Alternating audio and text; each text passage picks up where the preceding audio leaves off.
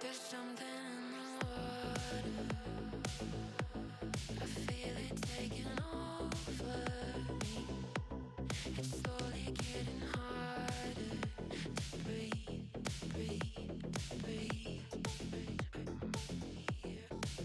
And I don't know what's happening. How did it come to this? I saw danger on your lips, and I took a sip. You got me paranoid, the fit I can't avoid. Your kisses taste like poison. My heart has been destroyed. I know that you enjoy watching me sip your poison. You got me paranoid, the fit I can't avoid. Your kisses taste like poison. My heart has been destroyed. I know that you enjoy watching me sip your poison.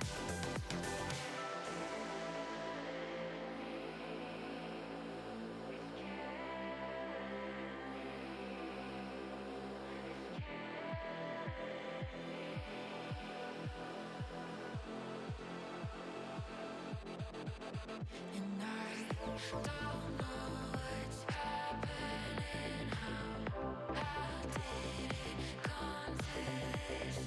I saw danger on your lips, and I took a sip. You got me paranoid, the fit I can't avoid. Your kisses taste like poison. My heart has been destroyed. I know that you enjoy watching me sip your poison. You got me paranoid, the fit I can't avoid. Your kisses taste like poison. My heart has been destroyed. I know that you enjoy watching me sip your poison.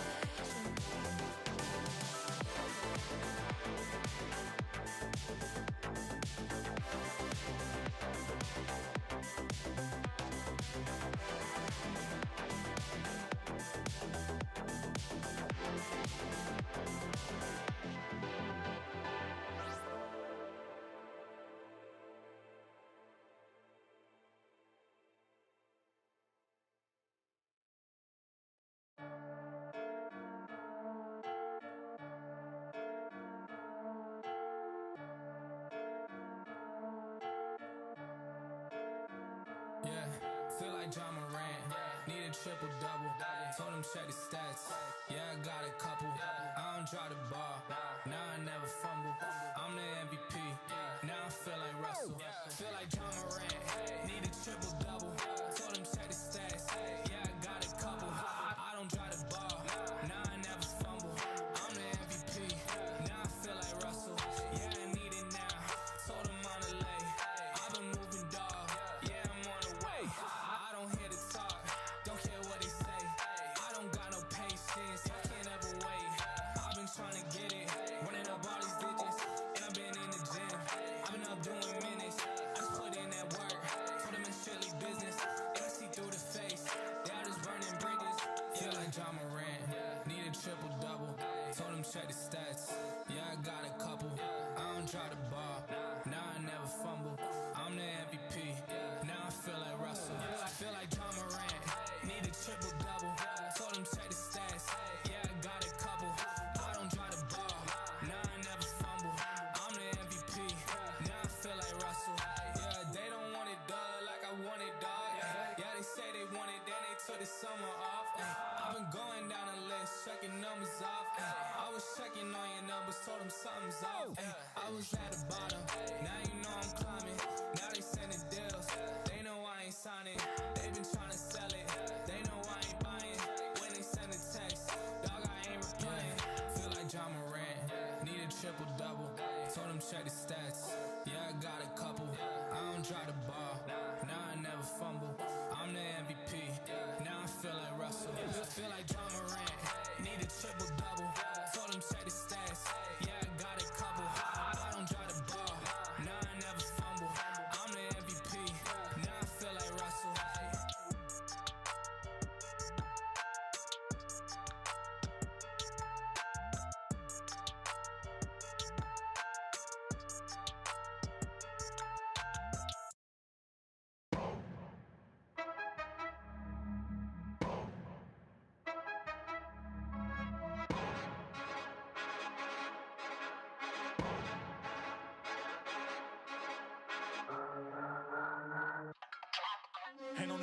We are not playing the same. No, we not looking to change. Hand on the wheel. They think we lacking the drive. Boy, you should stay in your lane. Foot on the gas. I do not care if I crash, long as I stick to the plan. What is the plan? I cannot lie for none of you, long as I know who I am. I'm in control. God got his hand on my soul. And if I land and he got the remote, made it this far, it's a miracle, miracle. Anything less is cynical, cynical. Staying true, I can't lie in your interview. Tell the truth while you lie with your interview. And your acting is so hypocritical. In control, nothing more, this is minimum. Can't stop now, I'ma grind till I'm ghost. I thank God how he held me down the most. Can't stop now, gotta grind till I'm ghost. Gotta thank God how he held me down the most. Got the whole team on my back. I ain't worried about no stats. No time to compete with so-and-so. No time to compete with so-and-so. I ain't gotta brag when I'm in my bag. No, no, no. Been through a lot, don't know the half. No, no, no. When I'm on drive, never lose control. Hand on the game, never lose control. It ain't my fault that I'm in control. When I'm on drive, never lose control. On a mission, on the move, gotta go, no, no. Ain't no time to waste my time, we don't slow down. You can act in dimensions, big dog in dimensions. We be aiming for the fences, I'm in a different dimension. Why y'all be riding the benches? Y'all could just cut through the tension.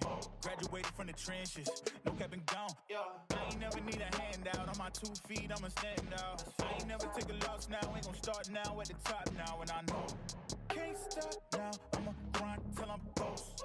I thank God how he held me down the most.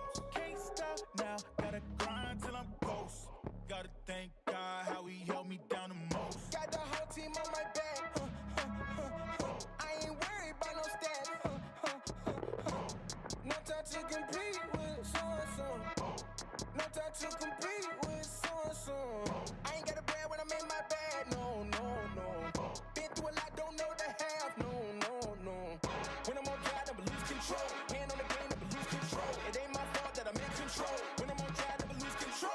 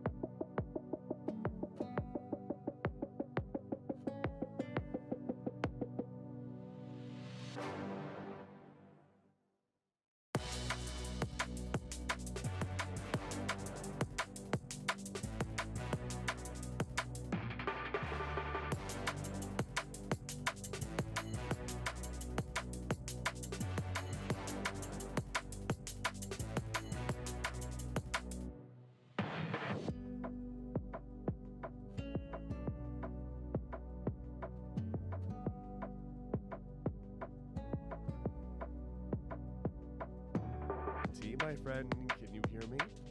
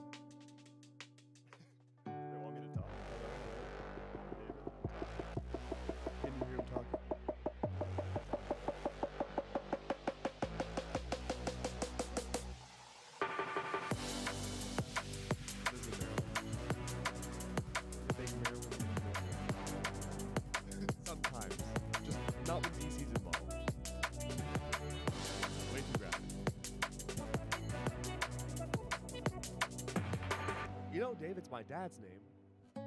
In fact, you might even be him. Where were you the last 25 years, huh? How was the milk that you said you were going to get? This is the moment we waited for. Everything you want is right here. We gon' give them what they came for. We gon' take it up from last year. Shoot 'em my shot, boy, I'm long range. Me and the team on the same thing. Stayed down, never switched up. Only thing changed was the game. I'm in the zone now. Nothing can change what we on now. When I pull up, know it's going down. Foot on the gas, ain't no slowing down. Aiming for greatness, no settling. Kick down the doors, they won't let me in. Taking no else, yeah, I gotta win. Watch me kick down the doors, they won't let me in. Who running the game now? Foot on the gas, can slow down. No, my team, we holding it down. We know we running it now. Watch the game change. Watch the game change. Watch the game change. Watch the game change. Yeah.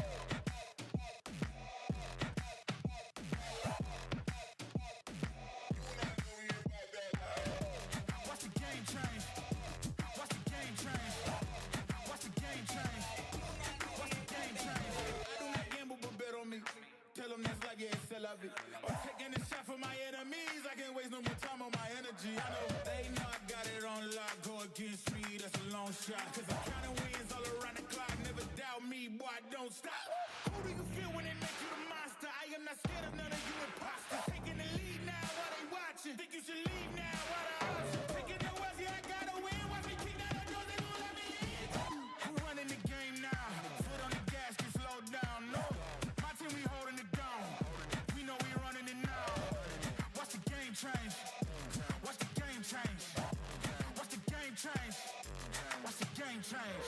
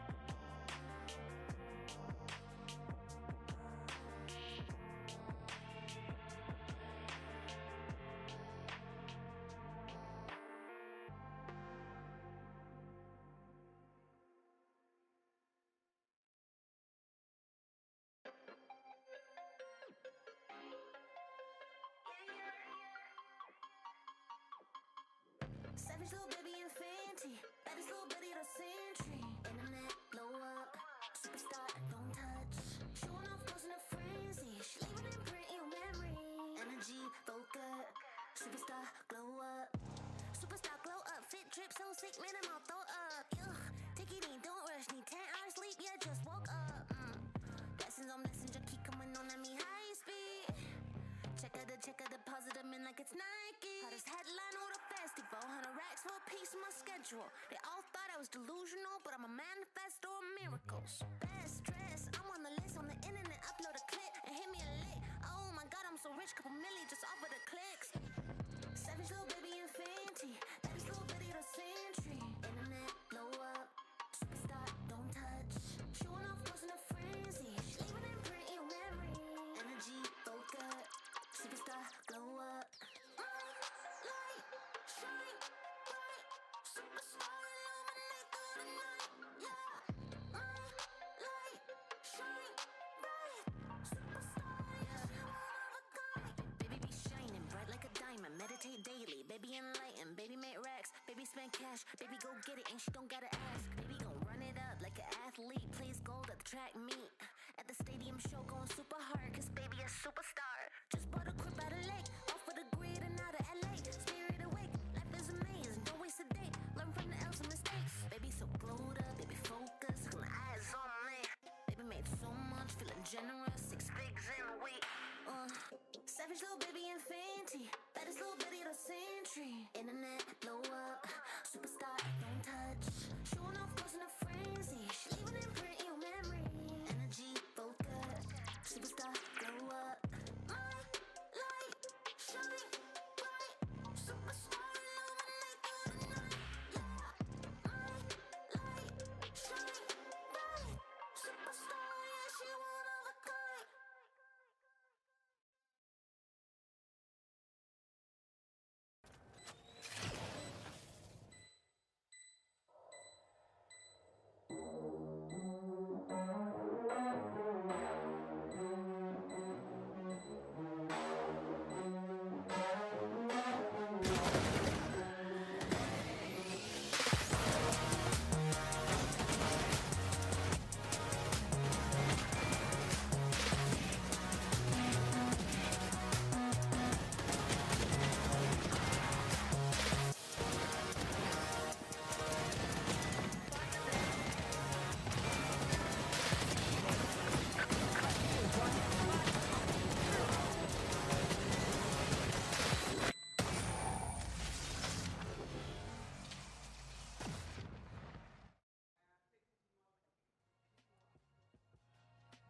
Hi there. I think we're live. Hello, everybody. Welcome to Championship Sunday in Las Vegas at the HyperX Arena. It is spike drop number, no, not 1, not 2, certainly not number 3.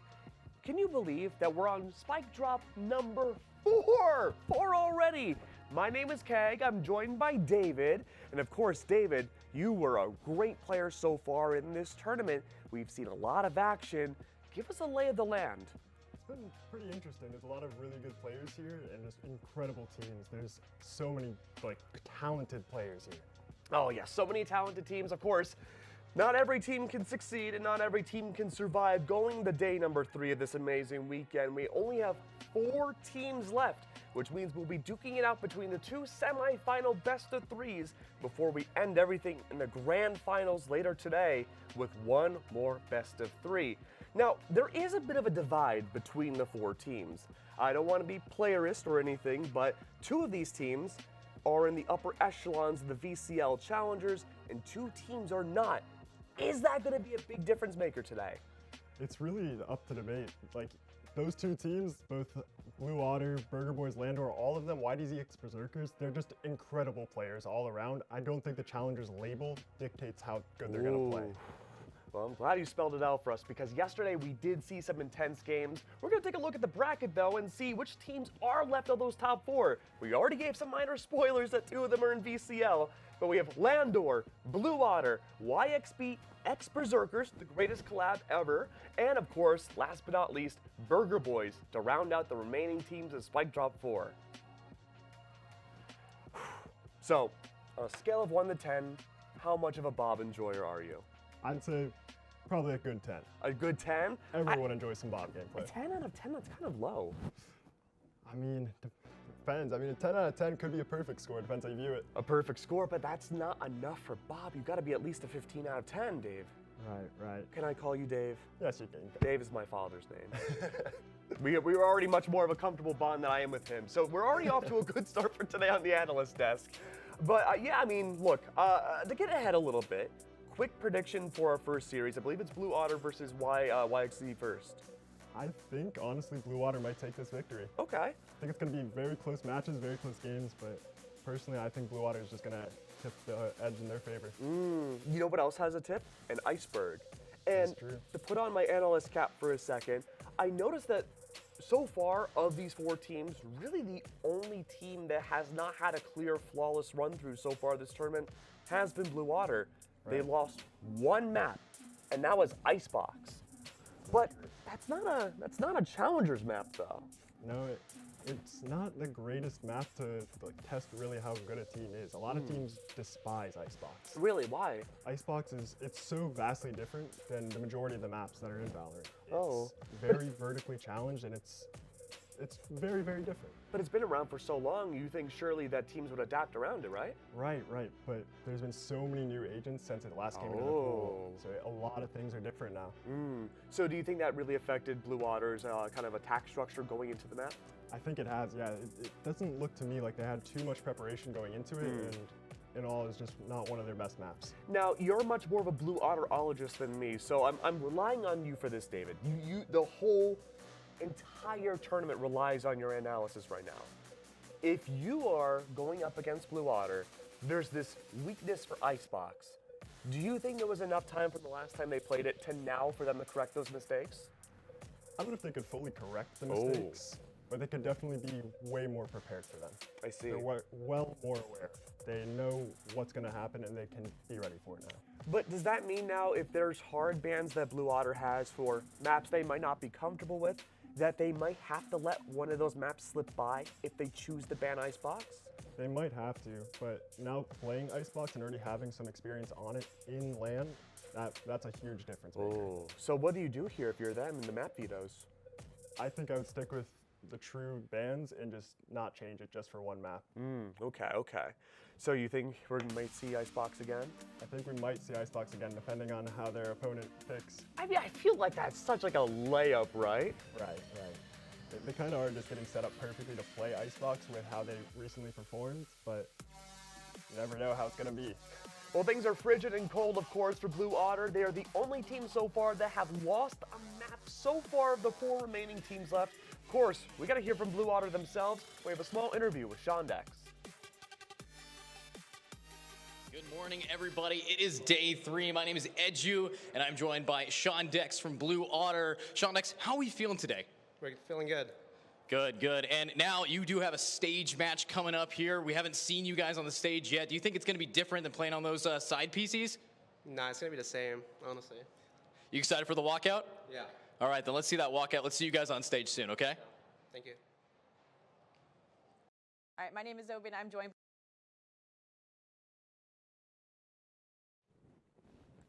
YDZ Berserkers, okay. Yeah, 'cause they used to be two separate teams that collaborated. Hello, welcome back again. Of course, we just had our small little interview with Sean Dex to give us an appetizer of what's to come, but we want the full meal. There are giants that have to be gone up against, and the next team we have going up against Blue Otter is YDZ versus Berserkers. Now, we saw Sean Dex on Blue Otters. We know now Icebox is a major point of contention. We'll have to see what Corsonics has to say with his interview. With Corsonics from YDZX Berserkers. I know you said you wish you got 3 more hours of sleep last night, but you did have like a quicker quotation mark game against Core yesterday to punch your ticket to the semifinals with it being a 2-0. Did that help at all, kind of with like the nerves or the confidence coming into your next matchup today? It definitely felt good to beat Core. They're a very good team, and I think beating them gives us a lot of confidence coming into today, and yeah, overall will make us play better. And your next opponent, right, within Blue Otter, how are you feeling about that match? I think they're a bunch of good guys. I know they're all really good, and I'm excited to play. All right, well, good luck today. Thank you. They say the pen is mightier than the sword, and the fact that we haven't seen the pen added as a knife in Valorant, I think is a major misplay. Now, before we head to map vetoes, I do have to ask you, Dave, one question. What is the percentage in the vetoes are we going to see Icebox? Ooh, I'm not sure about that. I think, honestly, It's a number between 0 and 100. I think I'm going to have to go with a good old 70%. A 70%. You heard that first. 70%. So, Twitch chat, if you think it's going to be a higher or lower percentage, make sure you let us know in the chat. Of course, you can let us know on social media too. But we're going to head over to MFH to see what the vetoes are going to look like. Welcome everybody to the semifinals. On my left, Blue Water, Zostel, and Bob. On my right, Corsonics and Practo. Blue Water is going to be higher seed, Team A or Team B? We're going to go Team B. First ban. We're banning Split. Ban Icebox. What's your map pick? We're going to pick Lotus. What side on Lotus? Let's go defense. What's your map pick? Ascent. What side? Defense. Defense side, Ascent. What's your last ban? We'll ban Pearl. Pearl is banned. What's going to be to the decider? We're going to ban Fracture, pick Haven. Haven's going to be the decider. What side you starting? We'll start attack. There you have it. Those are the maps. We're about to get going. See you guys in a little bit. Hello, welcome. We don't know what the map bans are, but we can take an educated guess as we get that filled in now, what the bans will be. Now, Blue Otterologist, what do we think the bans could look like? Don't tell us, production. I think they might stick true to their own bans. I think they're going to keep their map pool consistent. I don't think they're going to have to ban Icebox. No Icebox ban. I think they're going to stick true to what they know. Okay, okay. Do you think we could see anything wild from them? Something unpredictable? We might be able to, depending on how much scouting they did beforehand. Okay. Because they've had a good bit of time from their last match to now to be able to scout that enemy opponent. I'm sorry. Voice of God, was that an Icebox ban? YXB ban Split? Blue Water ban Icebox? They did ban Icebox. Wow. You said 70%! I did say 70%. Nothing matters anymore. I'm sorry, Voice of God. What was after Icebox? YXB pick Lotus. Lotus map number 1. Lotus is always a solid choice. And then Blue Otter pick Ascent. Wow. So then, pray tell, Voice of God, what is our third map? Pearl's banned next by YXB. And Haven is our decider. Okay, very interesting. I think Haven's a very, very commonly picked map on both sides. It's, in general, one of the more neutral maps, and it can really go either way. Now, there is a little cheat code for us casters and hosts and analysts, anyone on camera. There are maps with 3 sites, and then there are maps with 2 sites, right? I don't have to explain that to you. Do you think one of these teams benefits more from a 3-site map over the other? Honestly, I don't think so. They both really do incredible jobs of being able to rotate and being able to predict and just know where the enemies are at all times. Okay, okay. Do you think the extra firepower of, I believe it's Shondex, or Zeldris, excuse me, being added to Blue Otter is going to help a lot to bring through to this potential grand finals? I think it might be what they need. Zeldris is an incredible player, and he might just have been the extra push they needed. The extra push needed. Of course, we're going to be starting with map number 1 just a little bit. We got to keep prying, though. We have to figure out more and more from you. So from YXB's end, they're the ones that have to face the, as we on camera often say, the David and Goliath match. Hey, you're David. I am David. But I'm certainly no Goliath here. But does that mean this will be an incredible challenge for YXB, or is this going to be much more evenly thought out than we thought? I think it's going to be a pretty even matchup. An even matchup? Yeah. Okay. YDZ Berserkers has just been incredible so far at this event. Like you said, they have not dropped a single map. That's true. And they've got some incredible players on that team. Now, you already know because of that what we're going to talk about next. Right. It's been banned out. Icebox is gone. That means they're not. Blue Otter's not sticking to their true bans. That's true. Is that like hesitancy? Is there a sense of fear? Maybe a lack of confidence? I don't think it would be any hesitancy or like any lack of confidence. I think it's more so they know what their strengths are. And they're aware of how the enemy could manipulate them, and they want to take advantage of that before the opponent can. Okay. So, don't have the stats in front of me. Does that mean one of these major fall points that that Blue Otter usually have on their arsenal that's banned out is in play? Is there an uncomfortable map for them in this rotation? I don't believe so. I think these are still some of their strongest maps out of the entire map pool. I mean, Bob and Silva, right? You have Ascent. Right. Map number 2 should be pretty good. They go hand in hand. Yeah, exactly. So, I mean, give a small prediction. Who's going to come out on top? I think, personally, I'm going to have to say Blue Otter is going to come out on top. Okay. Still, but it's going to be very close. I'm thinking it's going to go to map 3. Yeah, map 3? Yeah. Do you think it's going to be a close map 3? I think so. Haven is almost always a close map. That's true. That's painfully true. Yeah. I mean, no matter what you play, right, it's always one of the longest maps to commentate. So that's good. At least now we're going to be in for a very fruitful series when it comes to our very first setup series of the day. And of course, we do have 3 best of 3s for today. So it's going to be a long haul for all of us here. Who do you think is going to take map number 1? I think map 1 is probably going to go to YDZ Berserkers. Really? I think so. See, I feel like Blue Otter has that extra reinforcement of being a challengers team where they have the coordination needed. Right, they do have the coordination, but I think with the momentum YDZ has built up so far of not losing any maps, that might just carry out into this first map and really show them what they're capable of. Momentum, you say? Yes, momentum's very powerful. Well, I mean, it's the Momentum series. I would hope it's powerful. But of course, the person who made the Momentum series possible has been a fantastic person so far and helped us with the vetoes. Tim, take us away. Introducing the first team, Blue Otter! We ain't even out in Turks, you finna take sand. Riding around with F and then we like to hold hands. Both with 2 sips, died, he ain't need a bed.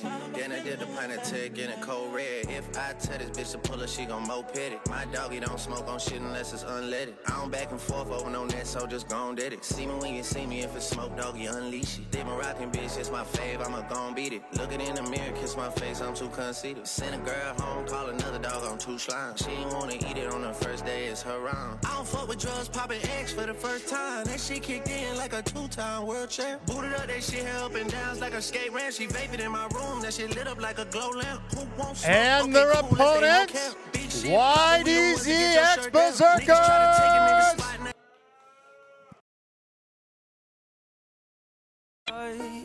It's time to Give the people something different. hope. What's my definition of success? Listening to what your heart says. It's time to Give the people something different. hope. What's my definition of success? Listening to what your heart says. And last but not least, a special appearance. On his way down now, it is the one, the only,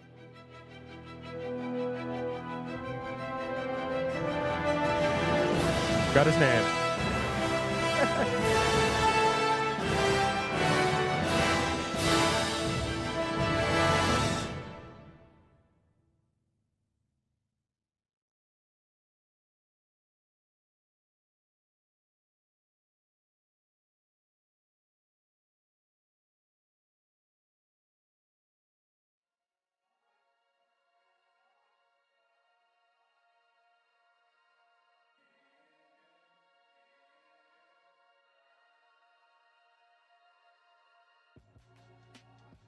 It's Edu here, joined today by Zobi. We have seen quite the pre-show as we are getting ready to watch these two teams absolutely duke it out. I am so excited. Yeah, our first semifinals of the day is set. Blue Otter versus YDZX Berserkers. Rising talent all around. The stars of the Fun Haver series. I mean, Noda got their own dedicated walkout song because of how many times they're included in the montage. I mean, yeah, we look at our hype video, it's just these two teams. So getting them in the semifinals, it's like we're seeing that hype here. So there's Noda on screen. We got everybody getting ready, Ace Zone headphones, making sure they can't hear our comms, but you guys sure will. This arena is going to be packed later today. I know there's a lot of players doing the consolation bracket, so once we get them into this stadium, I'm real excited for this. And, you know, we talk a lot about our agents. We talk a lot about our maps here. I know we had the live picks and ban system that we had. We had Keg over there with the analysts, making sure that we know where we're heading.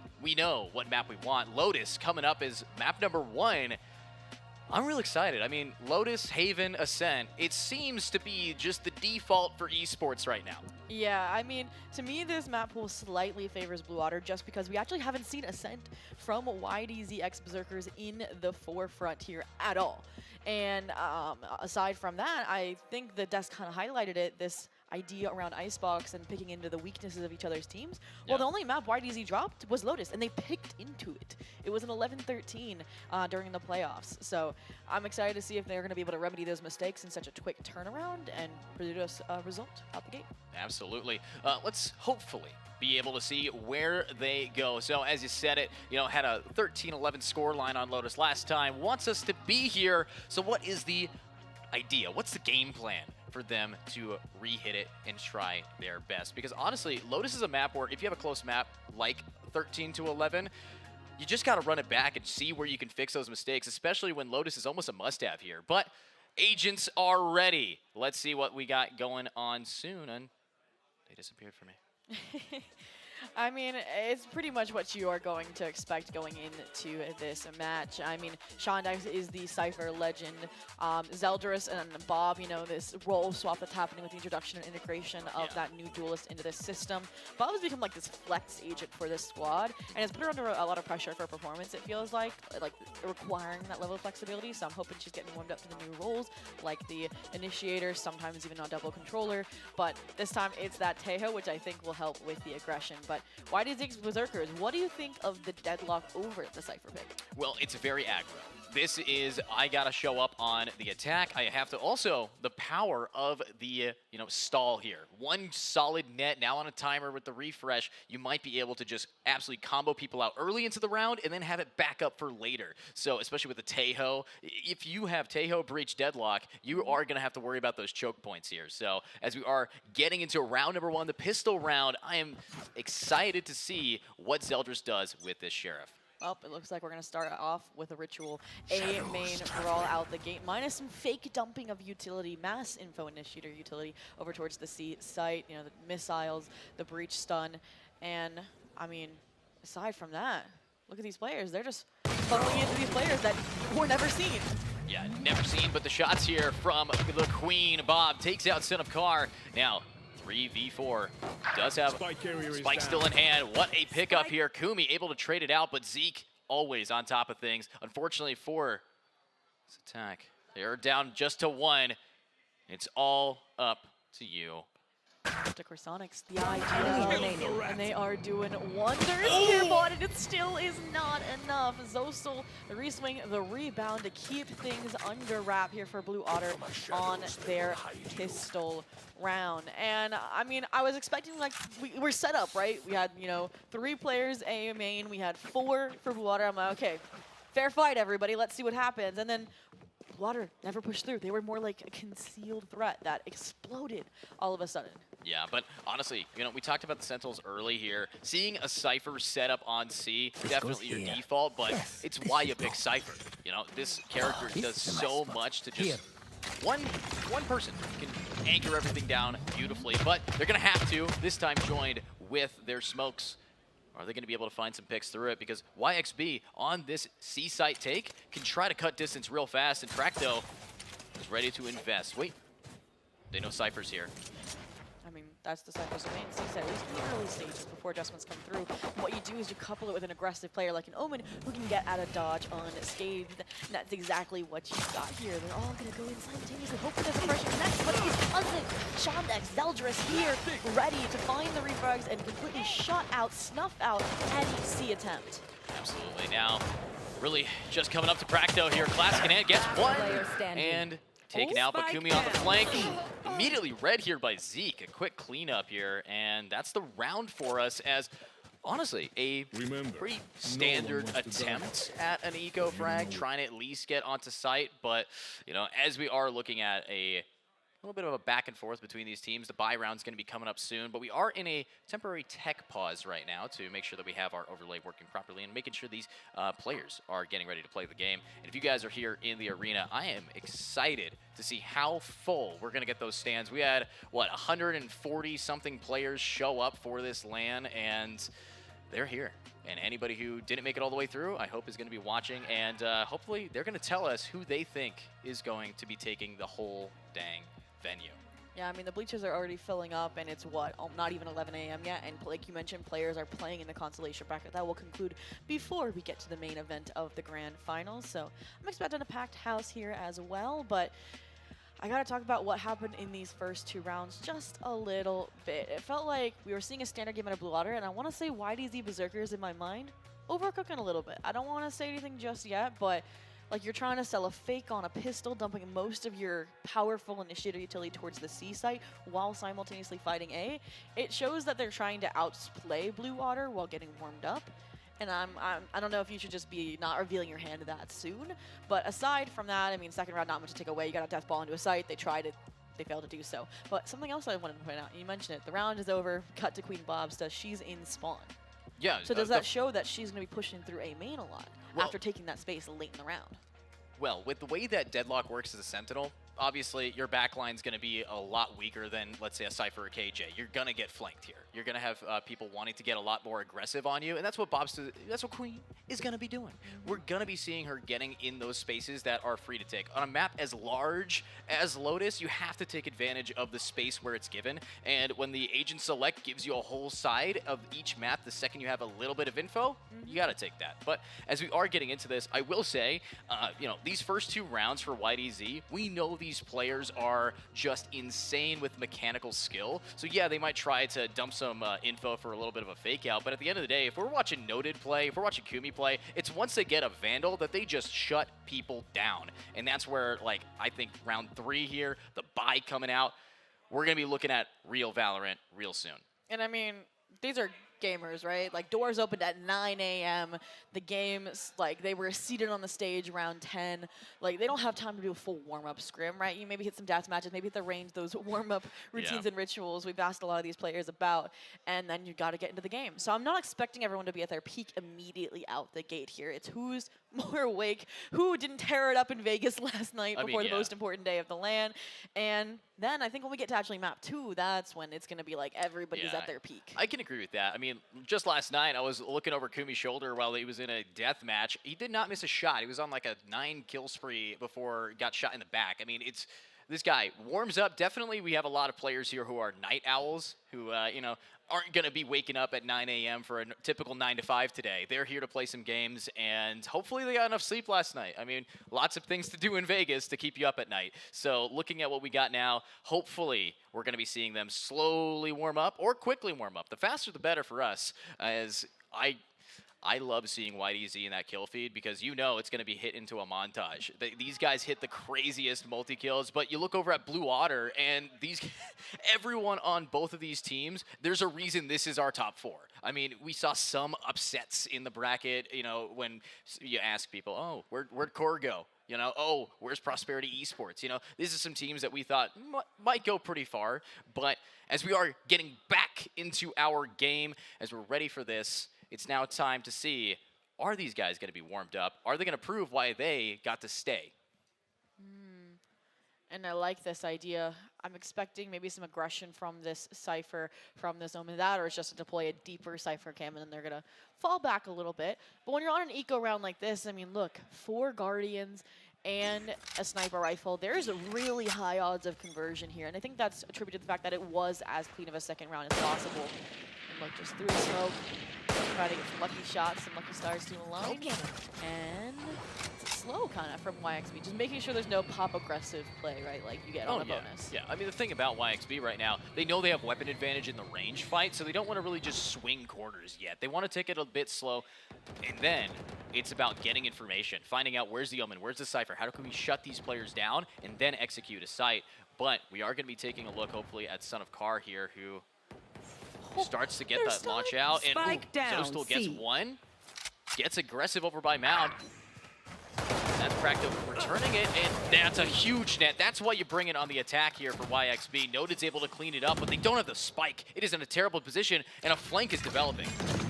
Ooh, and I think that's why, despite having the spike, the players felt the need to fight into it, why they wanted to hold that line of scrimmage forward. Shondex with the Guardian, he talked about range fight. Guardian is going for that. Two quick headshots in succession. Kumi at least spares them, and that lurk that was developing the entire time 30 seconds has left. now been walled off Waterfall. Yeah, huge lurk up here, not finding its mark, but Kumi having to clutch this up.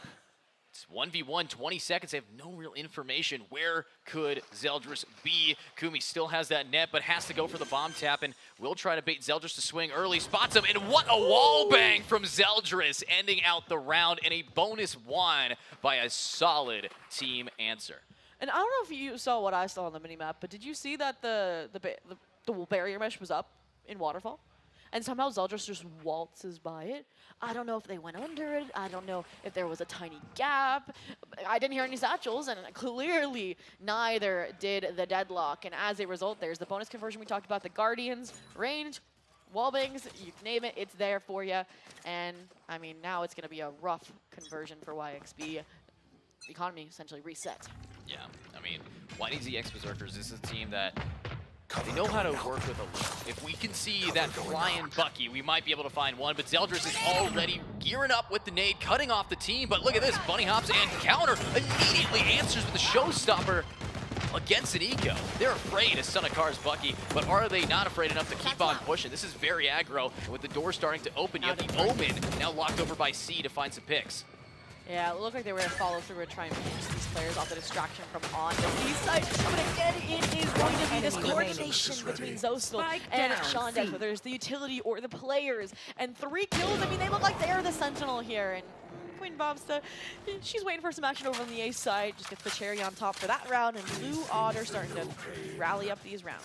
Yeah, Blue Otter definitely showing why they are quite a feared team here in a lot of leagues going on in NA. And honestly, looking at the roster that they got, they seem warmed up right now. I know we did have quite a lot of these players, maybe spending a lot of time at night, but what I need to look at now is the ultimates. We got some buys, we got some combos. If we can have just one Annihilation, one solid Rolling Thunder, this is a completely different game because it's only 4 rounds in.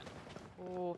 Look at the reposition that changed this time, right? Zostal playing over with the aggressive front on A instead of the Shondex because they expected this. And finally, Son of Car is able to punch through that defense. And maybe they don't have to use the ultimates, right? They are still have a full squad. They've shut down most of these A players. Kumi has found a lurk. Zeldris as well. When you talk about trying to abuse the Deadlock, this is about to be flawless if they can get past Shondex. Yeah, about to be, but shut down. Honestly, though, exactly what we wanted to be looking at here from YDZ Berserkers. Exactly the kind of recovery round they needed, and that's the first time they pushed A. So maybe they found out the weakness is the other 2 sites.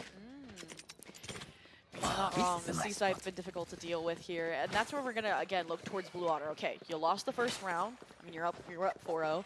What changes do you make, or do you wait to make changes until these ultimates are out of pocket because they're gonna change the pacing of YDZ Berserkers no matter how you spin it? So you talked about SSX on A. They're gonna try and replicate it. Yep, A side seems to be the final point for them to just keep getting aggro as we might be able to find a pick here from Zeke and a trade from Noted. Lots of little stacks here with an ult coming out from the Omen. Maybe a reposition to get behind them. But as we know, this is a team that wants to just find theirs. If YDZ XB can just keep holding that WP, we can find an ultimate getting used. Actually, Tejo popping theirs. I can't tell. I think that paranoia came from an Omen on site A, but it doesn't really stop any pressure from the rotation. It only expands upon it, right? The Armageddon falters, the Rolling Thunder used in retaliation almost. That opens up the B side plant and confirms numbers advantage for YDZ Berserkers in this post-plant situation. Yeah, spike down. I mean, you do have Queen Basta getting a nice clean pick here. Noted, able to grab one, but these players just have to be buddied up. Corner, shoulder to shoulder. And they get spotted, but Zeldris will be able to execute. But no, in Practo, they are going to keep it up here. Keep it alive for YDZXB as going into this next round. I'm not sure what the economy is going to be looking like here for Blue Water. I really like, though, and gotta tip my hat to the way that YDZX Berserkers played that round, right? Because they utilized the ultimates to open up parts of the map, they had a lot of utility left over to deny any sort of reflood action occurring from Blue Water. Because Blue Water was there, right? You saw Zeldris ready to dive back in right as the spike had gone down, and then suddenly they're pinged down to 15 HP from the guided salvos. And at least they find theirs at 15 HP, but it's immediately traded and the round slips back into YDZ Berserkers' control. And their economy is great. Their ult's let no one throw plays ult, so they can do plays like this. Yeah, doing plays, TPing on. Very aggro here. We're watching a lot from this breach, but be able to keep that going. Zostal, spike planted. Back on up here, might be able to find an opening through the smokes, but right now you're looking at all of Blue Waters, and they just do not have a whole lot of entry, except for Zeldris. You can always count on Zeldris finding there. That's why they were introduced to this roster. And with, I think with Orb farmed over towards A, they had their Thunder for the retake as well, but it's Kumi to find two. Noted as well, it seems like all the players recognize the potential of the Rolling Thunder, played around it, played off site safely in the mouth of the C site, and it all falls into place. Kick them when they're down. Let's see it then. All right, now as we keep on going on, it's time to find some more. I'm looking at now some ultimates still on the board here. We haven't seen much when it comes to the Tejo, but as we will be getting into some of our second tech pause for that. Again, it wouldn't be esports without something happening to either a PC or something else going on. So, so once we get some of our tech issues fixed, I gotta wonder, now we got some downtime for these two teams. We have an ability to, just try to correct what's going on, because we're watching a YDZ comeback here, and it's a little bit scary if you're on the other side of it. And I think you cannot understate what this breather means to Blue Water in particular, because all the rounds that YDZ has been able to win have been so fast-paced in which they find and secure the advantage. And I think that round was a little bit uncharacteristic because it was such a close numbers game on the retake, and it really was just probably the calling, I would say, from Corsonics, recognizing the potential that Blue Water had for a retake on the C site and playing and setting up around it. And I don't know, did they get past Shondex on the side, or was Shondex respecting the site take? Because we look back to a few rounds ago, right, where I believe it was those still playing off the trap wires, the kill trips, and it was insane.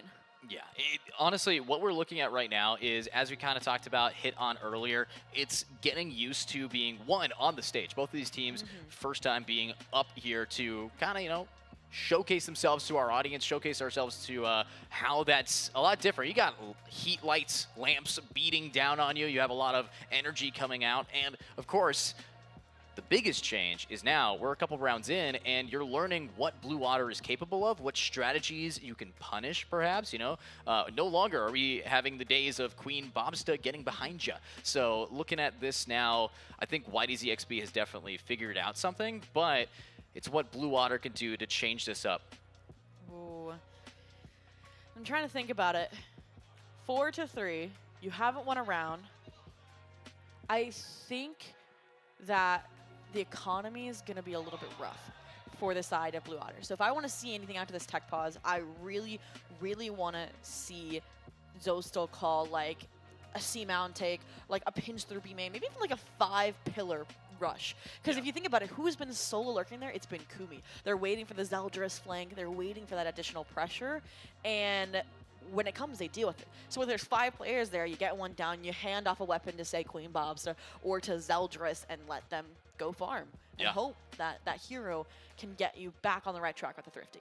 Absolutely. I mean, we've also seen a lot of picks here coming out from players like Sean Dex.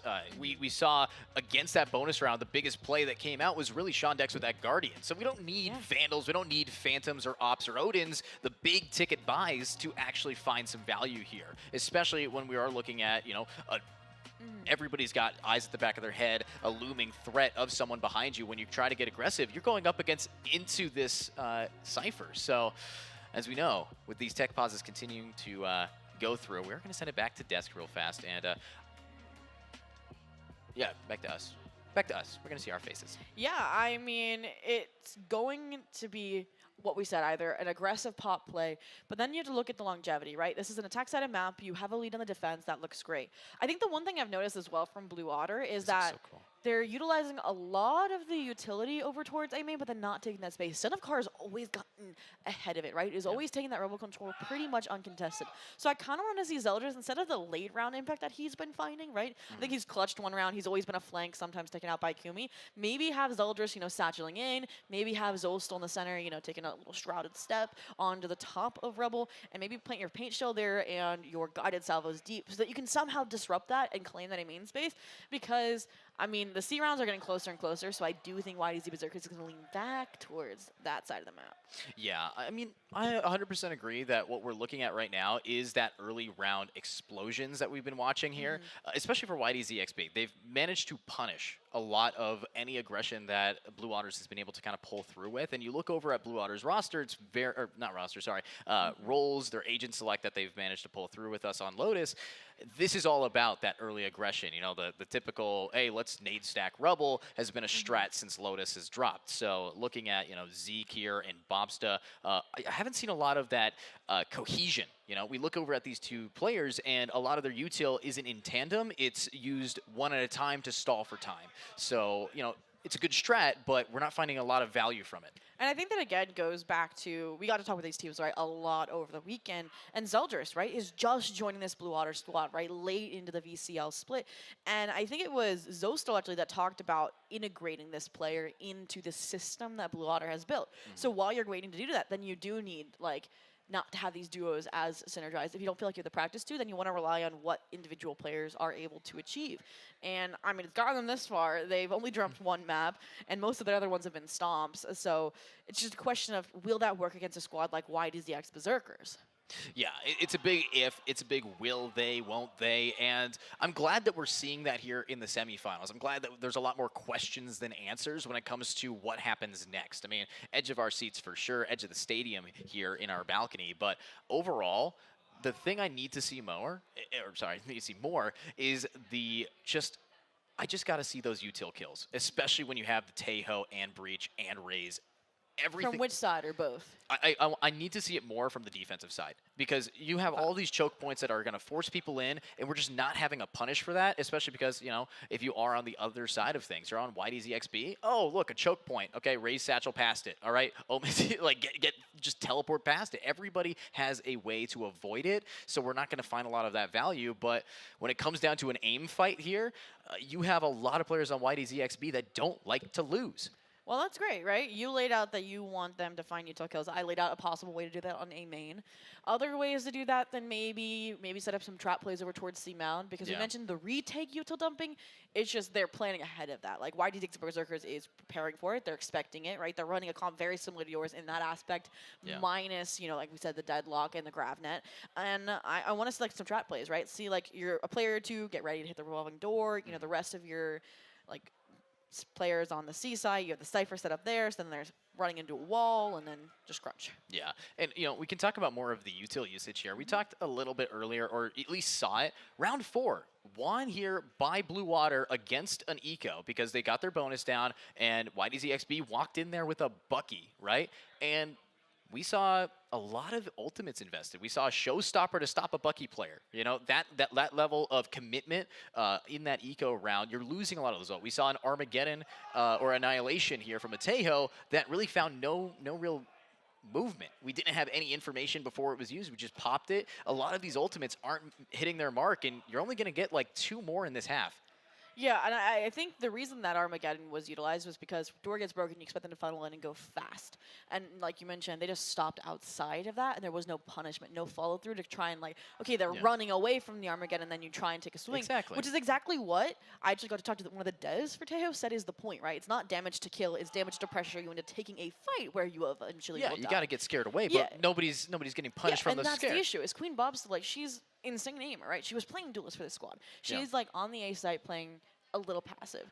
And so I think, I don't want to say this team's playing scared necessarily, like they think they're playing safe, they're locked in, but they were having fun previously in this tournament, right? Like they were playing Waylay, right? Like even though they're not anymore. I feel like they should, because it's just one of those characters that, you know, not a lot of people, I mean, I've talked to some of these players, it's like, what is hindered? You know, like the shock of it is still online for a lot of people. I mean, yes, it's been in the competitive pool for a while. Just the pull-out time of the rifle. Yeah, and the fire rate. You know, so things like that, though, you have a lot of question marks about it. And there are some insane movement-based players here. They have just their love to WASD and spacebar. It's crazy what we can see them actually accomplish here. So I think Waylay offers a lot. It's just that comfortability. It's just that trying to not be afraid. And talking about having fun this event, I heard a story actually, because fun fact, guys, we had like, were they 12 or 13-year-old competing in this tournament? They're we had ages of, we had the team Battle for Pass here. Exactly. Battle for Pass. Lowest age 12. There you go. 13, 14, actually 13, 13, 21, 21. Well, okay, so yeah, exactly. So thank you. That's the context, everybody. And this team had to face off against Blue Water first in this tournament. Oh, Blue Water was ruthless to him. No. Blue Water, I heard, tried to give them rounds. Like, I think it was Zeldris Waylay ulted his own team to slow them down, right? Because that's like, it is friendly fire with that ultimate. Yeah. So that they could get the kills, and they still got 213 of it. I mean, when I watched the Blue Battle for Pass team play, I was right behind them. They celebrated not winning rounds, but taking out one player. That's where, and honestly though, it's the fact that we have youth coming here to this event. We have a lot of people from all over. You know, we had Utica all the way from East Coast. We have a lot of teams from California. We're going full east to west. The entirety of the continental United States has been crossed to come to Vegas today. So, you know, I mean, you're coming from Georgia. Everybody's coming for somewhere. Yeah, and I'm glad you mentioned Utica, because that's another team. We talked about Battle for Pass celebrating their losses, even if they were closed.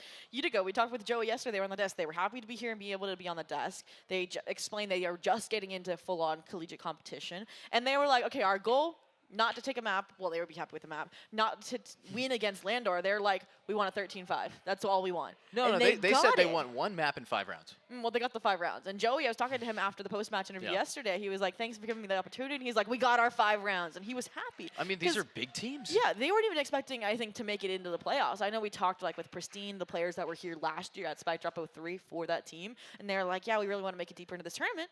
And they did. Yeah, and talking about teams making it deep into the tournament, taking rounds here, a lot of people put some pressure on the DHS squad, the Downey High School, and they took a map against Prosperity, if I'm not mistaken.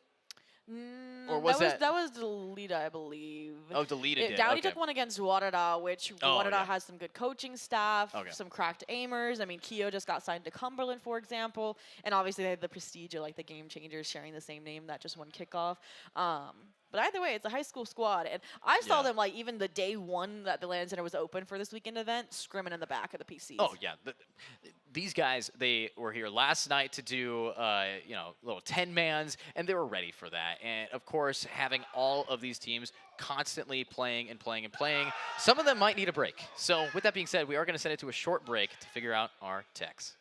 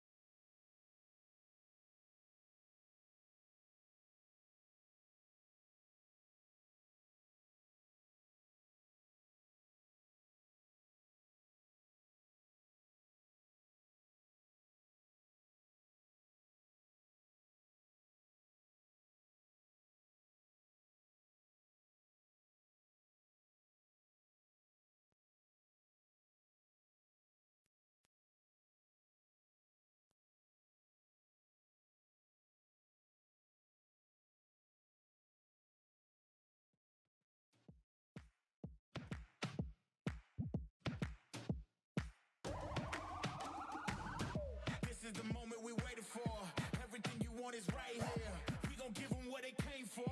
We gon' take it up from last year. Shoot on my shot, boy, I'm long range. Me and the team on the same thing. Stayed down, never switched up. Only thing changed was the game. I'm in the zone now. Nothing can change what we on now. When I pull up, know it's going down. Foot on the gas, ain't no slowing down. Aiming for greatness, no settling. Kick down the doors, they won't let me in. Taking no L's, yeah, I gotta win. Watch me kick down the doors, they won't let me in. Who running the game now? Foot on the gas, can slow down. No, my team, we holding it down. We know we running it now.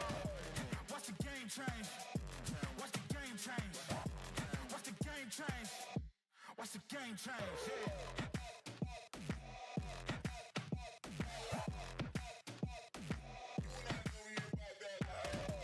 Watch the game change. Watch the game change. Watch the game change. Watch the game change. I do not gamble, but bet on me. Tell them that's like, yeah, it's still of it. I'm taking a shot for my enemies. I can't waste no more time on my energy. I know they know I got it on lock. Go against me, that's a long shot. Cause I'm counting wins all around the clock. Never doubt me, boy, don't stop. Who do you feel when they make you the monster? I am not scared of none of you imposters. Taking the lead now while they watching. Think you should leave now while the odds. Taking no L's, yeah, I gotta win. Watch me kick down the doors, they won't let me in. Who running the game now? Foot on the gas, can slow down. No, my team, we holding it down. We know we running it now. Watch the game change. Watch the game change. Watch the game change. Watch the game change.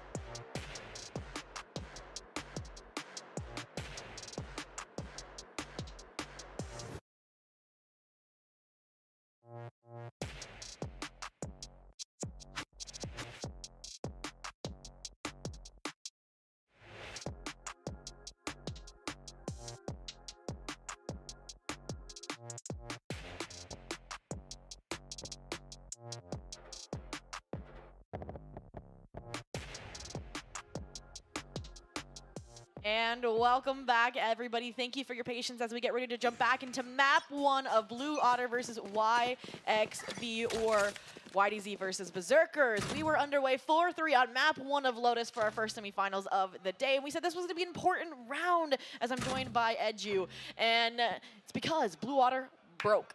YXB in a good spot to tie things up.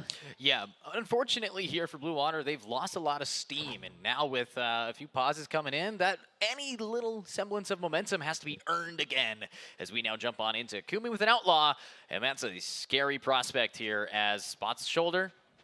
Waits for it and gets a free pick here on a Zeke. Absolutely clean with that. But wait a minute, we got some ults coming out. Are we going to find the kill? And yeah, there we go. We were talking about needing to see it, and she delivers.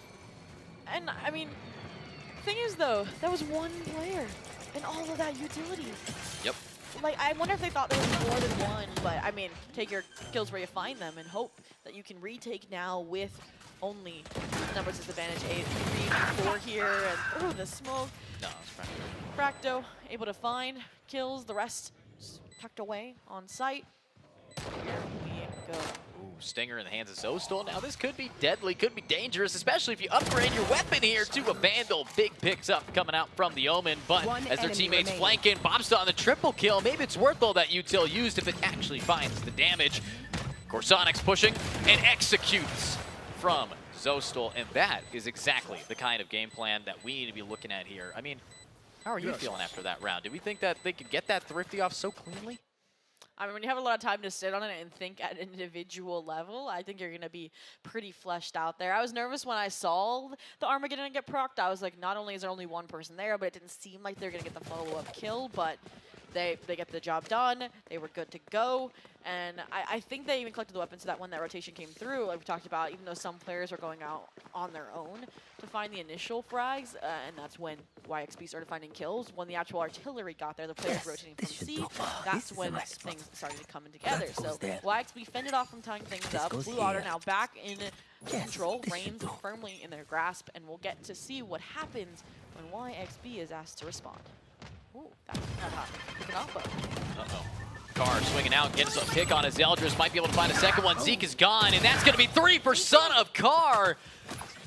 Amazing opening for this round. Let's make sure we can get some more orbs, get some bombs, sorry, get some ultimates with the showstopper on. But Shondek's able to get a pick here, able to now pop theirs off, and takes a little bit of damage there. Spike planted. Spike gonna go down though, and now you know 2 are on site, 1 playing off. I don't know if they've ever spotted the operator in play here, and it seems like Kumi wants to keep it that way until Zostal possibly taking the swing, decides to smoke off tree because of that information instead of sight. And now Kumi playing with fire. Looks like they dropped the operator, picked up a rifle here, and now what is the call from YXB? Oh, the stun guaranteed to hit here. Shonix can't quite swing, but look at that. It's a shot from Corsonics. No road for an ace anymore, but Zostal smokes off the bomb, and it's Son of Carr who continues with the killing spree. Yeah, a few things to point out there. Unfortunate timing on the dark cover, obviously fading there. Shondex gets caught out in the open. Kumi, I love that they repositioned there, right? The neural theft makes it seem like you're alone. You saw Zostal searching for that 1v1 as well and was not given it. And then finally, this replay, right? Blue Otter did exactly what I asked for. They got Zeldris deep off of really proactive utility, but then they just lost the fights. And I mean, there's a reason why Son of Carr was one of the shining stars of VCL last season, and they're not coming out to play on their map pick. Yeah, YDZ X Berserkers is a team of just let's keep merging the best teams in T2 until eventually we have just a ironed out roster. But this team now getting in with a showstopper, managed to get onto the trip. Not going to be able to find too much value with the showstopper. Great util usage from from Shondex there, but walls are out, and this retake wants to be fast. They're already prepping up for a lot of utility, but if you can't stop Noted's high ground position, Kumi's going to find another one, and we're going to see more and more picks coming out from Waterfall as Son of Carr continues to get these kills. Spike planted. And again, even though Blue Water won the round, the economy not pretty. You saw Zeldris there with the stinger, the reflame from Bragdo, the last player you expect here. And one perfect timing. Now Zeldris is unsupported. Yeah, unsupported. Does upgrade to a Vandal from the Stinger. Able to grab one. Zeldris is a playmaker with 2 bullets, so you've got 3 enemies. Has to be stuck here to reload, grab your util. All of this dump, slowing them down. And will we see Zeldris find much more? Yes, a clean flick onto Noted, finishing them off. With that spike ticking away, you have to find more, and oh, Kumi wide swings. Look at the smile coming out from these players. These guys know what they are all about. Yeah, Bro respected that he got styled on, right? The sonic sensors used aggressively on site. You talked about running that risk of keeping the flank open. Well, this is the trade-off. It's so hard to get back into this site with all of that deadlock utility front and center. I mean, you saw the wall, right? It disrupted Queen Bobsta and that stealth drone. It disrupted the breach supporting Zeldris on the pressure out of CT. And then you sprinkle in as well a Teho lurk. Like, that was so fleshed out from YXB that they finally got the try that they were looking for here. 5 to 5. And again, we look towards Blue Otter and making a change. Yeah, making the change, but look at this. We are going to have a very aggro push-up coming up into Rubble. Zostal opening out. Might be able to get at least one pick or be picked, but they know now Carr is high ground. And not easy for Zeldris to swing out here. Sheriff in hand, Nade's going to cut him off. This is going to be an A execute with a Kumi lurk. Kind of what we can expect from this team. But what is the retake value with these pistols? And it's back to Blue Otter, right? You didn't have weapons, so you couldn't fight for this A main space. But it's the proactive rotation as soon as contact is made here, right? I think they've started to learn, like you mentioned, like we have, that YXB, when leaning toward this site, either opts to rotate to B or stay around. So now they have a pinch generated off the sheriffs that are still holding down this site. Yeah, the distance has been closed, and so have 2 players, as right now you're going to have to see a sensible rotation coming out. 45 seconds left, and instead of the lurk from Kumi, they've recalibrated, regrouped, and now are finding picks together. There's one from Corsonics, and ult to scare them back, and will land the stun, but all this does is guarantee that spike goes down. But no, Corsonics pushes against it, and now it's going to be a 1v1 in the whiff! Sean Dex just executes it. Sean Dex's Guardian to finish it off, and yeah, that's a hype tunnel if you want to call it. Hype moment. Hype moment. The Annihilation is the hype tunnel. You get grabbed into it and just pulled in that. That's all you see is a bunch of blue lights, for sure, for sure. And I mean, Sean Dex now 2 Guardian clutches. I feel like that's the best thing you can do when it feels like you can't avoid like a showstopper or like an Annihilation is just to W key out your opponent. And that's exactly what we saw. Like Blue Otter, like the setup from YXB is so clean, and like Blue Otter keeps getting away with these insane clutch moments. I mean, you used a Rolling Thunder on an eco round if you were YXB and still didn't turn things back into your favor. Like the util hurdling and hurting these players like cattle on the YXB roster is what earned me watching that round. There we go. It's going to be a Son of Carr already starting off with another A push. No lurks this time. This is the difference. They need to group up, get their trades. You can't allow a Sheriff to shoot you in the face, and now that they got some Vandals, it's going to be a lot more difficult. Yeah, so they've set up an early frontal space, and Blue Otter recognized that and tried to fight back against it. Unfortunately, they weren't as far up as they thought they were, so the stun doesn't connect. You lose your breach, which isn't going to be a factor on the retake anymore. But from the shadows is huge here. It can confirm the players that are rotating over, you know, Zeldris, Queen Bobs are in the right place at the right time. And now you just start trusting Sean Dex, your Sentinel, to get the job done. But trip wires are online. Definitely going to be read out, though, thanks to the util, and that's going to be Queen Bobsto wall banging off of it, and Zeldris with a 2-piece. Oh, Corsonics util dumps onto Bob, finishing it off in this last round. It's only going to be up to a 2v2. Zeldris swings, and Corsonics' timing is perfect. You do have Zostal needing to get these picks, and if they go one at a time, he gets it to be a 1v1. Zostal. They know that the bomb's not planted. They just have to play together. 6 bullets. Reload gives up this position, but Zostal just is waiting for that swing. 6 bullets is plenty. With time against you, you gotta make a move. You gotta have nerves of steel here. And Corsonics does. Spike gets planted. You know that they're stuck in this corner with no cross and no utility used from either side. It's just a dry fight, clean, fair exchange.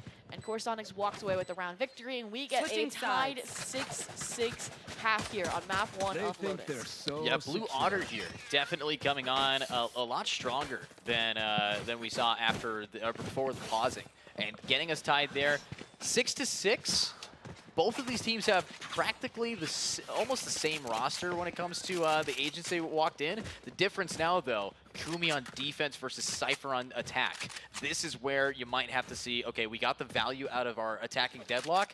We're going to either have to have you be a lurking sentinel like you have been on attack, or your util has to really hit its mark. And I feel like we saw like a very small sample size of deadlock on Lotus, which was Benji, right? From the Northwood squad. And they were that kind of aggressive play with your duelist, almost setting them up for success. And that's exactly what they're doing here. A little pinch play off the pistol rip, and Sean Dex is getting heavily pressured and makes the move to fight one end of the trap, dismantling it in the process. Even if they die here, they're going to have communication that there are 3 players on the flank, so you're going to expect now Blue Otter to take deep space, and Zeldris already has. Yeah, I mean, that's exactly what you got to do here. Shondex, flank watch. You've done it. Now, it's the job up to your team to have that post plant. And look at how much util Zeke still had. They got a sight for free. Both flashes available. Has the aftershock. We still have Zostel's blind as well. But if they get too aggro here, if they don't find their mark, this could be a toss. And I'm questioning the deadlock while in spawn, but I think it's so they don't get reflanked and can focus solely on the site and this retake scenario. Here we go, the utility.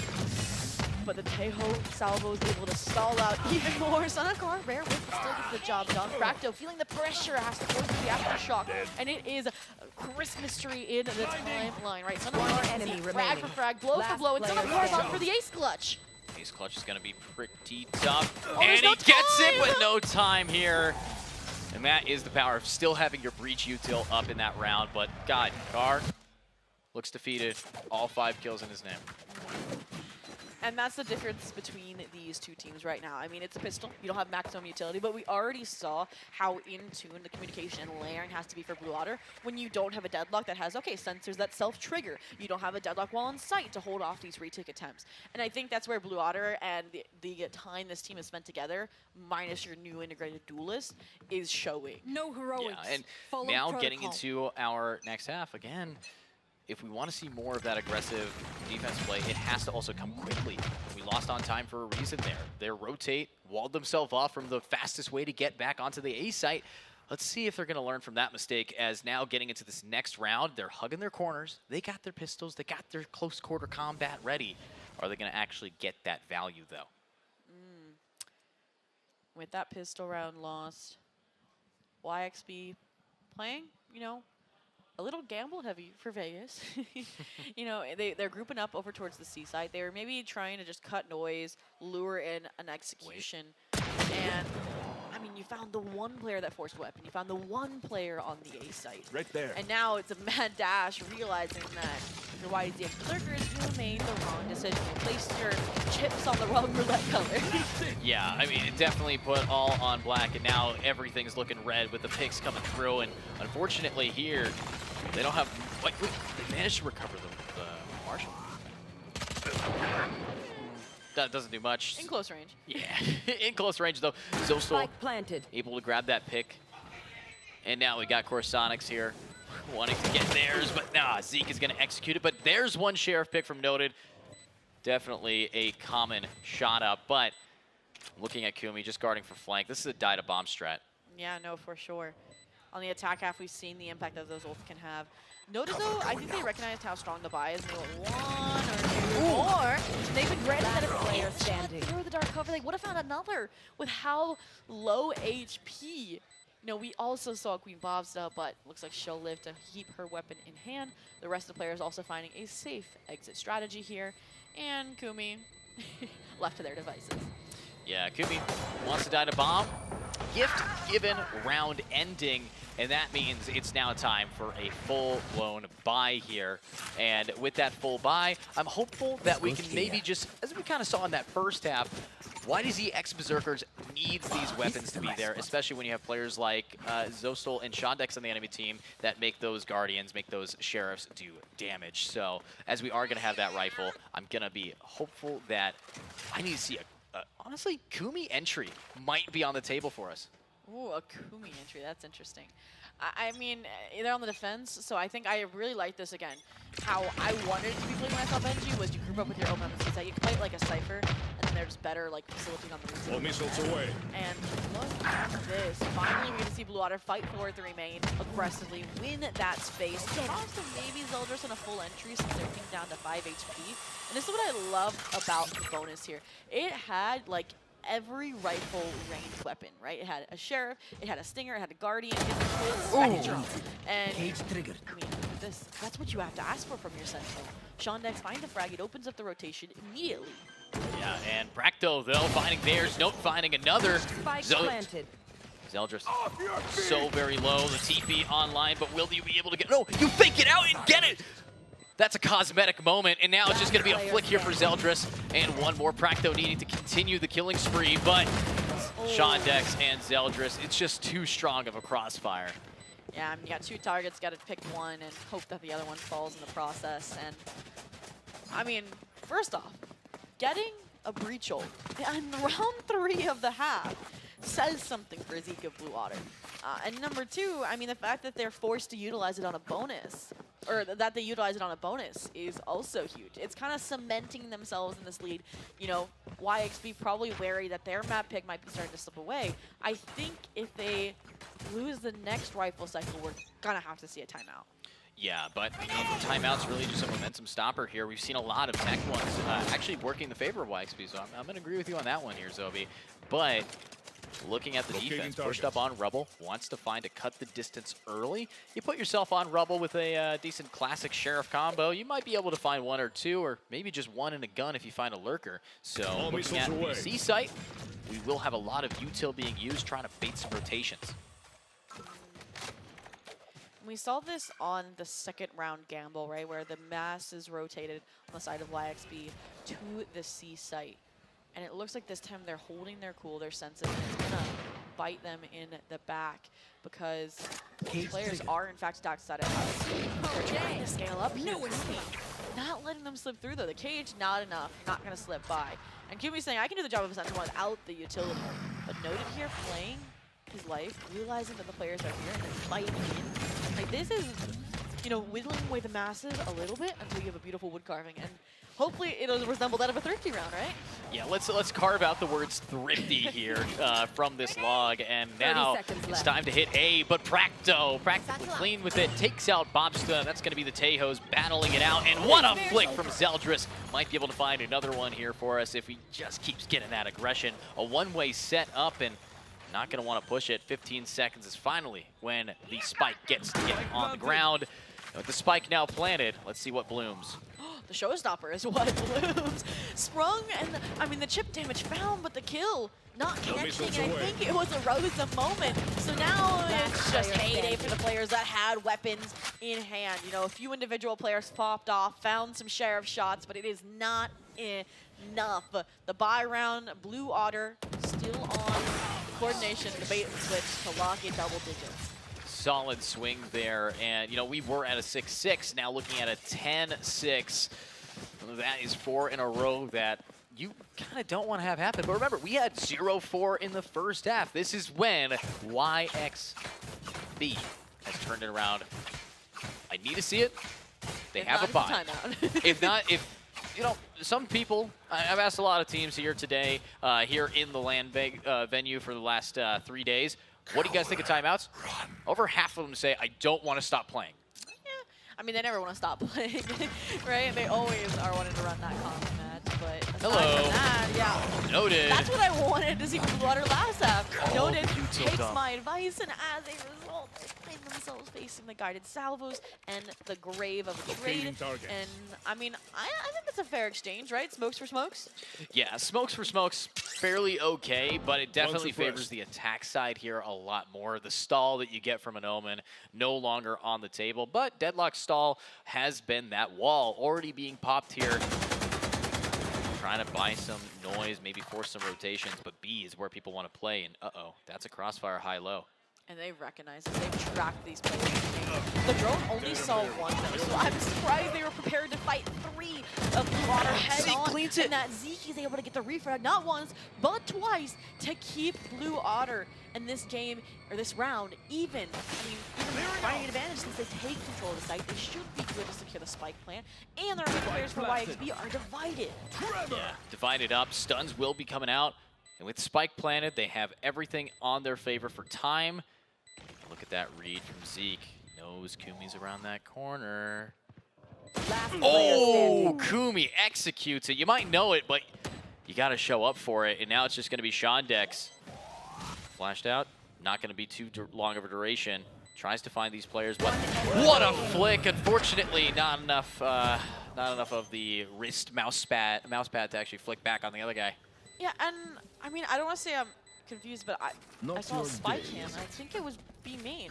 Did it not have eyes on the spike is my big question, because you could have tapped spike, see if the deadlock's there instead of swinging it to commit. Again, caught up in the moment, or maybe this camera was slightly to the left and couldn't get eyes on the plant position. It's hard to call. I think the reason is because it was a 1v2. You don't really know where these players are. If they're jumped up and close to you, you use that cam, all of a sudden you're checking your iPhone and you shot. So it's about having the timing. The result is swinging that deep, though, and Find out 2 players, you know? Yeah, but you need that information. Obviously, the cam would give it, but if you don't know if someone's around you, I mean, the flash was also coming from blue room. You could tell from the angle, yeah. well, I'm not the kind of guy to tell other people who have made it to top 4 that they made an oopsie. Oh, look at this trap play, though, right? You paranoid, you get netted, and you get down again, so you're trying to go nowhere. Unfortunately, the net doesn't land, so this is just going to be ultimate down the drain, some, you know, players forced off, and I mean, you may have shoot away the opponent. They're just going to re-clear the space, ensure that you can set up deep control, because you don't want the opponent to have that much information on where you are headed. Speaking of robbing information, definitely the attackers to smoke close, and from the shadows to give them a leg up of, okay, do we want to commit to this A fight? Do we want to re-aggressive to C? And it feels like they still are more default, but then you don't have an answer after that. See this, though, as the attackers are splitting up. You know, you talk about that cam, might try to find some information, has no idea about that Tejo around the corner. And if they just keep playing it smart, keep playing it slow, we actually can see a potential flank, but the problem is the Cypher, flank watch is guaranteed by those trips. It's all about how they can retake together, and already the rotates are coming through. 30 seconds left. They know it's a C-site push, and here comes the push. Zeldris absolutely shattered by the util here of Practo. Notes has to now just back it up, and hopefully we can see a little bit of the attack side getting onto the bomb and getting these picks, and that's exactly what they offer us. And there we go, as the spike is going to get hopefully planted with the rest of the 6 feet deep YXB roster. Oh, and I mean, it's desperation for Sonics, right? You dump your util, you swing in and hope you can get a clip of all 4 players stunned, blinded, and out in the open. And I think there was like careful deliberation there in the last few seconds with Water. It's like, okay, what ult do we want for this exec? Armageddon, showstopper the entry. They keep the space and lock it in. And you can even see like the realization from Zeke, like, wait, I'm playing in the open. I got to get off this spike plant and reposition. And that's exactly what they did. It was successful, and I think, again, they're recognizing the weaknesses of the deadlock hold on the C side. I mean, I'm not seeing sensors anywhere, are you? No, I think right now what the sensors are really used for is you can clear a corner on a retake real well with a solid sonar sensor. And I'm hoping that if we're going to be seeing those sonar traps getting their value, it is going to come down to the retake, but it's 11-7. You don't have a lot of time left to try to figure it out. You got to just start clicking on heads, and they have what it takes. I know that, but Lotus, Ascent, Haven, our map pool, definitely going to be a lot of slow defaults. Oh, and the drone spotting out the Omen. A little fake TP away for Zostal, getting stunned, and I mean, close up. No, did not even win that out with the Sheriff, and Zostal just doubles down this point. Here we go. Shadows traveling. I mean, talk about needing an entry. Now that you're a duelist, now that Zeldris has fallen, and it looks like we are trying to see the IGL take up the mantle himself. I mean, looking for the punishment for Kumi, looking for answers here over towards A main, while the rest of the team funnels over towards B. The difficulty is with Pillar. The pings are on the minimap. They recognize that there could be a player here. Yeah, they have to find these players, but the problem is with the time, Forson plants it up, looking around, it's Practo, gets a first pick onto Zostal. Zostal, who really opened the site, is now going to go down with, of course, Zeke trading it off, and just Son of Car, incredibly low, 1 hit, and there is the Tejo. Swing from Bob, and the round is going to be won, and match point advantage goes to Blue Otter coming in. And you could tell that they wanted that match point, right? The idea was let Queen Bobs to have her moment, let her find the kill on a Son of Car. If she falls, you let the breach hold rip and you secure the round, right? So that was the insurance policy. They were willing to invest, even if it meant they couldn't, you know, steamroll into a completed 13-7 the round after. And if there's a time to do it, it's now, right? Look, Rolling Thunder, Annihilation, full buy. This is the best opportunity YXB could ask for, right? This is when the ball got rolling, thanks to early heroic success, last half. Yeah, and let's see, YXB, early aggression towards Rumble, might be able to find some value. You have Noted teleporting up, but the trades are going to be coming from Car instead. But you're blind, you're stunned, and you're dead. And that's going to be Zostal with another double into triple 4K for Zostal. Let's find the final player, Kumi, in a 1v4. you already see Sean Dex disengaging, right? They're like, hey, they're on C, they're coming through spawn, go get him. And Zostel's done exactly what Son of Kar was doing the first half, right? Solo clearing A main, disrespecting all the utility. Now they're about to disrespect the last player of YXB, hopefully to get the ace and secure the map 1 for Blue Otter. And there it is, pinged down but not taken down. The first map will go the way of Blue Otter. First map done so, honestly, kind of crystal clear here on that second half. We had 6-6 half turned into a 13-7. But looking at this team, we know that these players have the ability to bounce it back. And bring us to that map 3. I want to see a 2-1, and I don't know who's going to offer it for us yet. With that, I mean, they got their work cut out for them, that's all I can say. Edu Ascent, the next map, Blue Otter's pick. It has not been played this entire event by YDZX Berserkers. And Blue Otter, they've been not just playing it, but experimenting with it and dominating on it. 13-2, 13-3, 13-0, and they sometimes even toy with the Waylay. So if Zeldris is feeling it, maybe we'll actually get cast over it for once, Edu. Who knows what's in store? But after a map 1 like that, we know that they both have the ability to adapt and to put in some fight. Yeah, lots of fight for these two teams, and as we know, lots of insane plays coming out from players like Sean Dex with the Guardian, coming out from almost everyone on both sides had a moment, right? Obviously, we talked about, okay, util usage, we talked about, all right, we weren't finding too much value, and then Bob, just beautiful recovery in that second half. Everybody here playing clean. This Rubble fight happened, what, 3 times in a row? It felt like I had deja vu watching these fights, but let's look at these MVPs. I mean, literally, like you mentioned, an opposing duelist on a controller. And I think that the reason why this happened was, like I mentioned, the solo playing of a Rebel on attack. But then on the defense, they were the player playing around Sean Dex's utility 9 times out of 10. And I'll be honest, I'm sometimes a salty sentinel when players play off my utility. I'm like, you're stealing my kills in comp matches.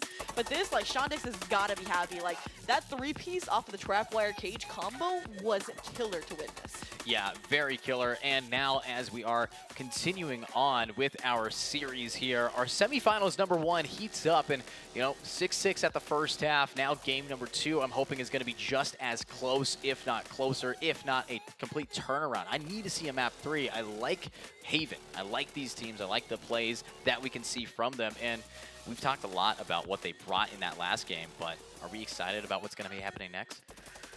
Ooh, Ascent. Zeldris, if you're down there and you hear me, please play a Waylay. But aside from that, there's chances they go back to almost like, I don't want to call it the old meta, but like they go to the Yoru deadlock, so that M80, composition from the end of the last VCL season, right? When they realize the viability here. And I'm curious to see how it's going to work. I've never been like a pure fan of the solo Yoru, but if there's a player that can make it work, aside from Persa, it's Zeldris. Absolutely. So let's see it in a little bit of time here. We are going to be sending it to a short break, and when we get back, even more gameplay for us to see.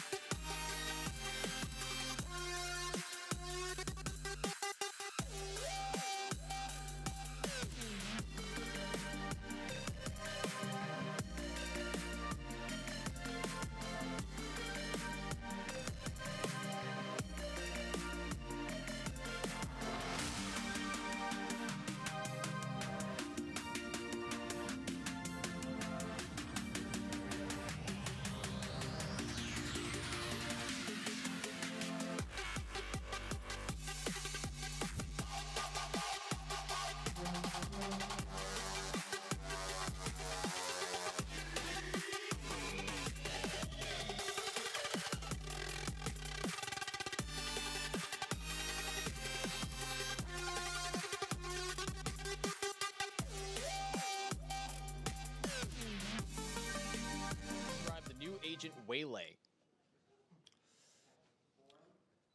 Very underpowered. She moves fast. Really, really bad. Unimpactful. Useless while alone. That doesn't count as one word, but scary. Creative. Underpowered. Oh. I guess, since the Super Dash exists now, the Super Dash, I'll say broken. Underpowered and broken works together. No, it works together. The Super Dash is the only good thing that character has. Overrated. Fast. Not being able to work with the team. Fast, broken, and horrible. Fast. Entry and almost an initiator, basically. The new Agent Waylay is Jet and Chamber combined. Fun, crazy, fast. Fast, annoying, overrated. Stupid as fuck. She is bad. Inspirational. Oppressive. Legendary. All right. You should have added diabolical in there, bro. Back to Spike Drop number 4. It is Championship Sunday. We are the 3rd day in of this amazing tournament. It's myself, Kegs, the host, and, well, the analyst, too. Now, normally we have ourselves at least 1 or 2 more analysts, but, I right-clicked them. They didn't have any shields. So, Lit 140, unfortunately, they're not here anymore. Luckily, though, I'm a man of many, many hats. Tim would not allow me to have a hat here, so I had to make do with what I got. A few cue cards. This was an amazing first match, by the way, between Blue Otter and YDZ Berserkers. Even though the collab should be working well for them, I mean, they've made it 3 days so far, fortunately, they weren't able to win the map maybe they thought they could have in this best of 3. See, we're going to take a trip down memory lane. Now, if you're like me and you can't really remember 2 weeks ago, it was actually not that long ago that Blue Otter suffered horrible casualties against Envy in Challengers on this same exact map. Now, when we did have an analyst that wasn't in the consolation bracket, David's not the one I right-clicked, we saw that Blue Otter is a very malleable team. They have a lot of different options about what they can bring to the table and what maps they can play. They don't have hard bans. They love to go for counter bans. It left Icebox on the board, but Lotus was also a map that could be a very big pain point for the team. Up against Envy, the team that everyone knows about in Challengers and the big reason why people watch Challengers, Blue Otter got 1 single round against Envy in the entirety of that map. Might sound a little familiar, because that's what happened to YDZ Berserk 2 on their own defense. And funny enough, for Blue Otter, that 1 round was their own defense too. But things really changed around, and I think Edu pointed it out pretty well in the beginning when it did start with a losing streak continuing into the Lotus. Not so great as for Blue Otter. It was a big early string of rounds where the team was losing, but the utility cohesion was a big struggle factor. We did get to see plenty of turnarounds, though, from Blue Otter after the fact, but there was one major difference in a nearly identical team comp. We had Sean Nex on the Cypher, and we had Kumi on the Deadlock. Now, because you have a Deadlock and you start off on the attack, that screams to me, your new analyst, that this is a very attacker-sided comp from YDZ. They wanted this to be their dominant side. But did it work out well for them on the attack? Yeah, it kind of did for a while. I think they were post-planned demons, and it was such a big struggle for Blue Otter to figure out what they needed to do. But they're a team that adapts. They don't go for the same bans. They think big picture, and they think small picture. And through both of that, they made those adaptations on the fly, and you could tell that this was not a duelist-oriented game from the Blue Otter front. I'm going to play Napoleon for a second and lay out the pieces on the board here. Because over on the defensive side, Blue Otter, they had different options. A Cypher's on the board, you have the Tejo, much more information control that you can use as a team defensively. Do you have the same amount of area space denial that a Deadlock could have? No. But there was another good point that the casters brought up. Regardless of the attack, regardless of the defense, we never saw this Deadlock really bring out the sonic sensors.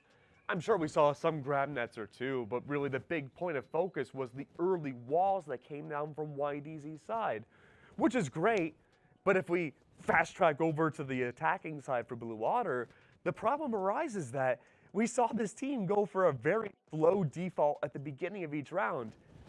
They were waiting for that wall to come out.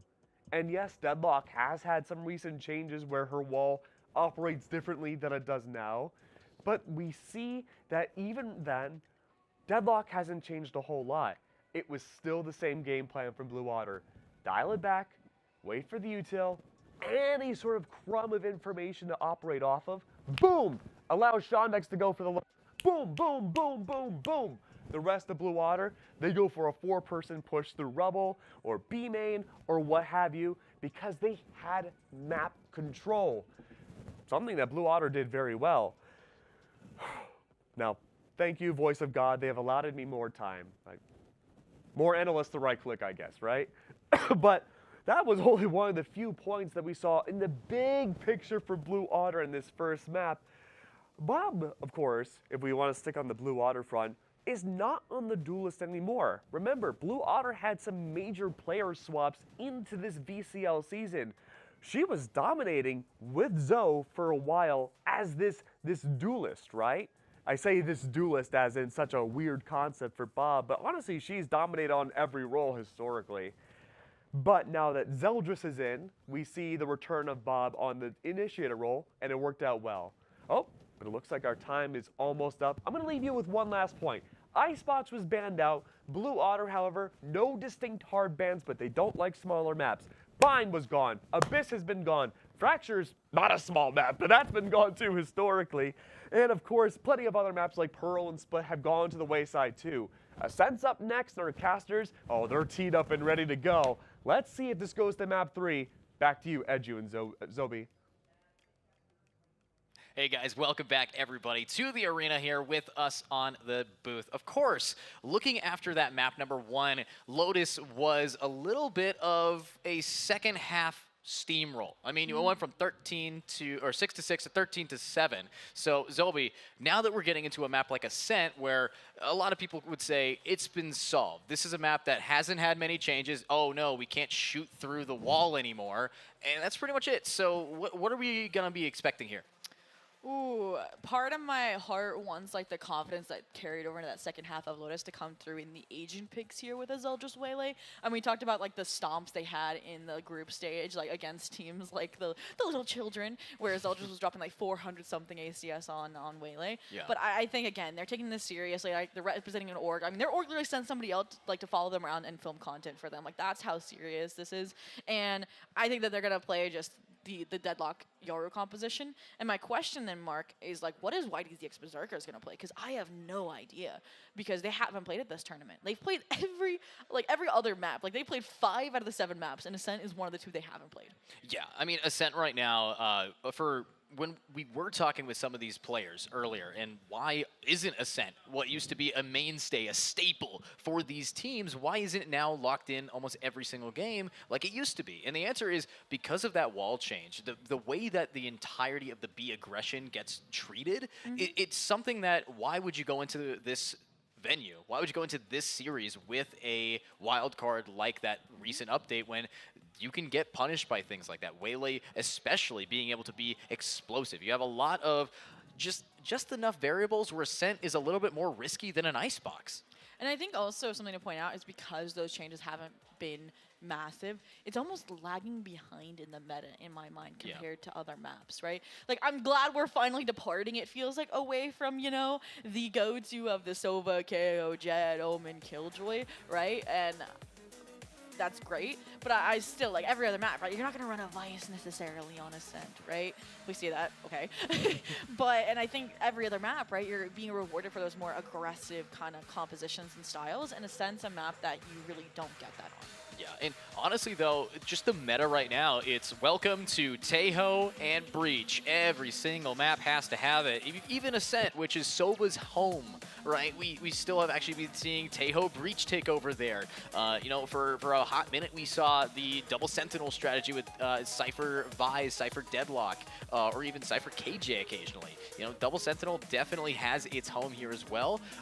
But with the way that Initiators are feeling, Sentinels are feeling, it's duelists that have kind of been taking a back seat, except for Yoru. Yoru on Ascent, somewhere that I want to be looking at, something that I think might just be giving a little bit of a boost here. But another question is, this is map 2 here. So what exactly is the real change-up that YDZ Berserkers can be bringing to the table that might make a big enough difference to take us to map 3? Ooh, for this map, what can they change? Hard to say. I mean, we think about it, right? We saw one operator over on Lotus, right? Kumi. I feel like Ascent, aside from Haven, is like the most opt map on it. And maybe Icebox, I guess. It's pretty heavily. Breeze has not been in the pool for so long. Yeah, but when I think of it's not even in the opping, sample it's size anymore. Breeze. It's not even in the sample size anymore at this point. I would say Fracture sometimes, definitely a lot of ops there. Chamber still being I feel like you viable. still fight a lot more heavily in A-main, but Yeah. aside from that, back to Ascent, like that's what I'm hoping to see from players, because like we saw, right? Kumi wanted to pull it out. I know Son of Color can do it as well if they're put on site like a Jet or something. And aside from that, I mean, like Zeldris was doing his job over on Lotus, but Blue Otter was so well-rounded that having your duelist in that kind of position would be really, really nice to see. Like being like the first and foremost kind of player. And I think that partially was because of how steamily the second half was, and because Zosta was, you know, having that impact that it didn't matter as much for Zeldris to step up, minus the clutches that he was able to find. Right. And so I'm curious if he is going to be, okay, still that clutch factor, or if he's going to be the first in, first down. Yeah, I mean, right now going into this, when we talk to the players, we talk to the teams that haven't made it all the way to top 4, a lot of them, when we ask, who do you think is making it to this grand finals, we had, you know, Burger Boys versus Landers on the other side of things. So a lot of people were saying, oh, it's going to be Blue Water versus Burger Boys or Lander. For most people, they say Blue Water is the favorite in this matchup. Just, they like this team. They are there. But I mean, I'll put you on hot seat. Who did you predict? We submitted predictions. I 100% think YDZ Berserkers is my go-to team. I think YDZ Berserker facing off against Burger Boys is the two underdogs of those two teams, in my opinion, bringing us the best show to watch. Loki, I really want like a third place match like between those two teams. Loki, I think that would be a banger to witness if it is Burger Boys versus YDZ Berserkers, which is what I predicted was a Blue Water Landor victory. And I think it is just Blue Water, right? You brought Zeldris, who was on court for like all of the last VCL season. Like they are such a veteran, and I was like question mark. I'm like, where did Zeldris go? Why isn't he competing? Right. And this was why, because he was trying to find a new home that he fit into.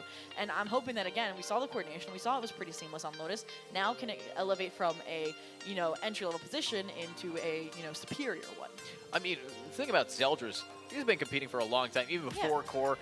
The one thing I know that he's going to offer us is going to be those triple kills. It is all about momentum for this player here at the Momentum Series. It's all about you get one, you just get two. It's a domino effect, and they knock these cards into play every single time. So with Zeldris being that player, it's going to be who can stop him. And what Who can on YDZ Berserkers? You predicted for them.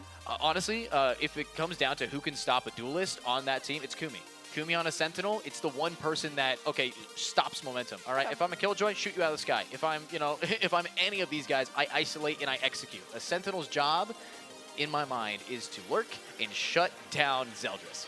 And I kind of talked about how, like, this map in particular, Blue Water is really experienced on in this tournament, right? You played it 3 out of, like, a third of your maps have been Ascent, and you've won them all, but they've been with different compositions. I mentioned the Waylay. I mentioned more recently against a serious matchup in the playoffs, it was the Deadlock Yoru. So what what Sentinel do you think Kumi is going to bring to the table? Reprise the Deadlock, go with the safe Killjoy, the Cypher, give me it. If we are going to be seeing anything but Killjoy, it needs to be paired with another Sentinel or a pseudo smoke, right? Okay. So if we're going to be seeing that, honestly, it's about who else on this team can bring a Sentinel out, right? And that's... I don't see that from anyone. Yeah, I don't see that really happening, so it's going to just have to come Yeah. down to possibly a KJ, maybe even a Vise solo. I mean, not or Cypher solo. You know, Cypher, KJ, Vise. I would say KJ first, Cypher second, Vise third. right? Okay. For the characters that I want to see Kumi on. And we've seen Kumi pop off, but, you know, we could also see a little bit of a role swap here for these guys if they really want to. But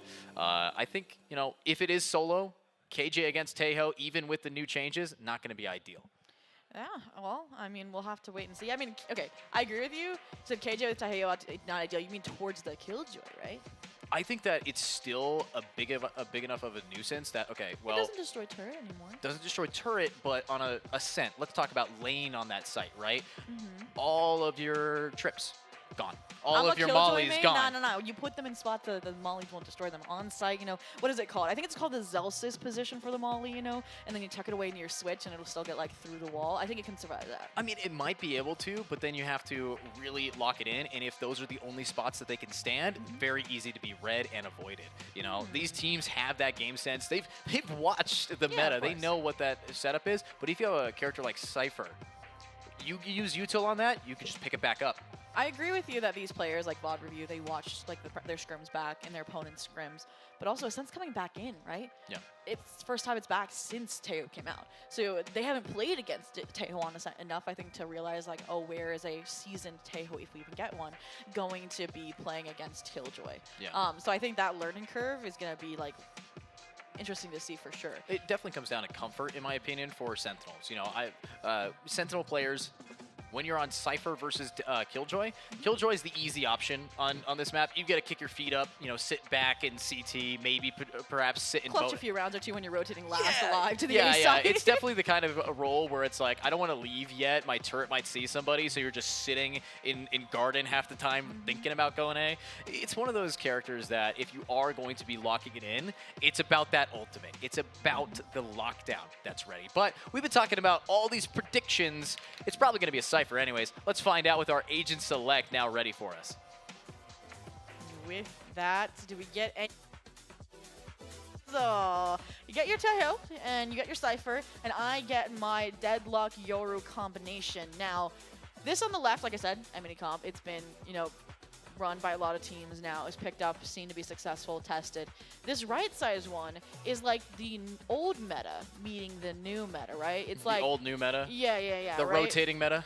You basically switched your Sova for the Taeho, and do you think that's any attribution to the fact that it is the wallbangs we're taking away? I think it's less than the wallbangs, and actually it's less about what Sova brings and more about what Taeho brings. For example, Boathouse, not a problem anymore. You want to hide Boathouse, Taeho just gets rid of that entire angle. Market, gone. Any of the cubbies that have made Ascent the go-to, oh, there's a guy, I should have checked that spot, wine, not a problem. All of them, it's just Taeho completely disregarding. That's true. And I'm also thinking about, like, whenever, like, you Killjoy, like, the B site, you're always getting sprayed through smokes, especially in the even with the ping system changes. And if they're, you know, Taeho missile, if they're Armageddon, they can't peek through that either, or wallbang you with an Odin. But we're already into the action, we're already into the pistol. You talked about punishment off the Taeho, so they tried to do that to Zeldris for full flash. How is Noted alive? Because Corsonix does his job backing up the teammates, but already pushed up onto tree. It's going to be another pick for Corsonix, but the trade finally comes through, and the flash actually not landing because of the corner of the smoke. Corsonix still backing it up. You have one player, Heaven Fracto, trying to stop this bomb plant, but I don't think they're going to have the time for it. So Spike now planted here. It's all about the timing, and unfortunately, this 3v4 defense has a lot of util to work with. Not ready. Recon pull back online, gonna spot out hopefully both of these Heaven players. Talk about wallbangs, can't get rid of that on a Heaven at least, so a player lucky to escape with their life here, and it's only just down by now. Yeah, unlike all of these, Shondex might be able to be good for theirs, but that's the pistol round. YDZXB really showcasing what they can do, and you notice the Taeho. We talked about that util usage for the retake as well, completely forcing these players into, you know, we talked to Dev about it. It's all about getting them out in the open and being a executable target. No, for sure. And I think another thing to point out as well, right, that was a pistol round. You don't get the full power of the double Sentinel sight hold either. That Deadlock's going to bring, like we saw it get played by Kumi actually over on Lotus. So I can't wait for that to happen when you actually have sight control. You have a little bit more time to set up. But then that also then is attributed, okay, YXB, good. You're going really, really quick on the refloods. Yeah, very fast here for YXB. I like what we're seeing also from Son of Tar, who is just able to cut that distance. That Sheriff shot was absolutely clean. It's also target priority. Who do we want to take out first that we know is going to be a pain in the post lane? And look at this Taeho cuts off the team, you got 2 players completely separated out right now. And I don't want to necessarily say that was like a fallback and insurance policy, but the deep one remained. Not like they wanted to fight maybe for an initial pick, but what I'm looking at is actually Son of Carver towards the B site. Yep, sniper rifle, procced and ready to go, outlaw and all. We've seen these get bonused by other duelists time and time again. And that's why they're trying to keep it clean. They're not trying to lose a single player.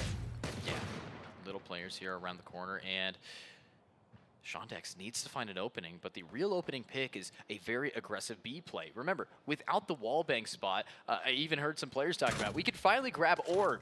That's why you have to start just pushing that and taking that space. You can't grab orb if you have a jet staring at you around that corner. So we might be able to find more of those style of new ascent, what it really offers, and it is that aggression. Oh, presence detected a main. Maybe not the pure number of players, but as a single one who breaks it.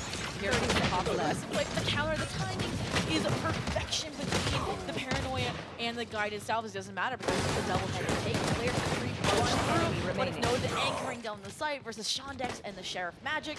Player after player comes sailing in and eventually will fall. Not as clean as YD.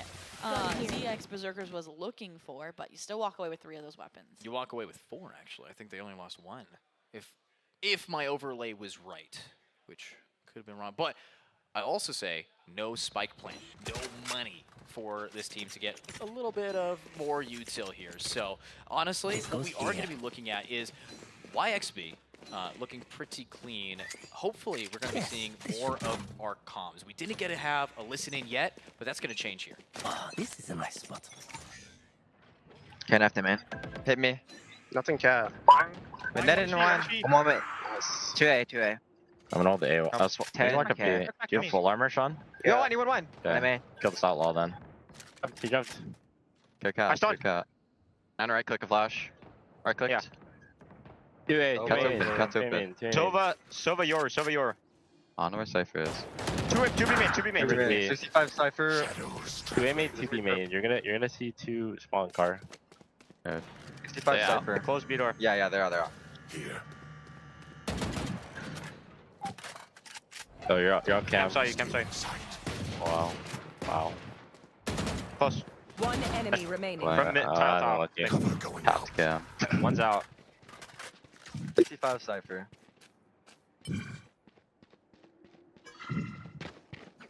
I'll call planner. They should have silver plant though. Not ready yet. Cover going out. Market door's closed. Oh my god. Wait, triple. No charges.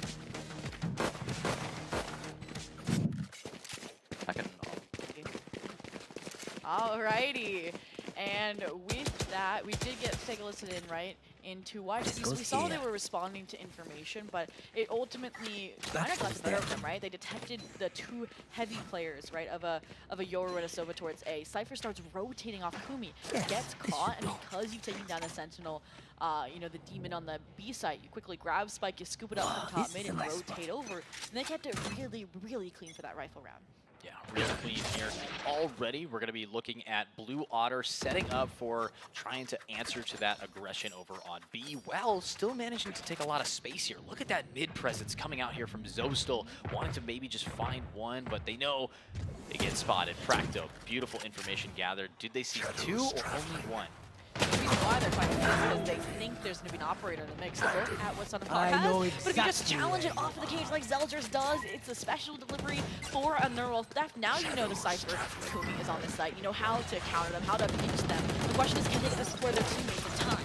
Yeah, they don't need the support. They do it all themselves. Kumi with the 2-piece might be able to just reset, re-hit, and this is now a 3v3, 2v3 with Note getting a clean dome right on into Bobsta. Now, Shondex trying to get aggressive over by lane, spots out the Cypher versus Cypher battle, and Kumi's the better one. Taken out like that, leaves only Zeldris stuck on site with that spike, and tries the same old trick against Kumi. Heard the reload. But Spike hasn't been planted, right? They're not the one. 30 seconds left. Which is why they were just holding each other's backs. You know there was no gate crash. It would have timed out. And And just like that, they close things out. And you remember that little calm, though? Like, they're probably going to give Sova the plant. Nah, they gave it to Zeldris, and you saw them toying with the idea of that dimensional drift. So what I'm hoping for is maybe the use of it this round, right? You should still have a semblance of a buy here, and in fact, you do. Also, hopefully you know Son of Car's off now. That was recovered as well because they stayed on the B site. So that's going to be good for the YXB longevity of this half and their defensive strategy. This time it's mid, and it looks like Blue Waters again avoiding it.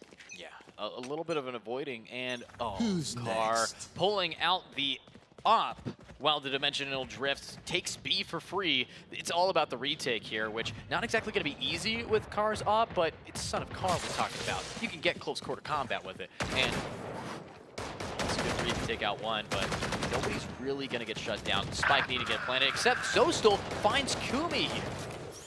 And here we go. They've gotten a sight. They've maintained the numbers, and this is when your double sentinel starts to set up shop, right? You got the choke points, you got the sonic sensors. This should be a pretty surefire way to hold the site, especially when the stealth storm wasn't able to get any suppression off. Of course, Sonics, though, has their 0 point back in 5. If they don't fall flashing through, and they don't. No, not the team net. But they managed to dodge a decent amount. They're actually not getting hit by it. And look at Car, misses the flick, but has a, oh no, doesn't miss it. Wall bangs, gets the damage, and that's what the Tejo does. No sitting in Boathouse. It's now Tejo's house, and nice, Hunter's Fury's not available anymore. The Spike gonna be completely stunned out here with a defuse, and that's a solid round from YXB. Bobsta gets 2, 1 bullet, might find another. Do 140 max, you know that. And they're just going to be able to carry that on forward. You didn't want to save the Sheriff, so the best that Queen Bobsta could have hoped for. And I agree with you. I think they didn't recognize that they're playing against Teo. Again, we mentioned in the map, coming back in the map pool, you don't know how to play this agent. Like, you may have scrummed against him, but this is an official. It's going to be played differently. You're going to know things or learn things you didn't know. And I'm sure now what they're going to do is Zeke's probably going to place those sonic sensors a little bit deeper, right? Put them on the doorway for market, put them on CT. And you need to keep deeper space like logs, keep a player main like you did with Queen Bobsta. You can't all sit backside and hold those choke points from afar. Talk about holding a choke from afar. Son of Car gets 1, gets 2, 5 HP. It's the Sheriff headshot that makes Car have to walk away, but Zostal takes the space away and might find another one, but the dash! Car survives the swing of Zostal and is still here to give us more of these kill feeds. And the players, look at how split up they are for the side of Blue Water, right? Like, they've each gained their own semblance of map control, right? Queen Bobsta solo clearing in a tree, but Core Sonic's about to re-clear that space. In the meantime, Zostal trying to keep hold of this B space while the Spike makes its debut here. Queen Bobsta's the flank here. And look, players are watching. Yeah, players are watching, but Zostal is going to be able to punish, and everything is coming nicely. A site free for the Spike, free for Blue, but it's the post plant that they still have advantage until Bobsta gets taken out. And Zostal? Where's Zostal? Yeah, but an ult like that, they could just pick him back up. I mean, Zostal has to get off. This half bait, Kumi realizes that they are safe to do so. Makes us back to a 2v2. Kumi's camera there, knowing that they can't get flanked, gets aggressive, wants to push onto this. Shondex does have that, you know, just honestly, trademarked Guardian by them, but one way on the way. And now Zostal gets the flank. Doesn't even matter that they checked it. Zostal has the timing, and they have no idea that's going to be the pincer maneuver, the real squeeze there for these teams, and that's a round on Blue Water's side. And that was a pseudo-eco as well, right? You had the Stinger, the Guardian, like not the full rifles operator combination that YXB has been sporting. And now, as a result, it's actually going to be an eco here, an opportunity to catch up now for Blue Otter, unless these ultimates that are being sported by YDZX Berserkers come to play, right? Son of Car, what's scarier than Son of Car with an operator? Their Blade Storm. That's online. Armageddon's online. Neural Theft. All the resources need to succeed and keep a comeback from happening. It's not going to be easy, but I'm looking at Zeldris' crosshair placement right now. We kind of highlighted someone needs to shut Zeldris down this game if we want to be seeing a YXB start strong. And I don't know if you noticed, but Zeldris is 1 of 5, so definitely a shutdown has occurred. And we might see it, but ooh, just waiting for some aggression from that defensive side. I don't think we're going to see it. You mentioned Zeldris, the KDA. Rough start, but Zostal again picking up the slack where it's needed, taking that position as the leader for this team. Aside from that, a little bit slower start. Again, trying to make sure that there's no pressure anywhere on the map from a stack. And in the meantime, clear out B main. But look at this. They're about to go for the dive in. And Shondex overwhelmed. Teo Util punished. Not punishing the team. They're fine. And, I mean, now you walked away with an advantage. Yeah, I mean, a 1v1. Teo for hold on tree against Zeldris. Dying. That ult, the neural theft. They know exactly where Zeldris is. Can't swing this. It's going to have to come down to a gate crash, teleport out, try to re-hit with your team. But this is what Tejo's for. Pop an ultimate like this. All of that lane emptied out, and so are the brains. Practo gets a pick on a Zeke and might find another one here. And there it is. Practo one on site. Zostal who tries, but Zeldris who saves it. 15 seconds to get that spike down. And unfortunately, in a 2v1, Son of Car is out of blades and now has to classic it and gets it. 2 headshots, all you need. A dash available, but that's the spike committed, and Zeldris has advantage. Zeldris wins that. And look, you see the sigh of relief as well, right? You already weren't feeling it. You were placed in another clutch position. And this is the style of clutch, right, on Lotus that Zeldris got with the Guardian that puts you right back into swinging or into aiming in this situation. So curious to see how that will fare. And it fares so well that they pick up the operator. They're going to try and out-op Son of Car, who went from the bottom to the top of the leaderboard within 1 round. Granted, everyone is grouping around the same number of kills here. And, I mean, aside from that, that was great rebound coordination after Practo found some courageous share shots. Yeah, some real crazy ones, but let's do it again. Oh, what a cam. They know where Zeldris is. They know that it's joined by the Cypher lurk. So because of this, I love the power of this lurk. You just teleport over to your team if you're Yoru and then let Cypher do their thing. Zostal stuck up in wine, might be able to, you know, just lurk a little bit here, but it's an op diff and Zeldris will be taking it on top. And that feels like redemption, right? Remember Zeldris got caught out with a flash, jumping, peeking arches, and now they've got their retribution and look like they are trying to carry this into another ace, but that's where they've found success, right? And now the dimensional drift to supercharge it. They've spotted out into wallbang, noted hopefully here, stuck generator, dealt with. It is safe passage here. Yeah, honestly, the biggest misplay we're ever seeing this round is going to be that they're playing to deliver. And right now, they just delivered a flawless to Blue Otter, who just had to wait around a corner, and all the defenders just came to them. I mean, you saw that, right? Practo was like fleeing for their life. They're like, I want none of this dimensional drift. I want to get out of here. And Zeldris was like, nah, I'm online now. And I mean, 4-4 tied here. Should be another save round. This does mean for the side of YXB. So another opportunity, right, for Blue Otter to pull ahead, step ahead here. Yeah, and stepping on up to the plate, 4-4. It's time for the show to begin. Honestly, now I'm seeing Zeldris keep it up. I mean, we talked about his KD being 1-5. What's it now? It's 7-5. Dude is just climbing. You called him out. He had to show up. And what's amazing is we were talking about Son of Car was being that oppressor towards Zeldris, and now they're returning the favor tenfold. And it's difficult when, again, your defensive strategy with an aggressive composition like this, where you only have the 1 Sentinel, revolves around your duelist finding kills. I know exactly where you are. They know exactly where you are. We might be able to get that information to start getting aggro here. Beautiful ult from Shondex. They know Kumi is stuck backside, this time not being able to go across. Practo having to buy some time beautifully with this util can maybe allow for Kumi to just keep on resisting the timing. But where are you looking? Oh, it's so sad, but it's okay, because Zeke just gonna keep executing. 2 of them left, only sheriffs. Last player standing. It's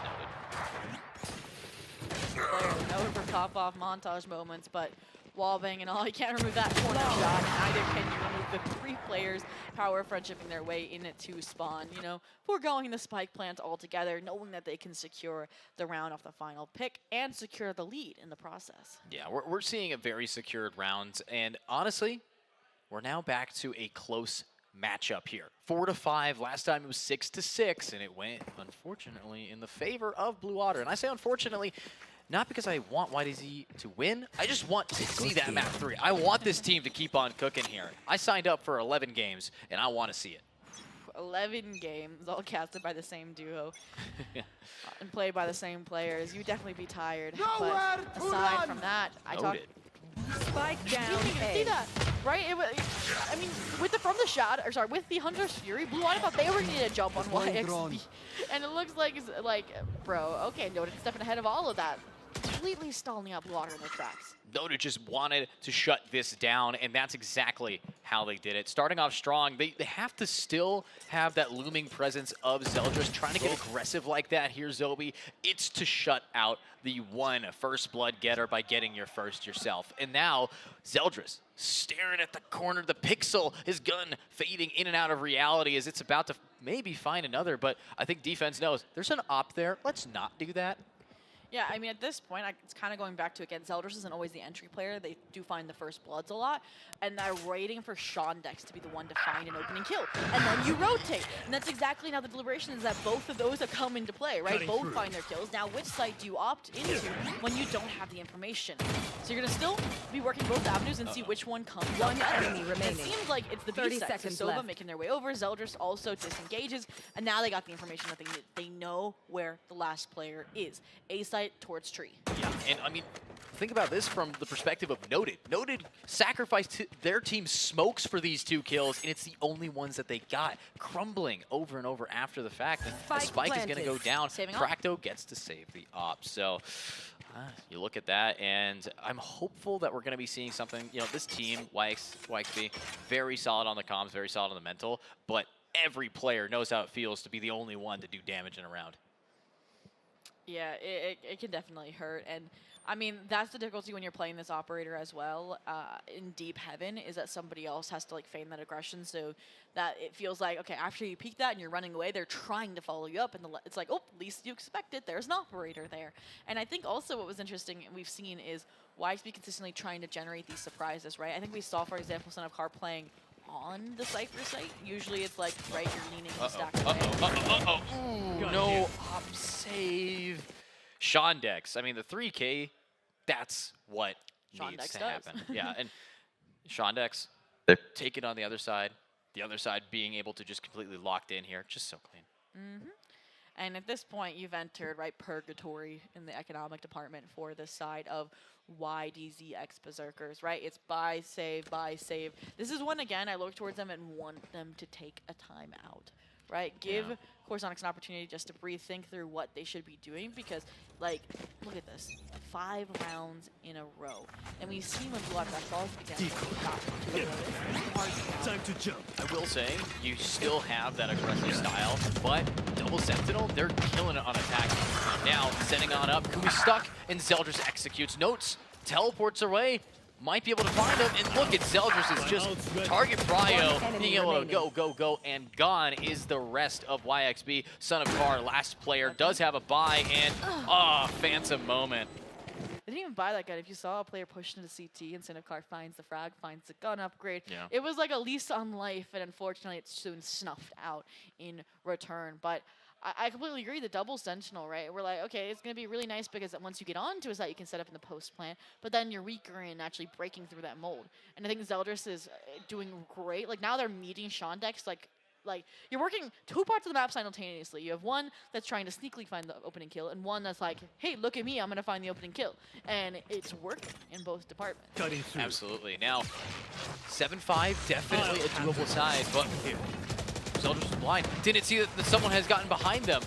But now they know. They know it's a little bit too late, and Zeldris trades out. He can't use the gate crash, but Shondex is always here where Zeldris fails, and that's 2 picks down. More and more to go with a little bit of a fight, and that's the execution from Corsonics. 2v3, as it's now time to take B.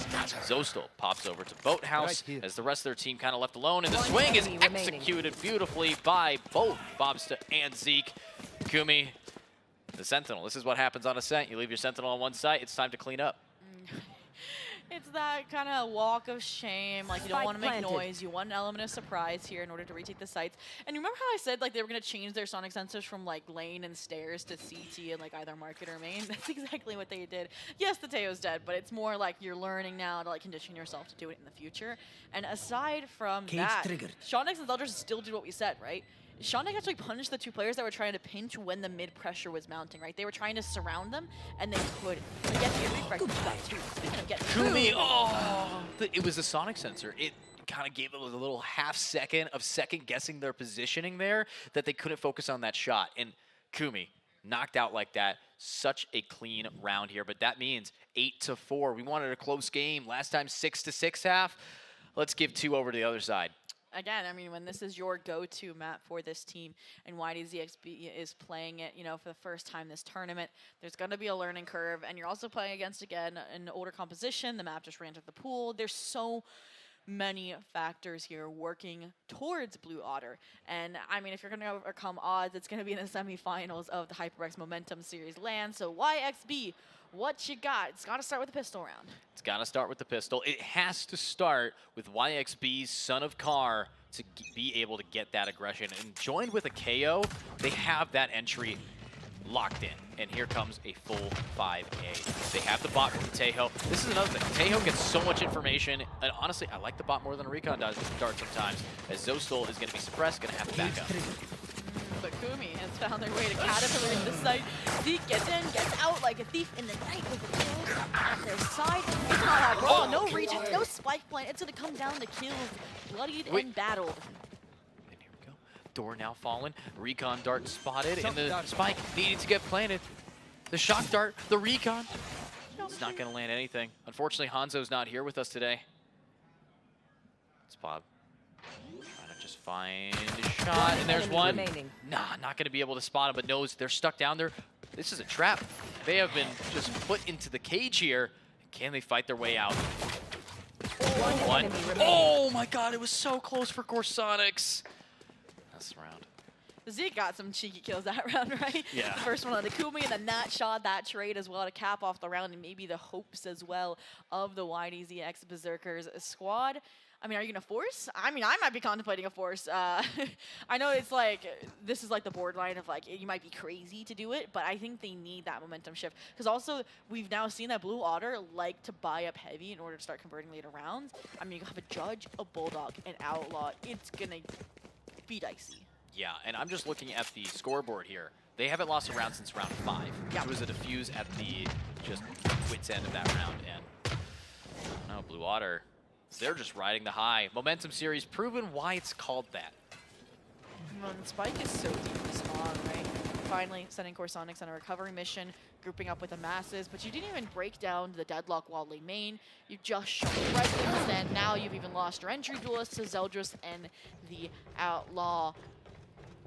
Now, you know they get crushed out, so you can take that space, no fear for now, but you have to fear Queen Bobsta and her reign over mid and this Bulldog. Yeah, very close quarter combat, but Bulldog only can fire so fast. Fire rate's the biggest weakness of it. Gets one, but unfortunately no counter swing quite yet. That's 2, and not a swing enough. Zeke is going to be able to trade it out, and there is just the round. Defense takes it. And again, this team been together for so long, integrating Zeldris. Like Zeke and Queen Bobsta, that was clean coordination. We've seen more than once, right? If you remember the mid take towards the end of the last half, and them doming into the YDZ player, that's looking clean as well. So double digits for Blue Otter already here. And I mean, I gotta see what's left in the tank for YDZX Berserkers, Edu. Yeah, and I gotta hear what's left in their comms to really turn this all the way around. All missiles away. Well, heavy man. I smoked it. Grabbing orb. Wait, let's got already. That one. Through. Nice, Kumi. I'm down, countdown. He double smoked. They have no smokes. Could be more. Could have been already passed. Who's B and who's A? Like, more down, dead. No. Okay, I think we just go A with my knife. Yeah. For 4 here. I have no smoke to dash into. You're gonna have to flash high. I've drone, guys. I've drone. Can we just hit? Can we hit? Yeah, I'm droning now. I have him. Close out, running out. Dude, okay. I'm mauling him. This right's dead. Last guy B, let B player. Let Corey plant. There's like a small chance he's flanking.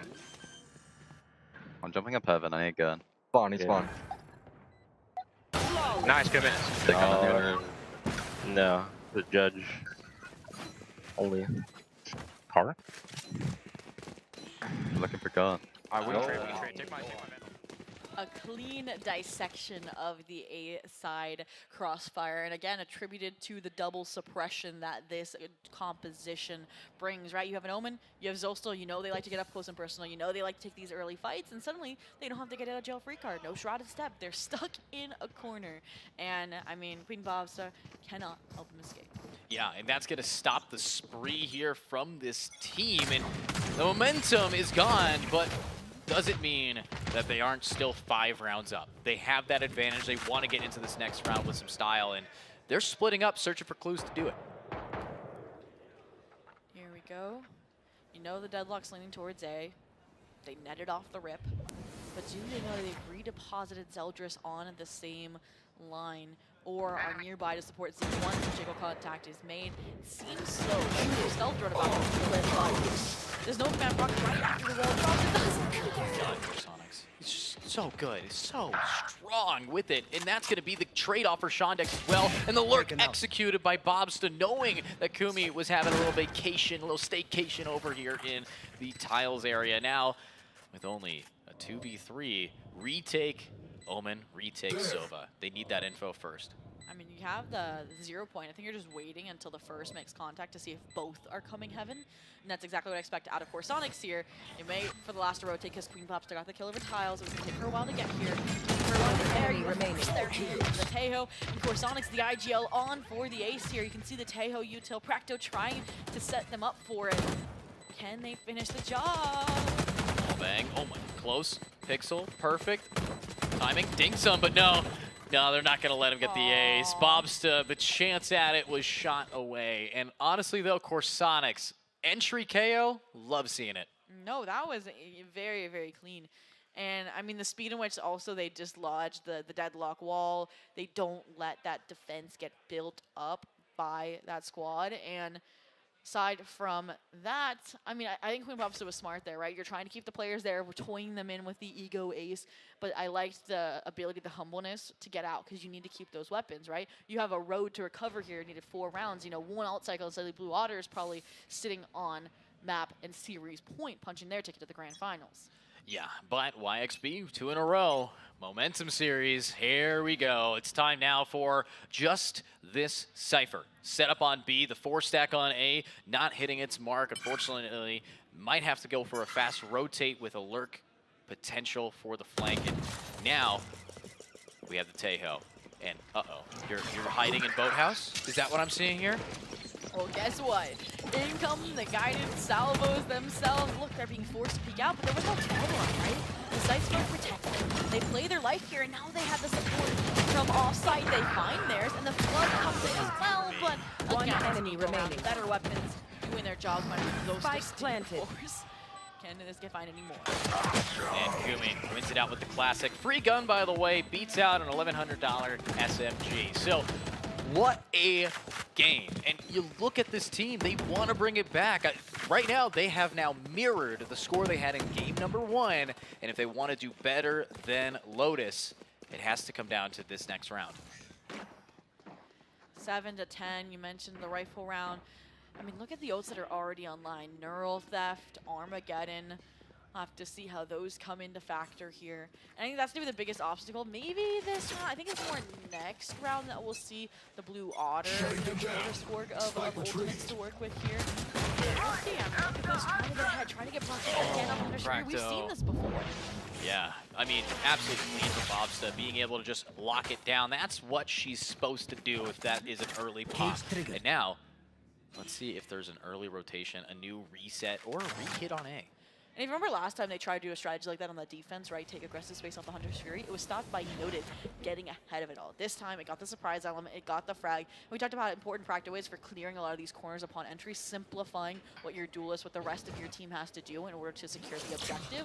Well, now that's a factor left unaccounted for. So, gotta be thorough. And I mean, at this point, they're just kind of following the same formula Blue Otter was in their last half, trusting in Kumi to open up a different part of the map. The difference is that they have to win the fight against Zeldris. If they take it, mid's been left open.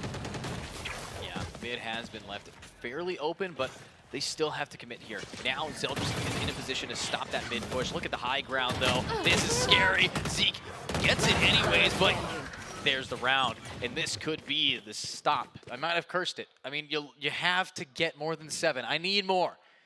Yeah, I mean, I don't want to say necessarily because we don't know yet, and the map just came back in, but the Teo is such a luxury, right? You mentioned the corner clearing utility, double-edged sword, because then when the Teo's dead, you're like, oh, I don't have to clear that corner anymore, when you really do. And Zostal takes advantage of that, elevated position, finds the opening kills, and Zeke, their timing is just unlike any other I've seen, you know, playing around the smokes and tree, playing around the safety, and risks, rewards. And now, I mean, when you think you finally have this pinpoint and you know how to counter a deadlock on this site, you switch things up. Full Cypher and deadlock utility here. This is such a soul read, and it's coupled by aggression on the other side. Look at that. Oh, Kumi, the player needing to shut down Zeldris, does it, but can't replicate. That's going to be one and done for Zeldris. And there's the ult. Going on to A. It's the Teho. And no, teleports right on up, gets their team here. But Spike has to be planted. In the post plant, they're running out of util for it. Ooh, and because of that, Son of Card able to lead to pressure forward off the reloads. And the 6 bullets are going to need one themselves here soon. They give up the space, but Paranoia is set to re-aggress. Sonics wants to get aggressive as far, gets his, takes out Zostal and might be able to find more. And no, they're executed for their Hubers. All the aggression noted, good for theirs before taken into the annihilation. Can we find it? No, we can't. And that is the retake used perfectly. All the post-plant utilities scattered to the wind. And that is map and series point as well for Blue Otter coming in. And I just have to give appreciation to how well thought out that execution was. We laid it out, I think, cleanly around what was happening. But then the neural theft, right? Counterintuitive. You see, oh, there's only 1 or 2 players in this site versus 3 have gotten a kill, have taken B tile space. But then you're running into the double sentinel utility and a rotation from a Stratus step of Zostal. Like, that was just so developed and shows why now. They have a 5-round lead, and the economy is getting forced here by YDZX Berserkers to get up towards that finish line. And Blue Otters, they want to just cross it. No turtle, no hair. This is just everybody racing as fast as you can. And here we go. Look at that, turning from the flash of their teammate. The call was there, but Zeldris is up, cuts off Kumi. Son of Kar cannot find the knives, and that's going to be one player in Boathouse who gets 2. Bob finally shut down. What a play from her, as it's Corsonics to clutch it in a 1v2. Bob's ult. Shorty ends it. Zostal to take the whole match. Wow, and your first grand finalist, Blue Otter, has been revealed. A 2-0 victory, a statement for YDZX Berserkers. I mean, from the map pool, we knew it was going to be an uphill battle. They didn't get their off pick that wasn't played by Blue Otter, who had a smaller map pool. They were banned out the weaknesses, covered up by Blue Otter to be addressed later. And, I mean, that was just so impressive of a closeout as well. I mean, I thought for a second we were going to see the Sonics clutch. I mean, they had just gotten 4K, the ace was denied. They were hungry, tenacious for it, but it just does not go their way. The North Man taking too long. Zostal with the style point for the shorty shows how they are not only taking it seriously, but having fun in the process. I mean, YXP, predicting them to win. They definitely put up a fight, and I think they were a great contender. They definitely were a solid contender here, and yeah, I'm a little bit disappointed we didn't get to see them take this map or go to map 3. YXB, they were the qualifying team for a dang good reason. And note here, competed a lot. Every time we got to watch them to make sure they had their ticket here. They delivered. And that's a great story as well, Edgy, that Blue Otter was the invited team. Yeah. So they've been fighting to say that they deserved that spot, and we're like, yeah, we didn't have to. Like, we lost some qualifiers and others who couldn't play in, but we deserve to be there, and this is why. Yeah, I mean, them in state of Pigeons. If Pigeons had showed, this would be a completely different day. Now, would the outcome be changed? I don't know. I mean, right now, YDZ falling behind. It's Corsonics to do an amazing job. First Bloods being able to get that MVP, and I saw that was worth it for them, and a solid game. I mean, like, Corsonics being the MVP there for their team makes sense, right? Who really snuck up and snubbed the MVP for Blue Water is Queen Bobsta, right? Like, we just talked about the impact that Zeldris and Shondex were having as a dynamic duo. Queen Bobsta was always there. You talked about the 3K backside that basically secured their grand finals. We talked about how Queen Bobsta was lurking through mid on Sova, informed with the rotation to get to A and get a safe passage plant. Like, she was working in the background the entire time and comes out on top as a result. Absolutely. And when I looked at these two teams on paper, when we saw our top 4, obviously we were in for a hell of a show. And that's exactly what Queen Bob has offered. But honestly, you look at the score lines, everybody's up there with her. This is a team that played very consistently. YXB, insanely clean at getting that early game aggression that all of them, 6 kills at one point. They were neck and neck. They were getting theirs as a team. But that slowed down. We didn't see anything that could really add to that being slowed down. So a little bit of, I would say a little of an upset for me, because I thought that was going to be a much closer game. I agree. I think it was going to be closer, personally. I don't know. Again, that map pool just felt like it leaned so heavily to Blue Water. If there was like a fracture thrown in there, I think it would have definitely gone to a map 3. Even YDZ's Berserkers would have that chance to win if they had like the confidence, the momentum behind them.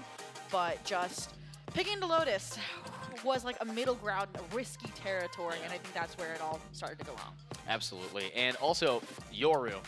Yoru is just, oh, I'm going to pick Cypher. It's going to do great things. Yoru's like, I'm going to walk right past that. It's just, it's why Yoru is, in all honesty, the best duelist in the game at the moment. And I never thought on that hill. anybody would be saying that, too. Yeah. Think about it. Yeah, I mean, Yoru, when he first came out, I mean, you saw Eggster was the only name that would come to mind when Yoru was like, everybody who wanted to play. The rework. Do you even remember what the abilities were before it? Pre-rework, it was just, okay, if you are someone who watches Valorant in any capacity, it's Eggster's name. Nowadays, it's everybody. It's Zeldris. It's these players who are going to retake Yoru into the top of the top, the tippity taps, and I got to see more of those kind of shots. But as we now know, who our finalist is on this side of the bracket. We got some more information, more games to be had, and more scenes to see. So, Zobi, I gotta ask, how are we feeling after our first best of 3? Ooh, we had a little brief pause, so it did last what felt like the length of a full best of 3. But I think that was good for the players, right? They've been playing non-stop now for a few days, simultaneously while trying to enjoy what Vegas and the HyperX environment has to offer. And, I mean, how are we feeling? I still want some spice. It's been kind of expected so far. The maps, the compositions. Yeah, Sant Lotus Haven, Taeho Breach. Yeah, we're seeing the meta. I want to see something. Give me a Pearl. I do know Landor likes Pearl and the Vice. Yeah, we have seen that. So, well, yeah. With what we've seen from these maps, with what we've seen, I need to see some more content from these guys. And we got some content for you. Rapid fire questions for us. We asked everybody, who is their favorite player on their team? Member of your team. Oh, it's got to be Bender, to be honest. Just funny to hang around. Venture BM.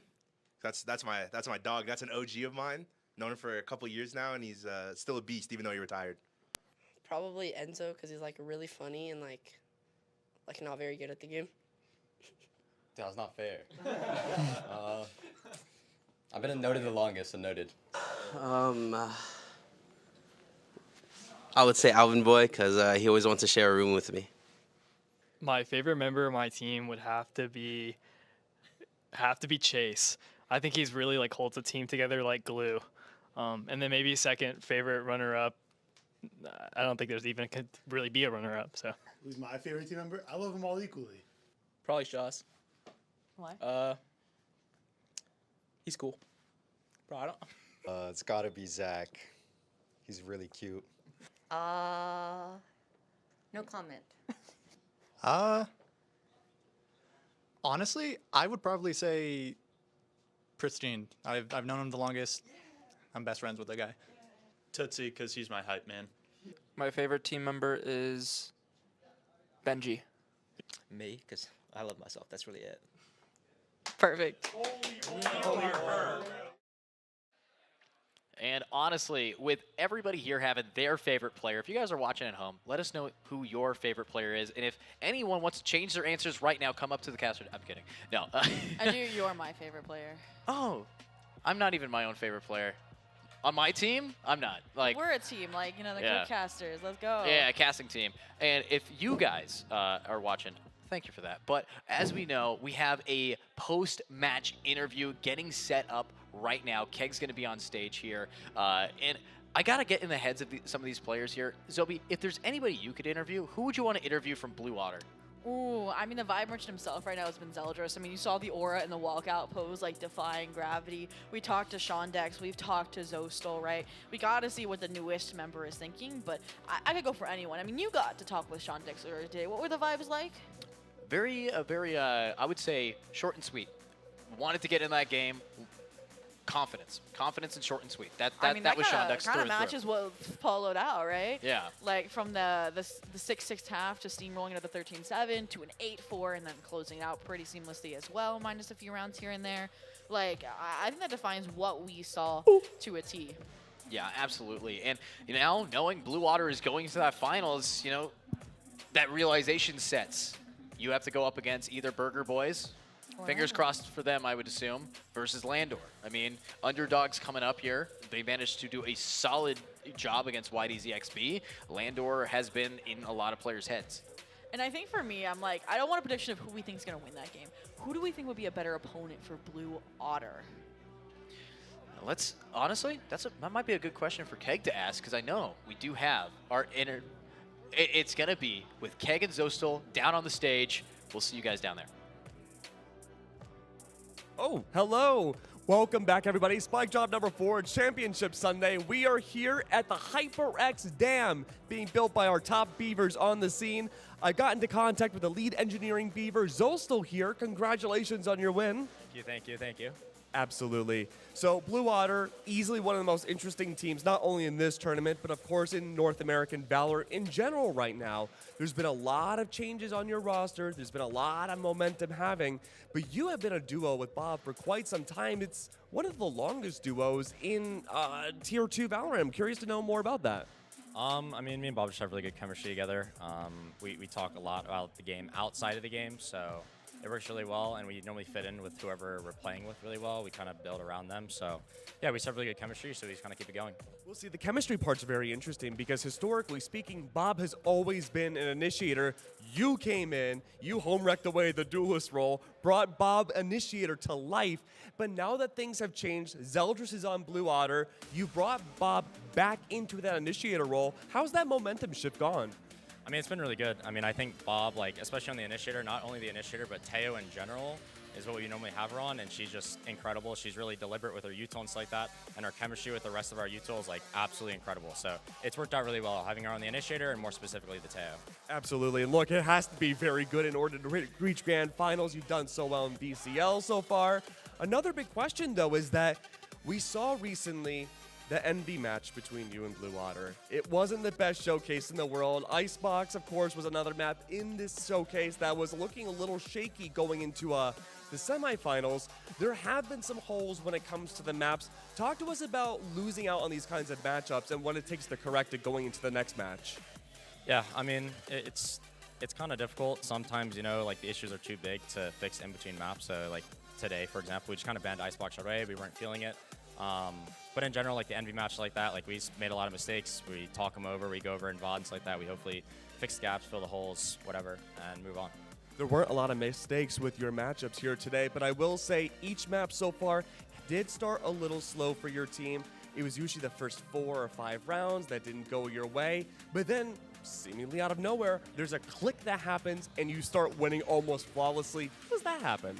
Something that we've been working on like a lot recently in scrims and in our matches. Didn't go our way in VCL, but it's just adaptations. So like actually adapting to what we're seeing from the other team, and kind of just going off what they show us in the first couple of rounds and adapting going on. So if we lose the first couple of rounds, normally we have an adaptation that works against the other team a couple of rounds in.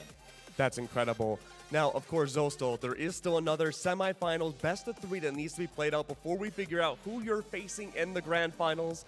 Can you give us a small prediction? Probably Landor. Ooh, okay. Now, Zostal, I've been a big fan of you for a long time, been a big fan of blue otters. Otters are one of my favorite animals in general. You have so many fans, friends, family, enemies, I'm sure, watching out there. What do you have to say to them? I mean, just appreciate everyone watching, supporting. You know, hopefully next VCL split will be to do better, and hopefully we can win the grand finals here today. Ooh, potential grand finals winner Zostel here, and we'll be able to see who they're going to face up against after this next best of 3 semifinals, and we'll see you real soon. Back to the casters. Oh, nope, we're going to break. We'll see you soon.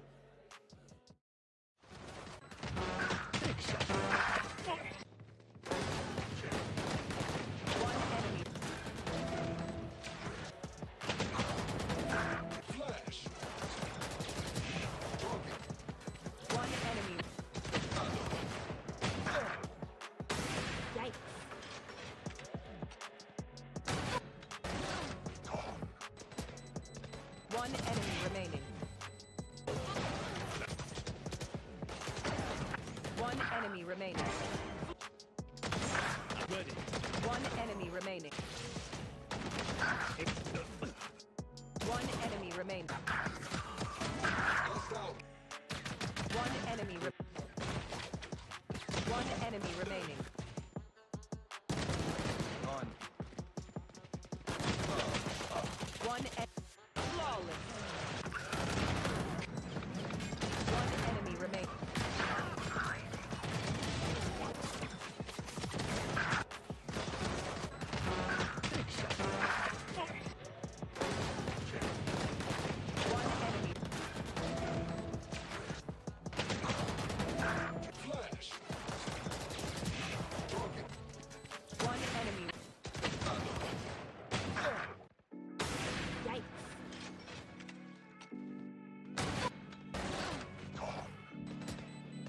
One enemy remaining. One enemy remaining. One enemy remaining. One enemy One enemy remaining. One flawless. One enemy remaining. One enemy remaining.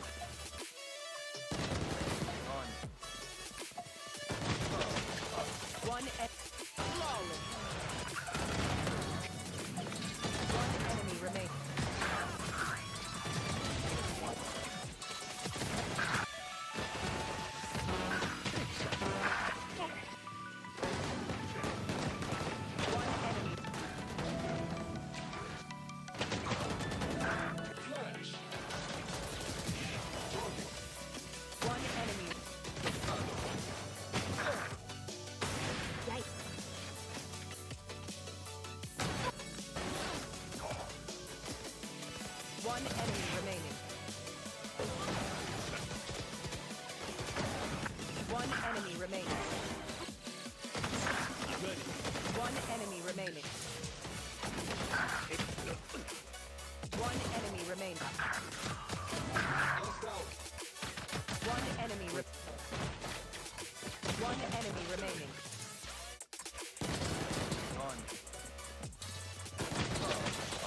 One flawless.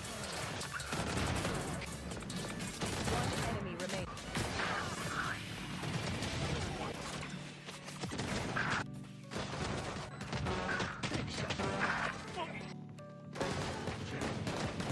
One enemy. Flash.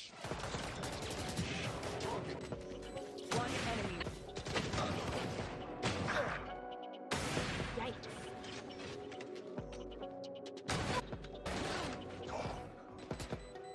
One enemy remaining. One enemy remaining. One enemy remaining. One enemy remaining. One enemy One enemy remaining.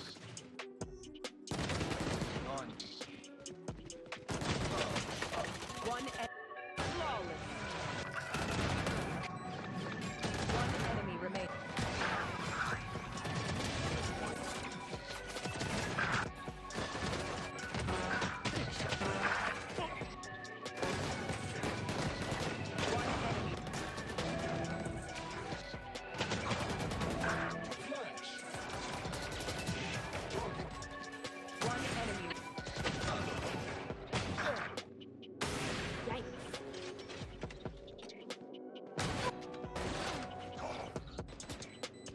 One enemy remaining.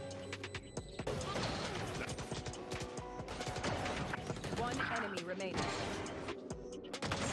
Good. One enemy remaining. One enemy remaining. One enemy One enemy remaining.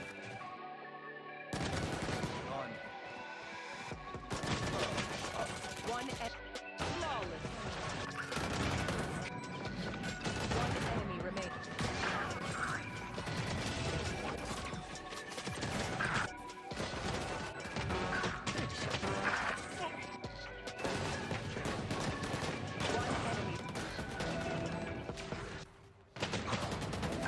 Flash.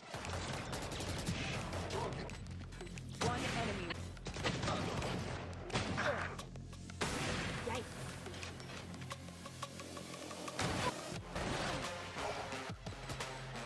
One enemy remaining. One enemy remaining. Good. One enemy remaining. One enemy remaining. One enemy One enemy remaining.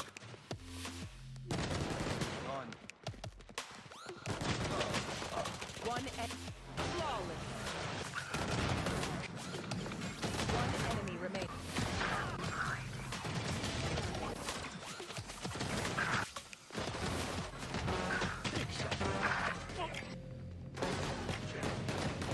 One enemy. Flash. One enemy.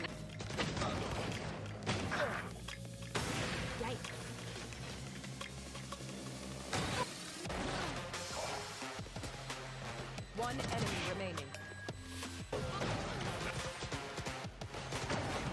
One enemy remaining. Good. One enemy remaining. One enemy remaining. One enemy One enemy remaining.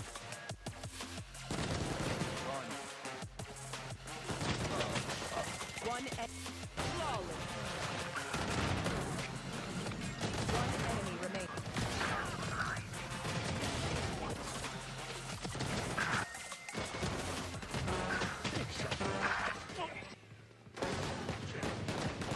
One enemy.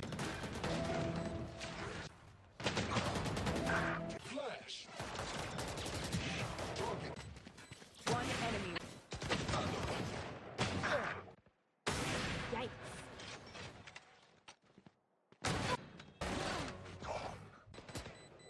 One enemy remaining.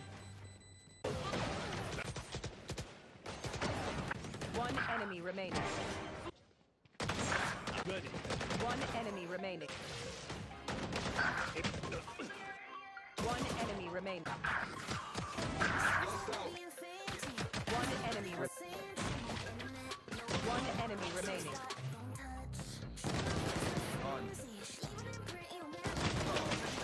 One flawless. One enemy remaining.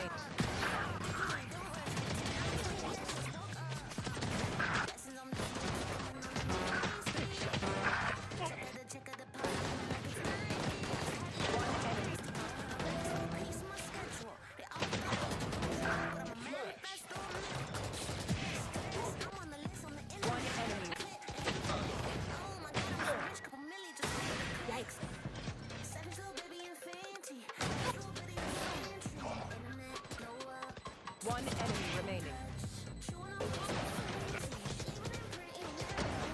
One enemy remaining.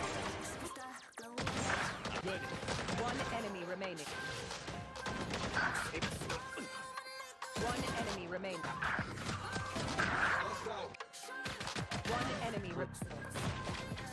One enemy remaining.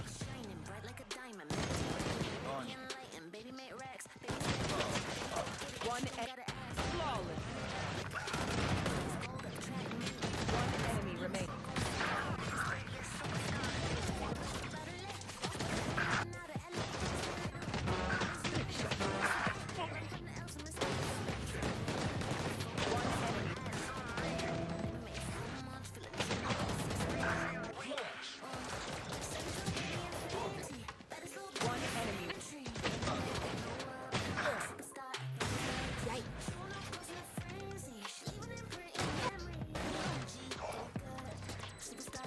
One enemy remaining. One enemy remaining. Good. One enemy remaining. One enemy remaining. One enemy One enemy remaining.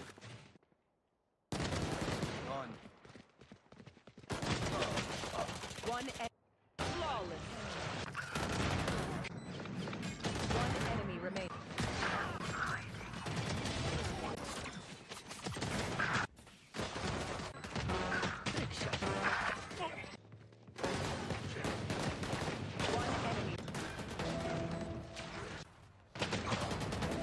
Flash.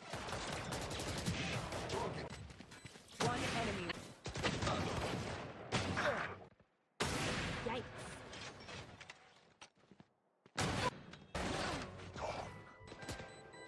One enemy remaining. One enemy remaining. Good. One enemy remaining. One enemy remaining. One enemy One enemy remaining.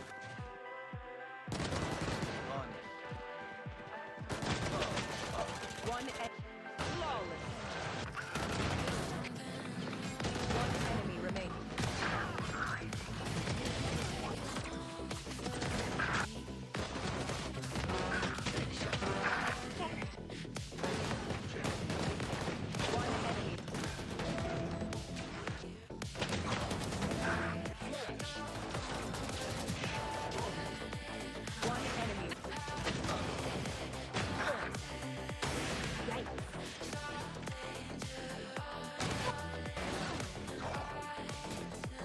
One enemy remaining. One enemy remaining. Good. One enemy remaining. One enemy remaining. One enemy One enemy remaining.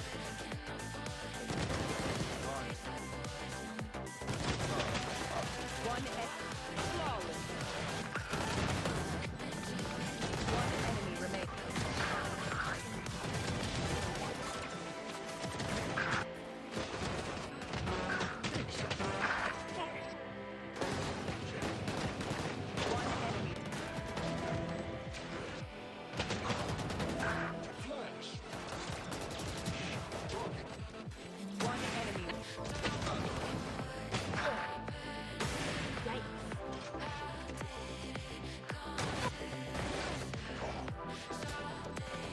One enemy remaining. One enemy remaining. Good. One enemy remaining. One enemy remaining. One enemy One enemy remaining.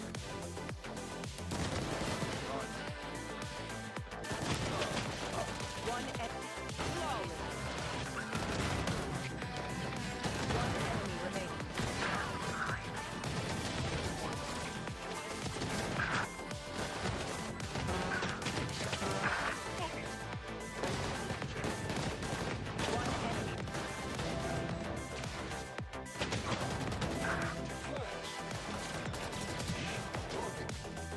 One enemy. Yikes.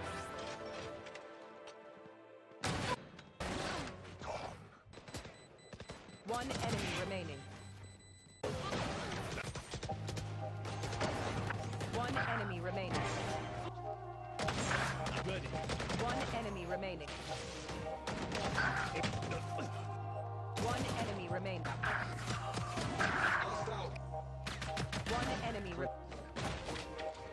One enemy remaining.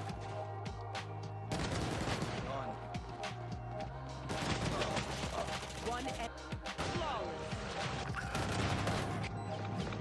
One enemy remaining.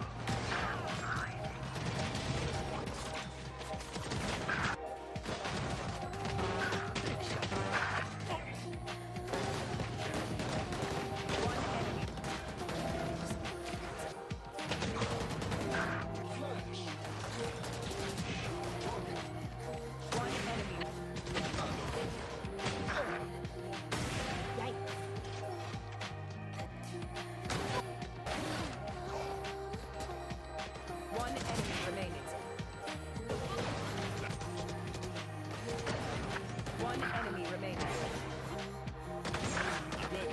One enemy remaining. One enemy remaining. One enemy One enemy remaining.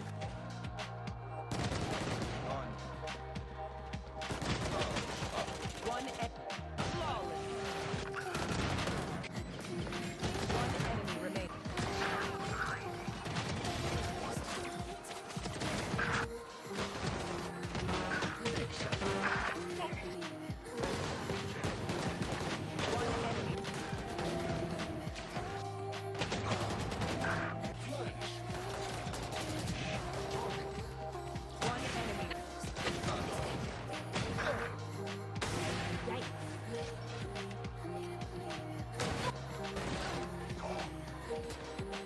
One enemy remaining.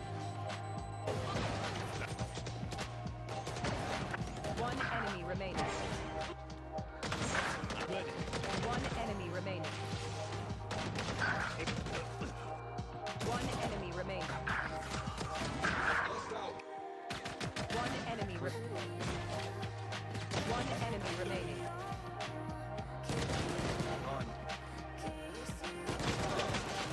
One enemy flawless. One enemy remaining.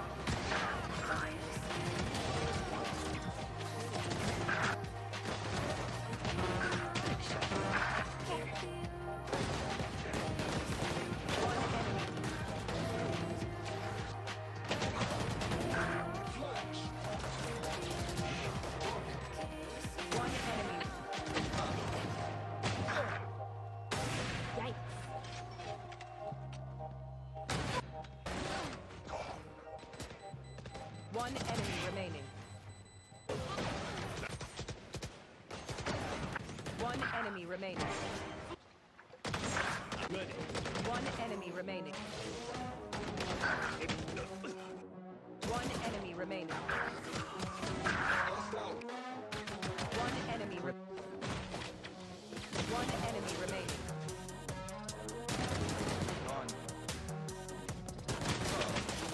One flawless. One enemy remaining.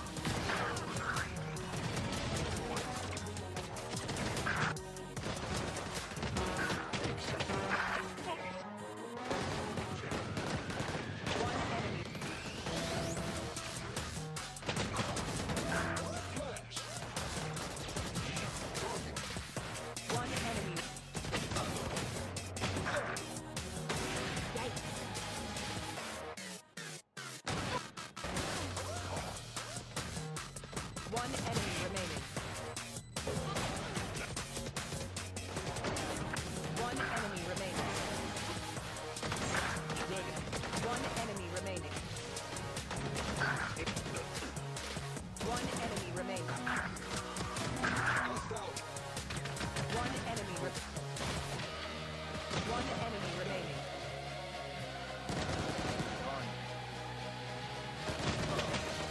One flawless. One enemy remaining.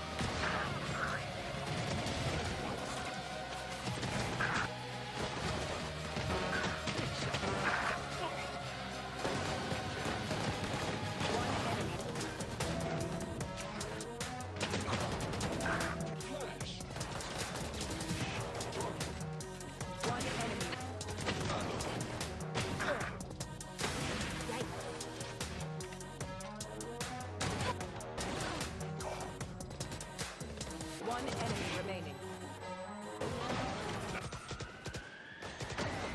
One enemy remaining. One enemy remaining. One enemy remaining. One enemy One enemy remaining.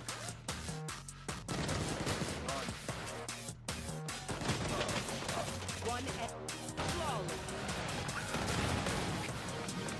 One enemy remaining.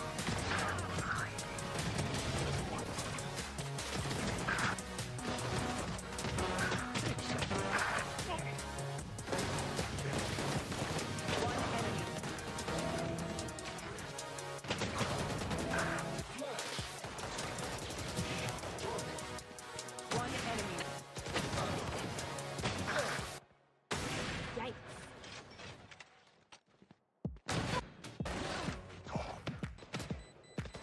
enemy remaining.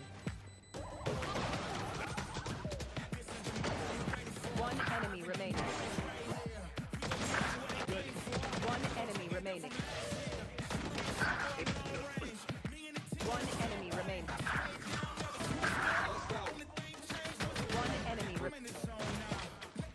One enemy remaining.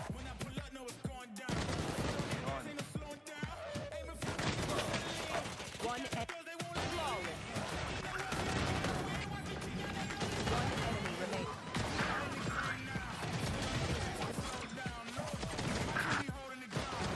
remaining.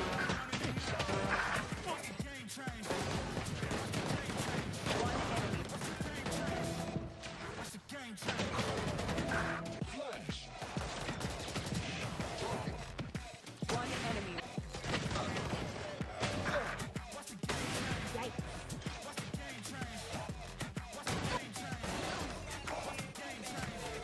One enemy remaining. One enemy remaining. One enemy remaining. One enemy remaining. One enemy One enemy remaining. One flawless. One enemy remaining. One enemy remaining.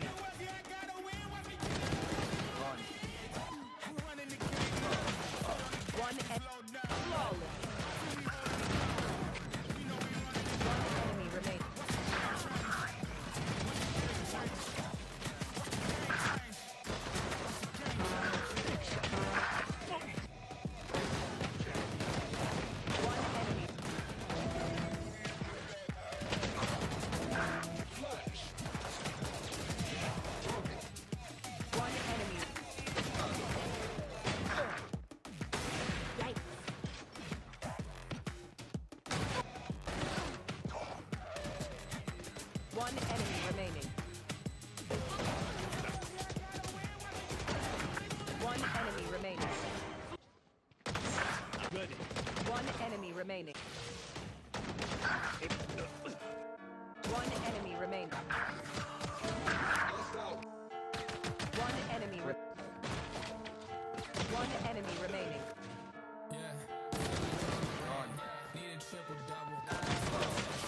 One flawless. One enemy remaining.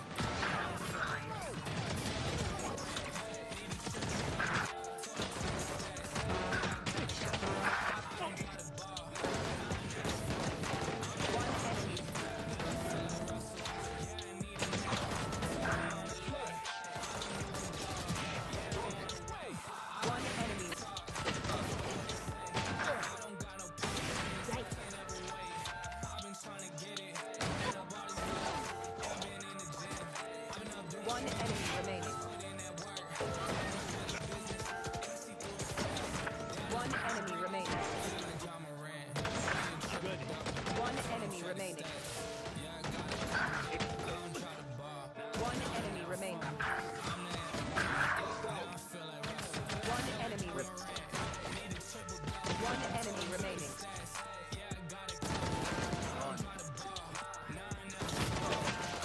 One flawless.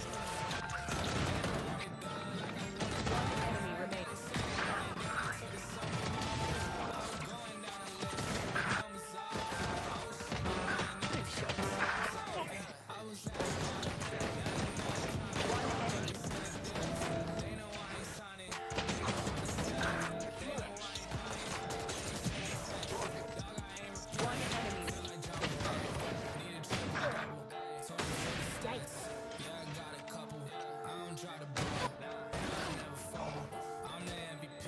One enemy remaining.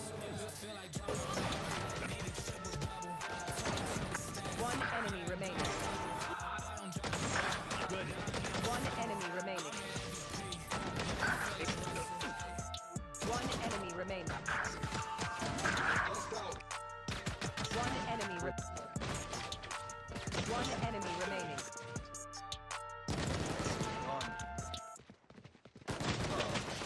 One flawless.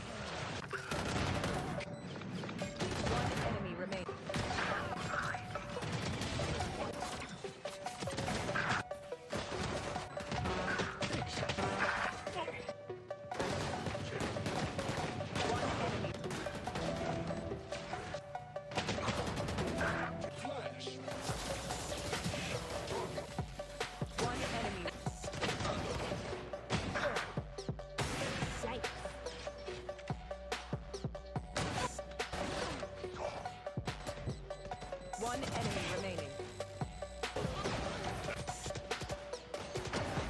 One enemy remaining. Good. One enemy remaining. One enemy remaining. One enemy One enemy remaining.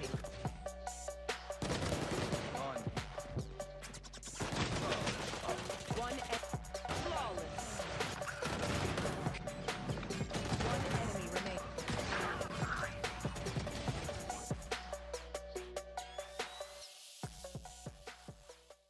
Championship Sunday for Spike Drop number 4. Once again, we are back. We finished semifinals number 1, and what were you doing? You weren't watching it? You're just tuning in now? Well, I suppose I'll forgive you this time, but this is your last chance. The grand finals and this semis, you don't want to miss it. My name is Keg, and of course I'm joined by Zeke and David, my 2 new best friends. Now, if you were following the analyst lore before, we did classic right-click one of our last analysts. Yep. Luckily, you 2 are so much better, right? Yes. That's right. You better say yes. We have so much more amazing action to come through. We have one VCL team that has had a very interesting run in challengers thus far. It's Burger Boys going up against Landor, which is a team that I don't want to get too far ahead, Zeke, but I feel they're kind of hard to describe. Yeah, I feel like Landor's been a team, you know, they're a bunch of, I mean, you have Moose, former pro. Ooh. You have a couple former pros, especially if you go back another year, you know, Shot Up, example, yeah. So Gotcha. They're a very strong team that hasn't been in VCL yet as a team. And so, I mean, they're like the team that everyone just, every premiere season, like, Landor's going to be in, Landor's going to be in. They're definitely that caliber. Yeah. Ooh, but hold on 1 second though, because look, I'll be honest with you guys, I'm really hungry, so I want to talk about Burger Boys really quick. We got to look at their rosters and see what exactly is making up the burger, the lettuce, the meat and tomatoes of all of them, and there they are, one delicious sandwich. They're all doing, what are those, bunny ears? I know that's mogging. I've heard of that one before. That's Alvin mogging. Okay. That's also mogging. I'm such a TikToker. Ice in the veins. That's ice in the veins. Oh, ice in the veins. Thank you. Okay, that's pointing. That's pointing. Yeah. Okay, that's waving. I've seen that one before. That might be waving. Yeah. Okay. There's Oh, Matt, the necklace extraordinaire. Okay. Busting up. Oh, and the bunny ears. Wow. Very, very kawaii. So far, statistically, a very good team. I can't necessarily say the same about their VCL run. They've had high highs and low lows, but Dave, talk to me about Burger Boys. What can we expect to see from them today? Honestly, I think they're going to make a strong case for themselves. They're such a strong team. Really, each individual player there can just stand their ground. They're such mechanically gifted players, and especially with the IGLing that they got, there's pretty much no stopping them. Now, to plug myself in my co-streams really quick, we talk about Matt and his leading skills in game being a dictatorial rule, the Mattatocracy as we call it. Zeke, is that a good structure for a team at LAN?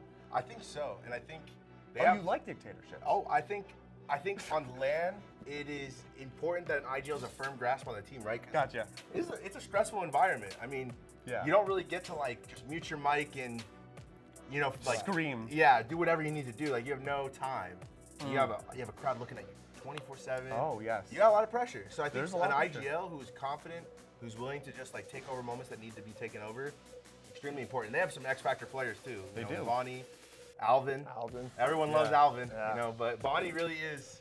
He's incredible. He's been rising quick in the scene, I think. I've been a big fan of Bonnie for a while now, especially even when he was kind of I don't want to say a no name, but like when he was getting new into the scene, I think he had a lot of explosive potential, Dave. And I think him, and I agree with you too, I think him and Alvin put together makes a really dynamic duo. Right. Yeah. I think like just them alone can get so many kills, and they just have such a great supporting cast behind them as well. Not that they're NUSer at all, they're so strong. They can just really anchor it down. And they've been great in the tier 3 scene. I mean, they may not have a great VCL run, but man, they've won what, 3 fun havers in the past couple months? They've just been running them down. It's them and Landor. It runs everyone over. Blue Otter, you know, in the mix sometimes, but I think they've been focused more on challengers. Yeah. But yeah, it's been we got 2 dominant teams in the tier 3 scene. We do. Very dominant teams. Sounds like to me the Voices God is letting us know that we may have a small interview lined up for Burger Boys. Zoe here, joined by Bearcoon, the coach for Burger Boys. Now, yesterday, really close match yet again, but it's always been 2-0s, and you always make that turnaround right after the timeouts, which is, prime coach territory. So what is most important to you instilling in your team during those 30 seconds? I would just say for the most part, I just want them all to be on the same page. A lot of the time, we're losing these little rounds because it's just like chaos and people aren't able to think in the intense situations, so I just want to calm them down and just like explain to them what the other team's general game plan is so they can play to counter it and like do their own thing. I usually don't tell them what to do, I just give them the general idea and they go from there. All right, well, perfect. Good luck in your match later today, and I can't wait to watch. Thank you. Nostalgist here to my left and my right. I've been chomping at the bit waiting to talk about Landor. We almost got too ahead of ourselves before, but that was the appetizer. This is the entree. Dave, what can we expect to see from Landor today? Landor, we can just really expect to see some of the most structured gameplay that we might have at this event. Structured gameplay more than Blue Water? I think so. They've got some real talents there. They've got the experience to back it, like we said earlier. They have ex-professional franchise level players. It's serious. No, it is serious. I'm a little biased because, Yeah? Blue Water manager, Blue Water fan. So me personally, I'm going to say Blue Water plays about as structured as them. But I do think Landor is really like the team, the team that's not in VCL. I mean, like every Premier Season we talk about, every player, you ask any Tier 3 player, who do you think's going to win Premier and qualify? Landor. Always Landor. It's happened in the past too, but of course, I saw Zeke, the fire was in your eyes. You were not happy about the Blue Water comments. So while these two fight behind the scenes, we do have a small Landor interview. Today I'm joined with Moose here for day 3. Moose, how are we feeling? Feeling good. And Moose, right now you guys have a matchup on stage against Burger Boys. How do you feel like Landor is going to be taking that? I mean, it's going to be a good match. We beat them once before, so I'm excited for the rematch. Perfect. And that rematch is going to be on stage, so I'm going to see you there. Hello, welcome back everybody. That was our interview with Moose. Again, ex-VCL talents on some teams, and of course ex-VCT talents on other teams too. I guess the big, the layup question would be, Dave, is that prowess of VCT level structure going to make the big difference for Landor? It might. We'll have to see in this match just coming up, but they've got some incredible talent, like we said before. Moose is gonna be able to show that he's got it. Being on cloud 9. Yeah, that's a serious feat. Zeke, I know you just beat up Dave a whole lot in that small interview, so I understand if you need to take a break for a second, but Blue Water, structure, you guys have structure. Landor, do they have structure? I think, Landor definitely has structure, and I think that's going to be the hardest part about playing against them, is not only do you have 5 players who are probably equally as mechanically gifted as you, if not more. Oh. Well, because, when you play at that level for as long, like Moose has been playing at that level for a long time, shot up, literally shows up and just wins tournaments randomly. Yeah. Like, that mechanical skill is really important. Absolutely, and of course now we have our map beatles. Let's see exactly where we're going to be going for our next best of 3. Welcome everybody to the second semifinals game. Winner will be going on to play Blue Water. We have Landor versus Burger Boys. Landor's the higher seed, Team A or Team B? B. Team B, what's your first band? Pearl. Pearl's band. You? Split. Split is band. What's your map pick? We'll pick Fracture. What side on Fracture? Defense. What's your next map? Haven. What side on Haven? Defense. What's your next map ban? We'll ban Haven. Haven has been banned. What is your last ban? I don't remember the last one. Ban Ascent, play Icebox. Ban Ascent, play Icebox. What side? Defense. Defense. That's the map pool. We're about to get this underway. Good luck. There, welcome back. Unfortunately, we weren't really able to hear the vetoes too much, but I know we had a solid prediction from you two. Lotus and Haven? Was it Haven or Pearl? Well, they prefer, both teams I think prefer Lotus, and so I'd be inclined to see that they play Lotus, but I think they both really, really enjoy Lotus and Haven, but I know Landor specifically loves Pearl as well. Oh, but see, those are complicated maps. I mean, Lotus and Haven, 2 3-site maps, and then Mid has a very, Pearl has a very interesting mid, but Fracture, Haven, Icebox. Zeke, talk to me about that Fracture pick. So actually, Fracture's pretty interesting. I feel like Burger Boys has played a lot of Fracture in VCL. Okay. if I remember correctly. I They might be a little definitely wrong. have. Yeah, I was gonna say they've been playing a lot. So, not surprised to see that. I'm surprised to see no Lotus, and then the Icebox slapped onto the end is interesting because Icebox hasn't been in the pool for VCL. So that means it's probably gonna be a little fresh to Burger Boys, maybe not as much to Landor. Oh, well, Landor should be a more malleable team because you did say they have structure, but second Pearl is Ascent, so that means that third Ascent, or that actual Ascent is, well, it's a 1 on maps, you know. All the maps in Valorant keep changing. Bind. So, again, we talked about Landor. Malleability, yes, being somewhat of a pug squad, but they still have a lot of structure with them. I feel like the map picks and bans aren't going to affect them as much. I agree with you there. I don't think the maps are too much of a concern on Landor's part. I know previously I've played them on Icebox, and it's a strong map for them. Oh, yeah. It's not any worry for them. How long ago was that? Just about a couple weeks ago. Oh, It really? was in a Fun Hour, was it not? Yeah, it was in previous Fun Ever qualifier, actually. Oh, okay. I believe it's the one that won, actually. I'm pretty sure. No, we didn't win it. No, I meant Landor won. Yeah, Landor won, It's definitely. okay, you won in spirit.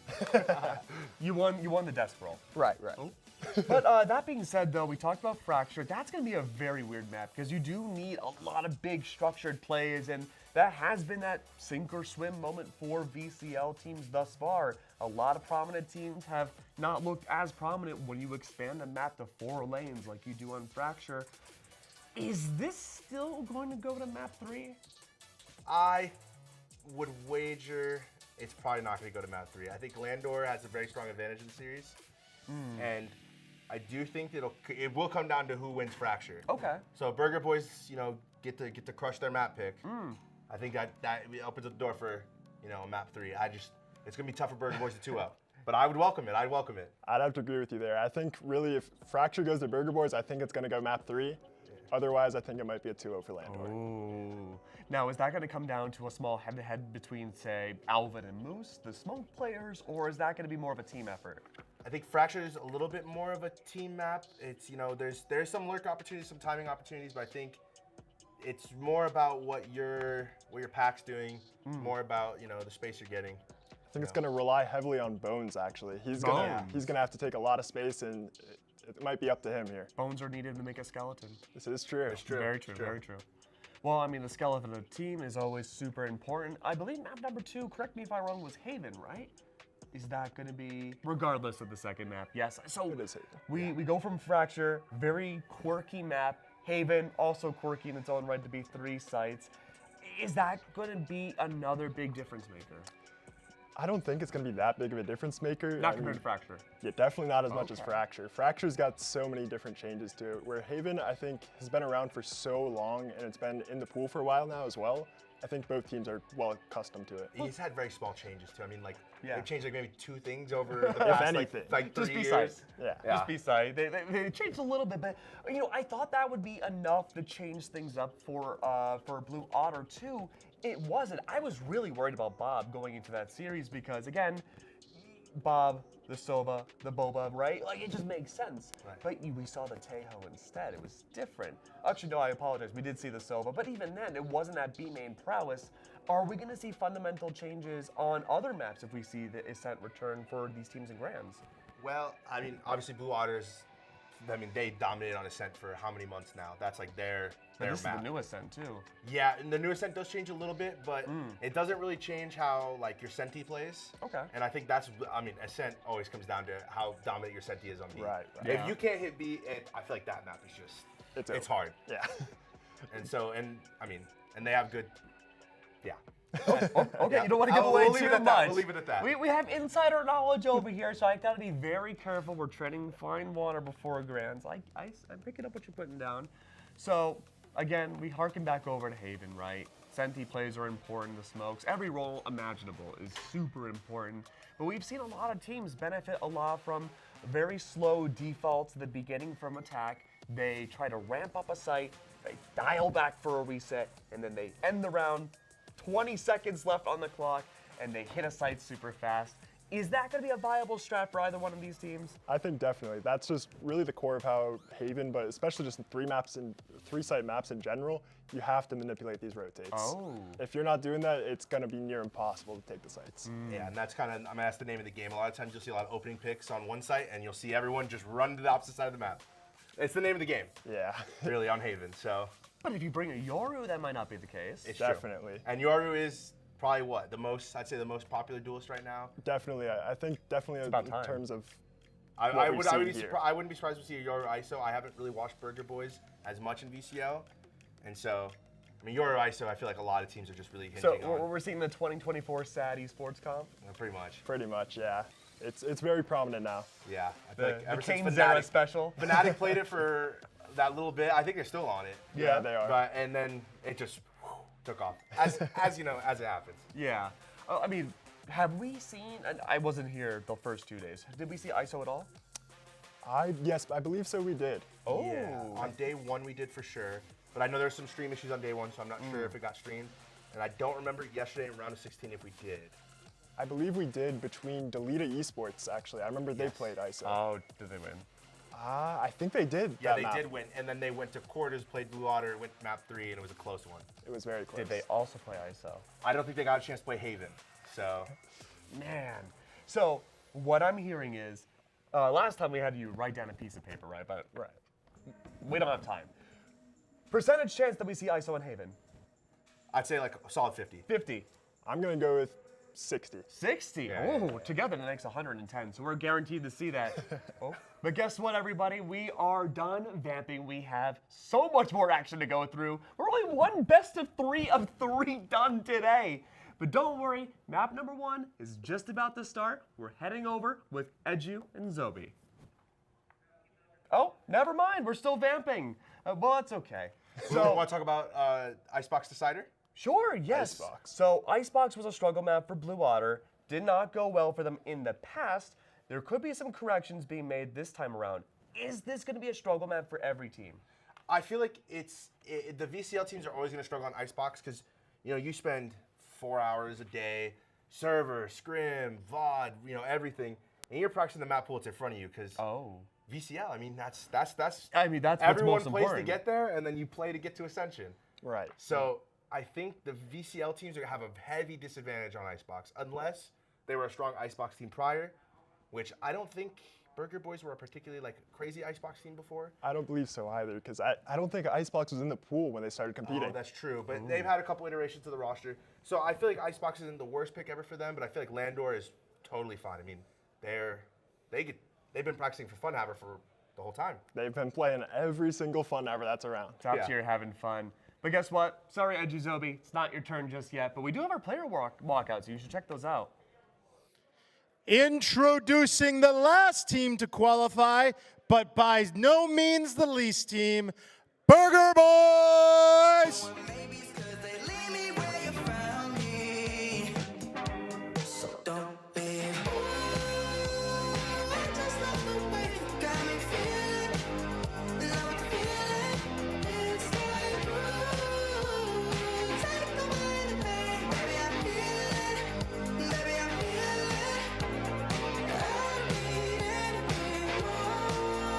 And their opponents, the team that if this match was played in 2023, it wouldn't even be close, Landor!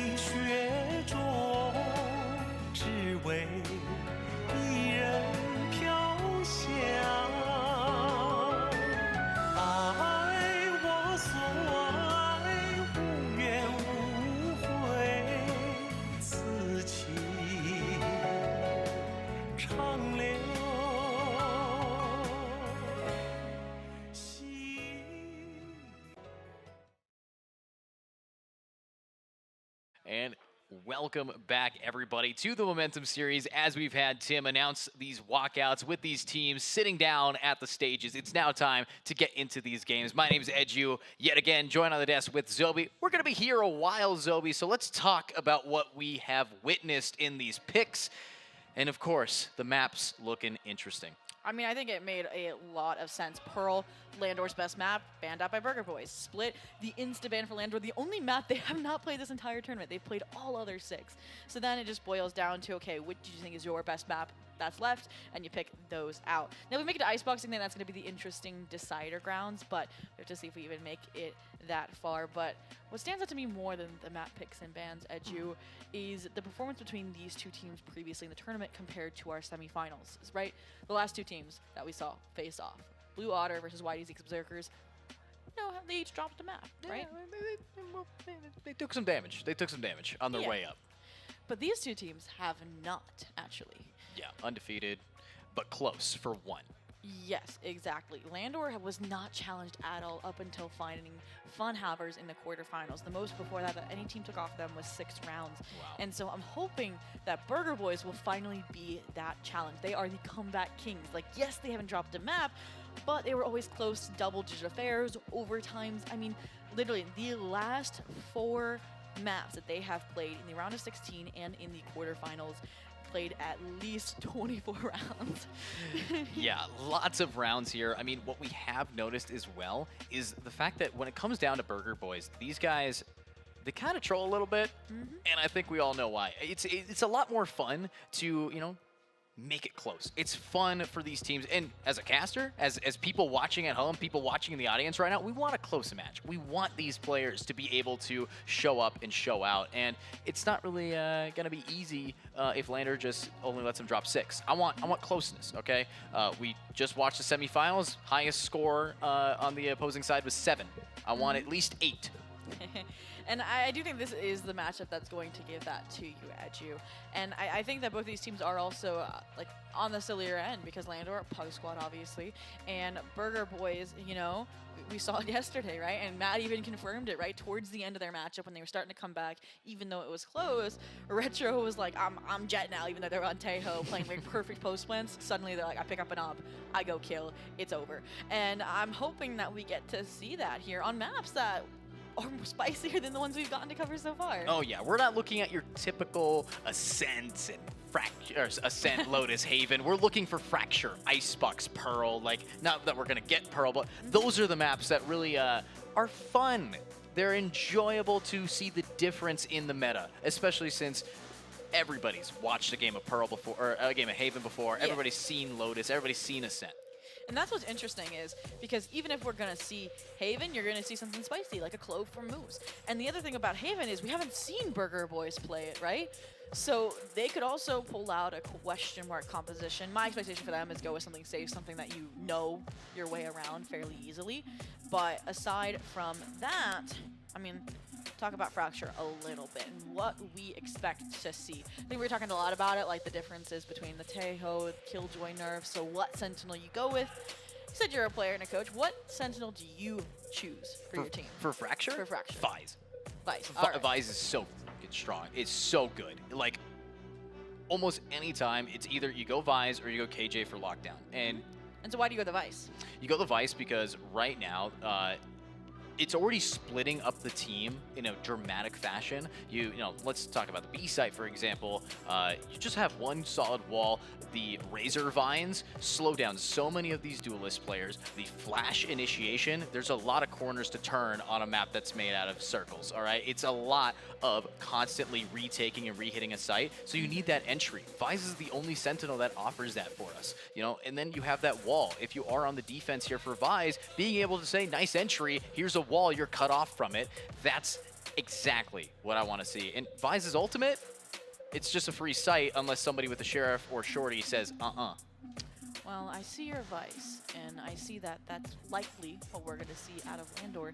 And I raise you, how can a Neon disrupt the Vice? One Razorvine says they can't, to be honest with you. You know that you can outpace it, like the wall getting tripped and you're already sliding in before the well, the thing is, it's like the power of the wall isn't that, you know, oh, you give the info, it's that there's not their team with them, right? So when the wall pops up, and yeah, Neon can run up, a Vise, a good Vise, right, should be smart enough to know there's a Neon on the enemy team, aim where a Neon's going to slide out, right? So I don't think it's going to be too crazy. I think Vise still has that Sentinel that should stop it. And then two things to counter that. One, it's Bonnie on the other side. It is Bonnie. And we casted them yesterday. We know what they are capable of.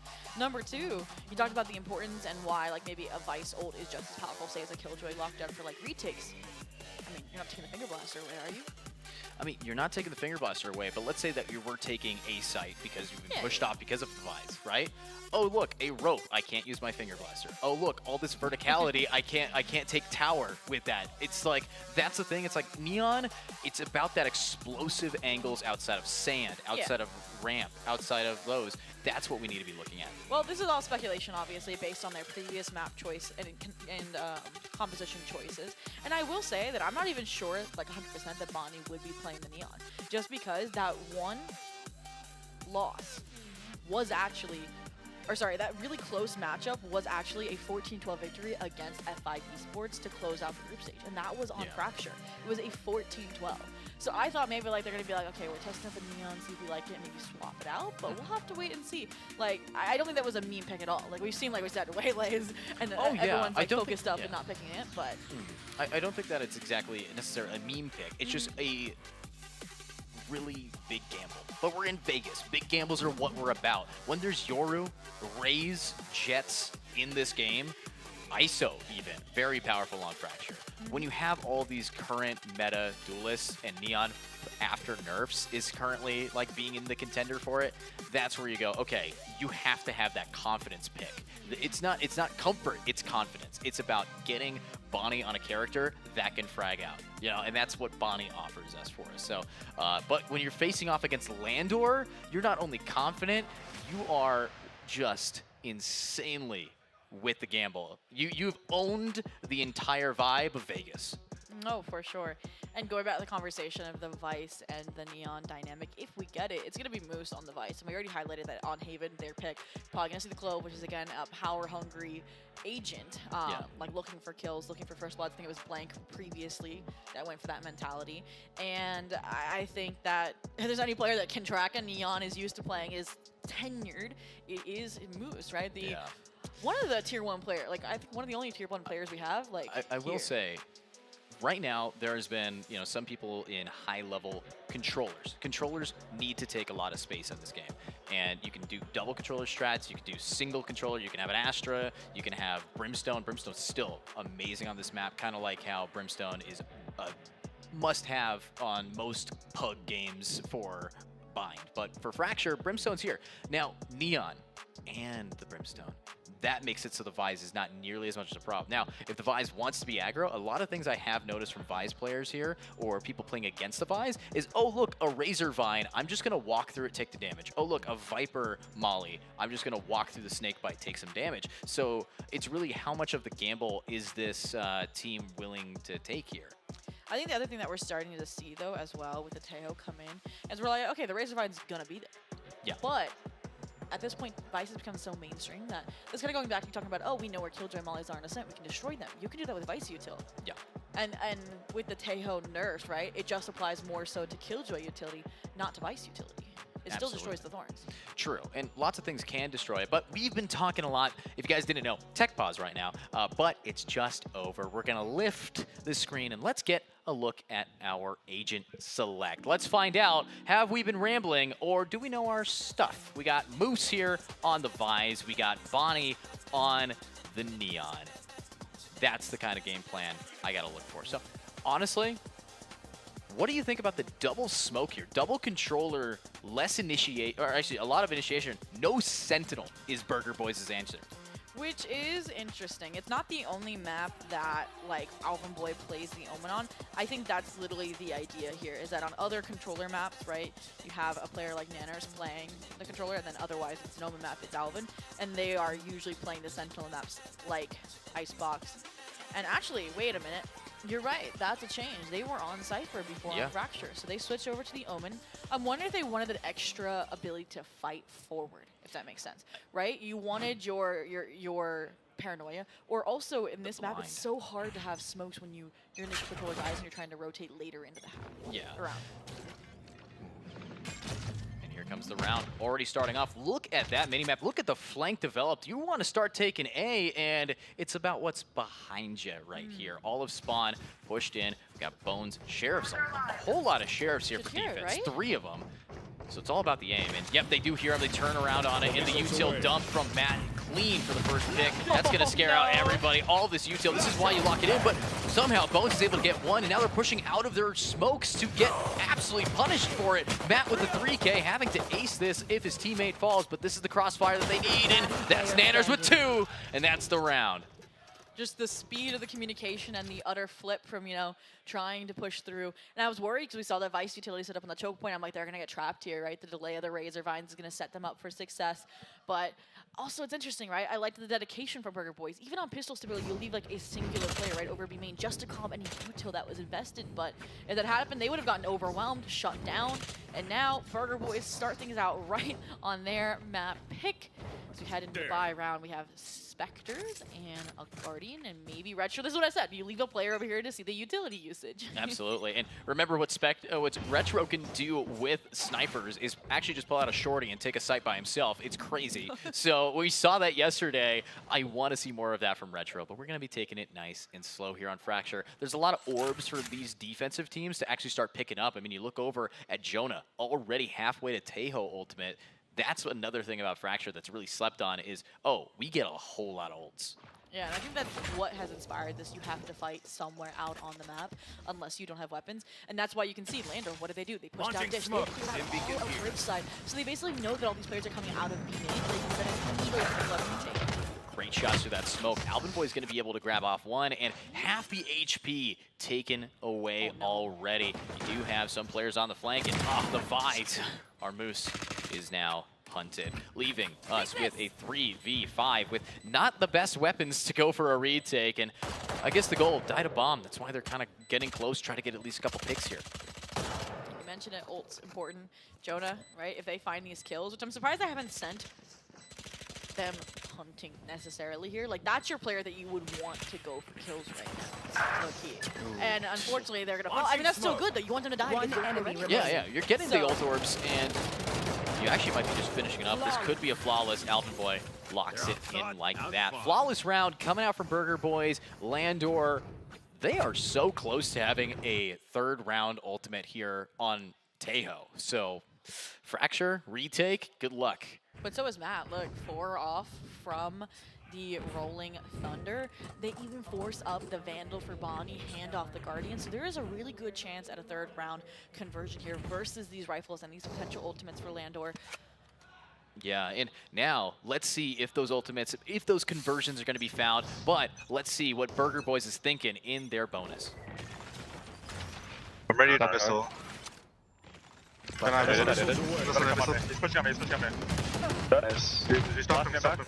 We can keep fighting this guy. I have blast out. Can you spot drop? Can you spot drop? Are you holding it, B-man? I'm gonna blast on you. Peek off you. I wanna peek this. Drop is open, guys. I'm flashing. Close. Fighting together.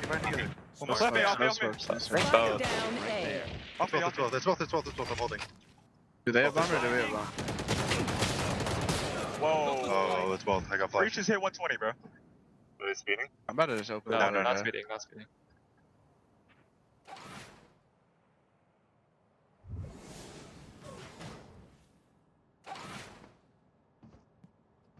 Minus 120. Could be. Both. They have vandals now. Did they pass? Yeah, both. Joining right now. It's both for sure now. They opened it. Just one there, I think. They could 30 seconds left. One still. They have to go.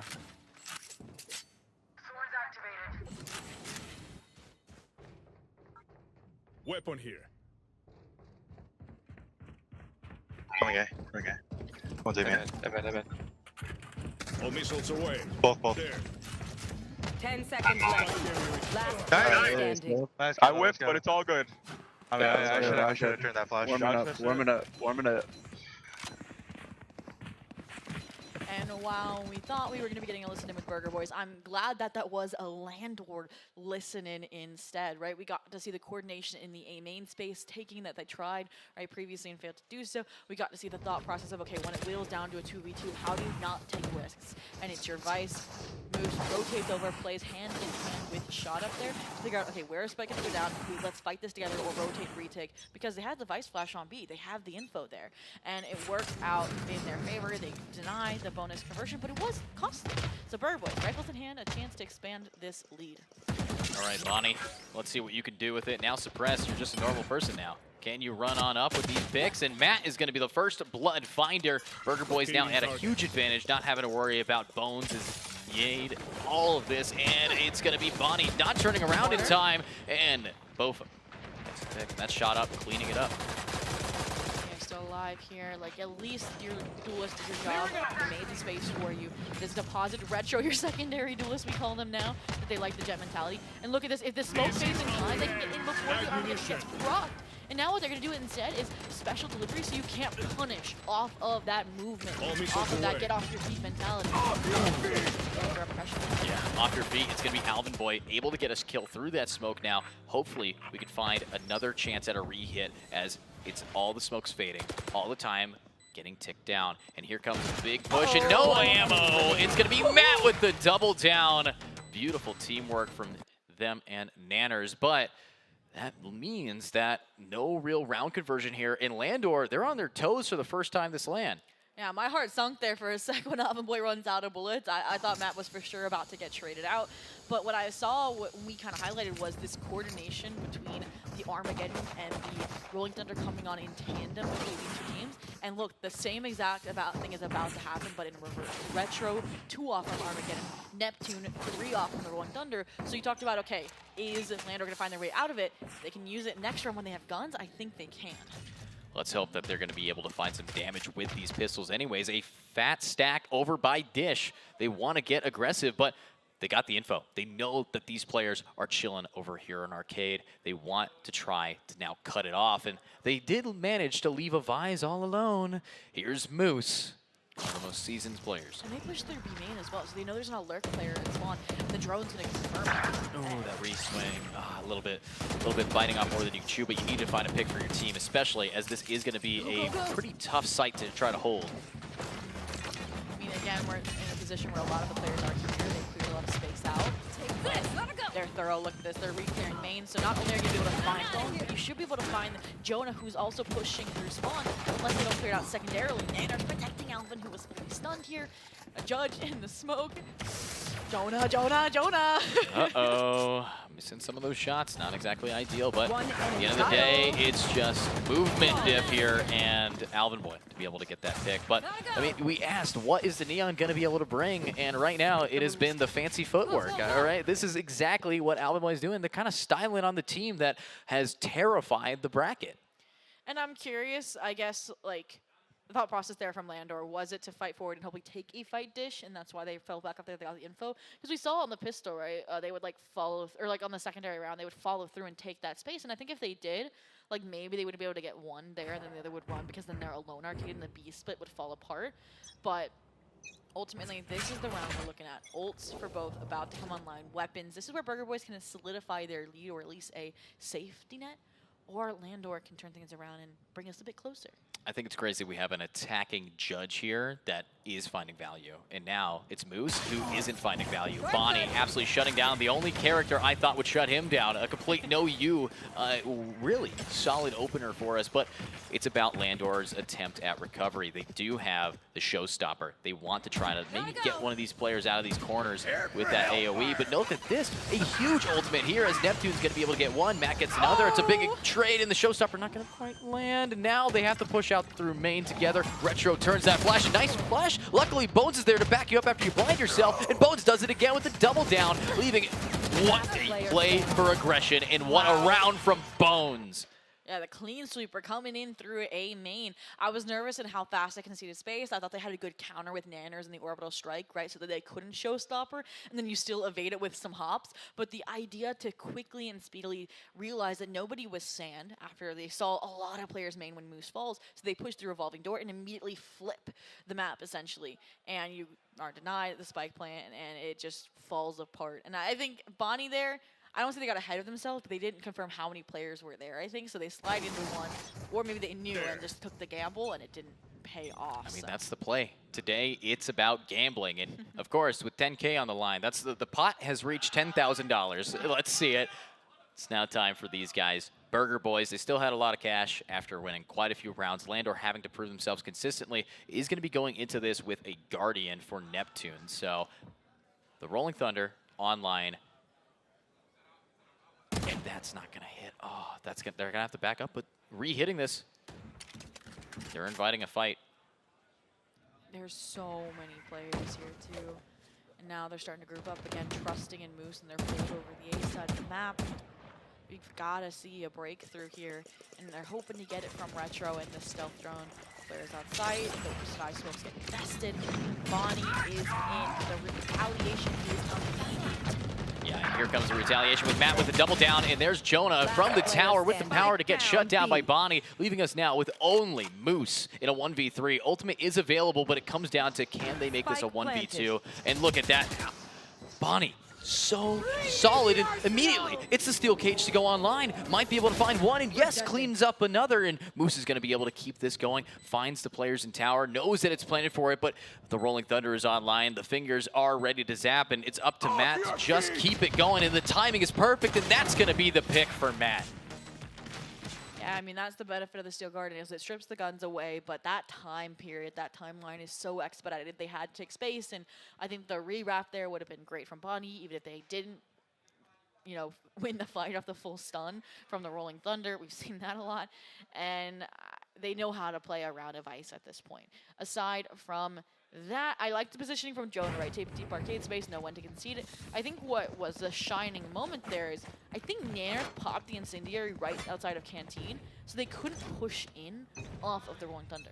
Yeah, and unfortunately, not being able to take that kind of space definitely is leading in Burger Boys' favor, because you have a player like Bonnie who just is collecting space like Infinity Stones. We got Thanos on this team, about to zap people away, and a snap of their fingers is lightning out of them. There we go, stuns up and wants to try to push on in, and might be able to find more. Should know that there might be one above them, and no, they're completely lost. They have no idea that Neptune's here. That's a free pick, but doesn't get more than two, but there goes your bomb carrier. But now Alvin's gonna be keeping this up with more and more damage. It's about the flank.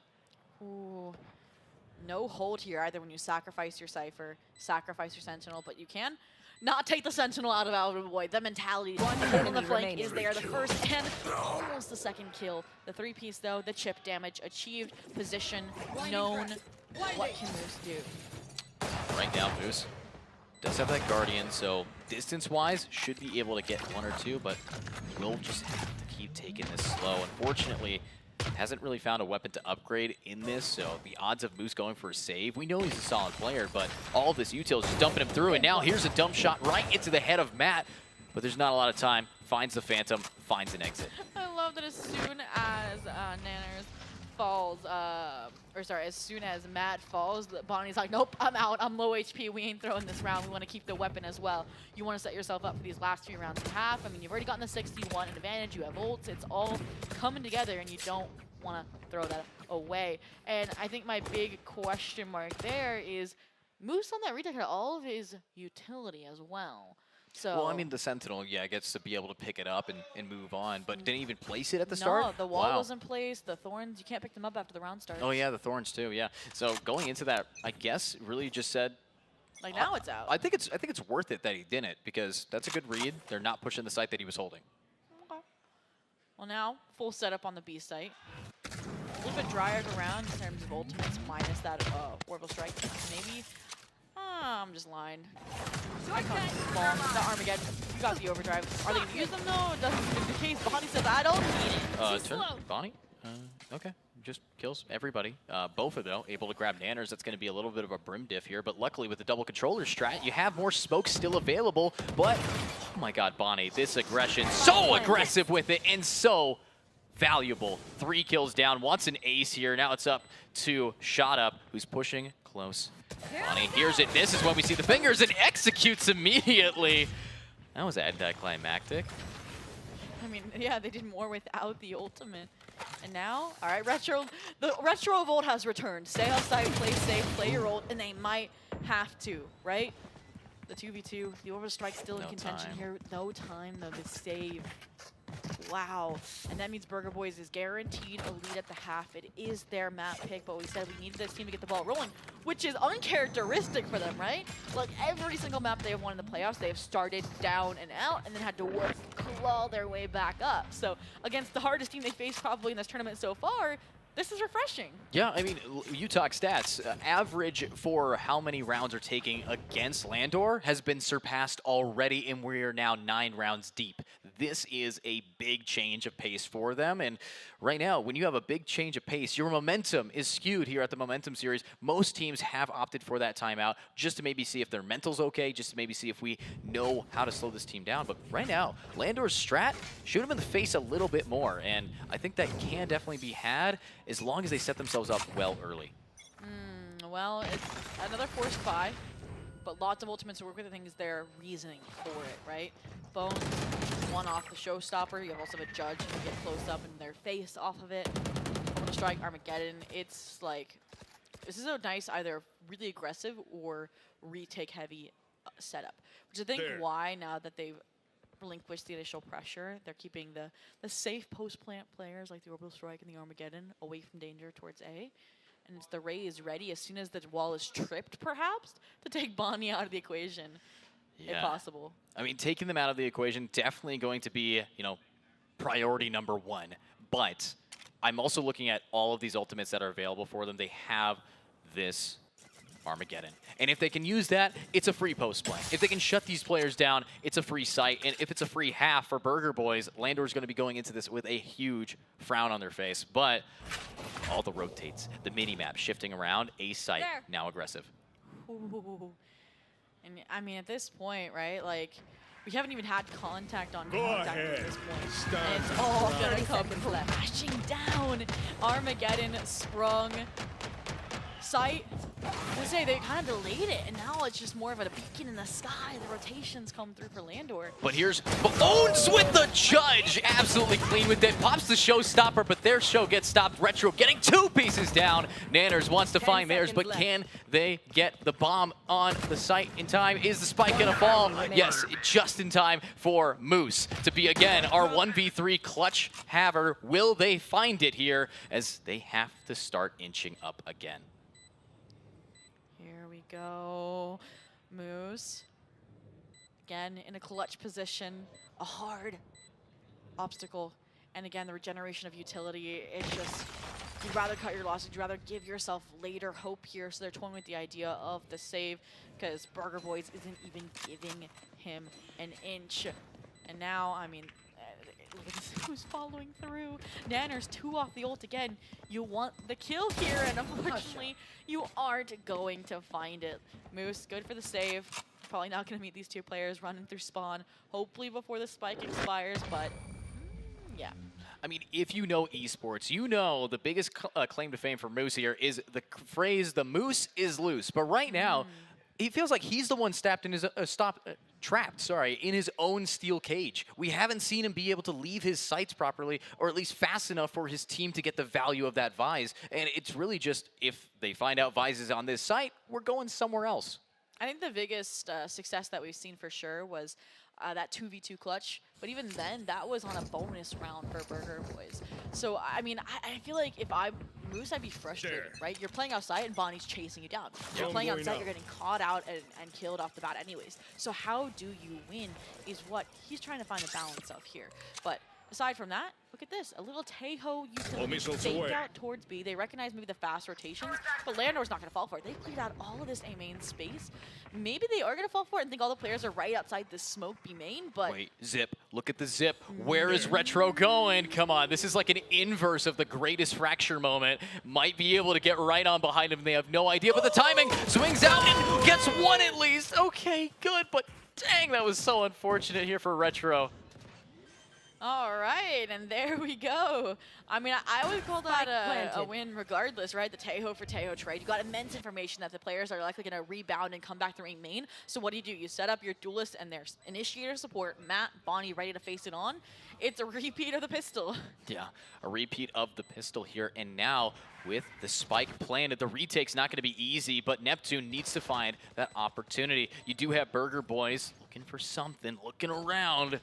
And here comes the first stun. The Bonnie's completely unfazed. Doesn't really care, but look what's going on. We have a Brimstone popping an ultimate to start pushing on close. And yeah, there's Alvin Boy, but that's a 180. And it forces them out. An execution of Matt, and there is Moose. Finally, the Moose is loose and let loose on sight. We see Nanners being able to get good for one, but no! The Moose goes back to the cage, back to B. Yeah, I mean, that was just orbital strike Venn diagram action. Insane to witness. I mean, I don't know how Alvin Boy didn't get cooked there. They just hide in the smallest of crevices and pop out like, surprise, I'm still here. And I think the distraction that was generated by Jonah was, I mean, it was pretty good in spawn, like the trade out, but ultimately it was Neptune drawing the attention that allowed them to scale up out of the site, but just it's always time right now, and the delay that Burger Boys is able to provide. There's a chance at a 10-2 against Landor happening right now. I mean, I'm looking at just the stat lines alone. Burger Boys, I've watched this team a lot here at Funhaver and a lot here now at HyperX. We've seen them compete. This team, I'm shocked at this delivery. This is exactly what I wanted to see in our last one of a little bit of an upset, but beautiful. This is so clean. This is interesting. Did you see Landor fully cleared bridge side, and they've given up all that space and are now redispersing, minus Jonah, who's stuck around arcade.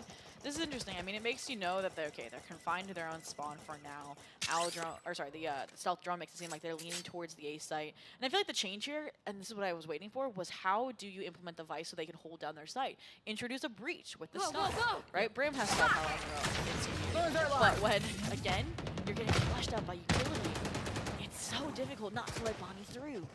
But look at this, all this pressure in Sand. Bonnie is going to be stunned out, and now it's time to get re-aggressive here, and that's Moose able to grab Nanners down. Neptune's grabbing Retro, and there is Moose holding that W key. Alvin Boy somehow finds one with a shorty, but no! It is a perfect use of Razor Vines to dice up their knees, and now it's Matt who needs to clutch a 1v4 if Burger Boys wants to be taking this 10-2.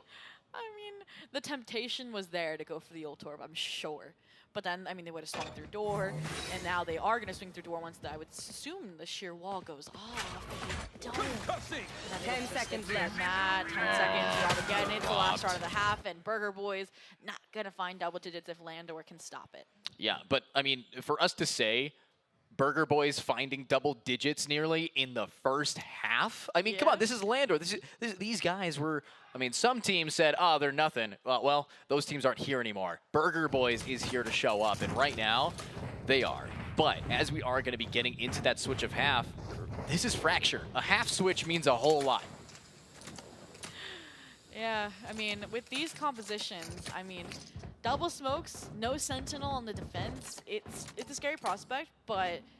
I mean, it's also Fracture, so if you take fights and win them, fight advantage early, I don't think it's going to really harm you in the long run. It's more so, again, your retake has to be on point. You can't expect like Alvin Boy to solo like your sites anymore like they probably would as a Cypher. So I'm curious to see exactly if that's going to be a big mentality shift for them that they have to adjust to. Let's see this, though. Already a little bit of aggression coming out from a very split attacking side for Landor. And if they're going to split up this much, all right, Scooby-Doo gang, find some clues. Where are we going? What is B? Who is playing where? They don't have a Sentinel, so there's not that big elephant in the room. No. I mean, I'm worried, right? Moose, you haven't found any of those clues. I mean, the only thing that's good here is your Taeho has rotated back over towards A. Stealth Drone doesn't spawn anything as well, so they're going to go back. I think Cat's out of the bag. Well, top, but Dribble is all coming from Arcade. It doesn't seem like they're ready to handle it. Yeah, tower definitely going to be completely flooded out here, but Alvin wants to get aggressive against the one player that's... Knife. No way, no way. Please, oh my knife God. them. Alvin, boy, stop. This man is just setting up shop in the back end of Moose, and hello. What? Oh, he whips it, what the? Okay, good job, Alvin boy. Now it's gonna be a 4v2 with the craziest whiff. Trigger discipline going way too far. And Matt, Bonnie having to clutch it, but it's Matt and Bonnie. It's definitely still doable here. Last trying, and I mean, at this point, Matt, if you somehow stage a comeback, I mean, these players are low HP. Every single one is one right click away from death at this point, and Neptune is going to prevent that. I mean, this was a 9-3 half. If that is anything that a 9-3 curse spells, it is disaster like that. And it's so funny because during stage setup, Edu, Alvin was like waving to me from the balcony, and I'm like, "Are you gonna win?" And he just shrugged. And so to do a play like that, it was. Oh, we have so replay. funny. Oh. No! Oh my goodness. I mean, that's just a classic right-click moment. He's point blank, right-clicks it, doesn't find the value. Remember, sometimes the Wait, knife... what's the response? Wait, the reaction? Anything? No? Maybe? You know, when you have a mess up like that, it's best to just act like nobody saw it and there isn't an arena staring at you right now. But as we are getting into this next round, Burger Boy's proving that they like to play with their food a little bit. We could see Landor try to bite back here. It's a scary prospect for sure if you can snowball on the side of Landor. A few Bulldogs to see if then the players with 2 Ghosts, that's an indicator you know they're going to go for Vandals in the second round, go for a long-term conversion, which, again, you don't have wiggle room on a 9-3. But speaking of wiggle room, the players here, Bridge, have none. Look at the players, Matt, Bonnie, toying with the idea of a swing, but if they delay it a tiny bit, I was going to say they might get the jump or they might have gotten a single player there instead of the entire full force of the team. So that's good here. Then again, it's copy-paste from the pistol. Copy, pasta, time to swing it, and Alvin Boy now again in the smoke. It's actually going to be Retro to be the first to fall. They know Alvin Boy likes hiding in these, so just drop a nade on him. And this time the right click is going to be able to find one. The 180 gets another one. Alvin Boy finds a Bulldog, and they're taking some bites out of him, but that's the round execution here from the Brimstone Shot Up. I mean, that was dicey for a second, right? If Alvin doesn't get refragged from the raise, whoo, it could have slipped away. Yeah, I mean, that was definitely a pretty scary round here for us in the stage. And now, looking at this next round, we got to know, where are these players thinking? What are they thinking? Where are they going? And Zobi, I think we have to listen into them. Here, they smoke here. They've conditioned it twice. They haven't done anything with it, though. What, 3, 2, 1, It is my alarm. Can you jiggle? Alarm is going off. Yeah, I'm gonna jiggle the other side. Can you jiggle, Bunny? Yeah, I got you. They stun? Let's rotate. I'm off. I'm not Okay, B, 2 3. Reach there. Stun in 20. I delayed plant. Planning. Spike planted. Stun me, canteen. I got you. Right, you're gonna go. We're all gonna come out canteen. Okay. You have smoke this main? Yeah. Okay. Do it in like 3 seconds. There's one close. Okay, smoke. I'm stunning the close guy. Rushing. Brim tower. He's canteen. We can still go. I'm stunning. Red stun. Dude. Can't arcade. 2. He's out. Arcade. One more. 3v2. No. Oh, yeah, both stun. Last player. One more Arcade. 40. Hold on to your hats. I don't want to do this double smoke setup. Okay. Why are you letting it tilt you? Like, it's bad because I didn't do what I told you to do. Ooh, I mean, we were like, okay, 9-3, this is profound, but the difficulties of swapping away from the Sentinel are starting to show. I mean, the coordination there on the retake attempted, Bones just says, nah. And aside from that, I mean, what do you change then? To me, I think like the logical thing is fight heavy B main. Yeah, like I was gonna say but either that or A. They've gone B 3 rounds in a row. Like I feel like you're gonna expect at some point that if you're Landor that they have to make that change. So then Landor is just gonna be calling their bluff until they do it and be like, okay, well that's 1 round, that's 1 strike gone against our comeback. 4 rounds we get until the 13th for them. So then we'll go away after that. but they go arcade instead because that's where the stack has been for long. You know, that's the thing, though. I don't know why we keep stacking over here on this point when right now it's all about if you just have that first initial pick, finding a gun. Trying to go for that stack is a little bit of damage taken, but it's all about finding a weapon in their hands. If we could just give Bonnie a Vandal or a Phantom, it's going to go in the way of Burger Boys. But 9-3 turned 9-6, turned into Retro being able to execute the spike planter. It's time to really shine here. Lots of util, and that's Neptune's double down, and a huge pick here for us as everybody is just keeping it real. But now it's the high ground taken over by Alvin. Bones there, and Alvin, that's the kind of flank you want to do. And the spike still planted, but how much post plant is available? It's just going to have to be Moose. He's loose, and he's getting it down. Insanity here, as that is going to be all through the smokes and all that she wrote.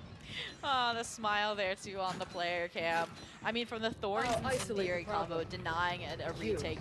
Then, like you mentioned, through the smoke. We talked about double controller and how it should help this team in that kind of situation. I mean, it's a throwback, I think, to where Noda got 2 in falls. The same with Alvin Boy here. Like, the potential, the execution was good, and it still wasn't enough because you were alone and your team couldn't follow up on it. Yeah, but now, team follow-up. Are we going to be seeing another aggression play towards Bridge? If we keep seeing it, it's going to be a problem. But for the first time in our semifinals, a team has opted to take a deep breath here. We have a timeout now called, and with timeouts, this is where a team needs to figure out what's going on. I think the biggest thing is after that Alvin Boy play, their team's going to have to be a little bit mentally resettable. They have to press the button, all right? Buzz Lightyear, change it to Spanish.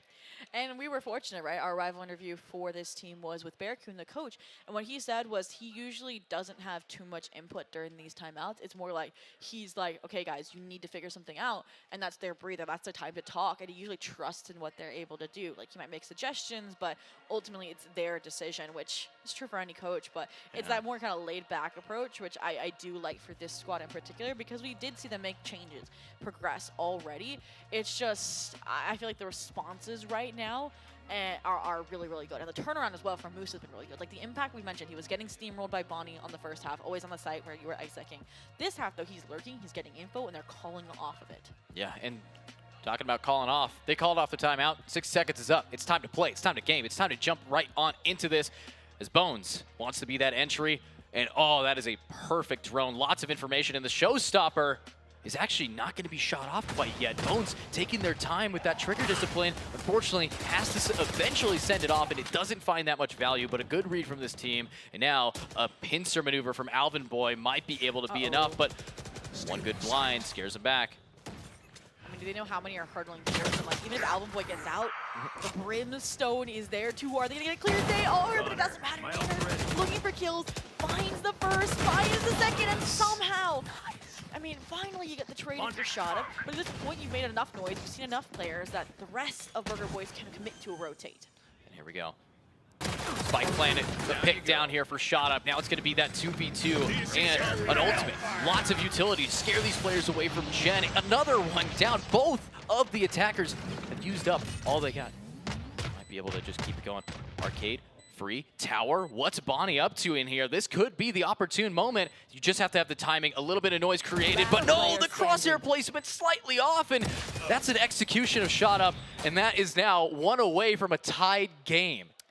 Yeah, I was a little bit hesitant on using both of those ultimates to appease the pressure in spawn, instead of maybe saving the orbital strike for post plant there, but I mean, the speed was profound, number one. Number two, I mean, the two players were arcade, and I mean, they had the great timing. Like, Bonnie finds the kill on to Jonah there, and they would have been screwed, right? Yeah. So at this point, we've got to listen in to see if Lando can avoid a Burger Boys threat.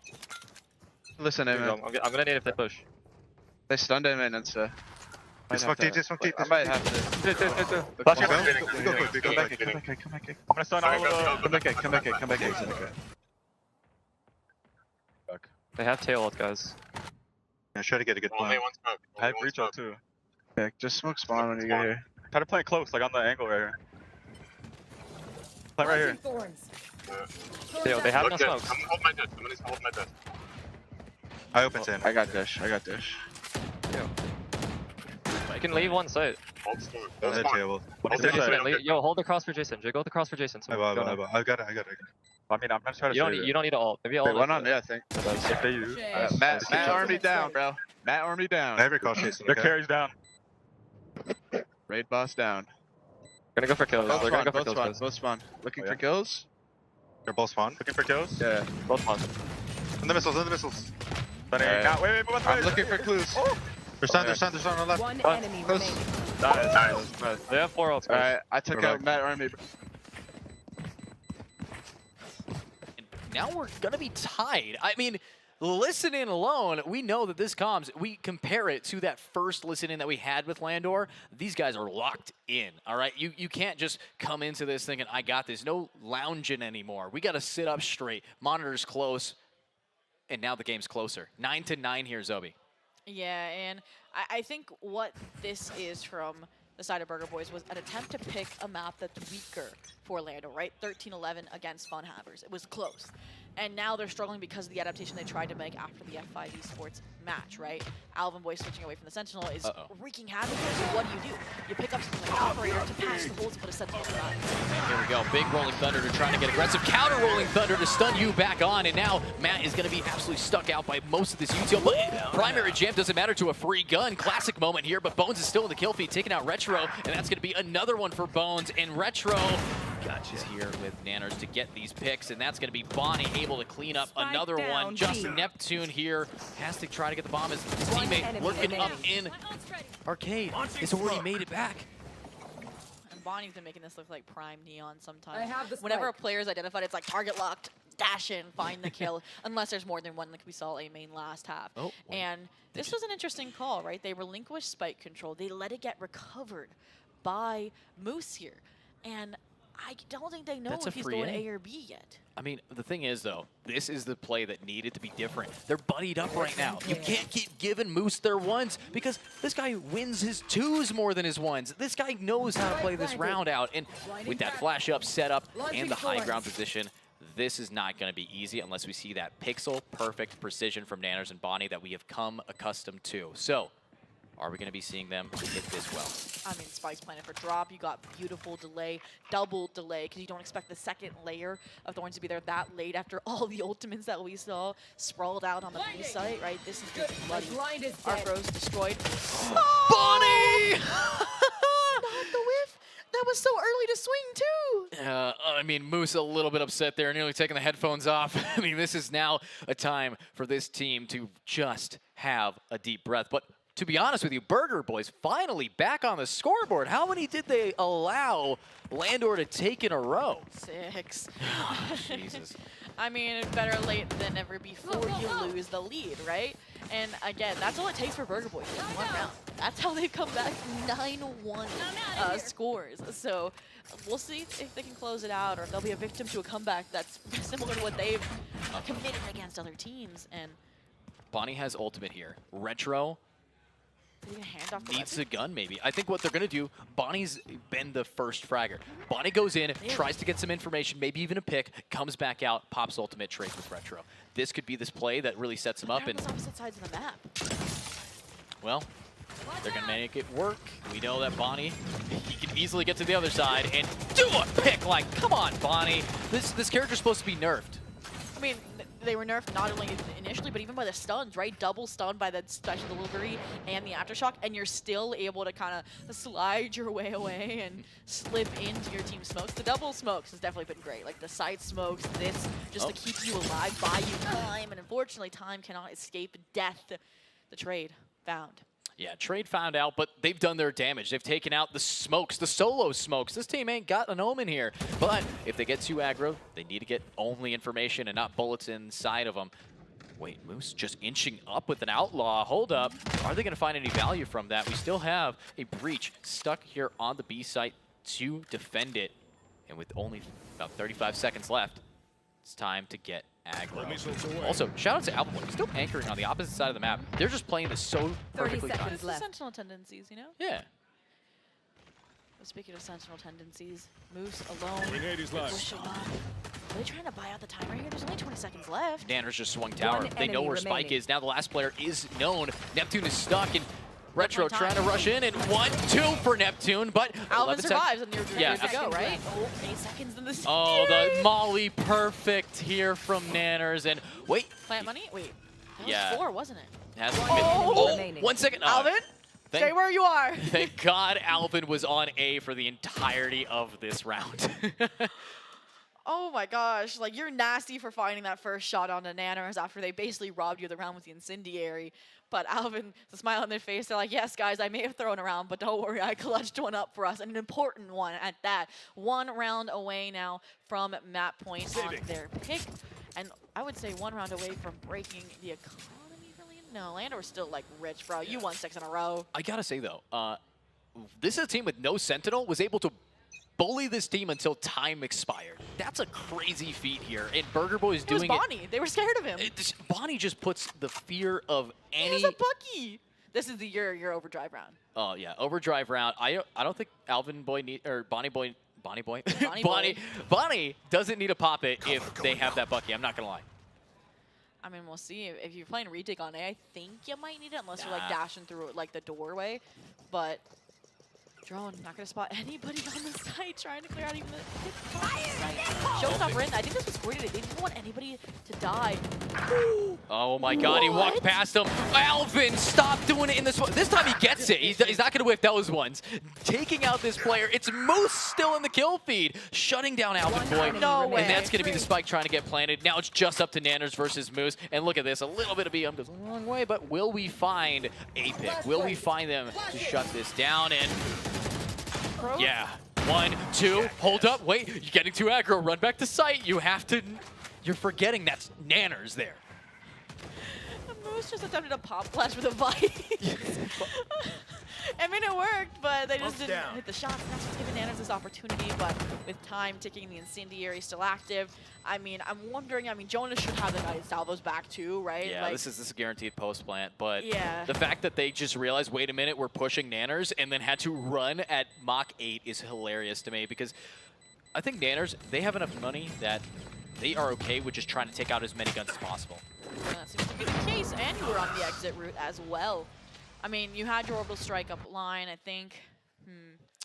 I think there was, like, either way works, right? You save your weapon or you go for kills. It wasn't going to have a big enough impact because of how many rounds at the beginning of the half were won in succession by Landor. But both reaching double digits here, that's the major repercussion. And now at this point, to me, I need to see one hurrah, like final hurrah to get to 12 at least so you can get your overtime insurance. Oh, if this gets tied 11-11, Burger Boys is not scared, looking too hot there. And you have the post plant. You have the orbital to clear tower if that needs to happen. Right now, find Bonnie, kill Bonnie, take a site. The issue is that Landor is a lot closer to a lot more ultimates than the side of Burger Boys is, right? And that's my concern. But a little can go a long way with these 2 ultimates for Burger Boys, and I need to see coordination between them. Coordination is what we can expect here from these teams. And, you know, we did a little arrival interview, and Landor said we haven't practiced much with this roster, so coordination might not be as given as you would expect from our semifinals here. Well, Landor, again, not underestimating Burger Boys, even if they've been on a hot streak here to recover to double digits. It's still Moose kind of solo clearing out all this space, communicating any players they would hear, going for an aggressive push out. And then once they realize, okay, it's not this time side of the map that they're stacked on, that's when they exit. And I mean, that's exactly what they do. They have work there. Orbital strike clears out tower. You meet up with your team to fight the players rotating through Moose. Oh my God, Moose lives with. No, Moose doesn't live, but Bonnie gets traded out for it. And this is exactly what defense has to do. Take out Moose and have Nanners keep killing people. Nanners keep killing people.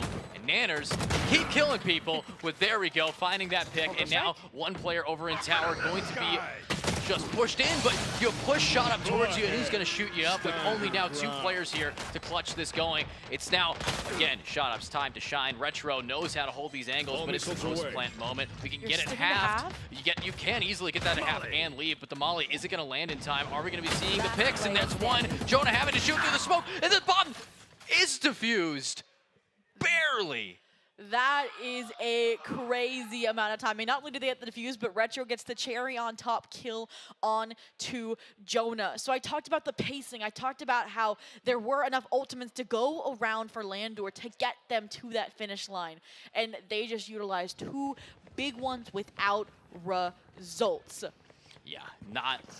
Honestly, so much investment here, and you'd walk away with nothing. The typical Vegas experience. But with this gamble now, you look over, it's gonna be shot up here with only a stinger. The rest of them, some rifles, the steel cage has to come out. It has to. You cannot allow this round to go through unless you kill everybody with some crazy early aggression. But it's Bonnie's time. Fingers are out.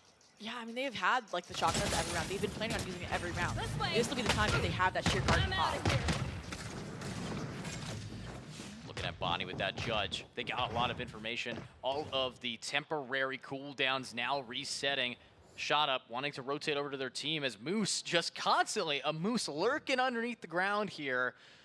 Might be able to find some players, but no one's going to be coming here from Arcade. It's going to be all about the gen play.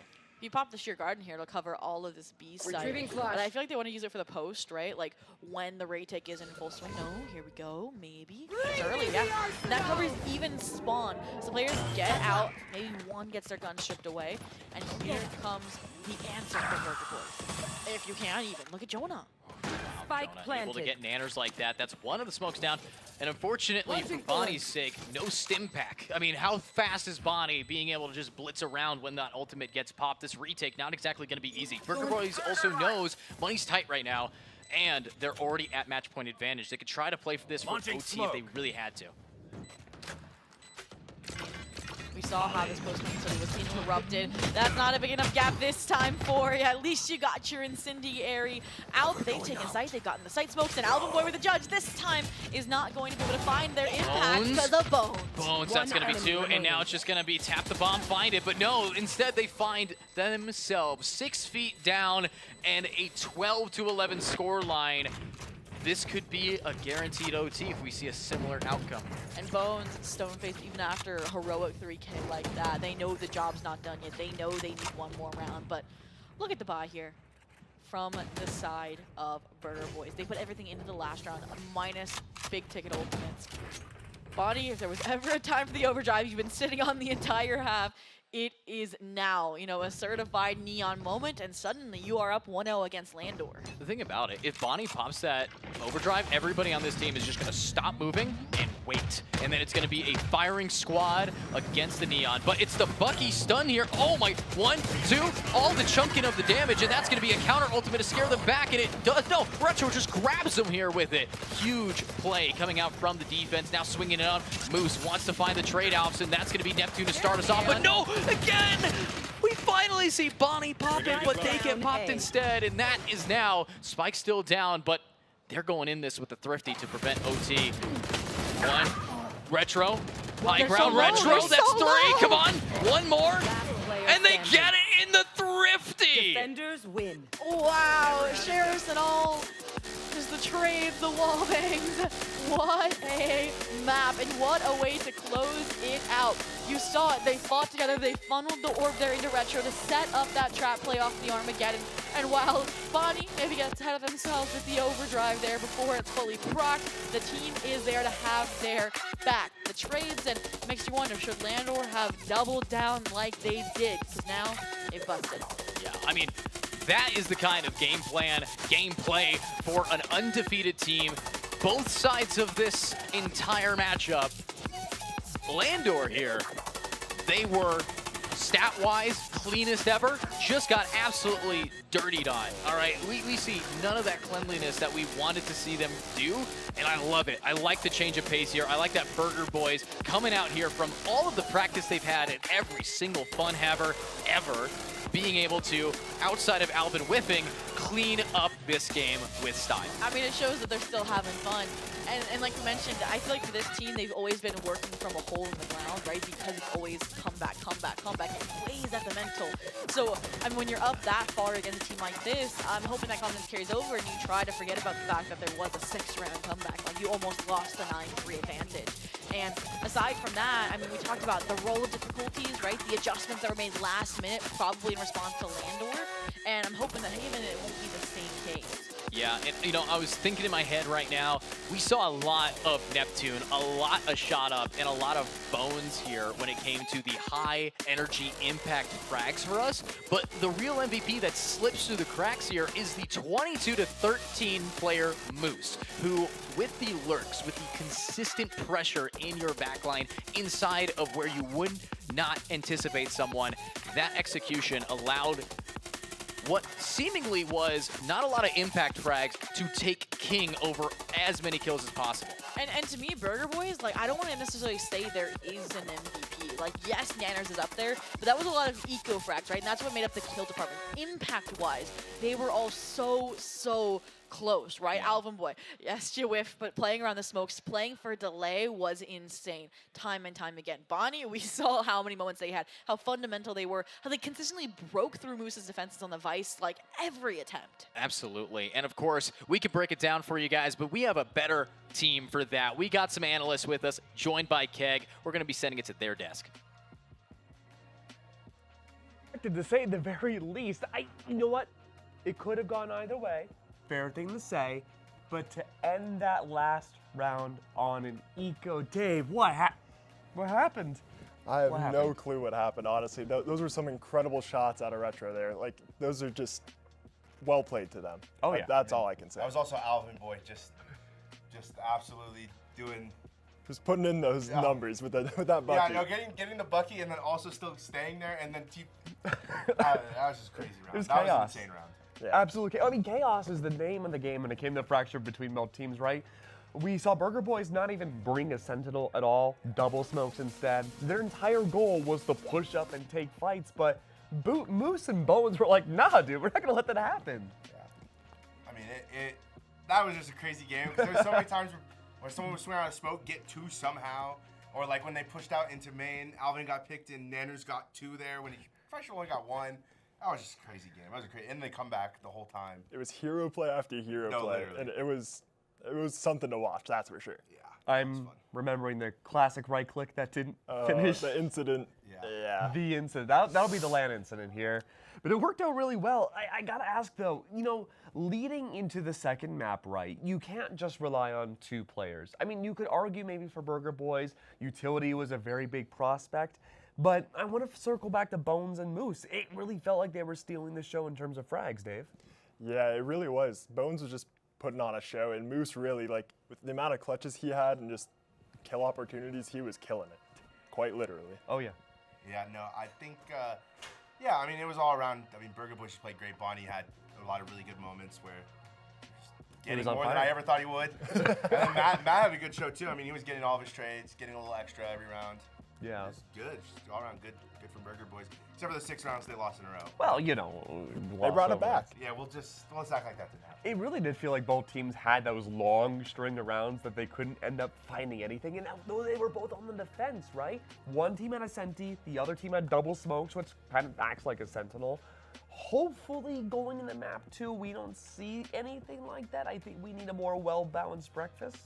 I think we will, honestly, because map 2, I believe, is Haven, correct? Yes. Yeah, map 2 is Haven. Yes. I think we're going to see something much more standard to what we're used to so far in this tournament, and it's going to be pretty close again, I think. Ooh, so if we're going to see something more standard, which team is that going to benefit more, Z? I mean, I think Landor is going to be good at playing into pretty much anything. I mean, they've been around long enough to where I feel like they're good at adjusting game plans pretty well. As for Burger Boys, I feel like that might be a little bit more the difficulty. But both teams play Haven a lot. I don't think there's really anything that's going to catch either team off guard, especially since they're both fun haver veterans.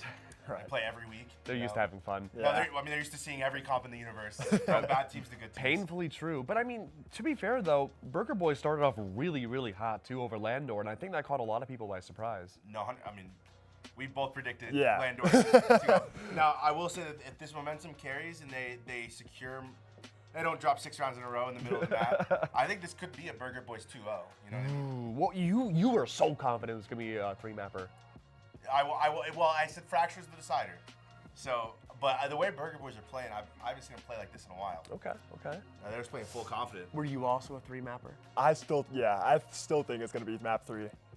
Okay. I'm shifting a little bit towards the Burger Boy side. I mean, when your IGL shooting like that, like life just gets easy. Right. Well, so that was really putting up numbers. Yeah, what's the key to success here for Landor? Honestly, I think trying to keep the mentals up, not get it like too hard on them that they lost the first map. Did you see Moose? He was slouched back in his chair. He was as comfortable as could be, man. A lot of their mistakes were kind of like minor mistakes that ended up compounding, I feel like. Right. Like that one round where it was like that 2v1, Moose played it literally perfectly, just happened to whiff on Bonnie in the corner. Like, that's a free round win for him. Right. But literally, perfect util, popped at the right time. Like, wow. And those moments you can't really do anything about. So I feel like if they have less of those unlucky moments, this map, I don't see them having much of an that's issue. the VCT injection too. You had those proper timings. You had that great utility usage. That's something that you use to elevate your team so much. And yet, Burger Boys, and I can't stress this enough, lost. Well, they won, but they won that last round of map 1 off of a pure eco round. Like, that's still gotta hurt, man. I feel like me personally, that would leave such a bad mark on me going into the next Well, map. that's why I said I'm not sure if Landor can. It's gonna be lots to overcome. I mean, I feel like both teams are really confident on Haven, and maybe Landor is less confident on Fracture than Burger Boys, or vice versa. But I think Haven, like, they're both full confident in their game plan. So. Well, look, if I'm Burger Boys, I'm feeling really confident right now. I'm so confident that I'm stepping away from the desk and I have a small interview with Alvin Boy and Zobi. Alrighty, my name is Zobi and I'm joined by Alvin Boy from the Burger Boys themselves. So you just came out of your round of 16 victory against YDZ Infinity, so congrats on that, and you're about to face off against Northwood. So let's talk about round of 16 first. You told me it was a bit of a nail biter. It Two was. comebacks from 3-9 and 7-11 to both 13-11s. How has that affected the mental so far? How are you feeling going into quarterfinals? Honestly, when we were down those rounds, I think it was 3-9 in the first map. I really wasn't that worried for some strange reason. I just knew my team would have me, and honestly, they did. We got carried by Nander's first map, and then we got carried by Boney and Rhett on the second. Your time to carry then, this next series? I hope so. All right, and earlier in an interview with Vix from Northwood, they kind of defined themselves as challenger slayers because Vix has competed, they've gone through that process before. They just beat Prosperity, who qualified to challengers, and now you are a challengers level team. How does that make you feel, and anyone you fear over on the Northwood squad? Well, honestly, they are just 4/5 of a challengers team plus Vic, so I don't know what he's saying there. But honestly, I think they are pretty solid contenders, and I'm a little worried about this match, but I'm confident we can pull through. And yeah. All right. Well, I don't want to keep you from your team in preparation any longer. So thank you so much, and good luck today. Thank you.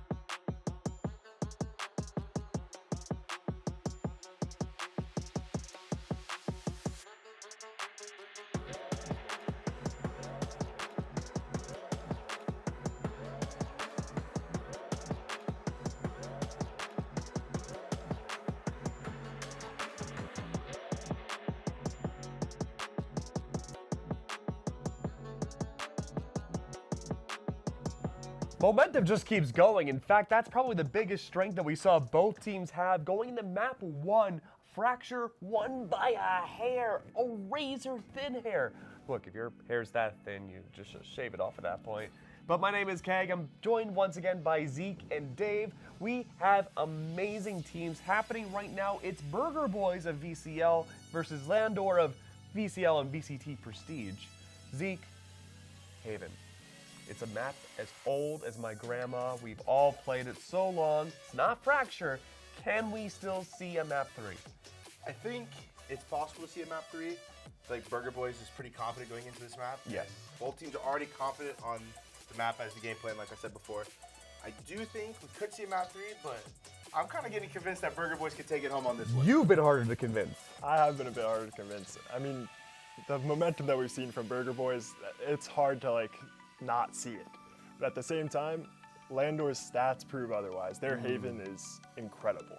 I mean, surely you know how Burger Boys play at this point. You can dial back, not go for some, maybe a little overheating theatrics a bit from their side, and avoid retro on the Sheriff. That should be enough to win, right? It might just give them a better idea of how to play safer ecos in general. Yeah. But at the same time, it's hard to stop momentum. That's what I'm saying. Seen the name. We did see a lot of ecos on in that game, which is hard. I don't know who had more thrifties. I'd be curious to find out. But I feel like Burger Boys thrifted them quite a bit when they had that little stretch. It was an eco I think they won, and they obviously won the game on an eco. Yeah. So I mean, those matter. Those are probably the most important rounds of the game. And those are so important. I think those are just even more winnable when you have double controller. You can just close the gaps between those rifles so fast. Yeah. So what is the path to success for Landor then if we want to see map 3? I think definitely at least win the pistol. Okay. And that'll hopefully get a big shift in momentum towards them. Yeah, I think, I mean, obviously pistol most important round in the game. Of course. Statistically, of course. But, I think Landor's individuals do a really good job of playing and throwing good util and doing everything right. I think it's just, Burger Boys had a lot of hero plays. Yes. And I think Haven's a little harder to have some of those hero plays, per se. Yeah. I think it's a little more advantageous for the team play aspect of it. So.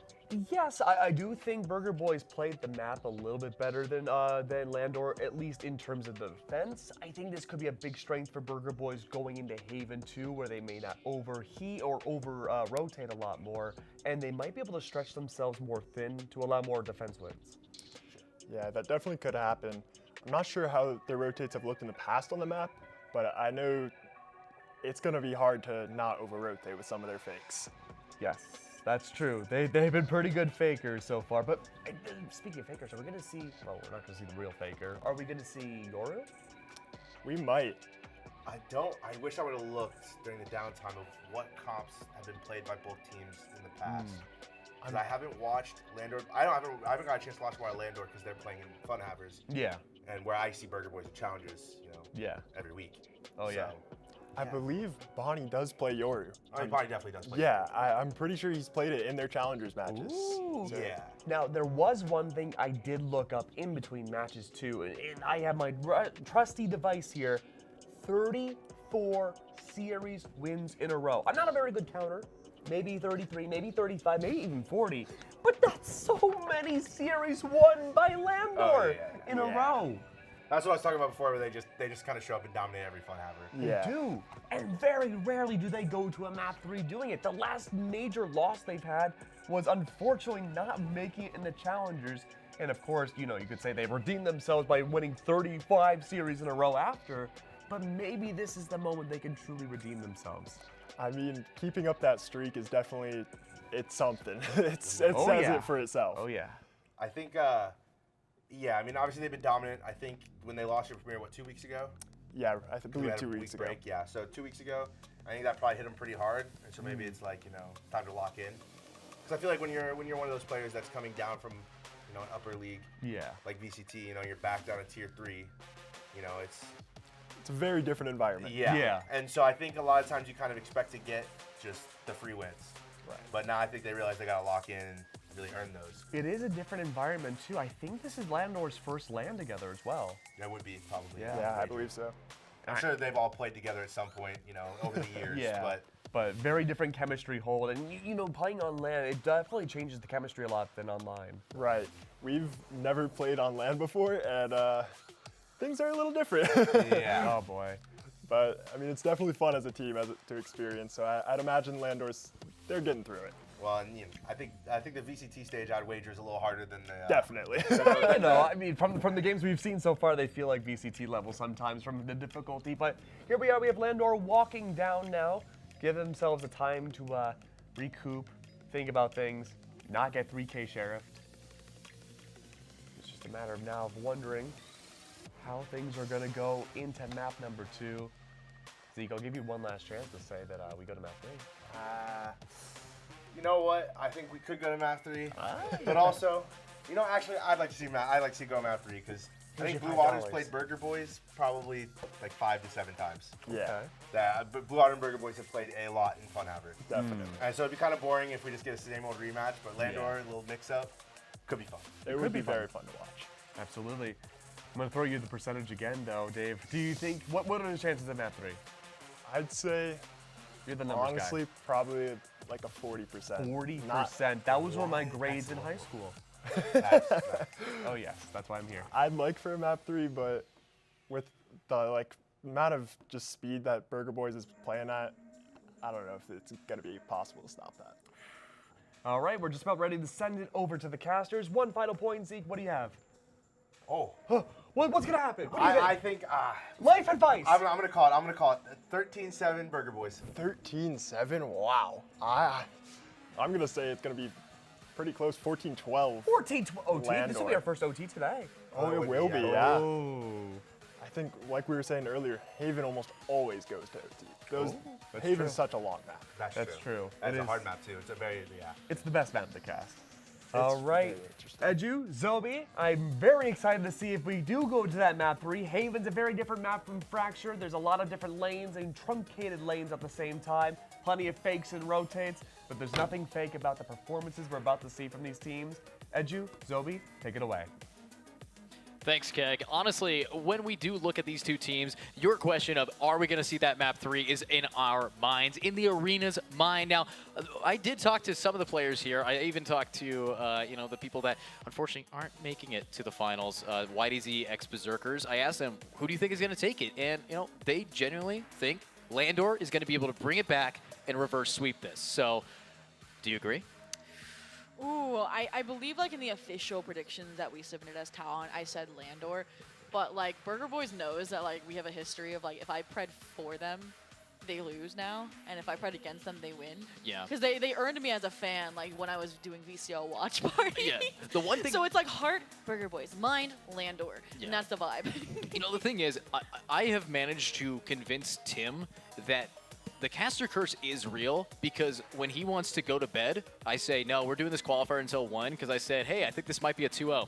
And then we're there for 4 hours. So, honestly, I don't think that when it comes down to this matchup, we aren't going to be seeing this get to 1-1. Landor just got I would say a rude awakening here for losing their first map on stage. I don't know. I'm feeling like there's two possibilities here. It's either a Burger Boys 2-0 in another really close double-digit match, or for some reason, Landor is going to stomp, and then map 3 is going to be who knows what, because it's a map like Icebox, which feels like a really strong map for Burger Boys, but it's not one that Landor's avoided either. Yeah, and one thing I do want to see more of is Moose's aggression. I need to see it. I want to see them picks. Honestly, when I think of Moose and how many times this guy has absolutely fragged out being that lurking sentinel, I gotta hide it. Well, guess what? They're not a lurking sentinel on this map. Aw, okay. They're Clove. So they're Oh, that's even better. aggressive, yeah. That's even better. I don't want you to lurk. Just hold W and click on people. And I mean, it's not even just that you're picking up a Clove, and if they could switch to Nomen, but that's what they've been playing as the Clove. They have an ISO Yoru on top of that. So it's like you have like 3 strikes and you're out in terms of who can be your entry player. Yeah, and, we are on Haven, of course. So if you are a Initiator player on this map, you're happy. This is my favorite map to play Initiator. If I want to play Sentinel or Smokes, I go on Icebox, right? Or I go on Fracture for Sentinel. But this map of a Haven, you get to call the shots. You get to blind your team in. You got to be able to get everything done. And that's what I want to be seeing. So we had a little bit of, discrepancies between top and bottom here for Landor. Jonah, I want to see Jonah be able to pop off. I need to be able to see how these initiators are really just pushing this team through. And to be honest with you, everyone here knows how good this roster can get. And I do think that it's possible for this map that Jonah can step up, because we kind of looked at this and talked about this with the last semifinals where Queen Bob, she did great on both maps, but she was really passive on the Tejo and not as kill heavy. Yeah. And then she got onto the Sova on Ascent and it was like, well, Sova on Ascent, that is a comfort pick, even though even on Haven though. I mean, Haven for Sova, yeah, definitely. We saw Bowie like an insane anchor I'll on say A this. as Sova. Anything that Sova was like, oh, it's a no-brainer, pick it, Tejo has taken over. I mean, except for Abyss, which now isn't even in the map pool, it's just Tejo left. When you have a solid playstyle here from the initiators, Sova definitely gives you the good old-fashioned, but to be honest with you, Tejo is just fresh and fun. Well, we said before that Haven is not one map that's been played by Burger Boys. I don't think it's one that's been avoided. Again, it's that map you have to know how to play, because if it's not banned, a team picks it because it's the safe bet. Right. And I think you might be right here, because Retro, I'm going to say, they like playing Tejo a lot more than the Sova. Like, every map that they can, they're picking up the Tejo on. I think Icebox is the only map they haven't opted in for it over the Sova. So I'm curious to see if that's going to be the same for Haven, right? We saw Tejo earlier, like, in place of Sova on important maps like Ascent. And I'm curious to see if it's going to have similar impact, right? In terms of, like, yes, you have a drone, but it's not consistently regenerating information. And I think that affected how they played in terms of, like, you have to get contact in order to get that information. True. The thing about the drone, though, is, it suppresses. And that's just so... Oh, for sure. It's slept on. And not only does it suppress, but when you do activate it, how many times were we watching that Ascent round, right? For White Easy Berserkers, they send in that drone, and they spot out only one. They trigger the drone, and all of a sudden it spots the thing that they didn't get to see with the actual camera eyes. It gives you so much more availability to get that information. But Sova, Tejo, they got their differences. We are hopefully going to be seeing maybe a little something different here. Alvin Boy back on the Cypher, probably. Alvin Boy not on the double controller here. We're not going to be seeing as much fun inside of it. But with Alvin Boy's Cypher, you put up a cage, he's going to walk into it, somehow manage to get past your peripheral vision and whiff a couple shots. It's going to be great. It's so hard to call because, again, what we've seen, the Omen maps typically go to Alvin Boy, and then Matt plays the Vice. Yeah. But when it's a Killjoy or a Cypher, Alvin does it. So then is Matt gonna debut? Like, it just like feels like this map also has some role mismatch for this squad. I'm guessing it's gonna be Nanners on the breach. Yeah. If they go standard, right? Retro, either Sova or Tejo. All right. I don't know which one. I'm completely honest with you. Bonnie, I could see a Neon. I could see a Jet. I think Yoru probably might be. I mean, we Just don't really solo see Yoru, it. I mean, solo. Wait, Nanners plays ISO. We saw that. We casted that. Yeah, we can do that, but ISO Yoru again, maybe. ISO Yoru. I mean, also Waylay. We're not going to see it, but I really want it on Haven. I really do, especially considering all these long angles where if you just, hey, look, I'm Waylay. I'm just going to be Jet plus Phoenix plus free information. I teleport back to site. It's just so good for if you have a team that lacks information, and if you're not running the Sova, that could be really solid if you swap them out. So there's a lot of big ifs here, but I think a lot of Burger Boys' plan is this is what we've really practiced here. But when it comes to practice on Haven, everybody's Haven's a little bit different right now. Oh, for sure. And I mean, I think like the number of fun havers they played, and they definitely like play Haven, right? Yeah. It's just for this event, you never know what they're going to change and swap up on the LAN environment. Again, it depends on how you're feeling that day. And I'll say it, Bunny was frying on the Neon, so I can see them doing some trickery plays. You want a Neon on Haven like it's day one release of Neon? Yeah. Or I guess, yeah. And aside from that, what else could be sped? Bonnie did meme Awele on Ascent the one time they played it as well. Yeah. So I'm not going to say it's impossible, but that was also in the first round of the group stage. So they're like, it's going to be the easiest matchup we get to play. Yeah. It's not quite, the easiest of maps to get into, but when we are going to be looking into the minds of these players and finding out what kind of strategies they might be bringing out, what kind of team synergies they do have, we might want to just ask them ourselves, which we have. So we have an interview here with Bones, I believe. So let's cut to that. Joined by by Bones from Landor to get a little insight on the team before they compete in the HyperX Momentum series. So first and foremost, where does the team name Landor actually come from? The team name Landor actually comes from our owner's pet dog, and their name is actually Landor. What kind of dog? I have no idea, to be honest, but I think I've seen it, but I don't know what the breed is. What color? It's a white dog. It's a white, like, fluffy dog. Fluffy. That's all Maybe we need a to know. Pomeranian. Perfect. Perfect. All right.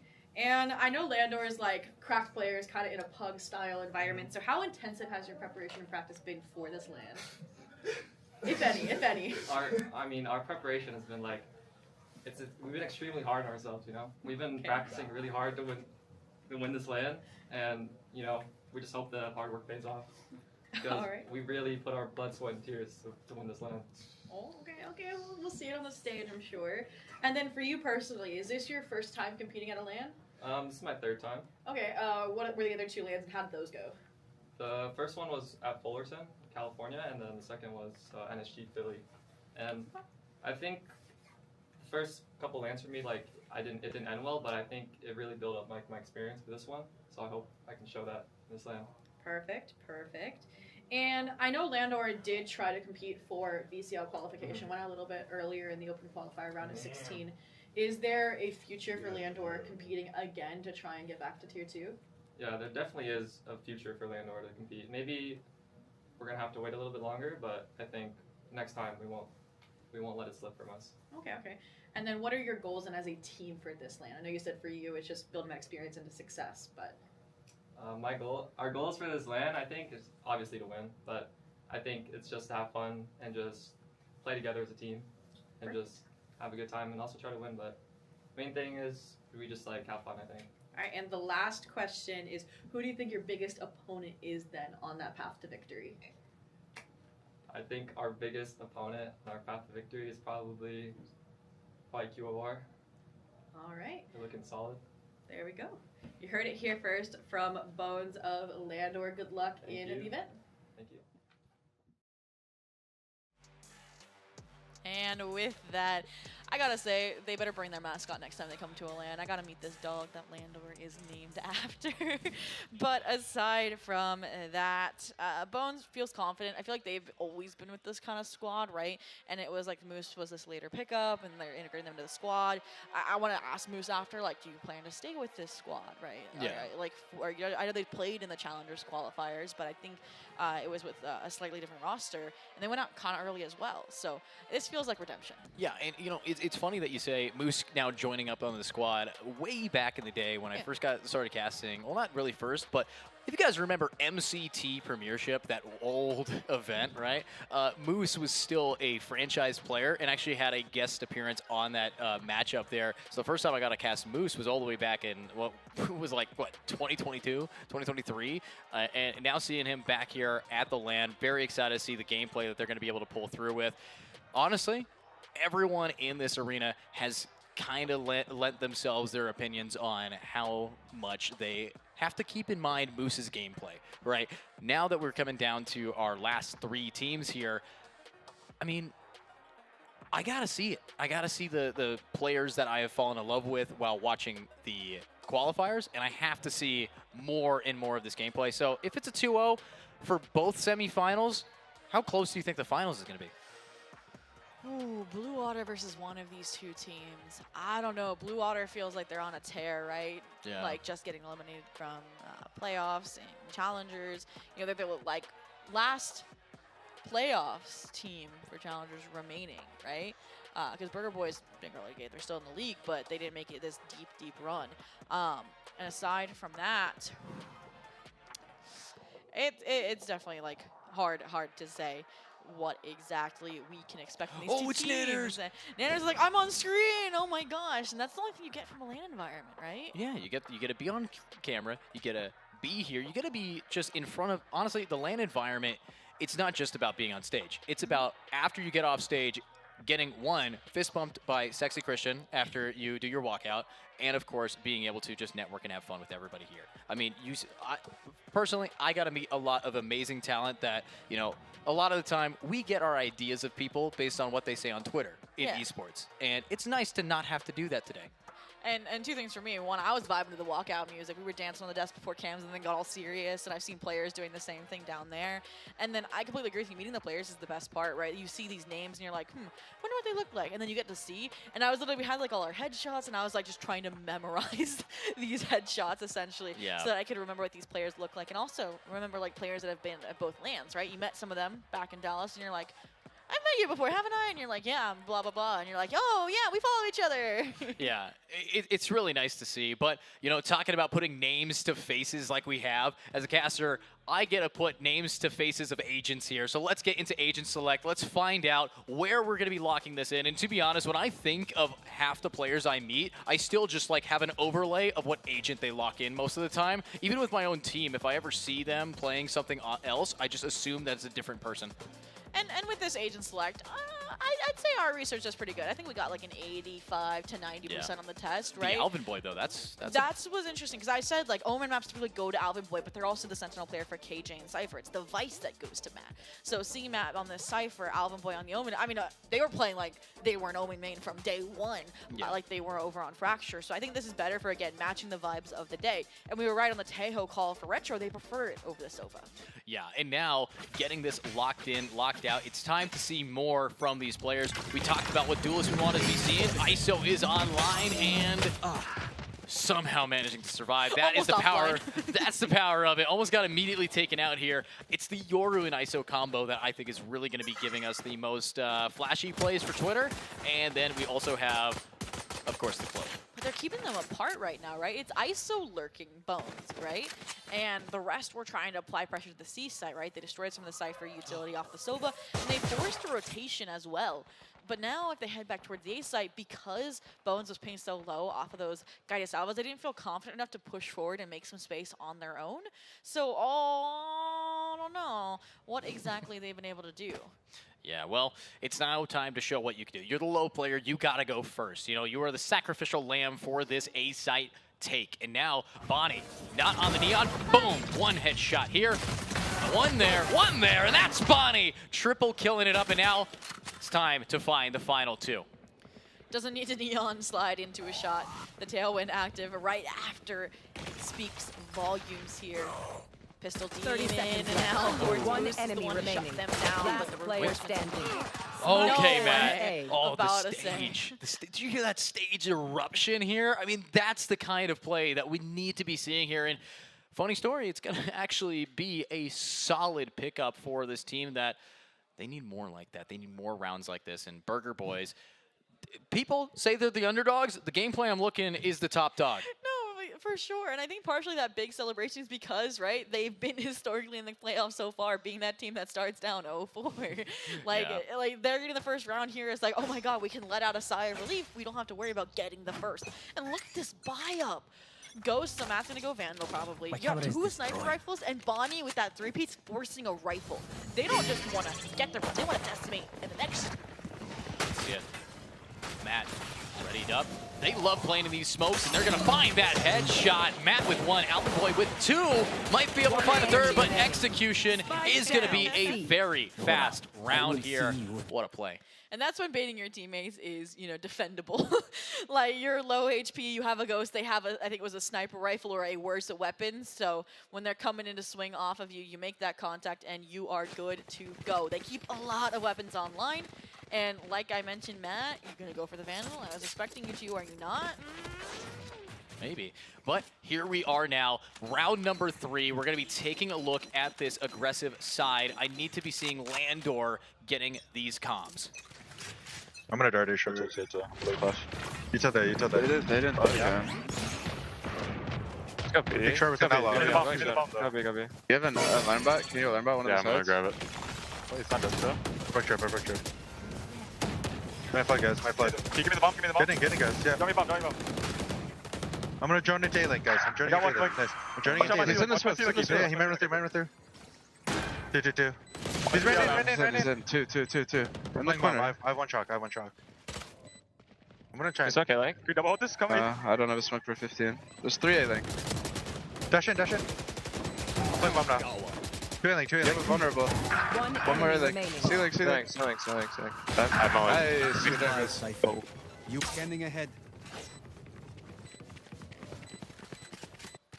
All right, and so damage gets done, but it's not as, I feel like, rambunctious as I thought it was going to be favoring Burger Boys, right? You have 2 rifles, one carried over, one bought up from Matt, who went and opted for the pistol in the second round buy-up. And I think they even might have forced a Guardian there. Like, they bought up a little risky, and now, I mean, the repercussion is like a regen shield, maybe a little bit less utility, and we'll see if it hurts them when it gets down to the business where both teams are at equal footing. Yeah, and the equal footing has to come down to the rifles, has to also come down to some of these ults. If Matt is able to find an opening pick or find the body of one with Bonnie getting the first one, that's an ultimate on the board, but let's see it with another pickup here for Bonnie, but this time executed, but it's the Crossfire Retro being able to keep those trades up, and now up a whole person is Burger Boys. Ooh, Jonah, though, 1 off from Hunter's Fury. Already, it would be Nanners to give it to him, whether in life or death here, possibly the first form of contact. Could even maybe send a recon bolt here and then make the rotation towards the seaside. Looks to be what they could opt in for here. I mean, I haven't learned that there's no Cypher util on the mouth of the seaside just yet. Like, there's been most rounds the util split. And there it is. The dart, I think it didn't lane where intended, but look at this, right? Buddy system. Start clearing out A long, hand in hand. And this is what we like from Burger Boys, that they do this so often because they don't want to give away that. Yeah, and of course you need this advantage if you don't want to go to map 3. Icebox is not exactly a vacation destination for either of these 2 teams, and now, talk about going on a vacation, this is a long lurk coming around over towards long. And I don't think Landor is expecting this, right? Turret towards Garage. You're not going to spawn anything. You've got to have the Spidey senses tingling as you make your way down long. The timing just falls short from an absolute surprise. The aftershock, the trade should follow suit there. You'll fully stop, just swing, and Nanners does. Wow. 3-piece, 4-piece shut down. Just like that, Burger Boys back on the up and up again. Back on the up and up now, 3-1. This is a very similar stat line that we saw on their climb to that 9-3. Now, the switch of the sides on Fracture definitely did impact them to the point where it was nearly overtime. Haven's not going to be the same way. This is a team that has played this map probably in a tournament setting here more than anybody else. So I'm not really that terrified of this half switch like I was on Fracture. But here, Landor, they have to make a recovery here. And with the buys coming up, ults online. Not even that, but look, they're about to go pop aggressive even after they just won that round. Bonnie, the entire team behind them, about to push towards window. Paranoia getting set from Alvin Boy as well, so they think it's just going to be a normal peak, when in reality, it is Bonnie's Blade Storm and Alvin up one. It's a distraction. No way! Oh, uncharacteristic whiffs here coming out, but it's another flank from Retro, and it's not going to be able to find too much. I mean, an attempt at a wall bang, but right now it's all about the re-hit, re-swing. And with Matt, hopefully going to be able to join them. All 3 clumped up and might be able to just get their value, but Spike's planted. Spike planted. At this point, you know there's at least 2 plants, right? You saw the cage, you saw the drone breach. Not there now, you know they're there with the flash on to Moose. So this should be every player now staring down this angle. And it doesn't matter if you're looking at them, you are getting pushed out, you are getting one. But Moose not dead yet. This miss good. The target swap, though, and the distraction. So that shot up can finish the kill. Landor already starting up a little bit stronger here on Haven. Their attack, definitely what I wanted to see a little bit earlier on into our first game. But to be honest with you, Landor now is in a position to just rob all of Burger Boys from their economy. They are going to just take the bank with them. And unfortunately, Burger Boys has to go with the Thrifty, but that's how they want Fracture. So yeah, I mean, steal the economy, steal the momentum. The only thing I do see is, number one, because the Blade Storm was used last round, it's not available for build. Nanners is also 1 off from the Rolling Thunder here. So there is a world where we see a conversion. And I think that's why the Cypher's playing so far off of C. They want to use it as, okay, Nanners, if you get a kill from CT alongside the Cypher, let the ult rip, we can flood back in, because the entire team is leaning towards this half of the map. Oh, big. Nanners, what are you doing? Why they're actually it's in. You and me. Oh, big ISO ult taking out Alvin Boy. But who wins this? This is the real question here. And the answer is going to be Whiff City. Oh my God, Bones finally finding it. Nearly getting taken out by a pistol within your own ult. But now it's an ultimate, so it acts like nothing just happened. You've gotta be shaken, and just the sheer length of that fight as well. Look at the minimap. There was zero movement from anybody on Landor. They needed that pick to go their way, and they were also probably confused why it grabbed an Omen and not another player. And they are not convinced that there isn't like an eco stack on this site. So they're probably waiting for the next cycling of utility for Jonah would be my guess, or yeah, you contact up. Yeah, no gate crash though, so Neptune is going to have to take this site inch by inch, slowly pushing up, and Bonnie just going to be absolutely dominant, and that's going to be a Hunter's Fury pop, but will we find the successful conversion? Yes, that's another one down, and it's just going to be up to Bonnie on site, and it's done. Now, Retro in a 1v4, has to do as much damage as possible, needs to be guaranteed to walk away from this round with their ultimate. Planted. And I mean, even if you died, you would have gotten that ult online, but they want to live. They want to try to clutch this out. Power friendship, 1, 2, 3, swing. That was so smart. And the round is salvaged by Landor. Now, if you're Burger Boys, yes, you lost the lead. Yes, you're tied here.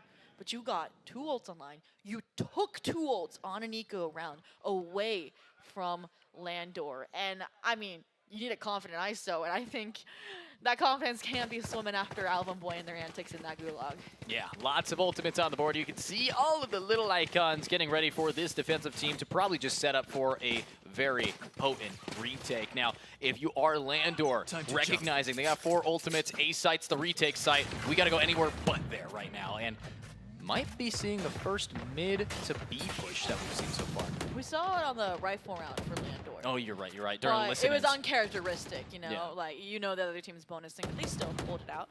And from here, a little bit slower of an approach, again, from Landor. Not, you know, certain if they pushed up off the guided salvos here. So re-clear it. On cooldown. And claim the space. Yeah, Burger Boys had the exact same idea I did with them stacking B, anticipating that no one wants to push A against our retake util, but apparently Landor calls the bluff, and I don't see this being in their favor. They still have to find these picks. But they've done this before, right? Remember when Bones got pinged down to Super Loy 2 but stayed over towards A? They did it again. That's their default. They set up a duelist or 2, deposited A, they make noise towards an alternative site, and then they still end there. So the goal is that these lurk players that have been like developed, like shot up, like Bruce will be able to find kills, but it hinges on your duelist being able to get on the A as well before players fall that are lurking. Yeah, that's the problem with the 3-site map though. When you split up like that, it's a lot easier to get taken out because of these 1v1 angles, and Bonnie wins those. So now Neptune has to re-hit this to make more noise on A. C-site still has that anchoring Cypher and soon joined by a Jet. And hello! No. Nice util. Alvin Boy is gone,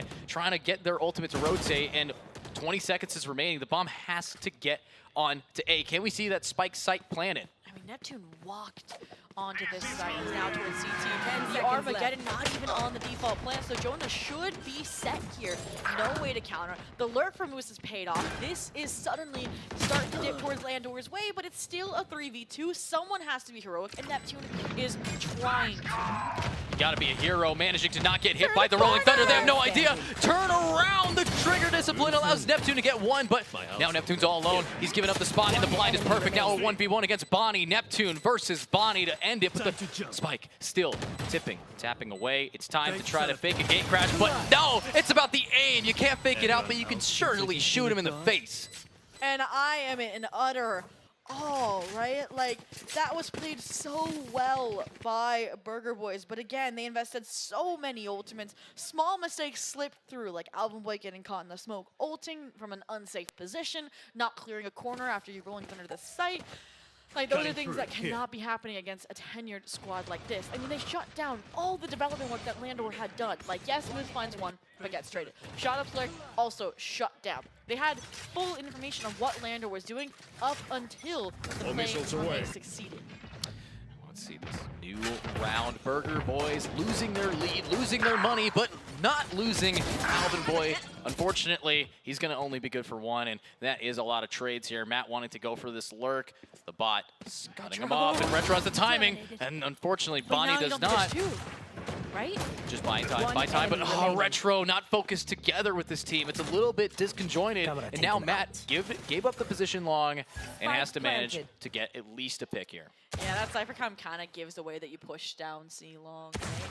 So, I mean, they're just going to wait. They don't need to solo swing this. They just need to bait until their teammates can pinch between grass and C long. But Bones went alone here, so this is an opportunity to win your 1v1, and unfortunately, the shots do not align. The kill does not follow, and it is Landor to reach 5 rounds here now on the defensive half. Now, Edu.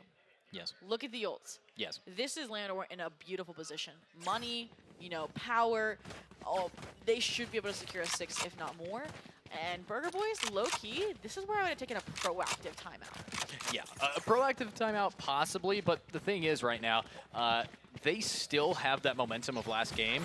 Any little timeout here might actually benefit Landor, so I think 4 rounds in a row, you need to stop it. I would think so, but the problem is also this is their buy, and it's the difference in what they're doing in between the round. They're saying pull out the Odin, right? Like, this is a thing where you don't really want them to start thinking about, okay, what could be the counterplay, and let them calculate this out. But what does the Odin punish that Landor's been doing? Because it's on A, and Cyclops hasn't played A. So It is a hard counter to an ISO. Well, not to a Yoru, though. That is a crazy and pickup. that's the issue with change too many things. Keep Cypher on the C, so he's fighting here. With Alvin, How many times is Alvin going to just slide through? Luckily, he gets picked off, but that is Nanners able to be good for 1. Now needing to be good enough to really level the playing field here for Asobi, as an ultimate pops right onto site, and if Nanners can just hold their own, do some damage, they should be fine, but Bones is going to have that armor, and that is the attacker trying their best. And Retro has to break it, he can't break it!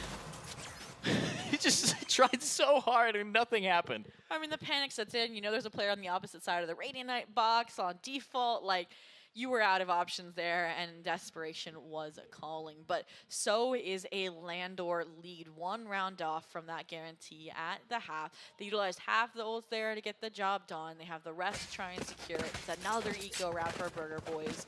And again, I mean, now this questioning, where's the Barracoon timeout?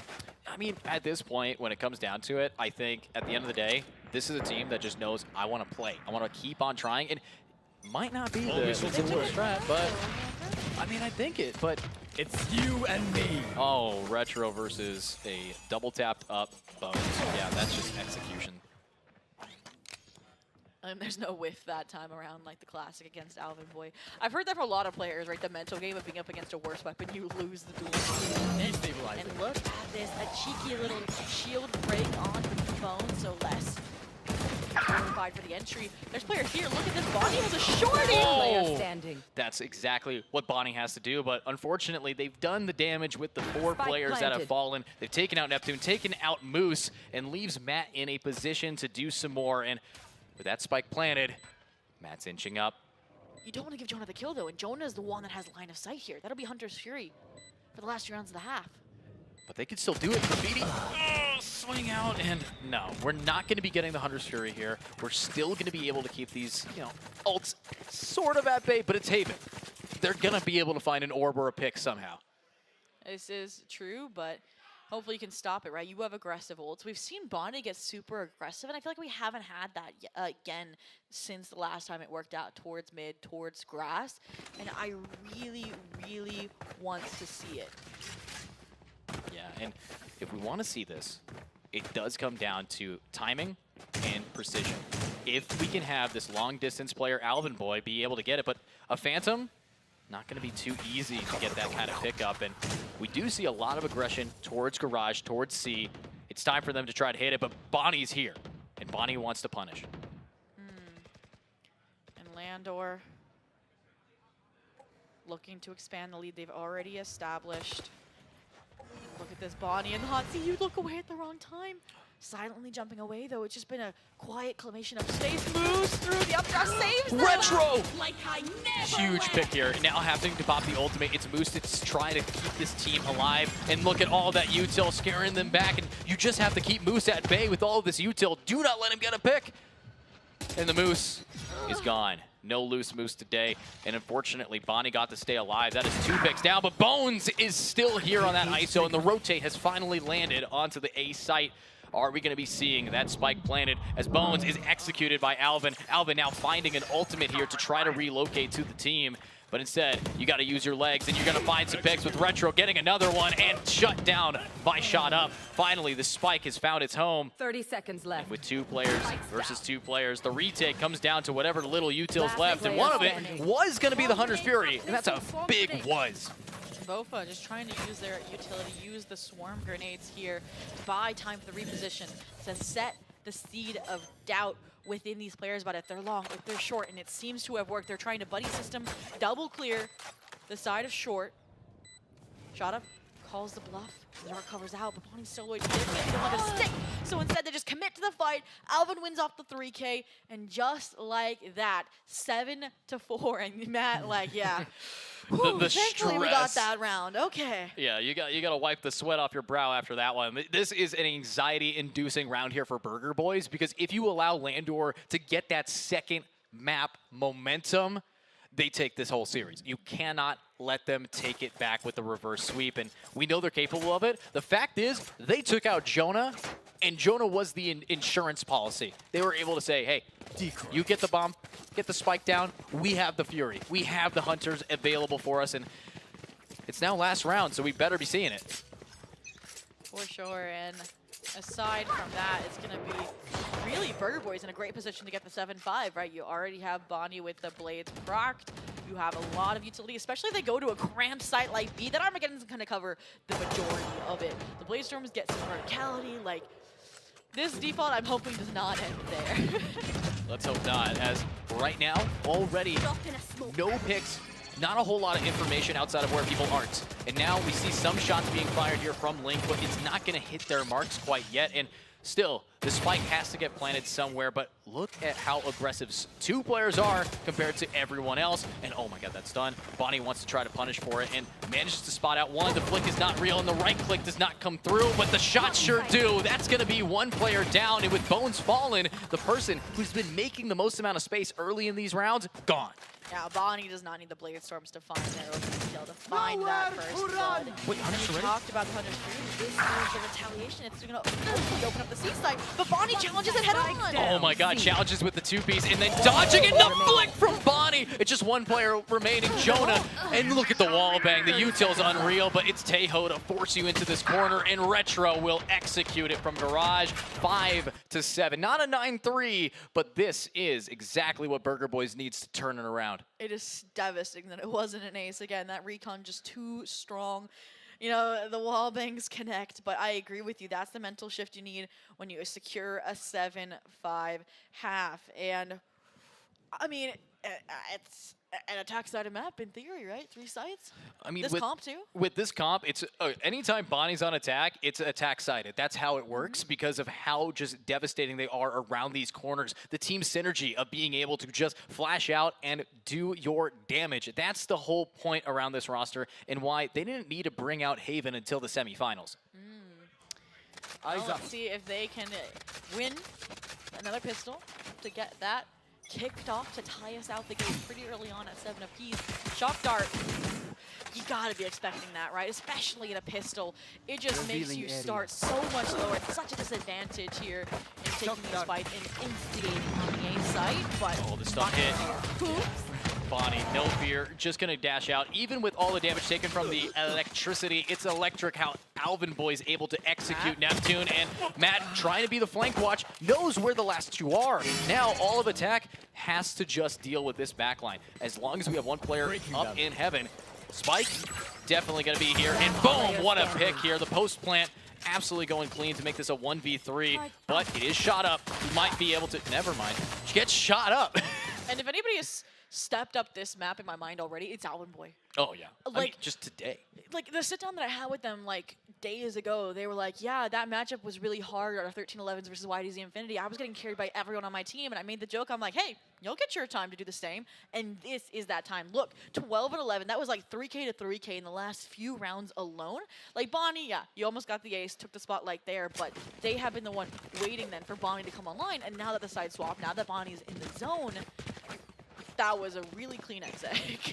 I mean, again, where Bonnie is where the side is favored. So you have to either execute them or pull it out your own way. And right now, Bones and Neptune have to maybe get a little bit aggressive, especially on the Yoru ISO. They both have a free corner check and maybe a chance at getting a pick, but down weaponry, you look at this though, Alvin Boy and Matt, ghost only. So they can get the Vandals. They're trying to get that money, and if they can manage this, if they survive, this is going to be going into an insane round. This is my favorite risk that you you take here, right? Like, you can be like, okay, is a mini team gonna go for sheriffs, and then it becomes threatening, right? Having light shields like this, but only Bones does in this situation. So I think it's a great call, especially when Bonnie again had a good round to buy up that Phantom.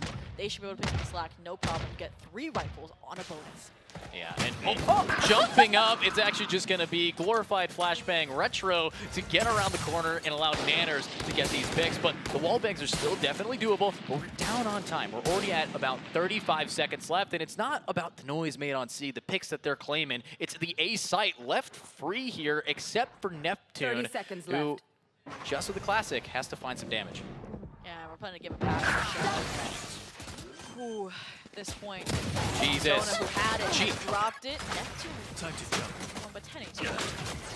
And gets out, but then he does not get out. And you have 13 seconds here. Spike will find its 10 mark. seconds left. And this is shot up, Spike wanting planted. to finish off where they started with Retro. Slowly getting aggressed here, coming out from Nanners. 1v4, all you got to do is damage. And that's why I think Nanners is the one to swing first. Sure, they do not. Now, 1 player falls, but I'd say 2 ghosts for a sheriff upgrade is very fair. Yeah. So I think that's perfectly fine. And I'm hoping that we're right and that we're going to see 3 rifles on the side of Burger Boys, because they're looking, again, to do the same exact thing that their opposition did over on Fracture, where they also got rifles to try and win the 3rd round. It was a little different, right? This was 7-5. That was 9-3. And look. 1, 2, 3. Yeah, lots of guns here on the board. And of course, as we do on our 3rd round and a half, it's time to have a listen in with Burger Boys. Shit. This wall closed. This wall closed. We're doing the diagonal stun, okay? And we're running it down. Yeah, Placing swarm grenade. He's in there too. I'm on You might have to run through a molly, okay? Yeah, I'll do it. It's all good. I'm gonna bomb his exit. You hold the stun. Not ready. Okay, let me know. I'm ready. Garage window. 2, 1. All missiles away. He's done. He's open. Or molly. Out of Phantom then. You're all 1. Yeah, no shit. I think I heard 2. Just 2C. I'm gonna walk up from B. I'm gonna walk with him. Yeah, I'll come with as well. I'm holding C-Link. I'm running into C-Link, okay? 1C. ISO. 2. 1 in spawn. 1 ISO C. 1. Yeah. B. Can we go in? Yeah, you wanna bait me? I'll walk first. Sure. Alright, I'm walking in. Probably. TP on me. ISO. I send your A-Link. I'm smoking off A-Link clear. A-Link clear. Going up. What was it? There's 2 towards C. I have stun and don't flash. Can we fight A-Link? Go ahead. I'm Fight only A-Link with him. Come in. Okay. I can't fight. I can't. I'm just gonna talk. I'm gonna talk. Can you just play off? C players. 2 A-Link. I'm 3 play A-Link. 1 window. 2 A-Link, 1 window. Player Win standing. this. Win this. That's safe. Oh, never mind. And once again, just like it didn't work for Landor over on Fracture, it does not work for Burger Boys here. Even if you bolster the bonus by the full rifles, full shields, and full utility are still superior at the moment. Part of that because Bonnie, upon entry, falls.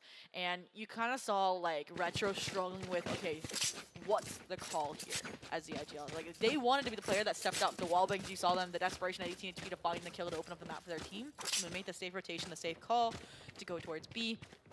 And again, they just Time to jump. hesitation there. Killer. Yeah, hesitation was a bit killer. I will say it's also just the damage that that team took very early on. Retro barely able to walk away with their life. It's not going to be great when you have to re-aggress the site and everybody's incredibly low, but talk about aggression. Execution is the real word, and we might find Jonah just standing still, as quiet as he can be, not going to get spotted out or killed through that smoke. And Got pinged out though, and you gotta wait for the regen shield before you rejoin the fight. And now the lurk. The eyes are down. nice there from Shot Up, and unfortunately the lurk is not going to find its value, but still, defense is ready and pushed up over by window. Yeah, Bones, they're going to know if they're rotating to a spawn, Recalling keep my calm with the team. That's why the Bot Killjoy, I coming was going to back. say, so confident on the rotation, recalling their utility for the B site, because they no longer need it there. Is that oh no, this is a high up Odin. We got the Allfather gun staring down on everyone below, and that smoke fades, so might some people, as beautiful timing on the rotate, but if they walk away from this, Bones won't know. Yeah, And do you walk all that way? There's only 45 seconds left. My concern here is we've seen lethal corners not get cleared by Burger Boys. So if they recognize times of the threat, they go towards B without clearing this window. They made noise. They made noise. Bones knows. Look at that minimap. All the rotations coming through CT. And Bones has a flank. And they have none the wiser that there's going to be an ISO behind them. But as long as we get that spike planted, it's going to be up to Bones to just execute anyone here. And look, the CT push is going to try to add that pressure. And hello, here's Bones finally showing up. 1, 2, only 2. And now they have to go for the plant. Bonnie having to protect their teammate. That Bonnie CT. The drone just narrowly missing. Wallbang shots player. So the Odin moment. Paper thin walls, 30 HP, Alvin. We put you on a pedestal, but that is a hard ask of a clutch. Yeah, now 7-9. Landor favored beautifully here. Burger Boys out of commission when it comes to getting into a non-thrifty environment. I think that if they could just manage to get a little bit more and watch those close, as you said, it just kill angles. Everybody's around the corner. I mean, it's definitely difficult when a lurk player falls that early, like we just saw, especially on a map like this, where again, control over these lanes that I think had called a multi-lane map are so pivotal. And I mean, I know it helps in these situations. And look at this, Neptune aware that it's an eco round, knows there's gonna be some light shield. Bonnie though, this is what I wanted, an eco round. Bladestorm, not getting it on a buy. Oh my god, immediate wall bang. There goes their smokes. They do not have anything. And there goes their one player that's almost guaranteed to do something crazy and jumps right on into Moose's face. Moose had that Odin, and the stun is still going to connect. But one pick down, 2 players remaining. It's now time to swing it, and boom, that's going to be one. What? Stinger moment. Classic moment. Nanners, 1v1, has now upgraded the gun and might just book it to C, plant the spike, and just against Jonah. You said you wanted to see Jonah in the kill feed. Can they do it when it matters most? Landor precipice of double digits here. Nanners, though, with the spike plant, gets Rolling Thunder. But the timing spots the shot. Oh, he's looking down, and that's Nanners.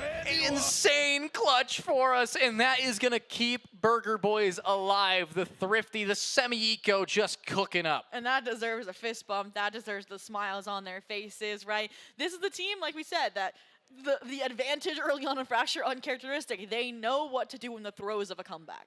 Yeah, and now, drink that water, you've earned it. I mean, Nanners right now, I'm surprised we didn't see that cup shaking a little bit after that clutch. I mean, what a round here. And now, as we're getting into an 8-9 score line, we got some ultimates. Lockdown, haven't really seen too many yet that haven't been broken or tried to be broken by Retro, but it's time to really see what these duelists can do as well. Too spotted out. You know the Odin spray is there. You're going to disengage. You aren't going to challenge it.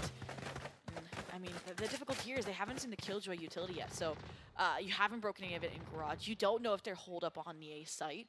And I think that's why they haven't necessarily repivoted into a direct site hit. They're trying to find that information. If you see the Killjoy utility in Garage, my expectation is they immediately bolt for A. But that's where Jonah's also posted up. Just take it inch by inch. Bonnie ready to go in with their team's util.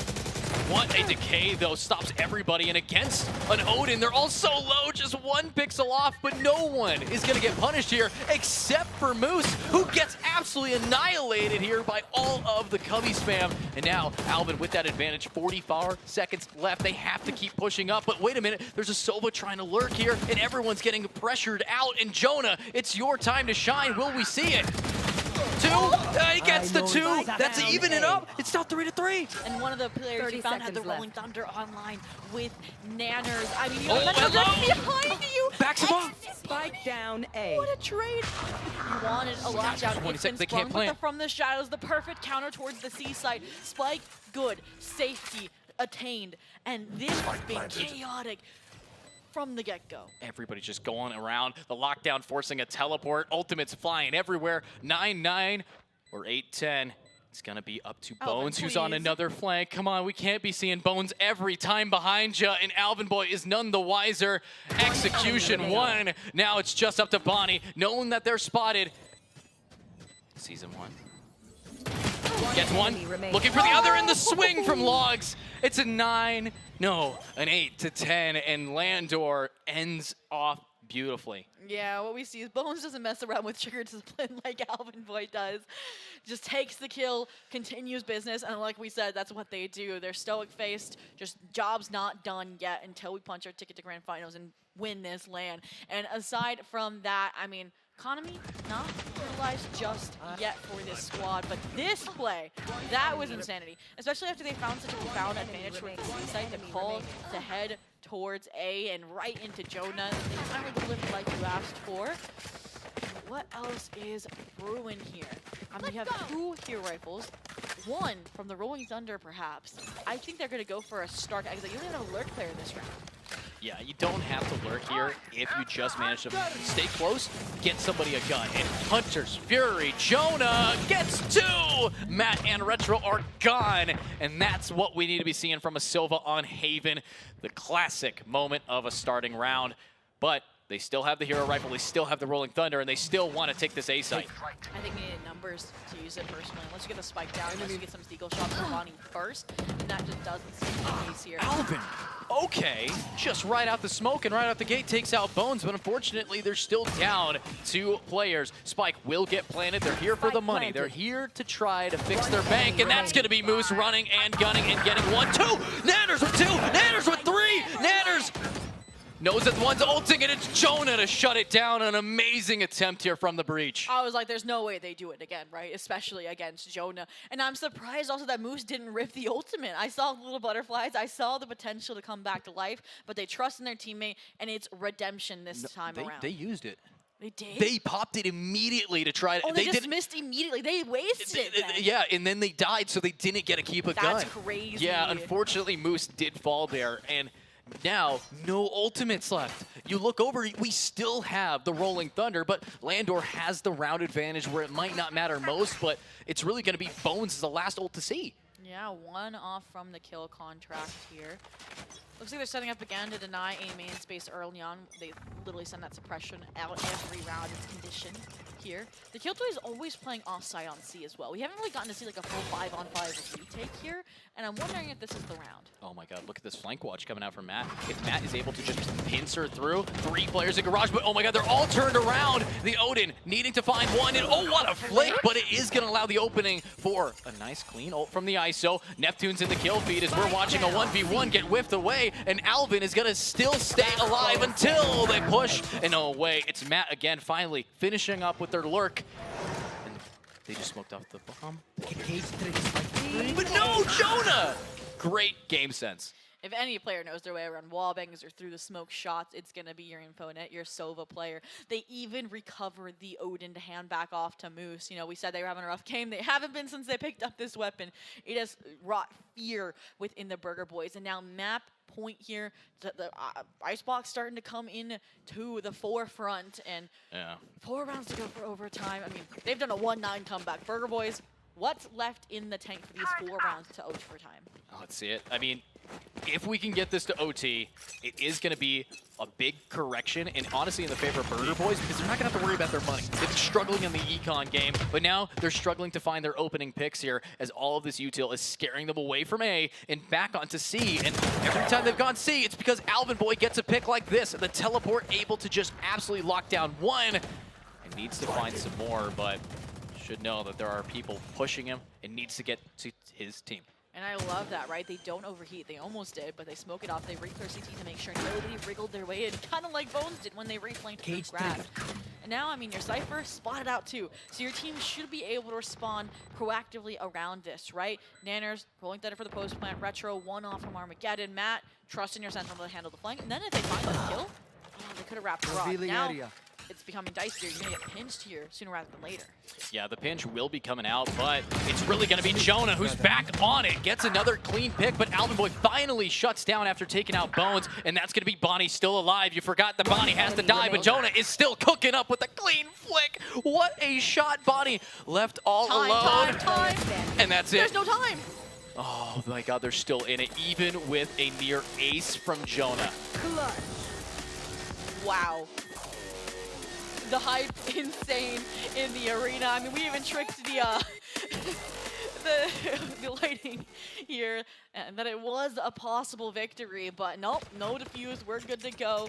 And This goes here. I mean, just seconds. I mean, they didn't have to use the ultimates. Like, that's Yeah. the silver lining here that Burger Boys snuck through by the skin of their teeth. Just one ult. It was just the Omen who was able to take over First CT blood, yeah. and take over the entirety of any Sentinel util remaining at C. That's the play that's going to be hopefully our We look back MVP. on, yeah. We're going to look back on that, but let's look forward at this. Another aggressive play from Bones. And here we go. Another win con here has been Bonnie finding the first blood. Bleedstorm, I'm not going to lie, hasn't been too impressive on Haven, which is scary to me a little bit, but always can right the wrongs, can always change the narrative. Drone going Drone out.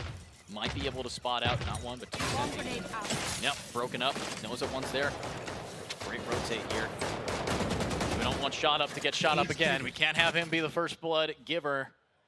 And now here's Jonah anchoring the A. Hopefully Bones can get there on time, but I'm looking at Matt. This lurk, we haven't seen much value out of mid. No, last time Matt did this, right, they got shot, and then that's what allowed ISO to scale down, made a deposit below window, and then that round devolved into The big catastrophic flank, yeah. So I want Matt to stay alive here. Play the timing until your team gets onto the A Talk site, about like timing. uber late. Please clear the corner. If That's all we I don't ask. see another lethal corner, Oh, oh, clear your corners. Clear it. Turn around. No way. Bones gets it every time. Spike is down, and Moose just executes. 30 seconds Now, left. no Spike. No chance, and oh my god, the counter flank. It's a flank where every flanker is getting flanked, and now it's Alvin Boy needing to grab the spike and needs to keep on pushing, and no way. They're going for Shot the up flank. knows. Like, what's going on? No, they just give the information, and now Alvin Boy stuck here 15 seconds. It's the end of the game. Check the corners. Two pivotal rounds, and they both were accompanied by rolling thunders too. So you feel so confident. You thought you would have learned from your mistakes, and they don't. And as a result, 1-1 here, we will see Icebox, which you said it was not a vacation for either of these teams, but Burger Boys, they played 3 times this tournament. Yeah, but how much was that attempt on Icebox really coming down to their meta? Like, let me ask you, Zobi, what stats are we looking at for them? We casted that match, remember? I know. 14-12 against Northwood in the quarterfinals. But the difference there, remember, Nanners on the ISO wasn't impressive. Today on the breach, they are fragging, they are aiming. I think they're going to be lethal. Yeah, absolutely. I mean, the thing about it, Icebox definitely a little bit of a close match there for them. Northwood, a very strong team, but getting into this, Landor, easily the strongest team that we've seen so far. This is a lot of aggression back and forth. I mean, our last semifinals was a 2-0. This time, welcome to our map 3 here, where we've seen some crazy shots. We've seen some amazing gameplay. Burger Boys, I think that they have the chance here to really start off strong, but every time they start off strong, it's that losing their momentum, losing their steam, and you know, you kind of said it best. We can have a real easy tool to fix that, but at the end of the day, it comes down to how they're playing. And these teams had like time to warm up, time to sleep in compared to our first semifinals of the day. And I think that's why we're seeing such a high mechanical skill level right now as well from both sides, right? Jonah, Sleeper, woke up and brought terror that was allowing Landor to close things out, right? If Jonah didn't light up, I think it would have been a comeback for Burger Boys. Absolutely. I mean, I needed Jonah on that kill feed, and Jonah delivered, dropping the same KD that we saw from Moose last match.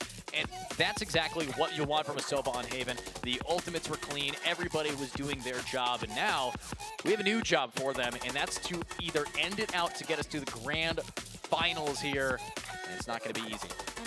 I'm nervous. I'm less nervous, I should say, for Icebox, because remember how we talked about the role swap almost between Alvin Boy and Matt, right? Because the Omen maps go to Alvin, the Cypher KJ maps typically go to Alvin too, and this was like a juxtaposition. Well, I think the trade-off was there, right? Alvin did a lot better on their comfort role, Matt did a lot worse. So when we go to a map like Icebox, where they're both going to be in the zone, right? The Viper, the Pseudo Sentinel, and the Killjoy. We saw lurk upon lurk from both of these players. Remember how impactful that was? It was round defining. It was either 1, 2, it was one or the other. Yeah, I mean, Bones here, I think definitely MVP for positioning. Was able to absolutely punish a team that... multiple times. I mean, to be honest with you, I did not expect that kind of mistake to not be made once, not to be made twice, not to be made 4 times in total. I mean, they were having a bad time making sure that their timing was online, and it just didn't happen. But, I mean, if you're watching at home and you want to learn how to get better, when you turn a corner, turn the corner. Yeah, Bones, maybe you should try a Sentinel rollout. I mean, honestly, Bones could be a solid the Sentinel. internal clock is off the charts. Like you mentioned, 4 times. 2 were flanked, 2 were just corners not cleared. Yeah, but I got to ask you this. If we're talking about Bones trying Sentinel, we haven't seen Alvin Boy's Sentinel yet. We have yet to see it. This series, yes. This series, no. So I need to be looking at it, especially going into our last map. I want to see comfort. I want to see, where you are the biggest threat. And yes, Alvin Boy has those smokes that he's been able to absolutely weave through and punish every single time. But a good Sentinel on this team is definitely a requirement to lock this game down because, game 1, they didn't even bring one. And so your Sentinel head-to-head then, likely for Icebox, subject to change, is going to be Alvin Boy on the Killjoy and Shot Up on the Killjoy. What do you think of that based on Shot Up's performance on the Killjoy this map?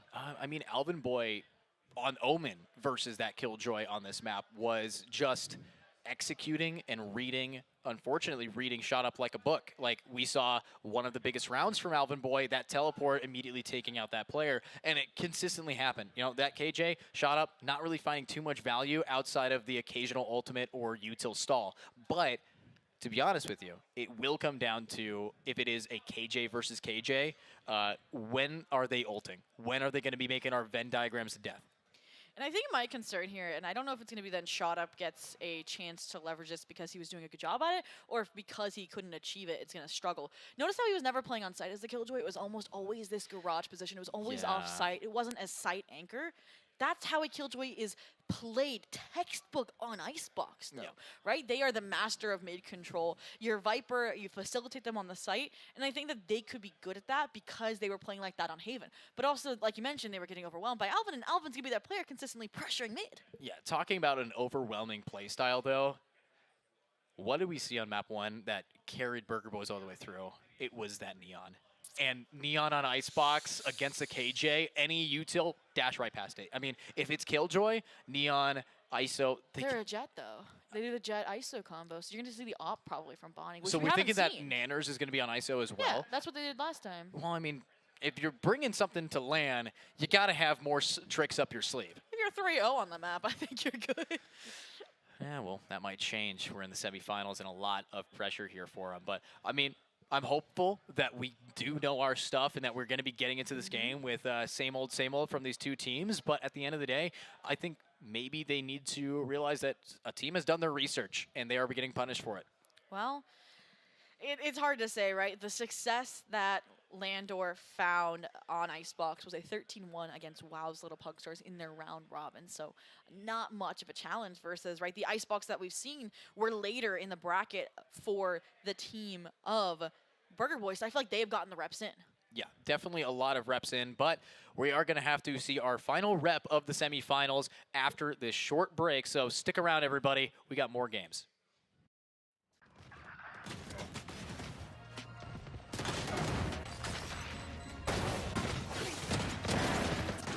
Plant.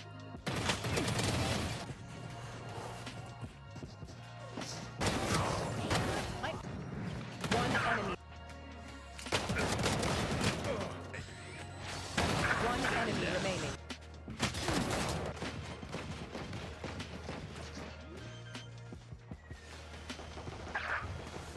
Spike planted.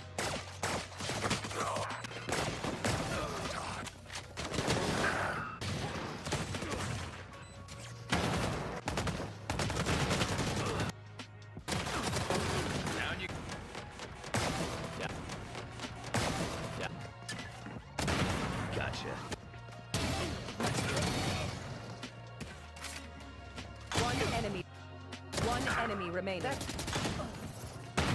Jackass. Last player standing. Match. One enemy remaining. One enemy remaining. Three gone.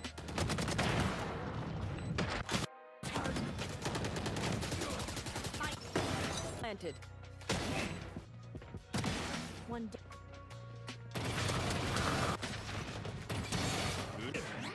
One enemy. Fake teleport.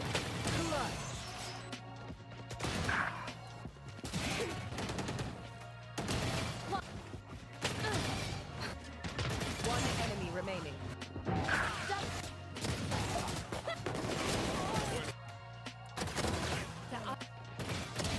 Your face.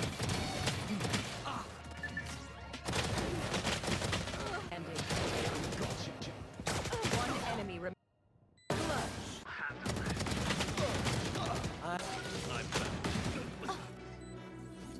One enemy remaining. One enemy remaining. One enemy.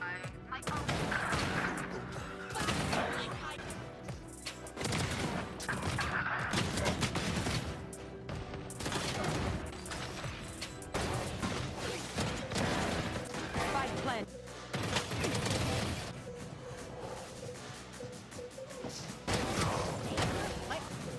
One enemy.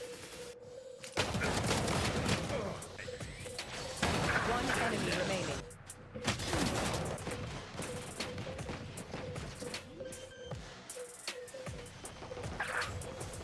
Spike planted.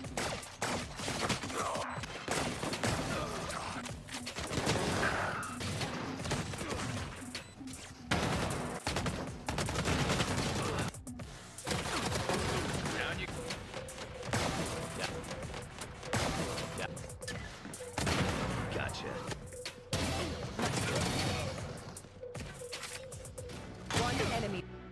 One enemy remaining. Jackass. Last player standing. Match. One enemy remaining. One enemy remaining. Three gone.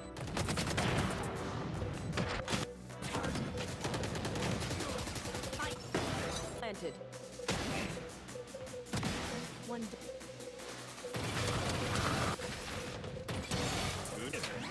One enemy. Fake teleport.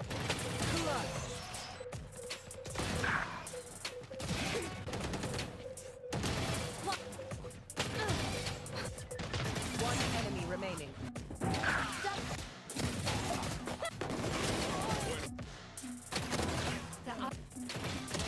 Your face.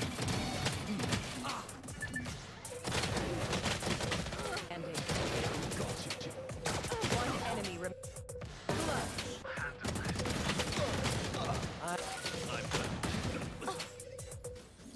One enemy remaining. One enemy remaining. One enemy.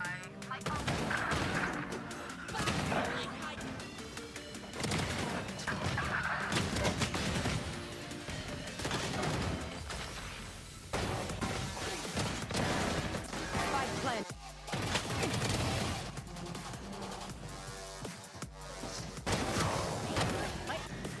One enemy.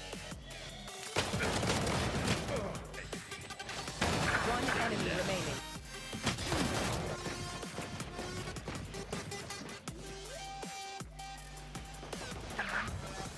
Spike planted.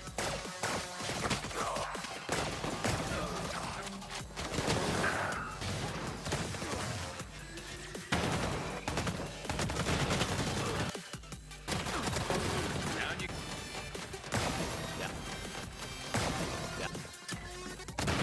Gotcha. One enemy. One enemy remaining. Jackass. Last player standing. Match. One enemy remaining. One enemy remaining. Three gone.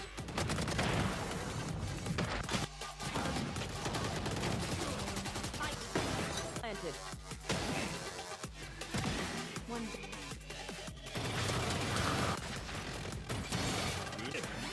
One enemy. Fake teleport.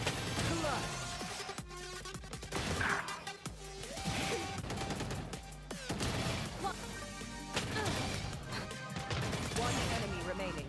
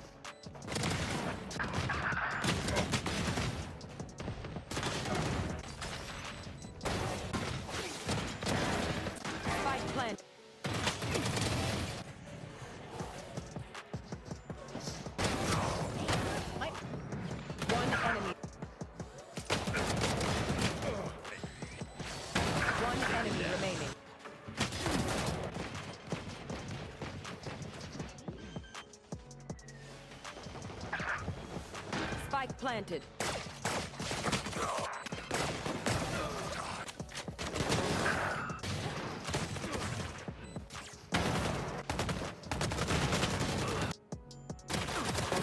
Down you. Yeah. Yeah. Gotcha.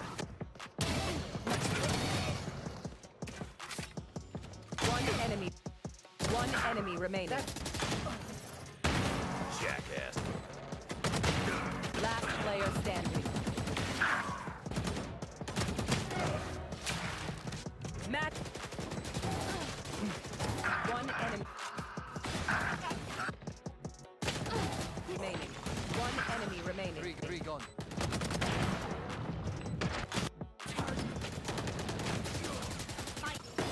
Planted. One.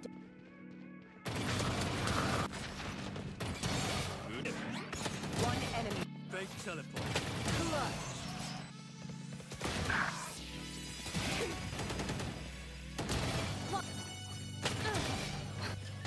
One enemy remaining.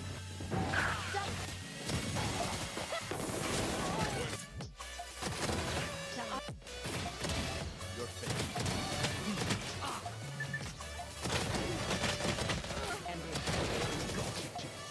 One enemy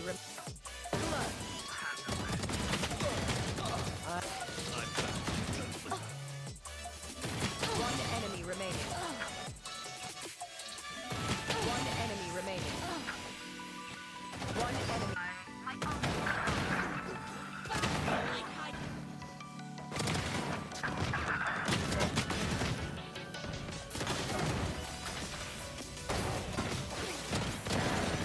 Spike plant.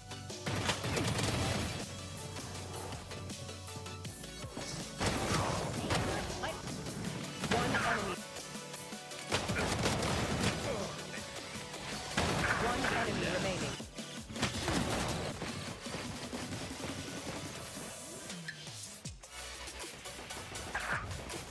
Spike planted.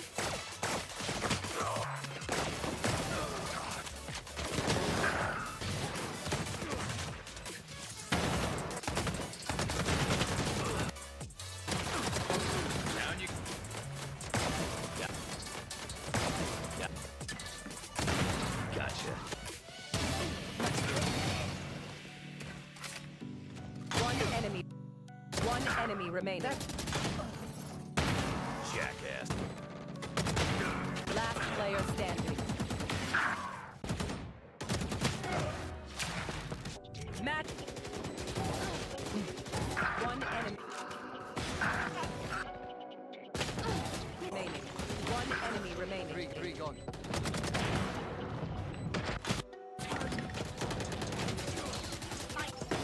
Planted. One.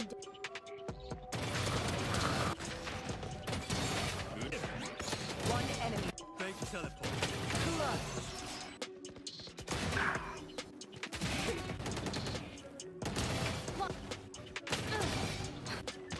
One enemy remaining.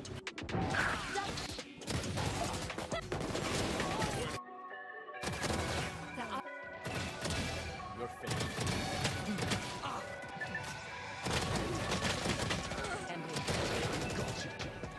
One enemy remaining.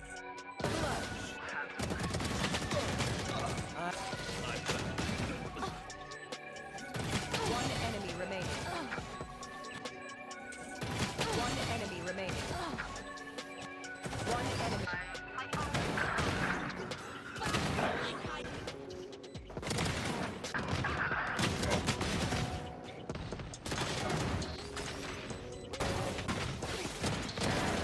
Spike plant.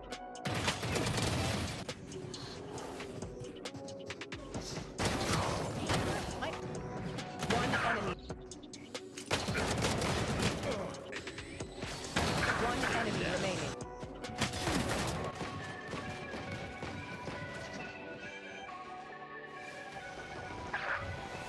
Spike planted.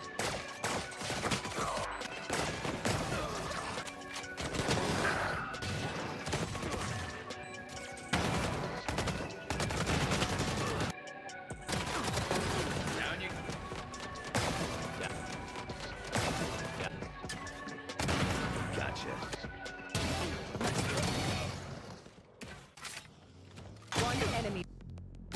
enemy remaining. Jackass. Last player standing. Match. One enemy remaining.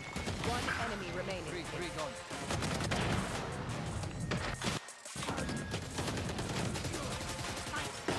Planted.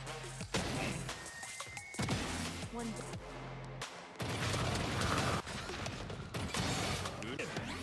One enemy. Fake teleport.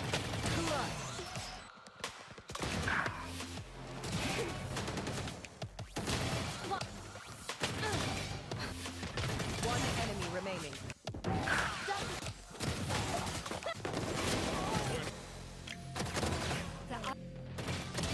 Your face.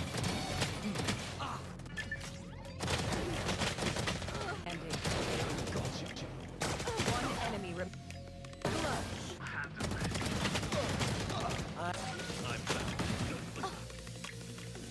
One enemy remaining. One enemy remaining. One enemy.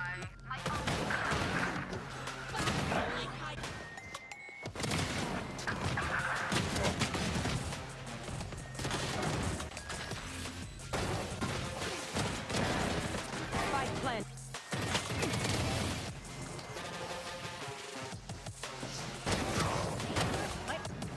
One enemy. One enemy remaining.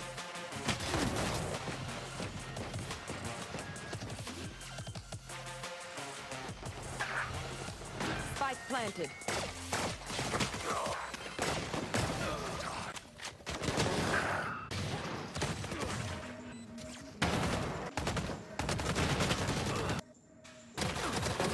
Down you. Yeah. Yeah. Gotcha. Well, the adventure continues. We've had an amazing time so far watching Burger Boys and Landor play. And guess what? Well, our analyst said that we would go to map 3, but you two aren't the analysts I had before. No. Well, don't worry. We have Northwood's Vix here, and we have Burger Boys Zostal here. Blue Otter. Blue Otter, sorry. I don't know what of course, not Blue Burgers. But Zostal, you two both have very interesting perspectives here, and I really want to take a deep dive before we go into our third map, which is Icebox. Vix, you lost to Burger Boys on this map. Yes. I'm so sorry. But going through your traumatic experiences and reliving them briefly, what was the biggest thing that they had against your team? So they were really aggressive. Sometimes we couldn't handle that. You know, we were breaking Alvin's turret a lot. We did a successful job of doing that. He wasn't really fighting us much, but they were pushing through A a lot. On defense, we couldn't really close it out because they were fighting together really well. So expect them to just run it down together. Just aggressive, aggressive, aggressive, aggressive. Yeah. Now, if there's another team I know that's super aggressive and also made it to grand finals, so sorry, Vix, was that Blue Otter. It's a very similar structure. We talked about in the interview the duality between you and Bob. Zeldris is added to the mix, and everybody else in Blue Otter does a great job. Your aggression versus Burger Boys. You're going to be watching Icebox. Are you going to be counter-stratting them in real time? I don't know about counter-stratting. I'm going to keep looking to see like what they're doing. They definitely set Boney up with a lot of util and play match and frag out, so I'll continue to see if they do that on Icebox. And I mean, it's similar for Landor. I'm going to continue seeing like how often they're setting up lurks like that. It's the same thing that they like doing in other maps and stuff. So I'll keep an eye out, but not necessarily hard counter-strat. Gotcha. But do you agree with Vix that Burger Boys are a very aggressive team?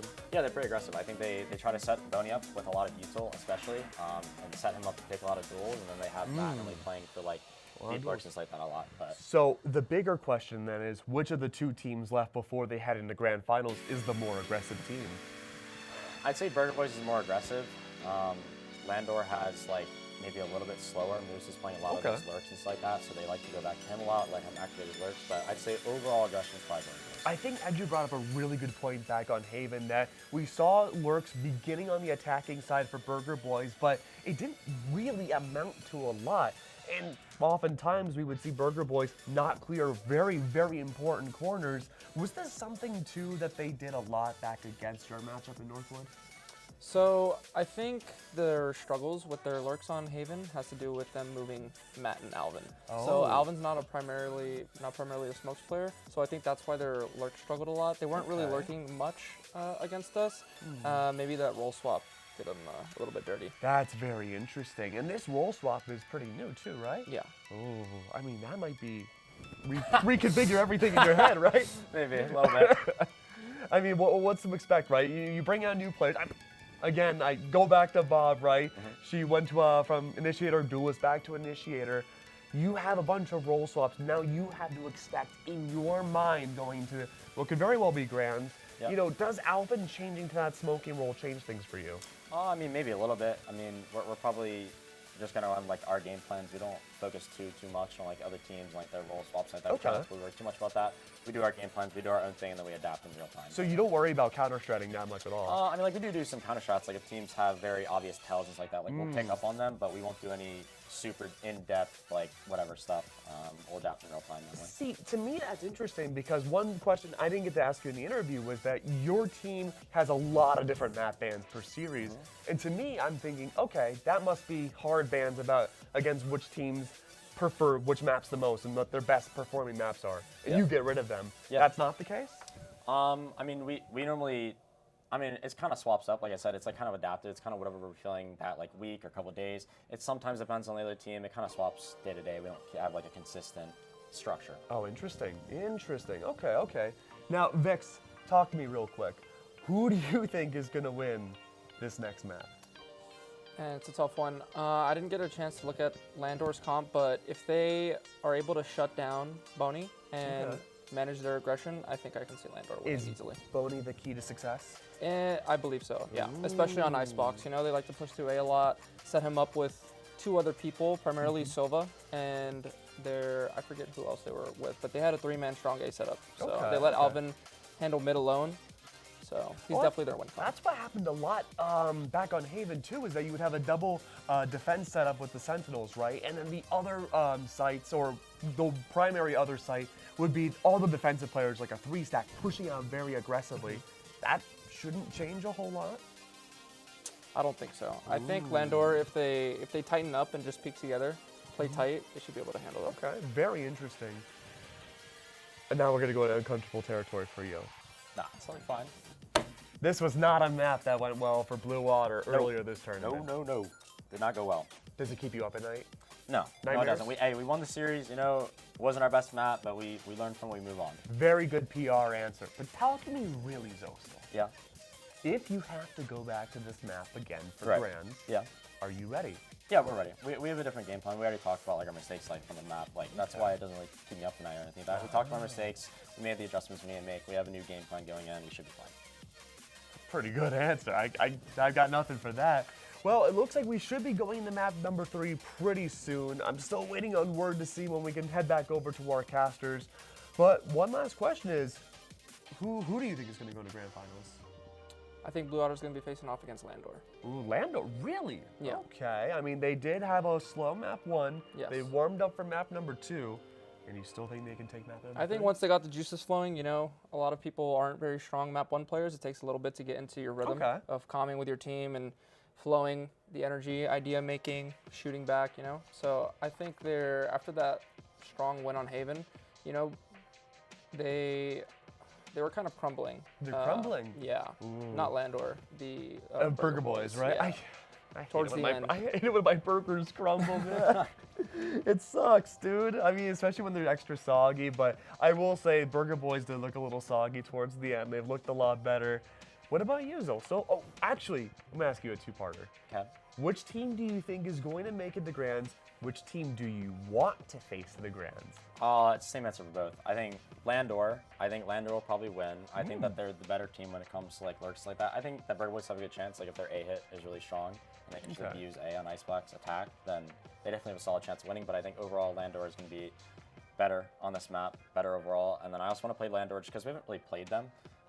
We played Burger Boys like a lot, so it'd just be a new experience. And also they're like on a big win streak, so it's always fun to try to end win streaks. That's true. I think I counted on VLR between maps. It was like 35 series in a row. Yeah, they won a lot. That's pretty. Imagine being the team that can shut that down. No, it's fun. That'd be huge. Brand new team, shutting down win streaks like that. It'd be a fun series. So that would be a fun series. Now, I think we're just about ready to head over to our casters. So I'm going to take a blind shot in the dark and say, Edu, Zobi, I hope you're ready, because I want to see this third map.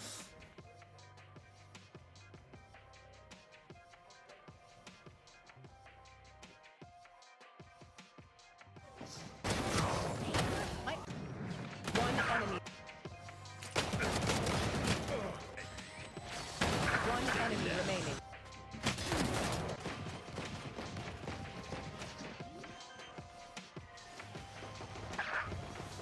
Spike planted.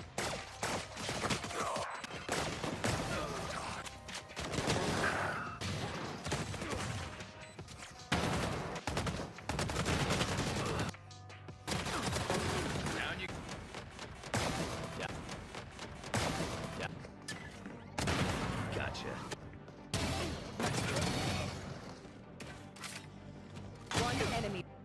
One enemy remaining. Jackass. Last player standing. Match. One enemy remaining. One enemy remaining. Three gone.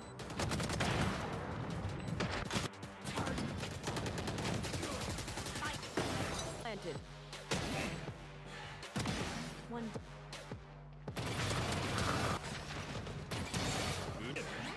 One enemy. Fake teleport.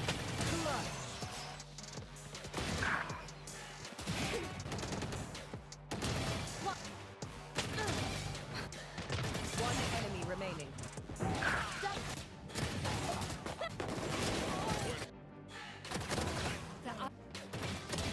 Your face. Ending. One enemy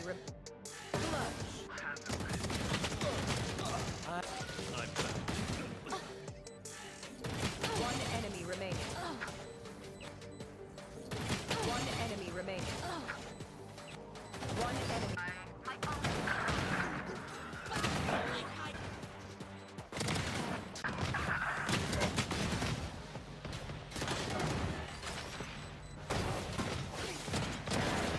Spike plant.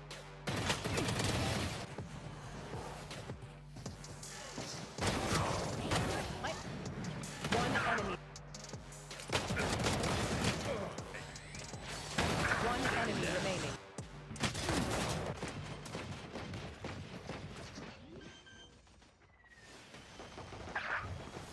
Spike planted.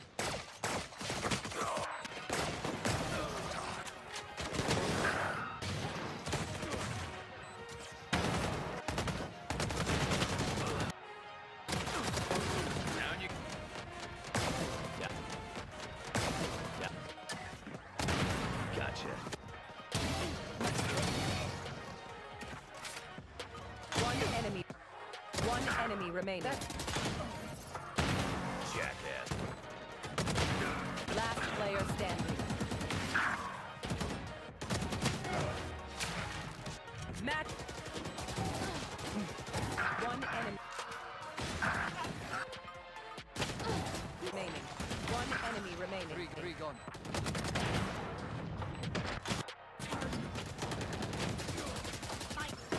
Planted. One.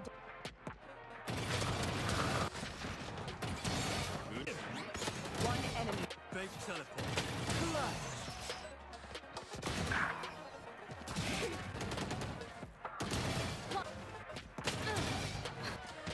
One enemy remaining.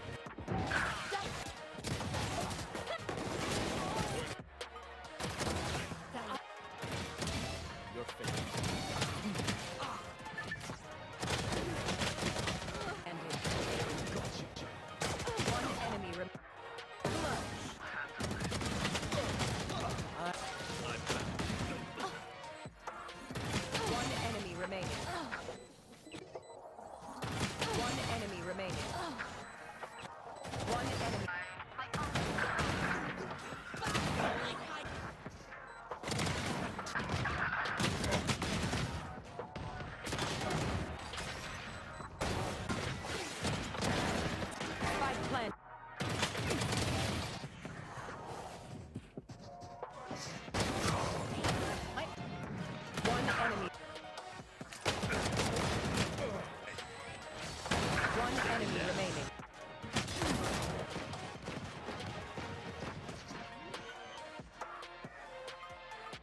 And welcome back, everybody, to the Momentum Series. We have Spike Drop Season 4 here at the HyperX Arena, and now our semifinals. Number 2 is getting heated up with map number 3 on the coldest map of Icebox. I'm Edu. I'm joined with Zobi. Zobi, are we excited for this? Yeah, I mean, you asked for a closer matchup, and it has definitely delivered. Each team winning their own map pick, sending us to Icebox, which is a bit of a coin toss. We've said it. Trial by fire for Burger Boys. They've played it a lot. They've grown a lot in this map, but it's been a kind of more dynamic victory, right? A 13-1 for against Wild's Little Pugstars for Landor. So it makes it seem like they're starting the map, but have they truly been tested? Yeah, and, you know, getting in the group stage, there was a lot of people there that weren't gonna be testing their might. But as we are now into this one, we looked over at Burger Boys' Icebox, and what was it, 14-12 there? So Burger Boys has this slight buff where the more they play on a map in a tournament, the better they are on it if it's literally round after round. So I'd say 26 rounds of Icebox is more than enough warm-up for this event. I will say, though, also, right, like, this matchup between Northwood and Burger Boys was streamed yesterday, right? And if you finished your match quickly, you know, another us 2-0 as well, you might have had some downtime to watch that match because all of the games are played right downstairs in the arena together, and you can watch and be like, oh, Alvin Boy, Matt, always lurking up tube. I'm going to remember that. And that could come out versus you didn't get to watch them on that Icebox match in the group stage. Absolutely. And now getting into Icebox, we could talk about Agent Select here a little bit of what we can anticipate. Now, we won't see it. This one is for our last match. But getting here, it does come down to comfort over anything. I want to be seeing, you know, we talked about comfort and confidence when it came to Bonnie on the Neon. But now Alvin Boy, we haven't seen that Sentinel yet. We have not seen really what these teams have kind of come to know. And to me, it's not even Alvin Boy's comfortability, it's Matt's, right? Yeah. Because that was kind of the juxtaposition that we said was like they swapped roles, but Alvin Boy, like even in the off role, embraced it, was positive and multi-positive, almost top bragging when they lost Haven, versus it was Matt that struggled. So getting Matt back on their comfort role to me is what's impactful, because we've seen it what happens, right? They were consistently lurking up mid, tube on Viper on Icebox. Yeah. The Vice was always behind you no matter what on Lotus.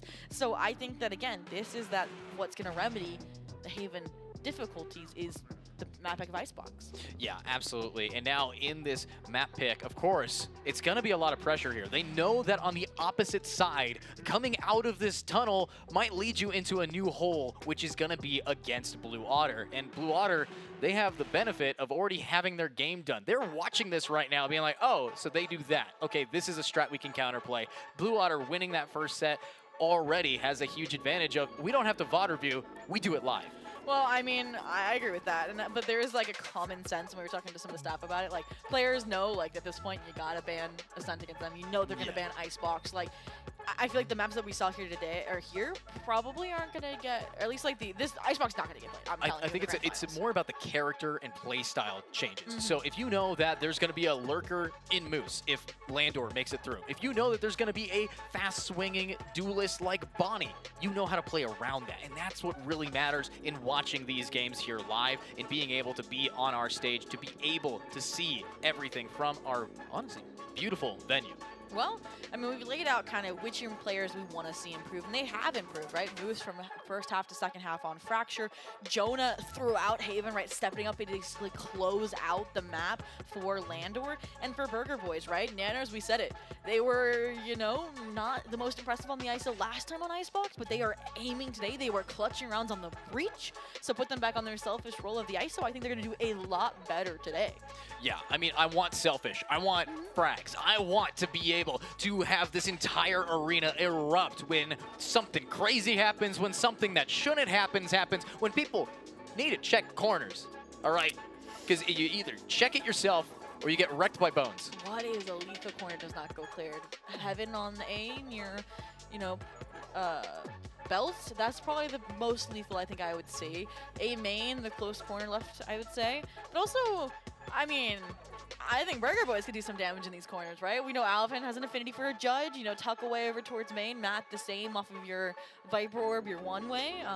We'll see if that comes into effect, but... I mean, the Vipers here as well, I think the main potency that they have, we've been seeing some crazy plays inside of these Viper pits, and with the way that the players who lock these in will be performing, they go for frags. We're going to be seeing a lot of green smoke here.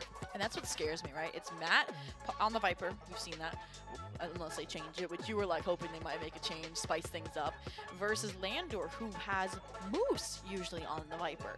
And I feel like Moose, after map 1, at least in that second half, was aiming probably leagues ahead of map. Matt, if you get warmed up, if you lock in, if you reprise the role that we saw yesterday on Lotus as the Vice, like, I think they can find that same impact. We're just talking about fighting in Viper's pits. Yeah, and really what we've seen from Icebox in general is, okay, we have a Viper, they put up a wall, it's over towards the B site. And every single time that an execution happens, they always have that to fall back on, but it's about being able to play without those. So Jet has been the smoke for these teams when it comes to actually executing the other side of this map. And if you are able to lock it in, that's going to be up to Bonnie. That's going to be up to these players. And we have seen the double sentinel, or sorry, double controller coming out here from, you know, Alvin Boy, but just give me your Cypher, give me your Killjoy, give me something here that can shut down players like Moose and players on this team, like Neptune especially. We haven't talked enough about Neptune. Ooh, Neptune. I mean, like, they were there, they were getting their kills, right? But Bones kind of stole their spotlight over on Haven, right? Yeah. And so, I mean, coming into a map like this where you maybe expect Neptune just to be on a supporting KO, like, they're the player that can shut down Burger Boys in that utility, right? Like, mistime knife. We saw how, like, Matt was always getting caught, right? By Northwood and their KO, and how that would throw off the wall cycling, and then you would lose control over a site. I think Neptune can definitely, like, leverage, like, oh, your timings to find that similar impact if they're on the same composition. Yeah, but is it going to be the same composition? We know that these teams have been just grinding out their best agents here for this event. I mean, yeah, we enabled Waylay, but to be honest with you, right here, there are so many characters that are just tried, true, and tested, and we might be able to get those. But I'm seeing a smile on Moose's face. I want to see a loose Moose. I want to see this guy absolutely bowling a China shop, just being able to game. But, Zobi, at the end of the day, we've had so many games end with upsets, with a little bit of a turnaround, and we've asked predictions about us. Now that we've actually seen these two teams play against us, I give you an out. Will you be changing your prediction? From Landor to Burger Boy? Well, yeah. Do you think that Burger Boys is going to be the favorite in this round, or are you still saying Landor is the stronger team? If we're looking just at Icebox, I think I have to lean towards Burger Boys. Like, they just, again, have been through the ringer. They know their comp. They know what they need to work on. Let me rephrase. It's Burger Boys if Nanners does better than they did yesterday. Okay, that's fair. Because, like, Northwood and, like, Landor, right, very different tiers. So I think if Nanners performs at their best, it'll bring it up to the Landor tier versus, like, the team that the performance that beat Northwood yesterday was enough. That performance, I don't think is enough to beat them. True, but again, on this map, a lot less of a worry here. Wow's Little Pug Stars, as much as I love their team and the energy they bring, not a lot of rounds taken against Landor there. So let's see if we know our stuff, if the agents are going to be locked in here, if a 13-1 was enough to kind of get that confidence here, as we're going to jump into our agent select, find out with our flybys. Welcome to Icebox, welcome to the Arctic. It's a little chilly up in here in the caster booth as we're going to be looking at some very intriguing picks. I mean, Burger Boys, same comp as quarterfinals, check. Landor, the safest composition you can go for on Icebox that everyone should know how to play, check. It's also the same comp that they did run in that group stage match, so getting some familiarity there. Moose on the Viper, like we mentioned, and I'm curious to see how this time they're going to work with Shot Up. My guess is Shot Up's going to be like that primary lurk player that pressures mid. Moose, right, they had very passive lurks, right, on Fracture, right? They never were taking fights unless Burger Boys brought the fights to you. I feel like this map's different because the Viper will, like, be actually claiming space. Oh, we're going to be seeing a Moose in mid. The Moose is loose in mid. But then what's Shot Up doing? What's Shot Up doing? Oh, Shot Up is going to be getting aggro up in either B. It's going to be, they're going to take turns. I was thinking swap them, you know? Yeah, swap them maybe. Yeah, but they're going to take turns. Either way, it's more proactive. Yeah, well, as we are getting proactive, as we're getting active into our games, welcome everybody to Game 3 of our semifinals. It's time to rock it, time to lock it in. Will it be Burger Boys? Will it be Landor? Let us know right now as we see Retro starting off with Bones. And that's your entry duelist gone. This time screen to decay, and Retro is trying to ace their way into a pistol round victory while on the road. The timing! One enemy remaining. So does Spike the down timing. A. So with that, Spike still drops the starting to dwindle here, but it's no numbers here coming out for Shot Up, and with 17 HP, the classic right click has to do it, and right now it's just not finding its mark. But look at this read, they're almost lined up for it, and that's one. That's another pick down, 2 bullets, easy reload, but Jesus, are we gonna be seeing the clutch? No, it's Matt to shut it down here, and that's the gameplay I gotta be looking at for Burger Boys. You said that you've changed your predictions. If anybody in the arena has changed theirs, now's the time to lock it in. And Retro's that one player where we're like, hey, they're doing their job, they're doing great, they're the IGL, they're calling. We had no like quote-unquote critiques for them or things we want to see, right? And I mean, boy, Deacon with the 3K there, just I mentioned previously like a Sova soloing in the sights, unexpected, but again, the support of the Viper there, pistol there, and now they're on the fast track. Yeah, already we're seeing the typical Viper wall, but the answer to the Viper wall is not here. It's on A right now. But now, with Matt, wanting to try to find a pick, not going to be able to get spotted, and that's going to be a huge spike. Carrier killed. And the Marshall being able to take out a player like Jonah. Information's going to be a lot harder to find, and the flash is perfect. But are we going to see the punish through? Nice from Matt. And Matt evaded the recon, got out of dodge, and helped. And that's fundamental because they're not running 1 but 2 sniper rifles. You saw Alvin Boy with 1 in mid as well, and they have definitely scared these players off. You can't go mid, you can't go B main, you gotta group up and make a decision. It looks like it's going to be leaning towards A, which actually looks like Burger Boys has left it open for a retake, or they realize, okay, we can get over there in time because this is a little bit smaller of a map. Yeah, Spike and down, Manners, Guardians in hand. That's going to be 1 pick down. And here's Shot Up, managing to survive, grab the spike in a long distance diff onto a Guardian here. I mean, again, classic, free gun, favorite gun for me. But are we going to be seeing them being able to plant that spike? Of course, on this site, it's not going to be too easy with all the post-plant really coming down to 30 seconds left. And you still are in a 2v4. You need an advantage. You need a risk taken. And that's what Moose is trying to do here. Tries to get the screen player that was solo waiting for the rest of their teammates. But like you said, you got your back. The teammates have Alvins, and they each get there. Each getting theirs with the Marshall. I mean, that's exactly the type of gameplay that we've come to know. I mean, Burger Boys has started off every single game with a pistol round 1 and with some couple rounds under their belt. They know how to start off strong. The problem comes into the buys here. And if they're not able to get these rifles up, if they're not able to keep it, like we've seen them try time and time again to go for those forces, might be looking into a bad start.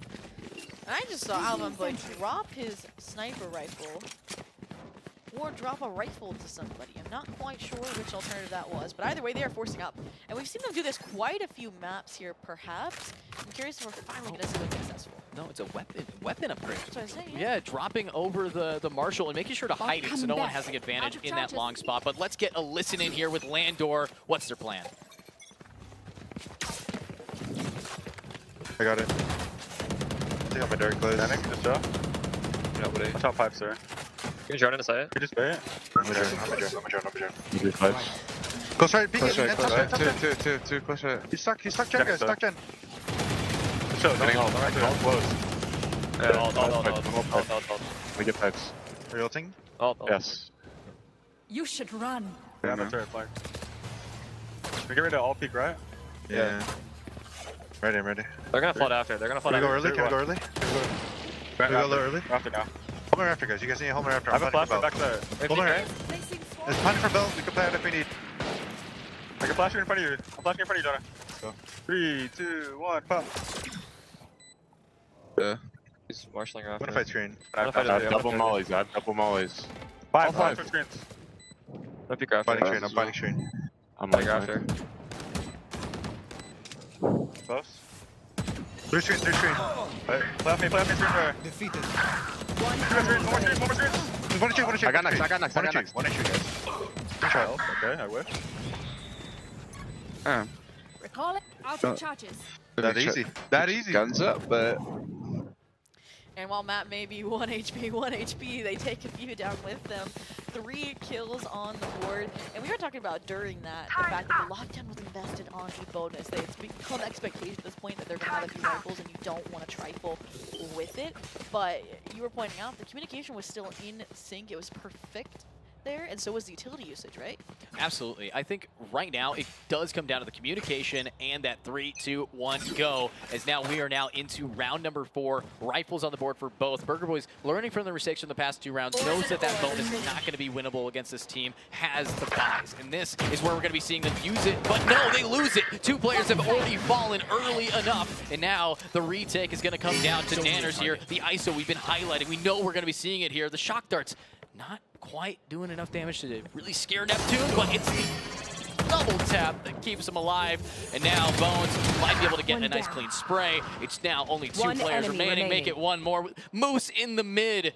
The Moose is loose. We finally see it, and it's just going to be Bonnie here. Lurk on the lurk again. Operator, I'm expecting, yeah, look at the look what's about to swing from spawn. They don't even realize, I mean, you knew they would push the kitchen snow pile here.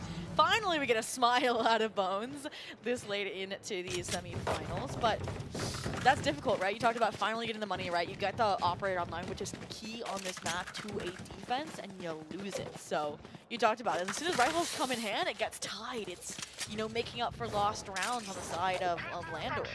Yeah, and Landor definitely knows that the second they start making up for those lost rounds, it's Momentum City here and the Momentum Series here. It's time to maybe start building up more of those ultimates. We've already seen the lockdown getting used. We're close to seeing Bones being able to have their knives. We're really close to seeing just everything for post-plant set up. It's about preventing that spike from hitting the site. And this, obviously, not perfect eco for Burger Boys, so they stack towards A with no info, no calls, make the pivot to try and help Matt. Poison's gone. Dear life, and they cannot. And that's going to be 2 picks down, already opening up, and that's going to be the double tap with 8 clean 1 tap. And now, can we see the double tap live up to its name? And another one here for Nanners, but no, it is going to be shot up, getting 1, and Retro being all alone, blinded, and they just take their time. No Whiff City today. It's time to find more, and then the eco round incredibly quick. And I thought for a second, like I had the intrusive thought, and I'm sure that Nanners did too. I'm 5 HP, I have a sheriff, and I have a kill contract. Do I pop it? Because it would get you back up to full HP, you get a fair fight without the gun advantage or equality. And if you were feeling confident, and if you won that, it could have flipped this map on its head. But an alternative universe here. A buy round syncing with the ult cycle of Landor spells, to me, almost disaster for Burger Boys. And is that an operator on the attack side for Bones? You have to have an answer if you're going to be seeing players like Retro and Bonnie starting to pick up these snipers early. So, honestly, you look over, it is going to be maybe a kill contract. You know where that op is. You're going to be able to grab it with the ISO and have that advantage. But there's been so many times we just see a shorty in the backdrop there, and I'm not sure if we are prepared for it. But Nanners is prepared in an insane high ground. Will be suppressed immediately. It's time for the null command to start this team's aggression, and that's going to get them onto this site. The spike now planted, as unfortunately it's another retake. Look at that, right? You're Sova playing not just off-site safe, but in spawn safe, right? To play that Hunter's Fury down because you are respecting Burger Boys and their ability to retake onto this site off of stuff like the kill contract. Set it like no distraction. But not before they find a frag onto Alvin Boy. And now, this is exactly what you need to be doing. Nanners is set up for it, and yeah, the shorty play to try to break it. They didn't swing early enough, and that's going to be Matt in the kill feed as well, taking out the KO. 3 versus 3. The post-plant definitely favoring Landor, but let's see the aggression, trying to stop the Hunter's Fury by just jumping above him. It's already halved. Bonnie keeps getting it, and that's going to be the pick. They can just stick it all the way through, and there we go. The round ending here. Burger Boys needed it, baited it, wanted out. No op, no Hunter's Fury. And that would have been a great round to listen into, right? Like the awareness of, okay, we need to push forward. They're going to be playing Hunter's Fury. The awareness that, okay, Shawnab has flanked and killed our teammates multiple times, like when Matt was on the verge of that 3rd round bonus clutch. So they navigated that perfectly off the Viper's Pit retake. And we saw ults left and right. 2 for Burger Boys, 2 for Landor, and Burger Boys finally able to get a rifle round on the board and keep us tied. Yeah, a tied game this early, something we haven't really seen much of, but with lineups up, with one-way set for these Vipers, it's now time to see how much money can Landor keep investing against Burger Boys' attempt at a recovery. Already we're seeing some, and Hunter's Fury immediately answering, might be able to find some damage, but just a little bit too far. Not going to hit anybody. It does buy time against B and pushes them into mid. This funnel has a Sova and a KJ looking at it. And last time, Lander was able to really quickly abuse mid-space, but that's not the case scenario this time around. In fact, the players playing a little bit deeper, farther off, right? Alvin Boy towards screens, Yurosova towards snow pile, in sight. And I think like now that the Killjoy realizes, okay, no one's pressured mid, that's why the Sova starts leaning to support Matt here. And they're one-way set up, but the wall immediately counters it. They're just going to jump right past.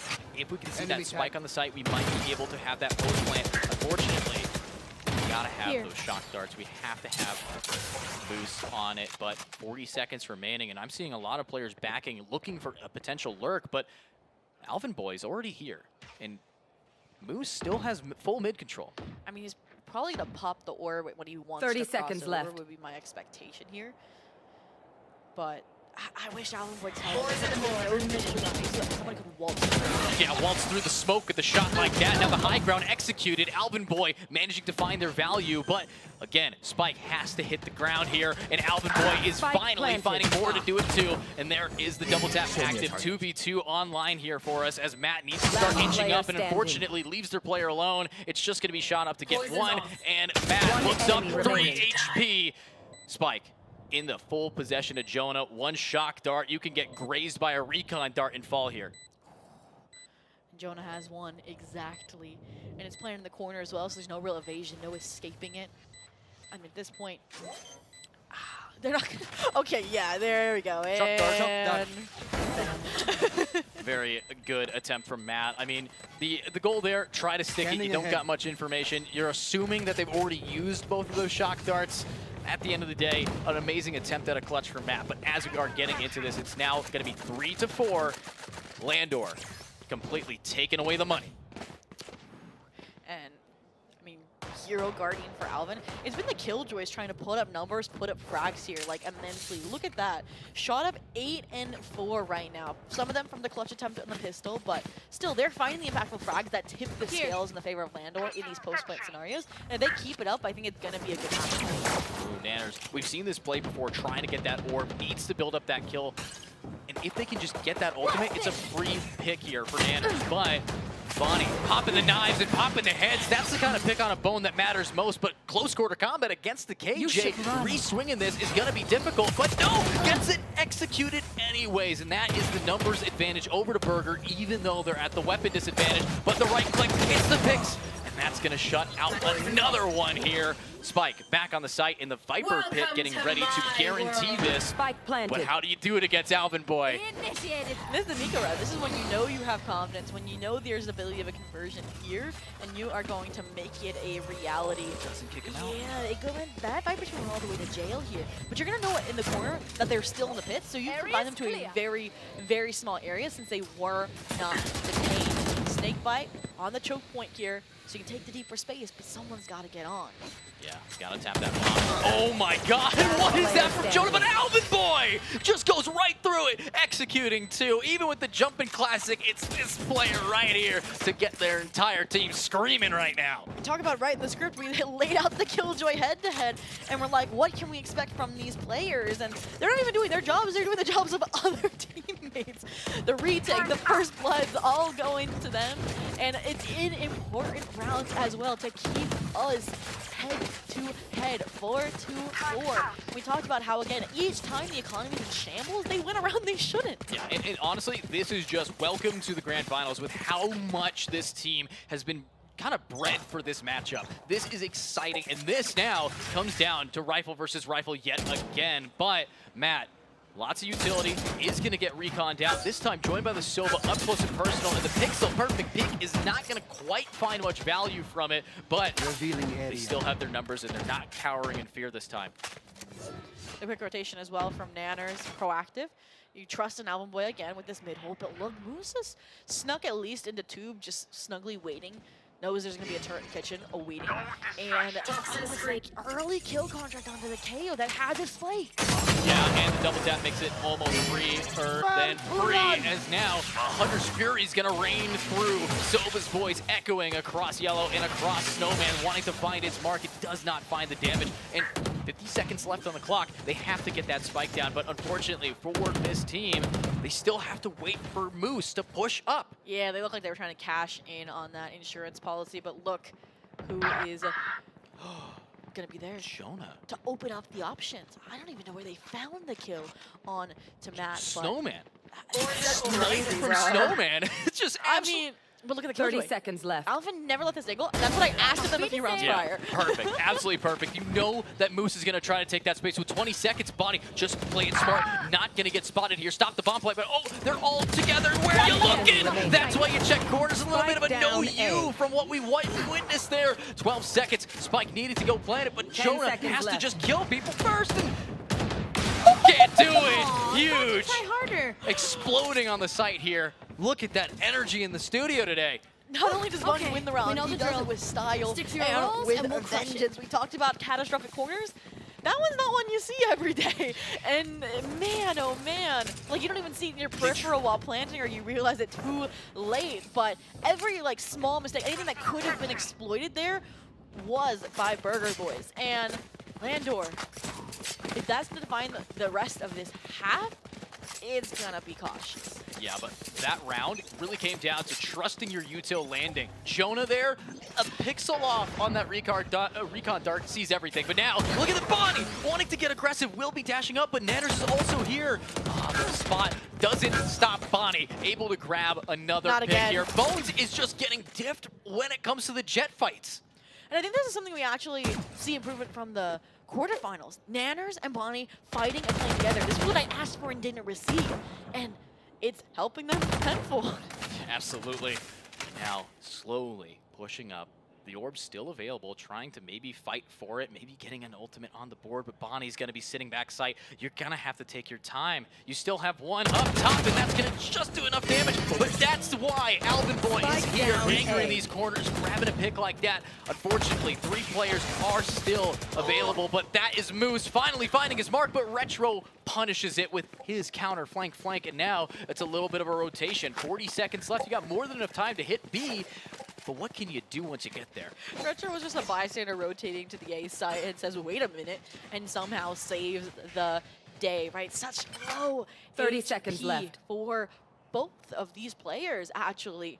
And, I mean, getting the spike down at this point would be like a gracious moment. I mean, this snake bite would kill Jordan. It would, but I think what's going to kill Matt here is going to be one well-timed shock dart. Needed to get the... No. Come on. It's not going to be the angle. 10 here. seconds Spike left. will Poison be orb. falling Spike in. planted. So is One going to be enemy Jonah. remaining. That's going to be one down. It's all up to Shot Up, who has only a stinger and unfortunately is missing the back of their skull. The crunch is good. And I'm still impressed that Bonnie almost got away with the same pipes play that they did last time with the Blade Storm. And they just didn't follow through.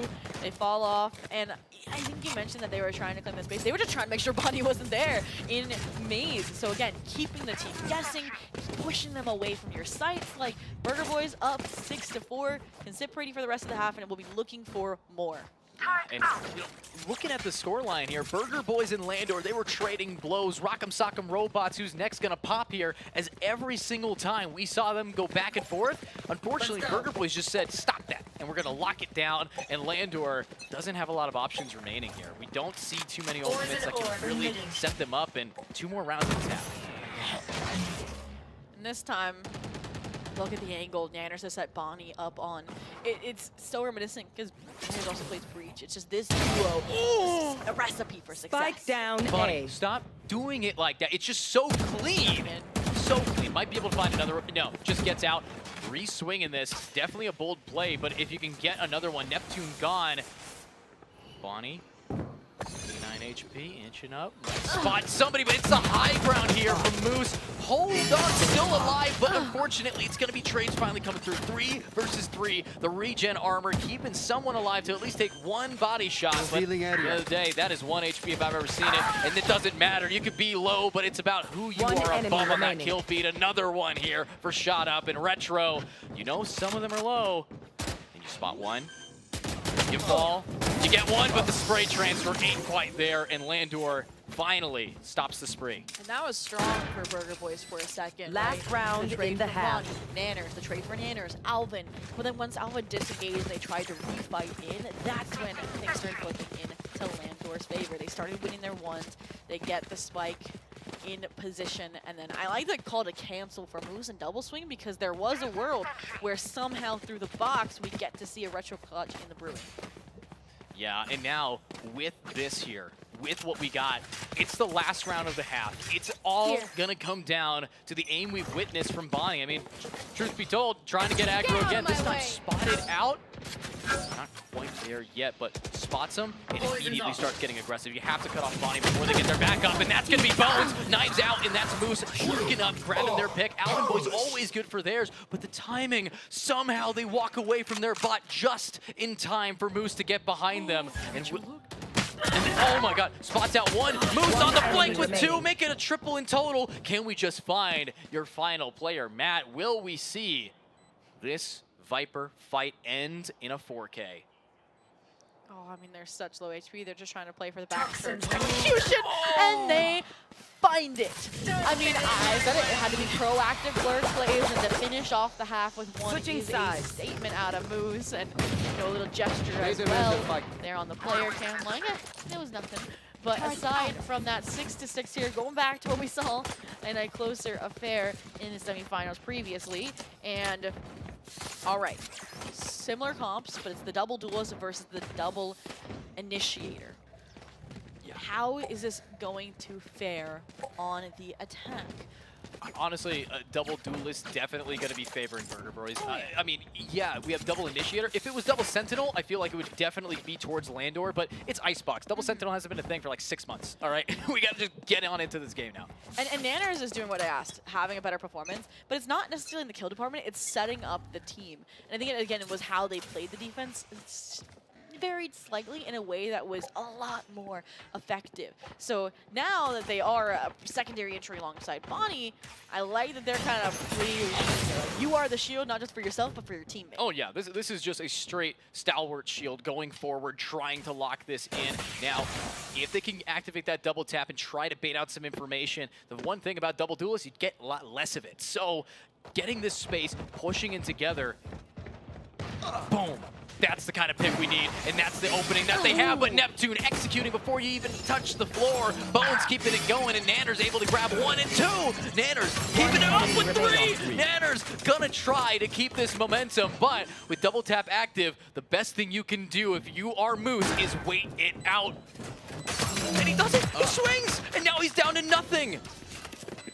Oh my goodness, and 10 HP. Toxins going Burger Boy's the master of pistol rounds at this point. Screen down. And, I mean, I love that as soon as Nanners gets pings down to low HP, they fall off, right? Like, they don't have a duelist ego. That's what I love about this player, even on the ice still, right? I called them out for not having kills. They find 3, and they still live to tell the tale. Now, play your life.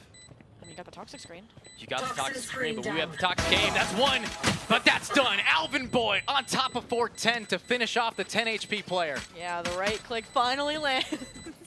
They're gonna have flashbacks to that fracture moment, but it's on Twitter already. Like that, the lead re-secured here for Burger Boys. And I think what we've yet to see this series is someone really run away with things in the early stages of a half. So curious to see if we can see that here. I mean, it's the second round. We gotta wait to see how this goes first. Yeah, we gotta find out if this is gonna be enough. To be honest with you, you are looking at defense pulling out some of these sheriffs. And 1 good shot, 1 now found Spectre, Bulldog, Marshall can be all that they need to turn it around. But you look over at Burger Boys. They're splitting up, searching for clues, but it's a 4 split to 1. No lurk up from this Viper in mid this time. Here we go. I mean, the entry was pretty seamless right onto the A site. It was more the post plant that fell apart just a bit. So repeat that success. Trust in Alvin Boy to have your back, and they're going with the Ghost, so we know they're planning for the future, but can they stay in the present and find a kill? I mean, right now you're looking at someone else trying to find kills. Burger Boys hunting for, unfortunately, an empty site. There's an alarm bot. Deep B. Deep B alarm bot. Yeah, we're not going to get that much info, but they're so afraid. 1 close quarter combat fight is now a Vandal in their hands. They did buy up here yet again. So Burger Boys, if you want to be taking this, you're going to have to find that value in perfect util usage against Shot Up. They can now start to execute, and there's the first pick. Bonnie starts off strong, and look at these shock darts trying to land it back and scare these players away. Spike in the default spot. Can we find some more as just Bonnie in this high ground position might find a punishing angle? And I thought Alvin Boy was going to go for the mid wrap here, but they're just playing Belt, playing the Swarm Grenades that just got chucked towards the Spike. And it looks like it's a die to the Spike situation here for the side of Landor. We said we don't want a team to run away with attack. And talk about planning for the future in terms of economy on Burger Boy's side. Well, Landor's playing for the ult economy. They just spotted all of them. They know exactly the game plan now. Yeah, but you're not going to try to, hunt for this, especially since they did invest in those Vandals. They want to keep their lives here. It's going to be flawless, and that's what they want. But Alvin has a ghost. Alvin has a ghost. He can do it. He Yeah, can do it. he's allowed. You can spare one, but unfortunately Bones is holding the angle, so I mean, you're gonna get the ult or buy a gun regardless next round. Yeah, Landor, smart play to go to die to bomb, trying to. I mean, it's kind of odd that they're not trying to get some picks. I mean, their ultimates are just so powerful because of their double initiator for that retake. So going to bomb, they really don't want to give anything more than what Burger Boys has been taking. Yeah, I mean, Burger Boys in this composition as well, right? The kill contract is basically taking a key part of your defense off the table in milliseconds. And, I mean, Burger Boys can definitely capitalize on that. But with that, and with the opportunity maybe to finally convert a third round, let's take a listen with Burger Boys. Shoot. He's one. I did it. Killjoy's playing. Where? I died turret. Today. Oh. Maybe. I don't see him. Probably main. Yellow. He dead. One more. Probably more. Nice. What the buns? KJ was boiler guy. Matt, don't be worried mid. Yeah. I'm gonna say top side. Someone's missing. Yeah. Could someone call everyone to be sorry? One mid. One mid. One snow, one mid. I have kitchen snow, kinda. They can pick your snow, Bunny. Yeah, I know. That's one. I'm talking now. I'm gonna let him out. I'm letting him out tonight. Chaos snow right now. Nice. Chaos going wide. One enemy remaining. I'm touching out. Toxins going up. He's right. Snow. All right, drop it. Nice! Come on, man. I mean, come on, man. Slip it in, Gangy. I have gotten spammed every time we've done that strat. Come on, man. And that's why we win it, maybe. And honestly, from bot kills to Bonnie frags, I mean, that's what we gotta be seeing here, Zobi. And just the excitement, the ability for this team to keep locking this down here with Landor's strat. No, yeah, they called it a trap play, and that it was, right? We saw the same exact jet entry from Bones last half. It worked, it caught them off guard. And instead of the Moose lurk mid, right, the late wrap, it was Alvin Boy. And we talked about how those two roles and players are interchangeable for both of these sides, and it's now been proven.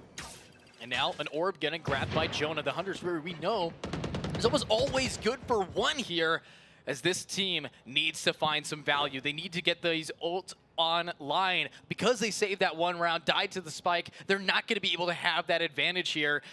But Bon, they want to find these frags. Bonnie wants to keep on gaming, wants to just open it up for the team. Now, Spike in the hands of Nanners, not going to be that shield for this team quite yet. And there's the drone.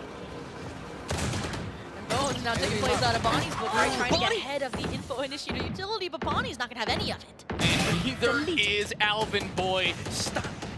We know Moose is going to alert. They know it, but Bones is who has to really shine here. That's one down onto a jet, and there's another for Neptune. They get some guns down. They manage to find themselves with a much better weaponry, and they have to now retake the B site. I mean, at least Alvin Boy's going to get it for free. At least it's still a 3-on-3, but you've relinquished the weapons, namely Bones, and now they're even on the flank, so you're going to get pinched multiple, wars on double fronts, unless Matt. Oh no, that's half the HP of Bones down. And now with Bones not having the advantage to swing this, 2 hits and you're gone, and there's 2 players to try to input that amount of damage, and Bones pushing in, that's one. Doesn't get the isolated 1v1s, will be able to keep it moving, and that's Alvin Boy executing anyone pushing, and Jonah now, it's a kill contract, and let's see if it's gonna get signed here. Even if it hadn't been signed, there would have been a counter offer on the table, which is Alvin Boy delivering the same results. But, I mean, that got dicey for a second, right? You worked so hard to finally, after how many attempts, get the 3rd round conversion. You achieve it, then you almost lose to a Thrifty. But this is what I kind of laid out. I'm like, we've yet to see a steamroll at the start of a half. And this is any time to do it. When it's map 3, semifinals, and you're about to make a trip to the grand finals, Burger Boys, putting in the work when it counts, everyone firing on all cylinders. Yeah, all cylinders now. We're looking at a tall one, 10 rounds down, double digits, and 4-round differential. We've seen Landor come back here, but the fact that they need to tells us that they are in the semifinals with a lot of fear. But as we get into this round, it's time to look at Shut Up. Yeah, I mean, they're blocking fire, they're divisive, but again, a mass rotation, and the operator online for the first time, in conjunction with the Hunter Sphere to try to obscure the fact that here, they're going to swing into the op. I'm betting there's going to be a pick here. There has to be. That is an uncharacteristic use of Jonas, and yeah, swinging into the op, that's one thing, but it's actually both op.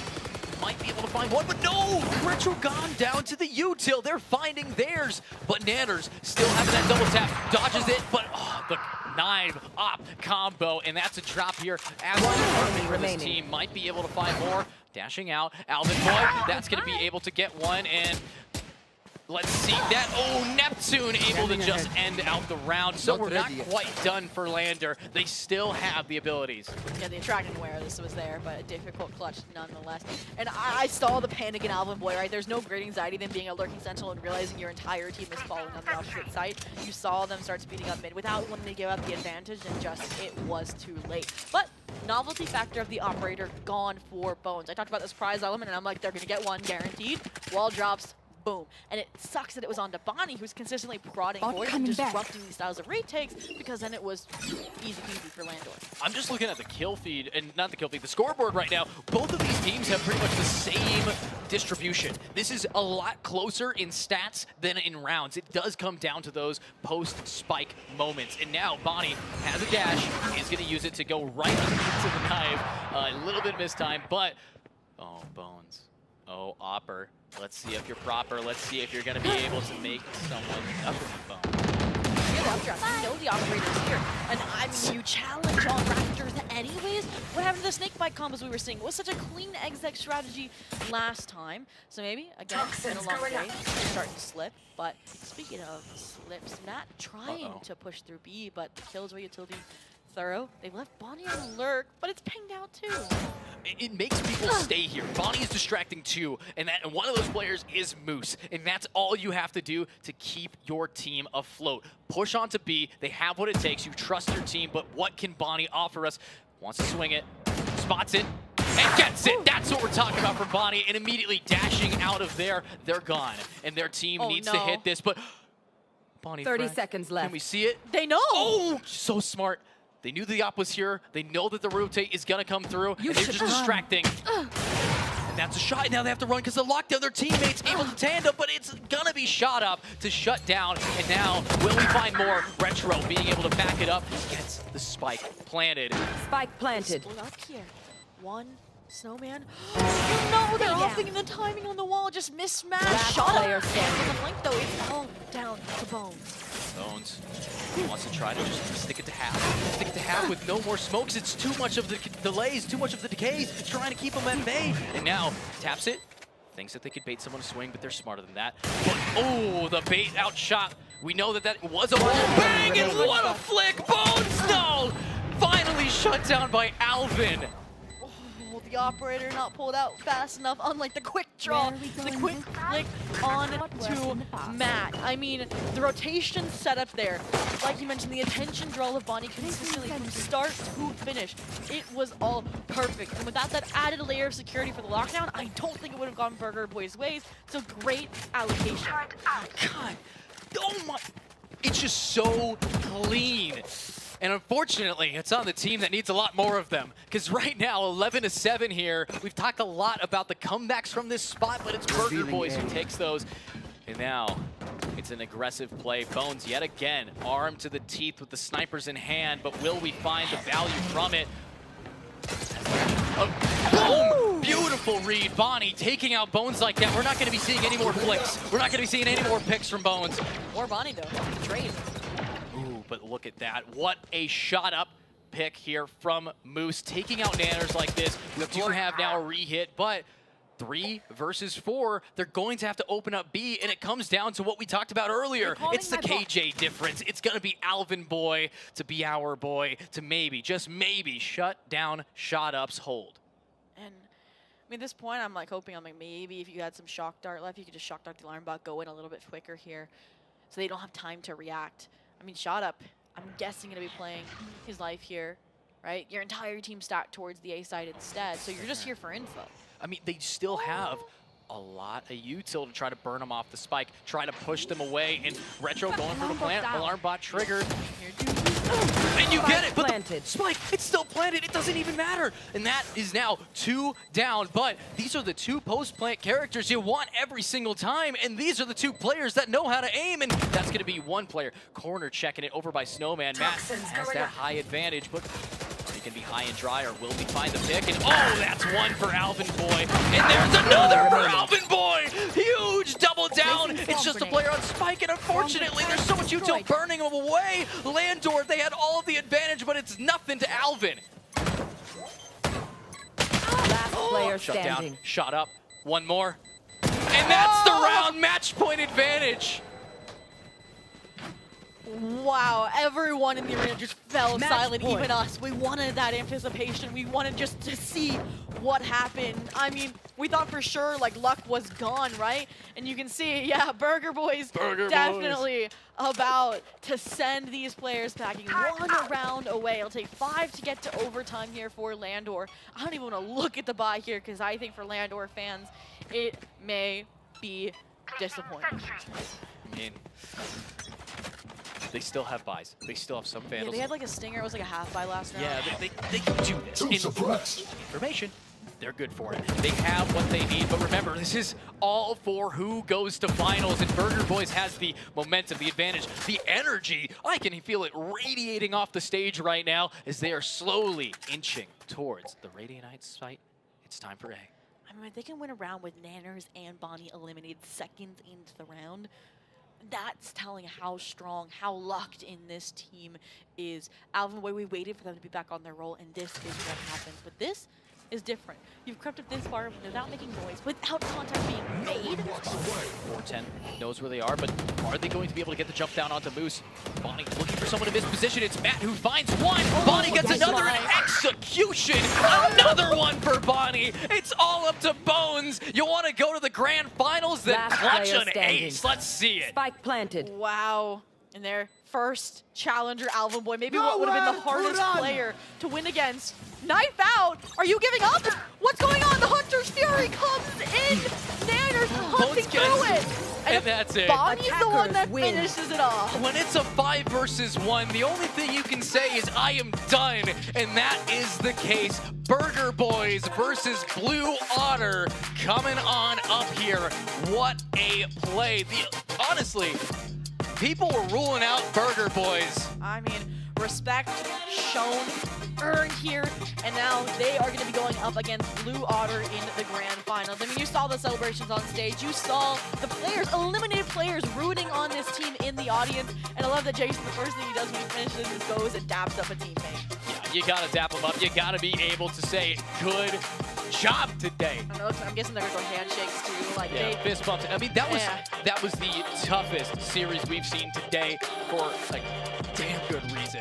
All right, like exactly what we needed to have. And now what seems scary is that Blue Otter's Instaban now, at least today, is Icebox. So they don't get to have that strength there. The question now is, with all of the teams that have gone through, with all that we know about these players, it really does come down to comfort. It comes down to skill.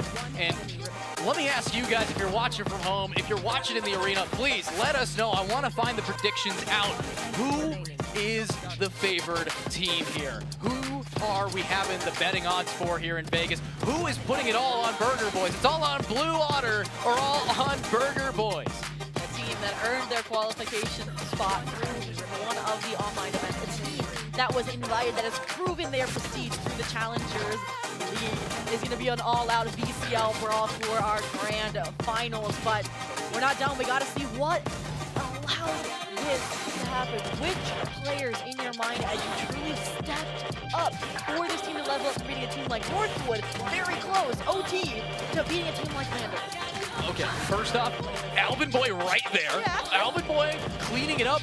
Bonnie starts it off, and Alvin Boy finishes it. It was a two-piece combo meal. And 9! Yeah, First blood. 9 first blood. He started every time, and guess what? All of those were on Bones. So the only rounds that Bones could get the first blood was when he wasn't absolutely shut down here by Bonnie. I think it was when he was opting is when he found the most first blood.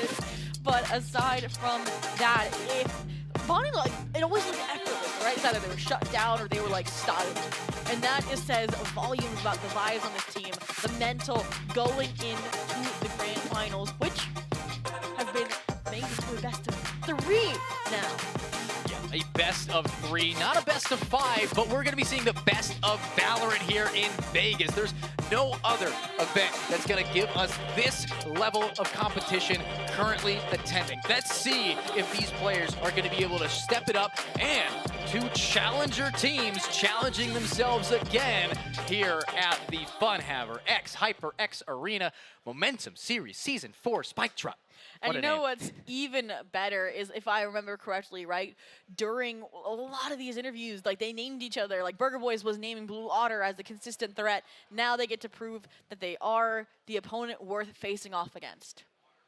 Yeah, and honestly, with the way that these games have been going, I cannot wait to see what we got going on, except for a post-game interview. I've talked to Nanners a lot, but let's see how they feel after that match. Thank you so much, Edu. Welcome back, Spike Drop fans. It is Championship Sunday once more. We just had it as such an intense semifinals game. The first one to go all the way into map 3, and it was a map that so far has been a very challenging one for pretty much every single team that has survived up until the semifinals. But now, there's only 2 teams left, and one of them is the Burger Boys themselves with Nanners. How are you, my guy? I'm feeling pretty good. Yeah, feeling pretty good? Shaking a little bit? Yeah, a little bit. I mean, it was such an intense final game. Alvin, Bonnie, I mean, really everybody stepped up, but they exploded in that final map. Yeah, everyone on this team has the star power to show up when we need them, and we proved it today. Yeah. Absolutely. So here's the big thing, right? I don't know if you realize this, but you just ended one of the longest winning streaks of a team in Valorant North America in general. 34 series in a row from Landor, shut down completely, but that Icebox win. Yeah, we played them a couple times previously in other Funhaver events, and so it's good to finally get a win on them. It must feel good because it was the first team that you guys were the first team that beat them since January. Was there a major change that you made from your team to beat Landor this time around? Quite recently, we changed some roles around on some certain maps and kind of formed more to the meta with Teo and Breach, and I think it's helping out. So what about the ISO, though? I mean, your ISO was so good at taking fights, yes, but you're really good about setting up Bonnie, too. Yeah, it's something that our IGL Rhett kind of brought up, that maybe we try and play ISO on Icebox instead of the normal Reyna, and it's been working out. Now, to skip ahead a little bit, your grand finalist team, Blue Otter, it's the only map that they had lost so far going into this tournament. Do you think that ISO, if you play Icebox, is going to return? We'll see. Oh, okay.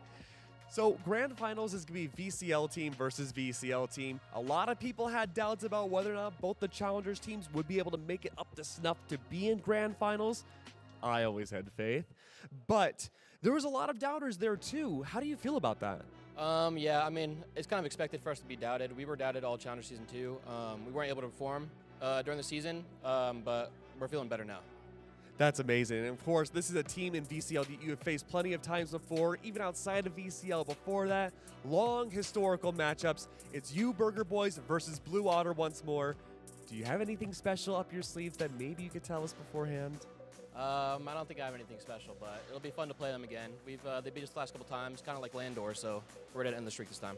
So same mental, same mindset going into this? Yeah, same thing going forward. Well, there's only one more challenge up ahead for you, Nanners. Could very well be the champion here. Could have another interview with you again. Fans, friends, families, enemies, Blue Otter watching. What do you have to say to all of them? Just good luck and have fun. Good luck and have fun. No truer words ever said. I'm very excited for the grand finals. Nanners, thank you so much, man. It's been a pleasure to interview you, and who knows, maybe we'll have a second one right around the corner. But with that being said, though, we do have to prepare for the grand finals. It's going to be such an amazing banger. Now's the time to get food. If you're at the venue or at home, go to the bathroom. But don't go anywhere. We need you here because this is going to be an amazing grand finals. But we do have to take a small break. One enemy player standing.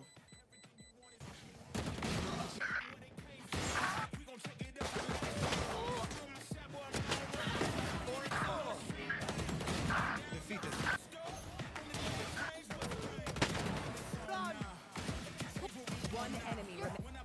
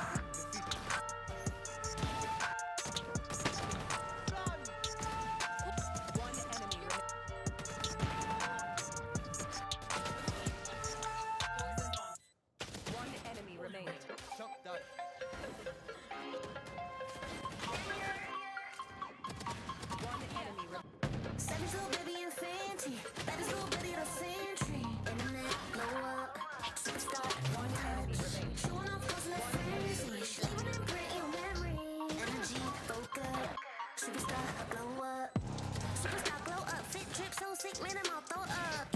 Take it in, don't rush. Need 10 hours sleep, yeah, just woke up. Lessons on messenger, keep coming on at me high speed. Check out the deposit them in like it's Nike. Headline or the festival, 100 racks for a piece of my schedule. They all thought I was delusional, but I'm a manifesto of miracles. Bad stress, I'm on the list on the internet, upload a clip and hit me a lick. Oh my god, I'm so rich, couple million just off of the clicks. Savage little baby and fancy, that is little bitty the sentry. Internet, blow up, superstar, don't touch. Showing off, causing a frenzy. Leaving an imprint in your memory. Energy, focus, superstar, blow up. Light, shine, bright, superstar, illuminate through the night. Light, shine, bright, superstar, baby shining bright like a diamond, meditate daily, baby enlightened, baby make racks, baby spend cash, baby go get it and she don't gotta ask, baby gon' run it up like an athlete, plays gold at track meet, at the stadium show going super hard, cause baby a superstar, just bought a coupe at a lake, off of the grid and out of LA, spirit away, life is amazing, don't waste a day, learn from the L's and mistakes, baby so glow up, baby focus, got my eyes on me, baby make so much, feeling generous, 6 bigs in a week. Savage little baby and fancy, that is little bitty the century. Internet, blow up, superstar, don't touch. Showing off, causing a frenzy. Leaving an imprint in your memory. Energy, focus, superstar, blow up. One enemy light, shine, bright, superstar, illuminate through the night. One enemy remaining. Light, shine, bright, superstar, yeah, she one of a kind. One enemy remaining.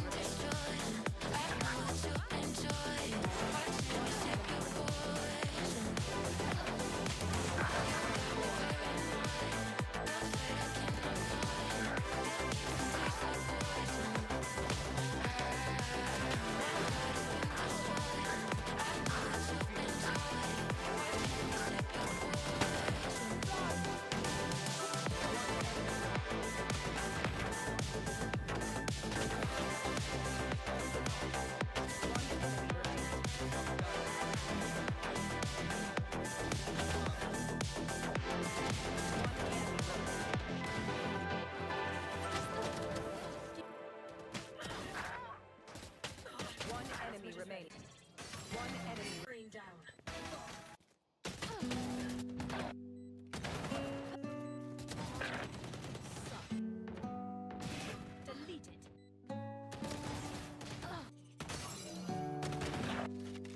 One enemy remains. Goodbye. One enemy remains. One enemy player standing.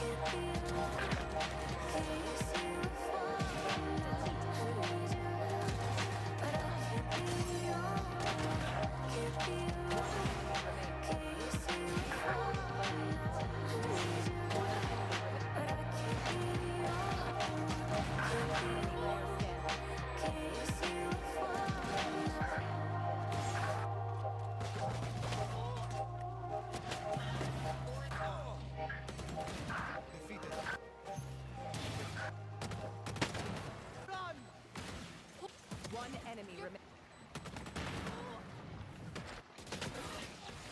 Poison's off.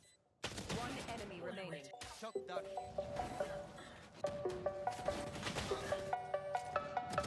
One enemy remaining.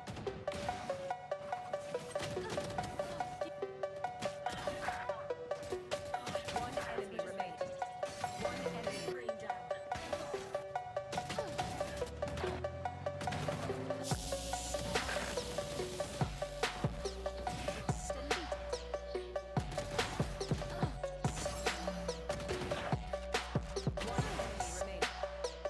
down.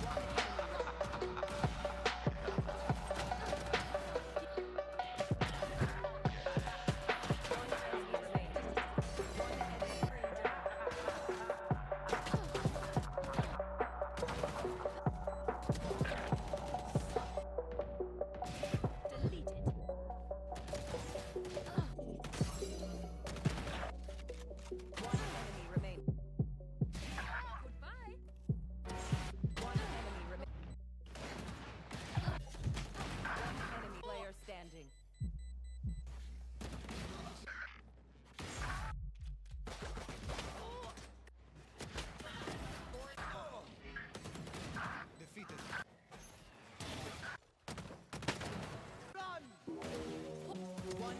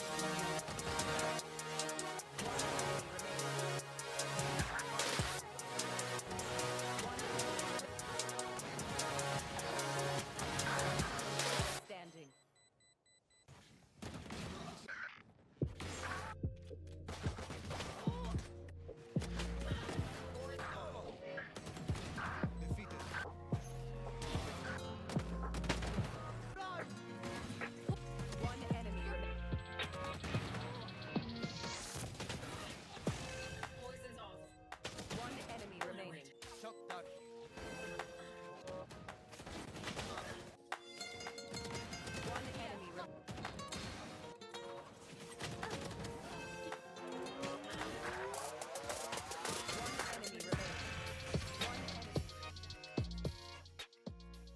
It's Championship Sunday!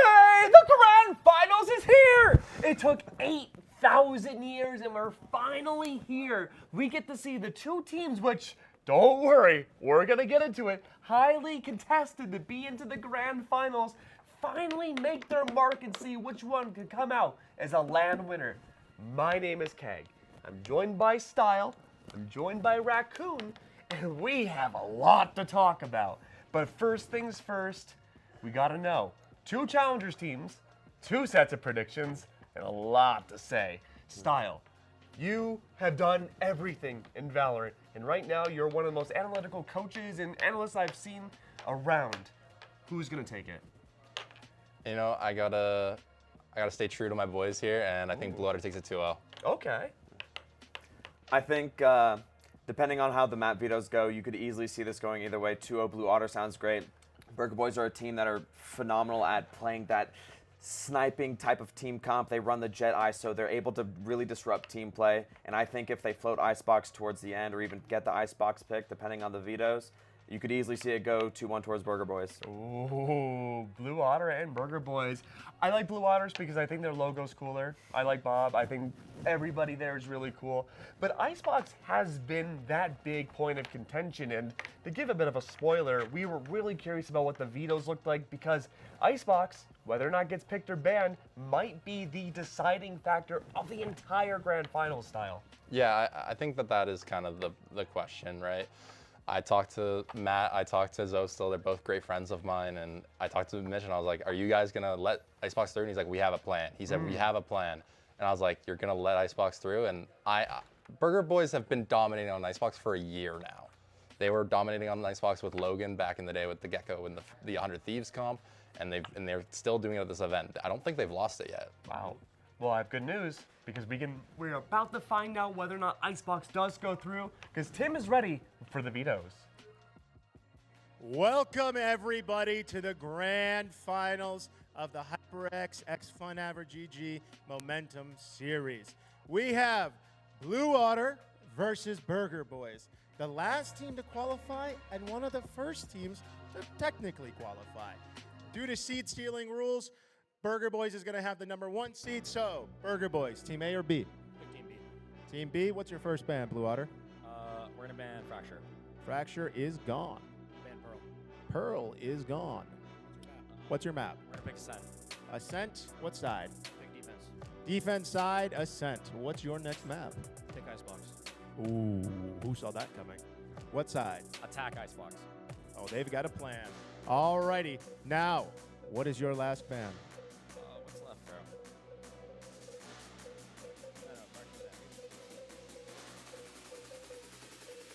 Ban Split. What's your last ban? Ban Split. Split is gone. Now we have a decider between Haven and Lotus.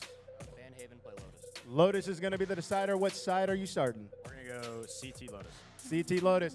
They did come in with a plan, Ryan Riggs. So let's get these guys back to stage and let's get this game going, and we'll see you in a little bit. Huh, that's weird. Did they say Pearl was one of the map picks? Did I hear?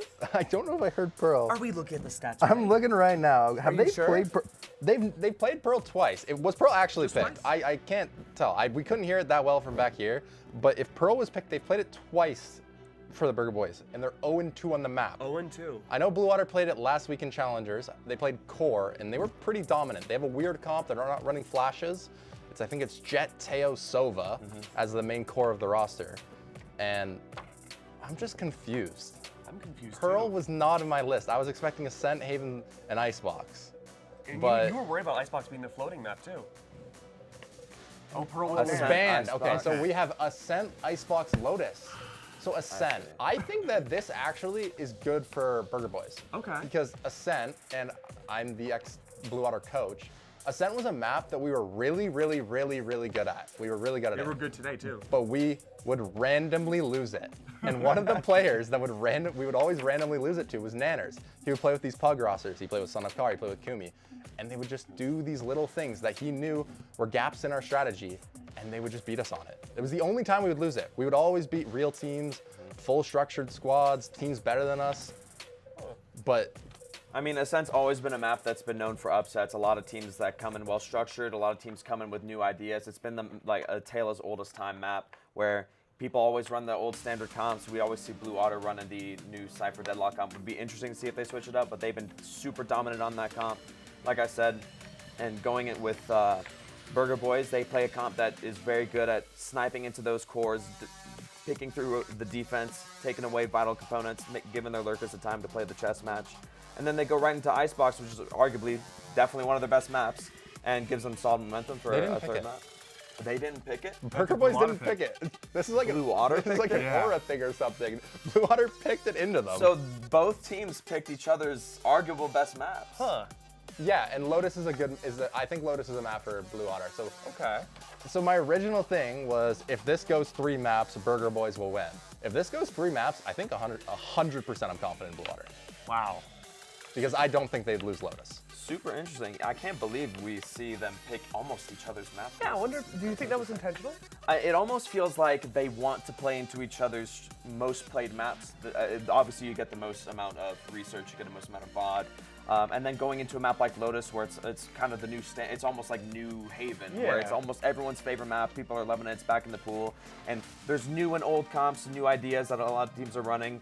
Can't wait to see what these two teams bring to the map. Well, let's take a look at Burger Boy's roster and see maybe if we could start dissecting this a little bit and see is there a realm of possibility about why each team chose each other's best map style. What the hell's going on, man? 197. That's all I'm seeing up there. 197. That is unreal.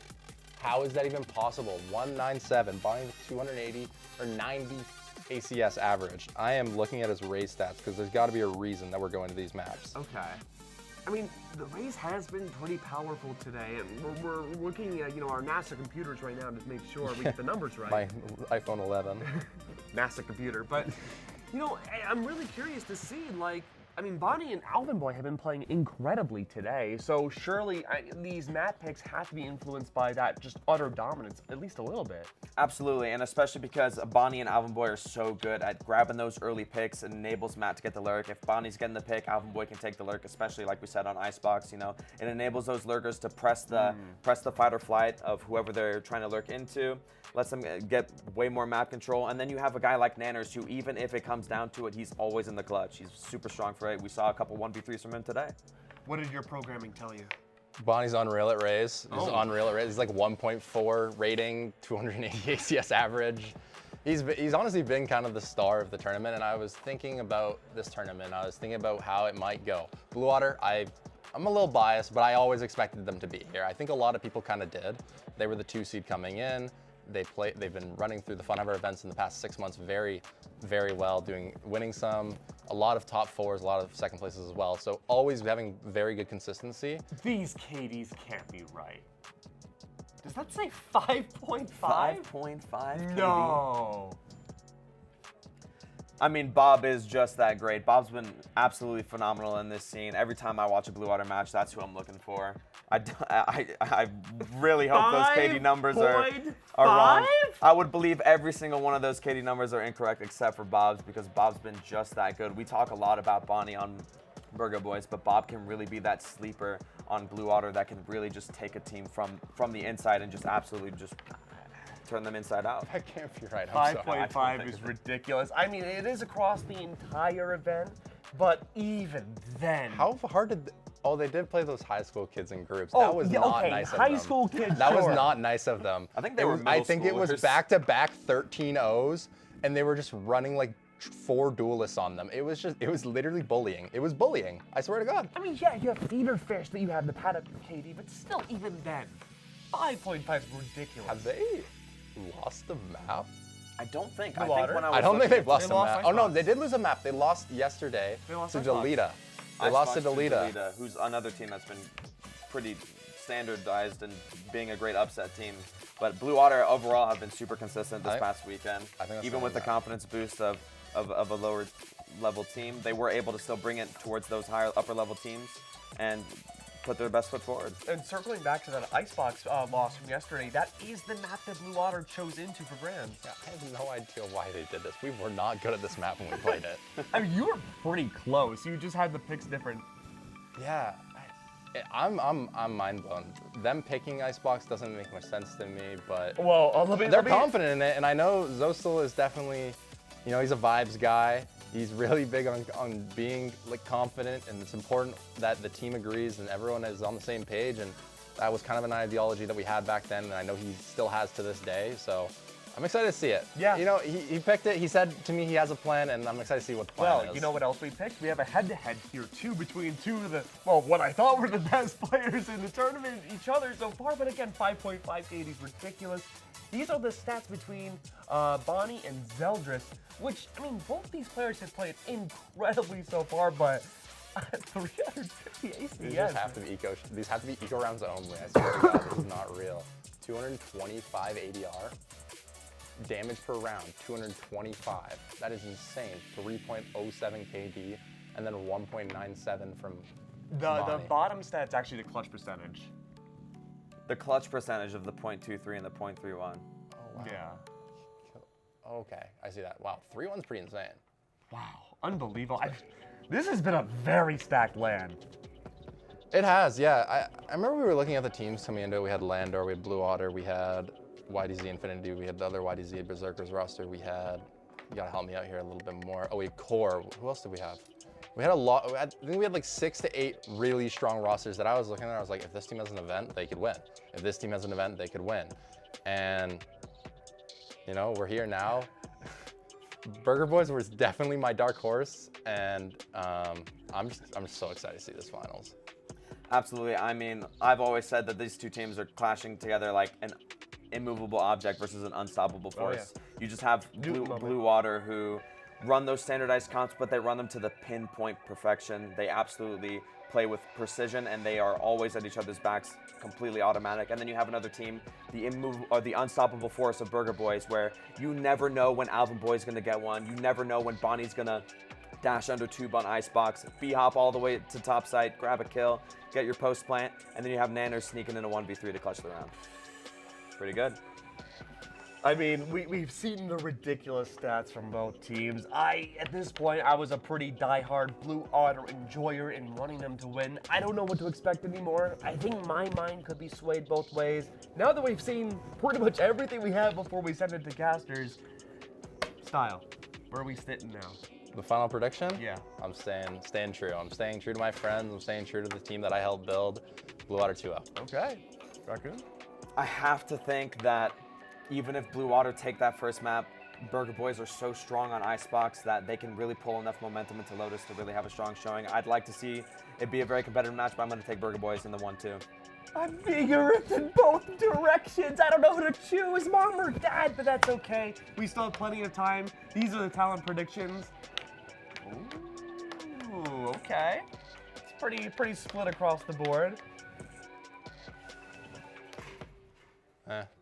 Yeah, just That's your analysis? I don't got much to say. We're gonna let the match talk. You know, I'm excited to see. I think that this is honestly, it's really random. We're in Vegas. It's a little bit of a gamble, whatever way this game goes. Wow. Icebox, you know, this could be an oversight from Zostil and the Blue Water Boys. This could be, you know, this is their insane idea. They have some hidden comp they've never shown before. Insane idea. That's the plan. Master manipulation, but. You're a master manipulator. We're gonna see. What would some wild comps be to come on here? A wild comp? I mean, we see the Waylay come out on Icebox? I forgot Waylay was allowed! It would be, okay, the craziest comp that I could think of right now for Icebox that could possibly work. Kildra's a lock on that map. You need to play it. Waylay, Breach, Gecko. Viper.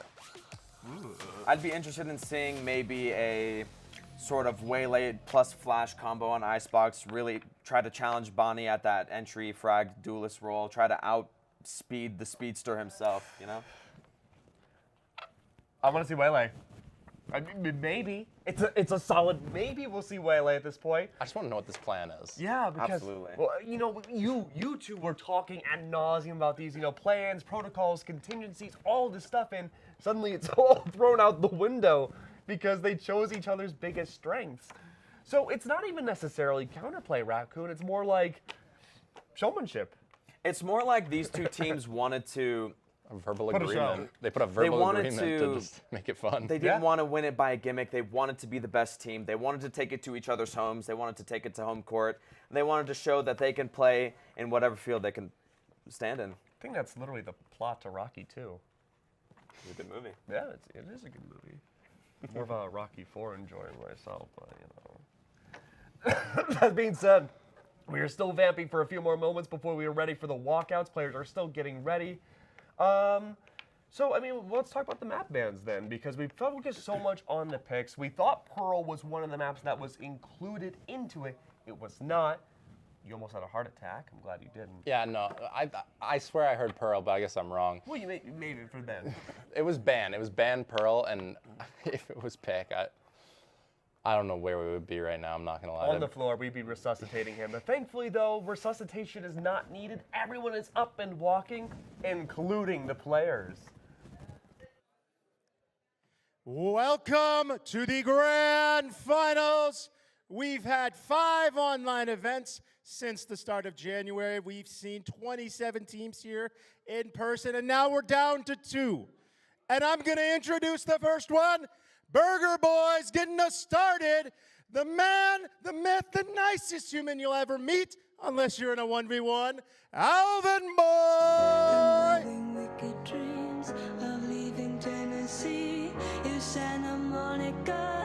Now, following up behind the man, the oldest player on stage, the guy you want to ISO ult, but if you lose to him, you'll hear for it forever, Matt!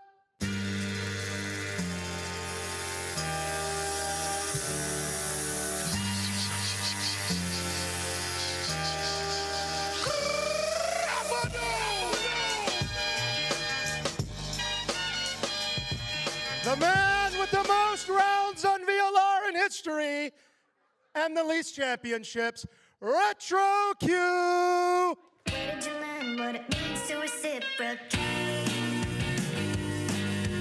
How much can I be expected to tolerate? So I started to think about the plans I made the day unpaid. Now, the man, he struggled a little bit recently, but give this man a shield, it's Nanners!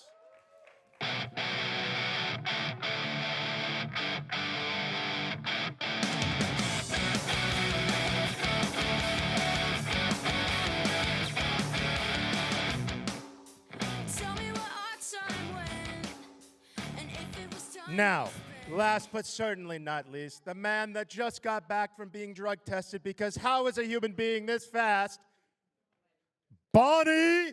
Fuck you! Text or call or anything in this slide. And I told you that I don't mind. And the look on my face that I'm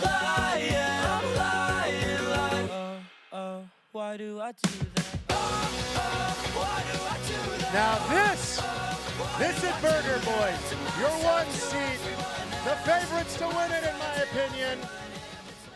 Let's get excited, because now, we have something really interesting. We have Blue Water to get us started with the man with the op you don't want to face, Zeldris! Maybe cause they leave me where you found me. So don't leave. I just love the way you got me feeling. Love the feeling. It's like Now, he's not as sweet as a Turkish delight, but he's got aim like the best Turks out there, Shondex!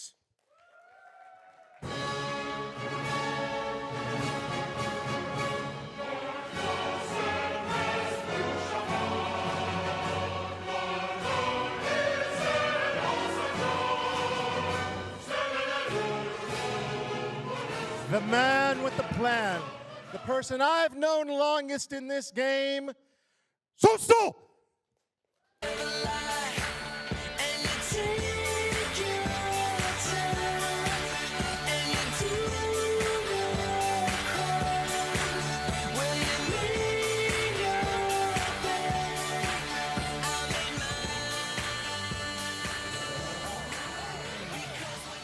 Now, a player that made history, being the first GC player to enter a Tier 2 circuit, Quinn Bobsta!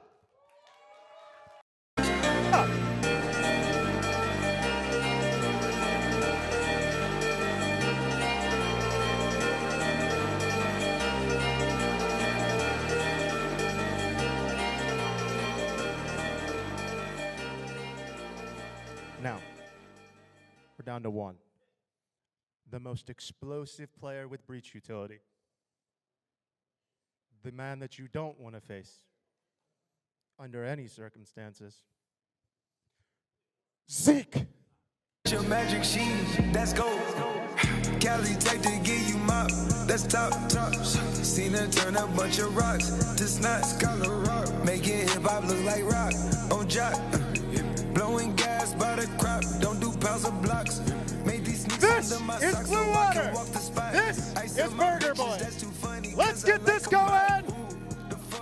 See you guys in the server.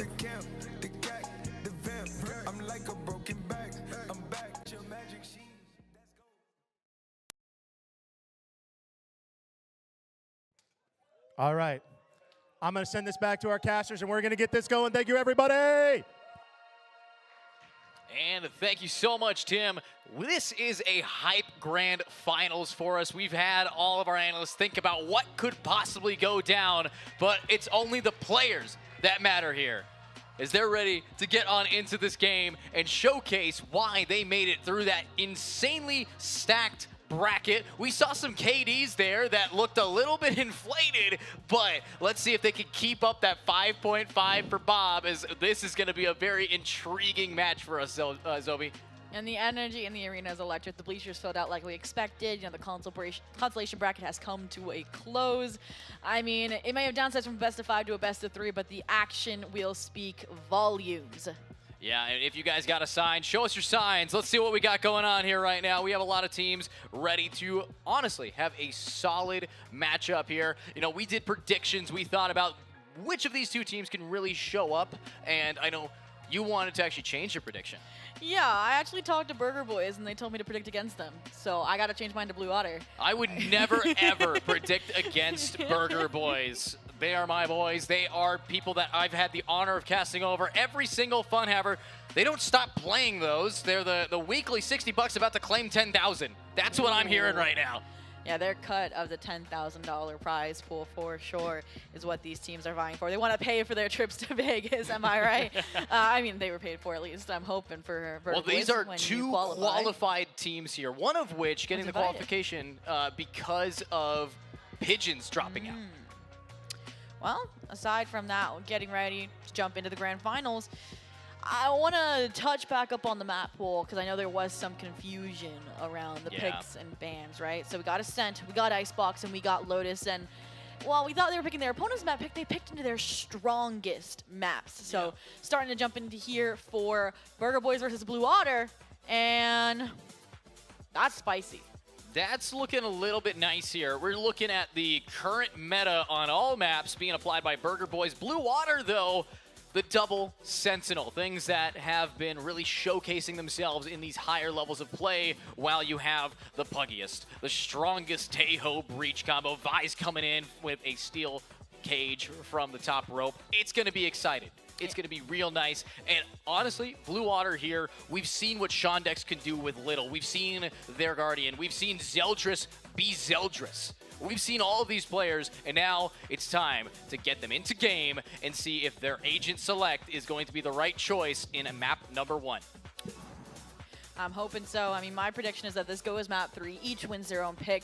And then that last map of Lotus is a big, big question mark for who has favor. But jumping into this match, I love Matt back on the Vice. We said this was their specialty. We said they were struggling on agents like Cypher, and Alvin's the master of Killjoy. So this feels like the best bet, playing to themselves. Yeah, and now we are going to be setting it to a short tech pause. So while we're here, I'm hearing you guys in the arena. It's getting loud right now. If you guys want Burgers Boys to win, I want to see how loud Burger Boys fans could be right now. Get as loud as humanly possible for me.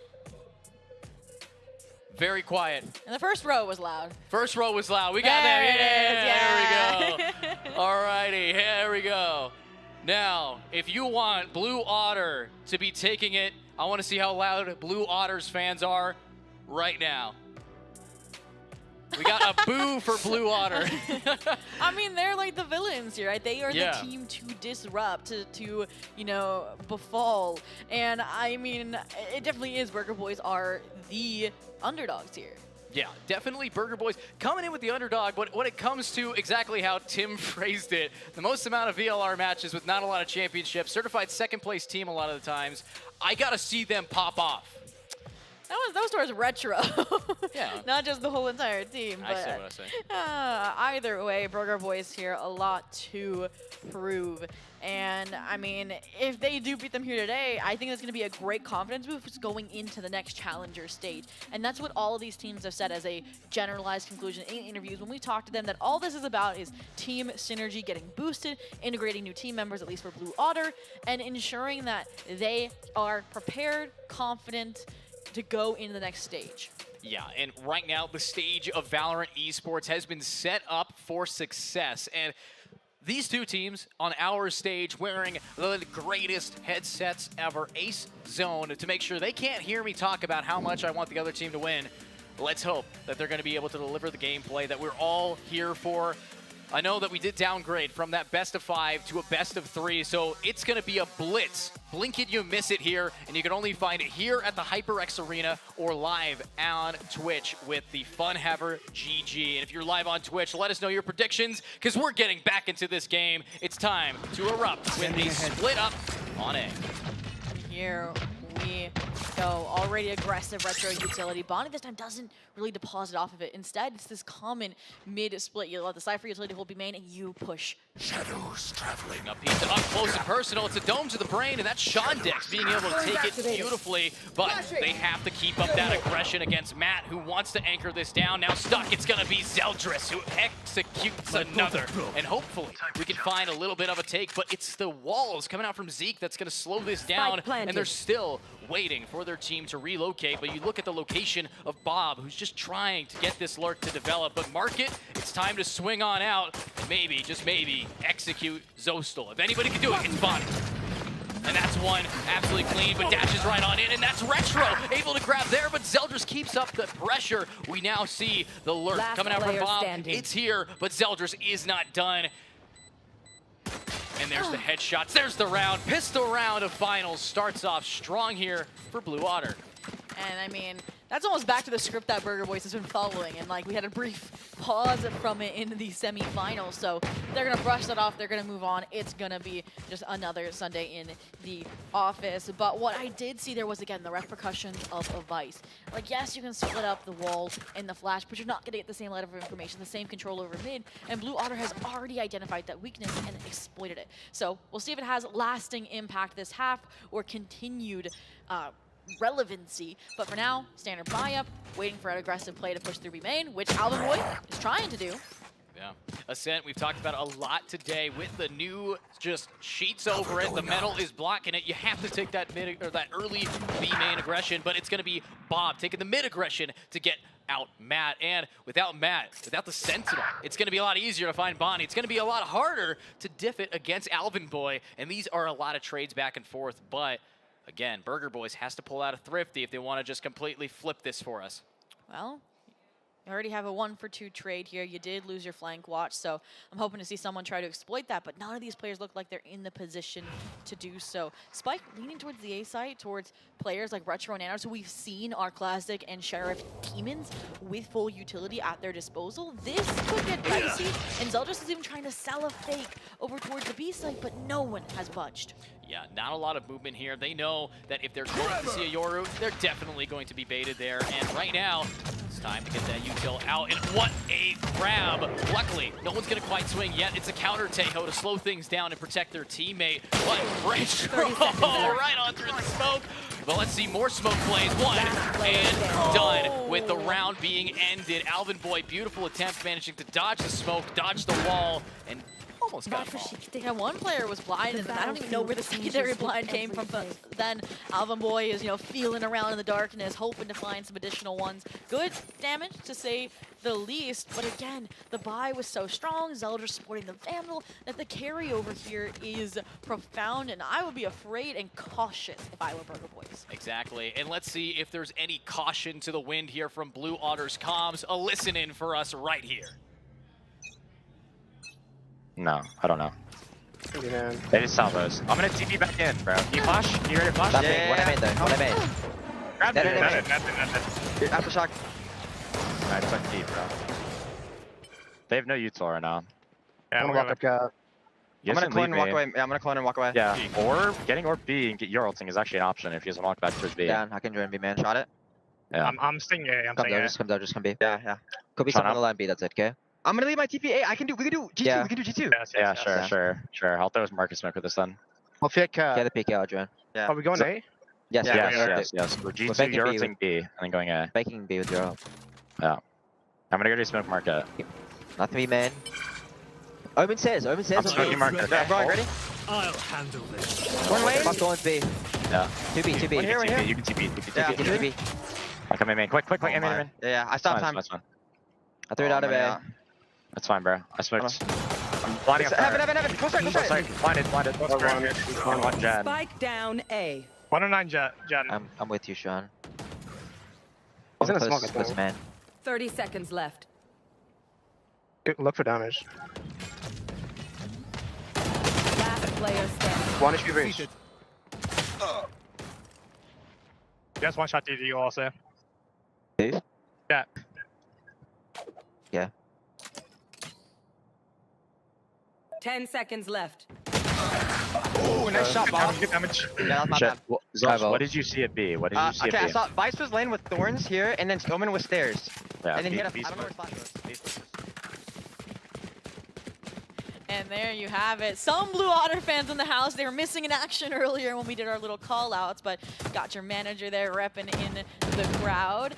And I mean, Burger Boys on the board, exactly what we asked of them. They were careful, they were cautious, and I liked the utilization of ultimates, right? To try and hit the bonus, right? The dimensional drift having the impact that we talked about, breaking down that Vice utility, but all of that was, again, a fake, a ruse while you exec to A.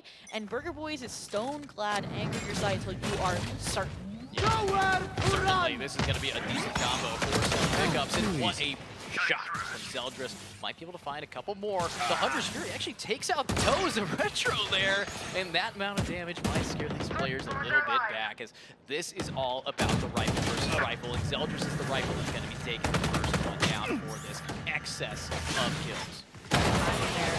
Brutal, but Alvin shot on Zeldris is worse here, and they are looking for more and finding it. That player finally allowing Blue Otter to regain their footing, but the job's not done yet. Nanner's alive here in the 1v2, but Shotdex has the timing. Got the timing, but do they have the aim? The answer is Shondex. Yeah, they do. That's going to be the round. Absolutely clean as ever. Now, the score of 1-3 favoring Blue Otter, as in our finals, we're looking at a team that doesn't want to let go of their absolute domination in this tournament. And again, it makes me question, why does Burger Boys feel Curl more than Ascent against this team right now? Because this is a map that I previously mentioned. Players should fear this map on. I know Style said it's a literally like lightning striking. It's random when they lose this map. And Burger Boys, I mean, yes, we're in Vegas. Yes, there's chances, there's odds, but right now 1-3, another eager round of making. It's gonna be dicey to first. I must wait a moment. If it's going to be dicey, let's see who gets diced up currently in mid. A push up for the ages as the Jet ready to swing. And not quite there yet. They're just tapping the smoke. And there it goes. It falls, and so does Zeke. Another pick here for Matt, but flying as a bat. Matt is going to be Zostal get one. Looking at the high ground, Bonnie always just so good at taking advantage in space. Retro will be able to get a trade, but mid breaking off, eventually favoring Burger Boys. I like this from this team. I always do. They know when to disengage, and it seemed like Alvin Boy tried to, but it was futile. And speaking of futile, Nanners with the out. Marshall gets one no-scope, but can't finish the job. Nanners, that's just not what we do, and that's going to just be Retro now. 1v2, they lose the positioning, they can't just give up that spike control again, and that was the one play that's going to definitely haunt Nanners on Twitter, haunt Nanners for the rest of the rounds in this half. 30 seconds then also left. can be inspiration. You see that, you see your failure, you feel like you have to make up for it somehow. So we'll see if it's their villain story or their hero uprising, but for now, all eyes are on Retro, right? Called out by Tim Fensterfunhaver himself. Let's see if he can put his money where his mouth is and show him something else. Retro doesn't clear out Queen Bobsa from Garden, and that's what happens. Yeah, that's what happens here. Honestly, pretty clean. Overall, a round that could have been thrifty. It was pixels away. It was crosshair placement that definitely cost the game. But as we now are looking at a 1-4, it's going to come down to the skills that pay the bills. It's the rifles in their hands and a timeout to try to get their head back in the game here for Burger Boys. And this is interesting. We'd asked for timeouts, weren't given in the last series. They're given immediately out the gate here. And I think the difference is that on that series, right, Barracan probably trusted them because they were starting on the lead. But this is like the trademarked Burger Boys timeout at this point, where essentially when they're down 1-4, 0-4, you take it, they recover. Yeah. At the end of the day, right now, this is just mental reset, needing to take a deep breath getting in here. We do have someone trying to just be like, okay, where are we going wrong here? What exactly is a play that we can counter it? And at the end of the day, you look on over at the opposite side of things, you're going to have a nice deep breath time for Blue Water. They're going to be able to take this opportunity to be like, okay, guys, what's working well? How are we still letting Bonnie do that to us? How are we still nearly getting flanked by Nanners? It's the little plays like that that I think everybody is just kind of, going to sharpen, hone their edge, and we're going to see them cut on through. But as our timeout is now done, it's time for some fun times. All right, and I mean, we'll get to see what the changes are coming out of this. You talked about wiping the slate clean. Barracan, in an interview, said they were more of a grounding element there and letting their team make the decisions. We'll see what that call is. I mean, that was kind of a half-buy situation, right? So now a full buy, now Retro in the same corner that they wreaked havoc on last time around when it wasn't cleared. A lot of ults to work with as well. Armageddon primarily for Burger Boys to start rebounding here early out the gate. I mean, already I'm seeing a very different approach by Burger Boys. Obviously, they now have weapons, but since that time to take and just make sure that they're going to be able to, have an answer for this team, the answer, slow down the default, play to receive, and hopefully execute some players. But Matt, going to be spotted out, takes a chunk of damage, already at half HP. Might try to find a new angle here, but Thorns down. After Razor Vines are gone, not going to be able to pop it. Almost there, Util, Yoru canceling it, but now Alvin Boy's with this teammate, ready to try to defend it, and what a Cypher cam to get that info, but not going to hit anything. Smokes, and all of them just pushing on up. Alvin My Boy's territory, my rules!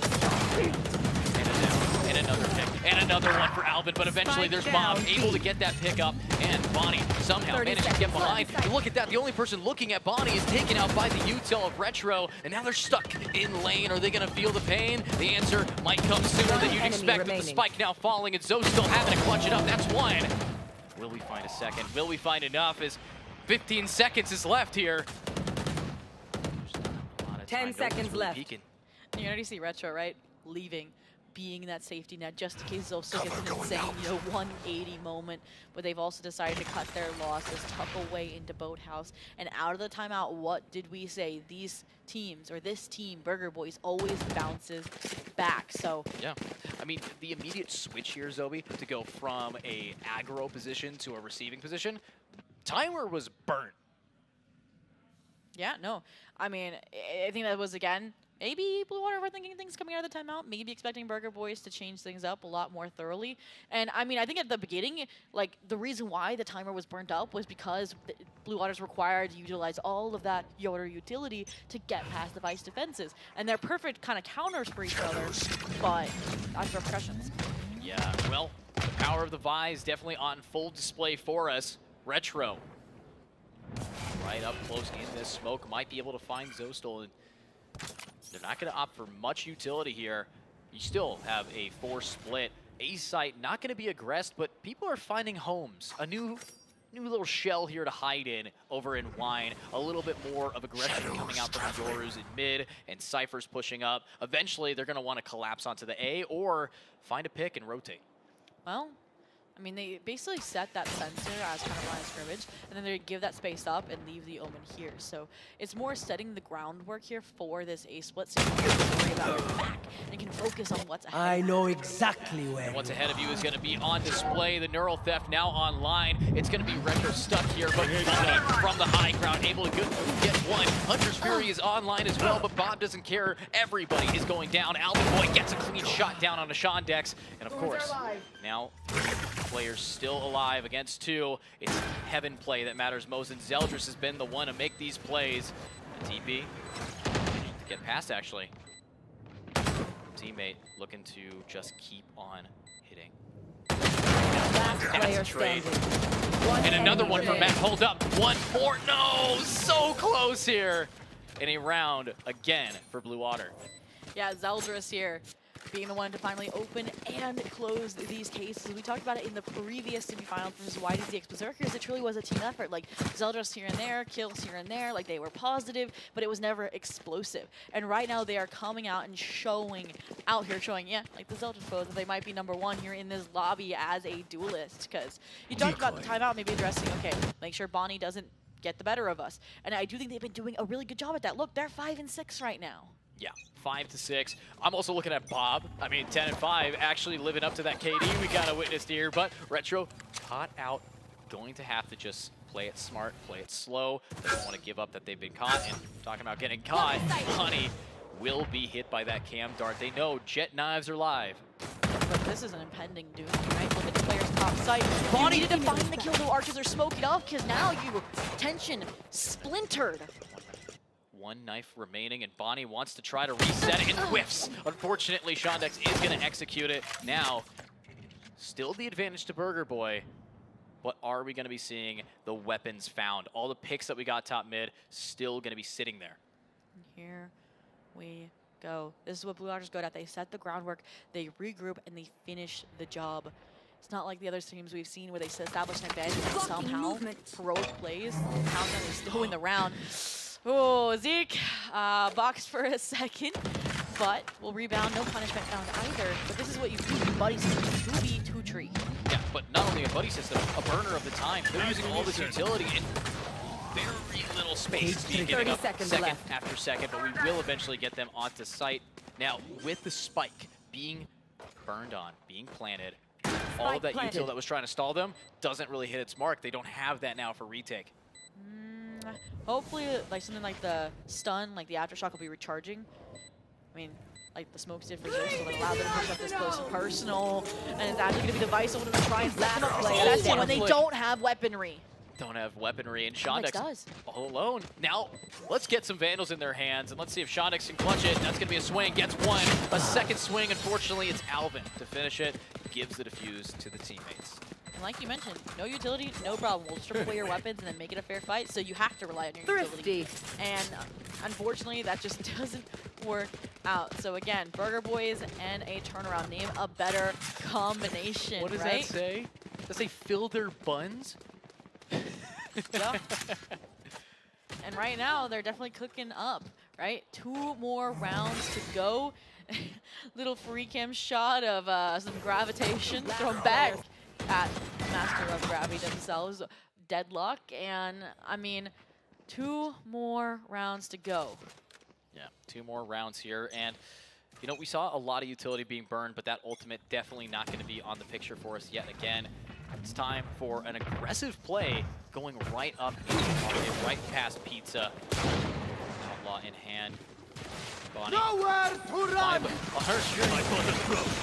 In tandem, pushing everybody back. All of these players getting absolutely just pushed into these positions, but Retro says, yeah, get pushed into me. I get these picks, and that's going to be Zostel now trading him out, but 1 player in both. It's going to be Matt, who's good for 2, and now good enough to get 1 player left. It's just Bob, and the Classic ain't in for that. And there is Matt. We said they weren't the look of an anchor sentinel, right, on that Cypher. Never got to see them step up over on Haven, but they definitely have this time around. Find the kills, wait for the timing, wait for the rotation from your teammates, and when it's well placed, so is the round victory. 1 round before these 2 teams are tied here on Ascent, and it's looking like we might see a pacing change actually here out of Burger Boys. It looks like they're getting ready to fight a main, and Zeke, this GravNet could put a stop to all of it. It's going to be a tough combo, but no, they get scared away. But this is an ultimate you have to start pushing up against, and they get out. They manage to just walk away from it, even with Bonnie high ground immediately. It's the movement. They read it, and now they are ready to receive, and that's going to be Bonnie continuing onwards anyways, getting a pick on a Zostal. And people pushing around these corners, spots him out, tries to distract Bonnie, and succeeds in getting Bonnie a little bit off guard. Retro executed by Zeldris, and an execution by Bob. 2 players remaining, and a lot was burnt there with Blue Otter playing the receive perfect. And that just hurts, right? You saw the preparation, the thought that went into that play from Burger Boys. One grab net spoiled it all. One missed special delivery, if you saw it, got sent to heaven, spoils it all. And what they did to try to make up for it was they tried to conceal Retro, but Zeldris Thorough cleared it anyways. Yeah, I mean, Zeldris really doesn't care who is going to be around that corner. Reaction time diff matters best, but Alvin Boy can't. Instead, decides to break it so their team can work together here, help Matt on through. But here's the second time we get it, dodges it, able to swing out anyways, huge from that. And now it's just gonna be Matt in a 1v2, 70 HP, not exactly easy, and spots it, dinks it, gets the execution, 30 HP, 1 hit, wonder, can we see it? It will be Zeke to win it out for Blue Otter. So they would be feared as a breach, but they're feared as a deadlock now. That's twice Matt clutches have been denied on this A side retake. They're getting so close to the finish line, and it's just getting moved by Blue Otter. And there was a missed kill on Zeldris. Now there's one on Zeke. Like, you're still finding kills for your team, but it's just ever so slightly not enough. So Blue Otter sitting on 6, looking now to secure a lead this half. Burger Boys. Another buy, another opportunity, and then they'll be forcing the last round of the half. So let's see if they can put it back to 1 and Nice big dimensional drift here from Zeldris and a Cam to spot anybody pushing up. Time to jump. Cat. It's time to now execute. Here. This DD is going to be able to spot out the Omen, and time to execute the Omen with the weapons he brings to the table. And no, it's the Omen who's going to be able to return that fire. Unfortunately, Sean Dex, he's going to grab Matt. Zostal ready to find this Omen. Alvin Boy. Not good enough for he's Sean Dex executing anyone peeking CT. Another shot coming through, but it's Retro who comes out on top, and Zeke executes another. Bonnie, late to the party. Let's see what you brought. 1 pick here. Vlogs are gone, and that's going to be the round. Blue Otter up 3 rounds. And even when Blue Otter's making these small mistakes, like Zeldris getting outplayed by their own recon ball, only revealing Matt and not Alvin Boy, and they find the frag, they find the entry player, the rest of the team just picks up the flag and is able to still keep and maintain that site control, that advantage. I mean, they were fighting for CT control with Sean Dex tucked away switch while they were still fighting for site control. Like, that simultaneous focus is what has now allowed them to secure a lead this half. Yeah, and this lead going in can be taken away in the next half if we just see this final round get to 5, and of course a typical Burger Boys pistol. But swing the lineup, but only managed to find 1, but a lot of damage has been dealt. We might be able to see some more with the wonderful ultimate from the Vise. This is going to cut these players off, but it seems a bit early. Yeah, they weren't even speeding up necessarily just yet, especially when your sheer wall is set up that deep when you're going for an aggressive play like that with Alvin. It's going to splinter the players, so they're not going to let 1 or 2 entry. They're going to wait for that wall to drop, which in tandem is probably about the approximate time of that Steel Garden. And so all that does is buy time for rotation for the team, but they're calling the bluff of Blue Otter. They think they're heading to the A side, and they think they look like they're about to just reaggress. They even smoke mid-arches, so it looks like they're rotating across mid, robbing Burger Boys of this information.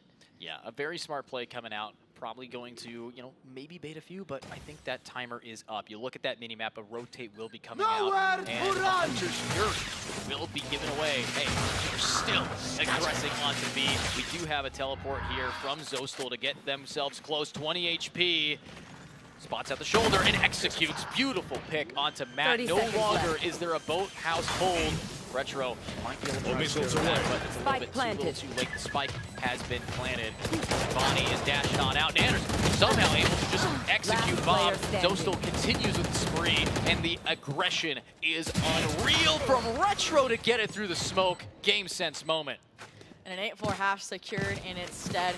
And if there's anything I observed from Blue Otter that half that made the best difference was that they learned the mistakes the last time they played against Tejo and adjusted against it beautifully, right? No longer playing hold up deep side. You have Queen Bobs to offside. You have one logs. They are playing forward, and it's what's allowing them to have less impact. Like, yes, Queen Bobsta was just, you know, countered into oblivion by the stun, special delivery, and the aftershock. That was an adjustment after they realized, okay, Queen Bob's playing outside, having impact, darting for Zeldris. Yeah, and looking at the team, looking at how the audience is still favoring Burger Boys right now. They still know that Burger Boys is all about the comeback, all about having pressure make diamonds. And of course, for Burger Boys, these patties are going to get nice and charbroiled. They're going to be squished down, and they are okay with that. They want to do some damage, all right? And Blue Otter might have to start us off strong, but Burger Boys, we know that their pistol is the scarier one. Yeah, the best meat takes time to marinate, and that's exactly what we will see hopefully later into this map. But look at this, Zeldris trying to place the boiler, trying to really pressure. The stun combo, it speeds up the execution. There's a sheer wall. Let's see how they respond.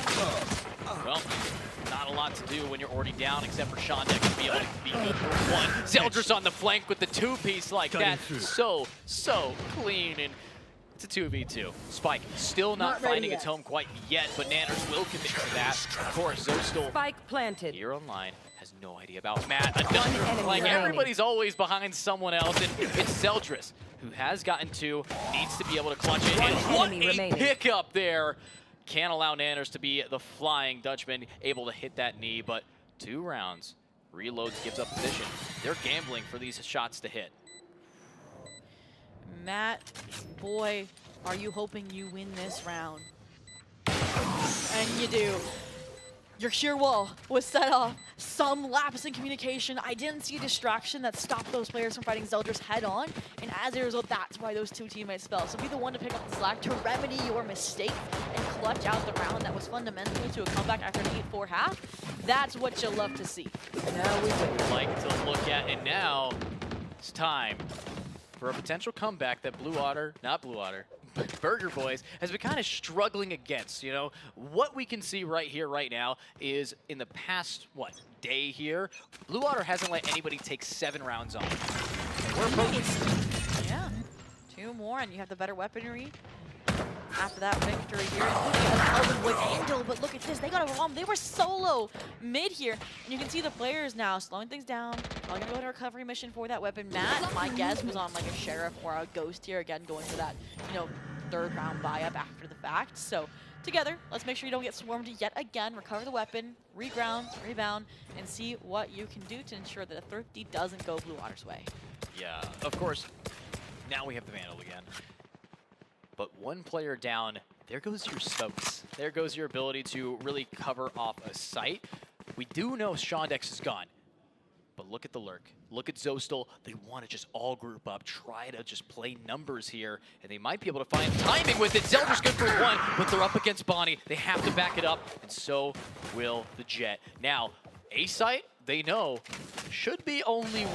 That flick was insane, and unlike where Alvin Boy died, they cannot recover this weapon, so Queen Bobsta now has an upgrade. This is terrifying, especially when Z can get the right 30 seconds RNG. Left. Spike down. Does it again. Does it again. Come on. The net. It ain't RNG when it's in these players' hands, and that's going to be the newfound gun finding another, and oh my God, you're Last player alive. standing. You know where Zeldris is, and that's it.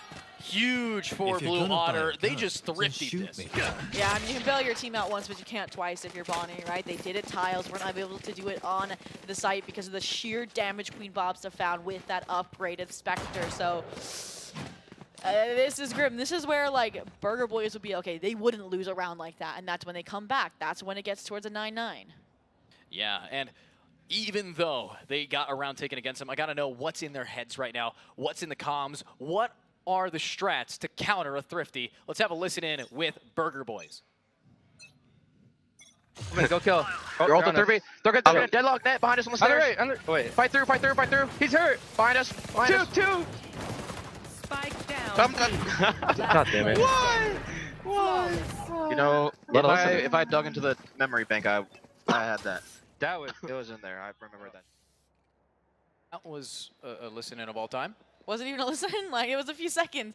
That was just Zeldra's go kill moment. Like, 3 kills found almost immediately off the gate. Just a hard read counter. I mean, it's so difficult here for, at this point, Burger Boys to gain any footing. You know what? Let's run it back. We didn't get enough time with Burger Boys. You guys didn't either. Listen in, Burger Boys. 2.0. Good, that's good. That's good. Toss, we have you. Toss him. Oh, hit. Wall B. They also could be off cat. Can you smoke mid one? Yep. They have no net. They use 1 flash. Can we turn B? I'm gonna go wide and break this. I have no stun for 18. Running out mid. I don't have a lot of bullets. Trip here. Okay? Yeah. On site. Can we contact? They have both cam. I'll go on on us. Can we just hold market? Yep. He has an Odin. Remember, he's just gonna peek. I can try and break the cam and you guys hold. Okay.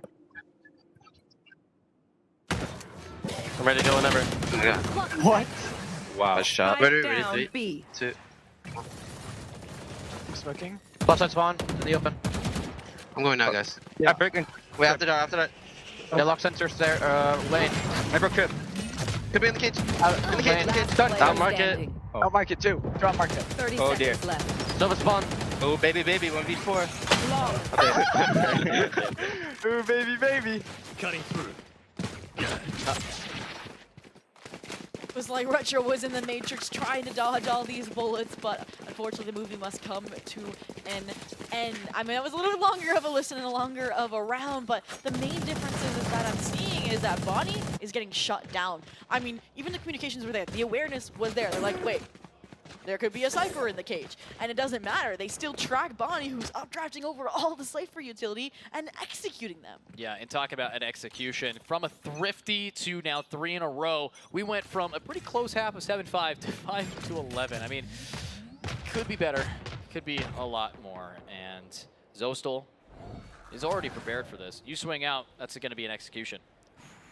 I mean, they're feeling the confidence, right? Like, get the paranoia off the board. You're surprised that you find the opening kill, and now that's who's by your side. Zeke, they should make the refresh off of the net, but it missed. Didn't get the value that you really needed to, especially if you're going to be losing a smoke like that. Nanners for smokes, I'll take that trade any day. And, ooh, Bonnie tries to get up. What? All right, Zeke, just stop it. That's crazy. And Shondex is going to be here as well. But Alvin Boy lurking up, finds an opening. And wait a minute, B site's empty. We are not done with Burger Boys this round quite yet. But there's a sonic sensor lane, so that's going to slow things down just a bit because it's Bonnie with the spike. And I don't expect them to take the long route, the scenic route, all the way to stairs. So there it is. And suddenly it's going to be these players knocking on your door here. Interestingly enough, clearing out all these corners because they don't know. I mean, you gotta be careful. But besides that, the timing, they're gonna meet each other here for the retake. And the players, I think they recognize the mass is brewing on the flank. Yeah, I mean, they're looking for Bob in those moments. The wild card that she is, now Alvin Boy, cut off by a wall, is going to have to ult to probably ult all the way to boat to now have to clutch it. And this is a very readable location, and immediately countered by Zeke. And that's match point advantage. That's definitely when you want to utilize those ultimates, right? When you can get that impact, get that turnaround. And I think Zeke's been the most impressive this game to me personally, right? They've shut down almost single-handedly every turnaround play that usually leads to these Burger Boy comebacks. And those pivotal moments are what you're going to look back on and be like, wow, we had a great strategy, and then one player ruined all of it. Yeah, and honestly, getting into this next round, I mean, this is more, when you're looking at a 5-12 score line, you're not able to get it. You just got thriftied off of your pistol. Burger Boys might be thinking, okay, well, we're guaranteed Icebox, right, guys? Like, what's our plan coming in? I mean, right now, you have to just reset yourself here. I mean, look at this. It might not be over just yet. Nanners one off from the One Thunder, but Dimensional Drift, aggression, and oh my goodness, losing Bonnie like that might spell the beginning of the end. Almost. Just kidding. You have Alvin. That's going to be exactly how you have to react to this. And look, Shontex, everybody's always pushing you. Some angle is going to be left alone. Your blind spot will be punished. And with 3 players versus 3 players, It's up to Retro, Nanners, and Matt. And they ventured out of their cave, find a kill, retreat, don't want to get overwhelmed by the players that were searching for them. Blood in the water, they wanted revenge, and now, I mean, you convert that immediately into a flank. Like, you are not going to expect Shandex there in a million years behind you in spawn. And, I mean, at this point, the deadlock wall did dissipate, so they may be able to speed up onto the B site before this becomes their fate. But even then, look, Zeke, we talk about the rechargeable net, it's back online. Yeah, back online, but that smoke's gonna fail. So and there we go, grabs all of them, and Shandex right behind him. Here we go with Zostel with 2, and that's the game. Not even 7 against Blue Otter here. 5-13, Burger Boys. The fan favorite is gonna have to fan a new idea here. What did I say?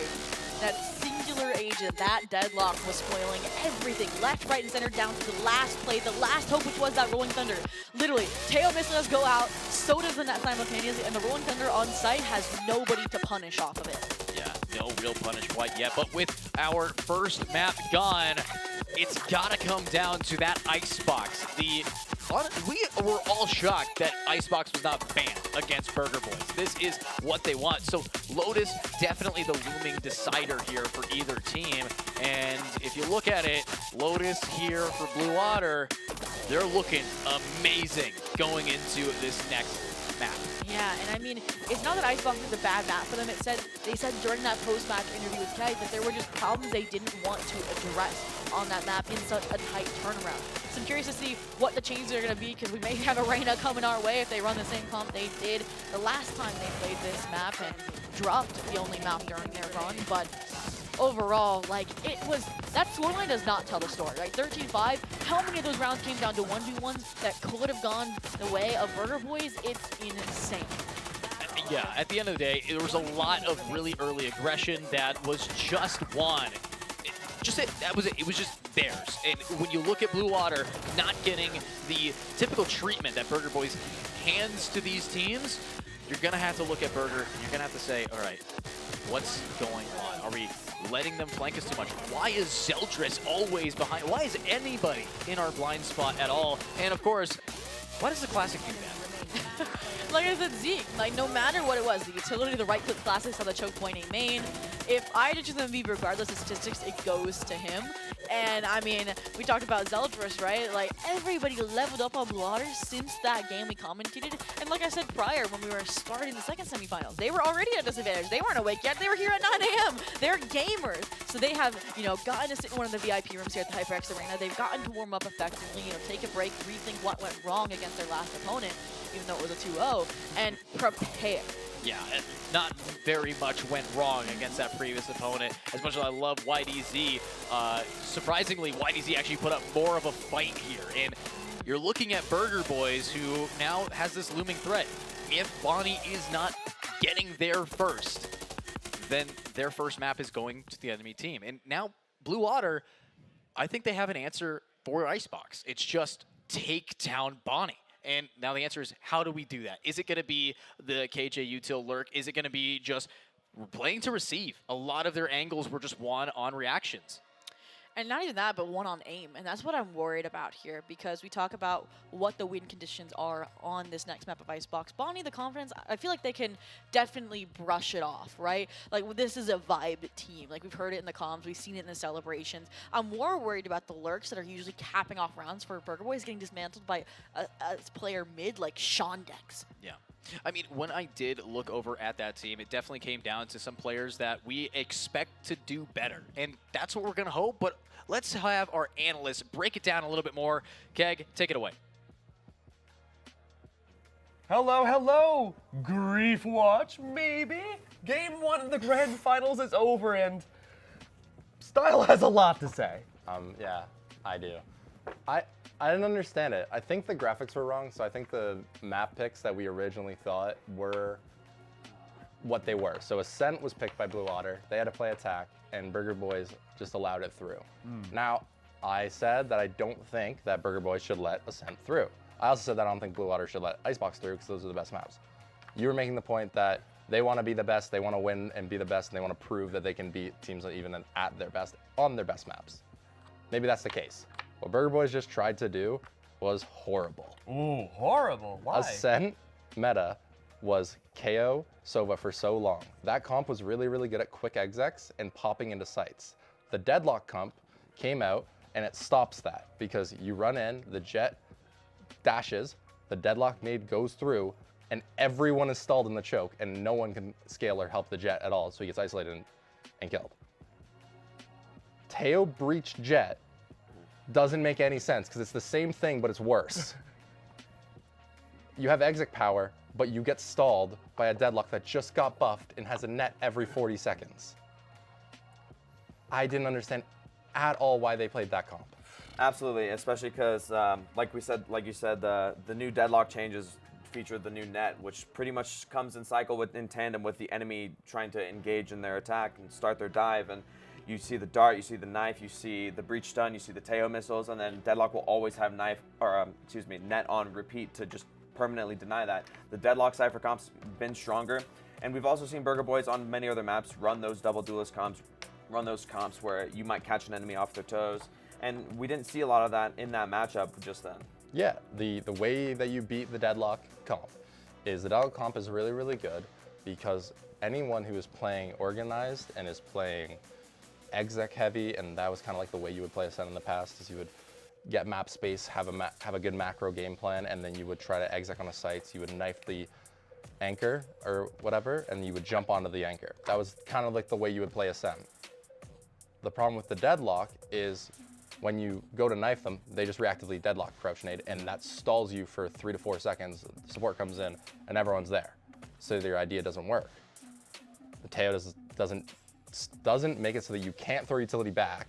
It's just annoying. Mm-hmm. It almost makes you think that Bonnie, being this iconic Jet player, I think they wanted so much to just put him on that Jet role and just like enable him as much as possible on that like harsh dive, but maybe saying like if they really did want to run the Teo and maybe a Teo Sova Yoru comp, something to like help engage through that Deadlock utility a lot better. Because trying to dive on cycling into that net is near impossible in this new meta. Yeah, and going into that point, what you want to do into the Deadlock, I didn't really get to break it down, is you want to contact into it. You want to force fights. You want to not exec. You want to make the game scrappy. And when you're playing Deadlock, Vise, Breach, Teo, when you're playing these agents that are so exec heavy, you have to play coordinated and you have to use those agents. You're not gonna wanna just walk up catwalk with full kit and force a fight. Like that, you're not utilizing everything you can do. And I've seen Burger Boys, I've seen Nanners, I've seen Pug Squads play into— You were glazing Nanners on this map. Yes, because he knows how to play against it. I've talked to him about this. So then what happened? I don't know. He picked Breach and he went 6 and 15. Yeah, it's almost like we've seen Burger Boys run. I mean, we saw them earlier today running the Jet ISO on Icebox. I mean, that's a comp we've never seen before. It almost feels like they tried to be too standardized into this map, where it feels like maybe if we did see them run a Jet ISO, maybe a Yoru ISO type of comp, heck, even maybe a double dome Omen Clove comp, they could have tried to get more innovative, try to tie in the map a little bit more, get a little more scrappy in those fights, which we've known to see them for. Yeah, and that's where they excel, right? Their Icebox, which is the map coming up, right? The highlighting points and the things that they're good at is their scaling. They're very good. Bonnie's gonna dash in. He's gonna wait a second. People are gonna be underneath him. People are gonna be to the side of him, and they're gonna be peeking you as a 3-man like triangle. It's so hard to deal with. But you can't do that on Ascent. Right. It's not possible. There's no elevation. It's one choke point. The map is defensive sided. And if the map's defensive sided, why would you play a comp that is about— I just don't understand it. I agree. And I will say this though, what I did notice from Burger Boys that I really liked to see on that map was a lot of their util combinations were really great in tandem. We saw a lot of Breach and Teo combinations, not just the standard stun missiles. We saw them running their drills with their Teo stuns as well. They were always communicating, and it seemed like even when they were down, they were still, talking to each other. They were still at each other's backs. I think they really do have a chance to cut the momentum, but it does seem that confidence is at an all-time high for Burger Boys. Zeldris was running it down. He was going through. I think he was about— what was the final KD? What was the final KD? I think he was about 23-9 last I checked, which is insane. He was running 3K after 3K, flawless after 23 flawless. and 10. 23 and 10 was the final KD for Zeldris. And starting on attack, Yoru, he completely dominated that game. So it's anybody's map next time. I mean, there's plenty more to talk about for Ascent, but I want to put the idea in both of your minds. If this is the team comp that we're going to be seeing Burger Boys run into on the first map, we go to Icebox next. Are we worried about the team comp for them there too? There has to be somebody who just steps up and says, why did we do that? We're going back to playing double duelist. That's our strengths. They can't get me. But it's going to be Icebox. It's going to be scrappy. It's going to be a lot of fights. And, you know, it's a map that I don't think Blue Otter is that great at. I'm going to be real. I'm the Blue Otter guy. I want to see them win.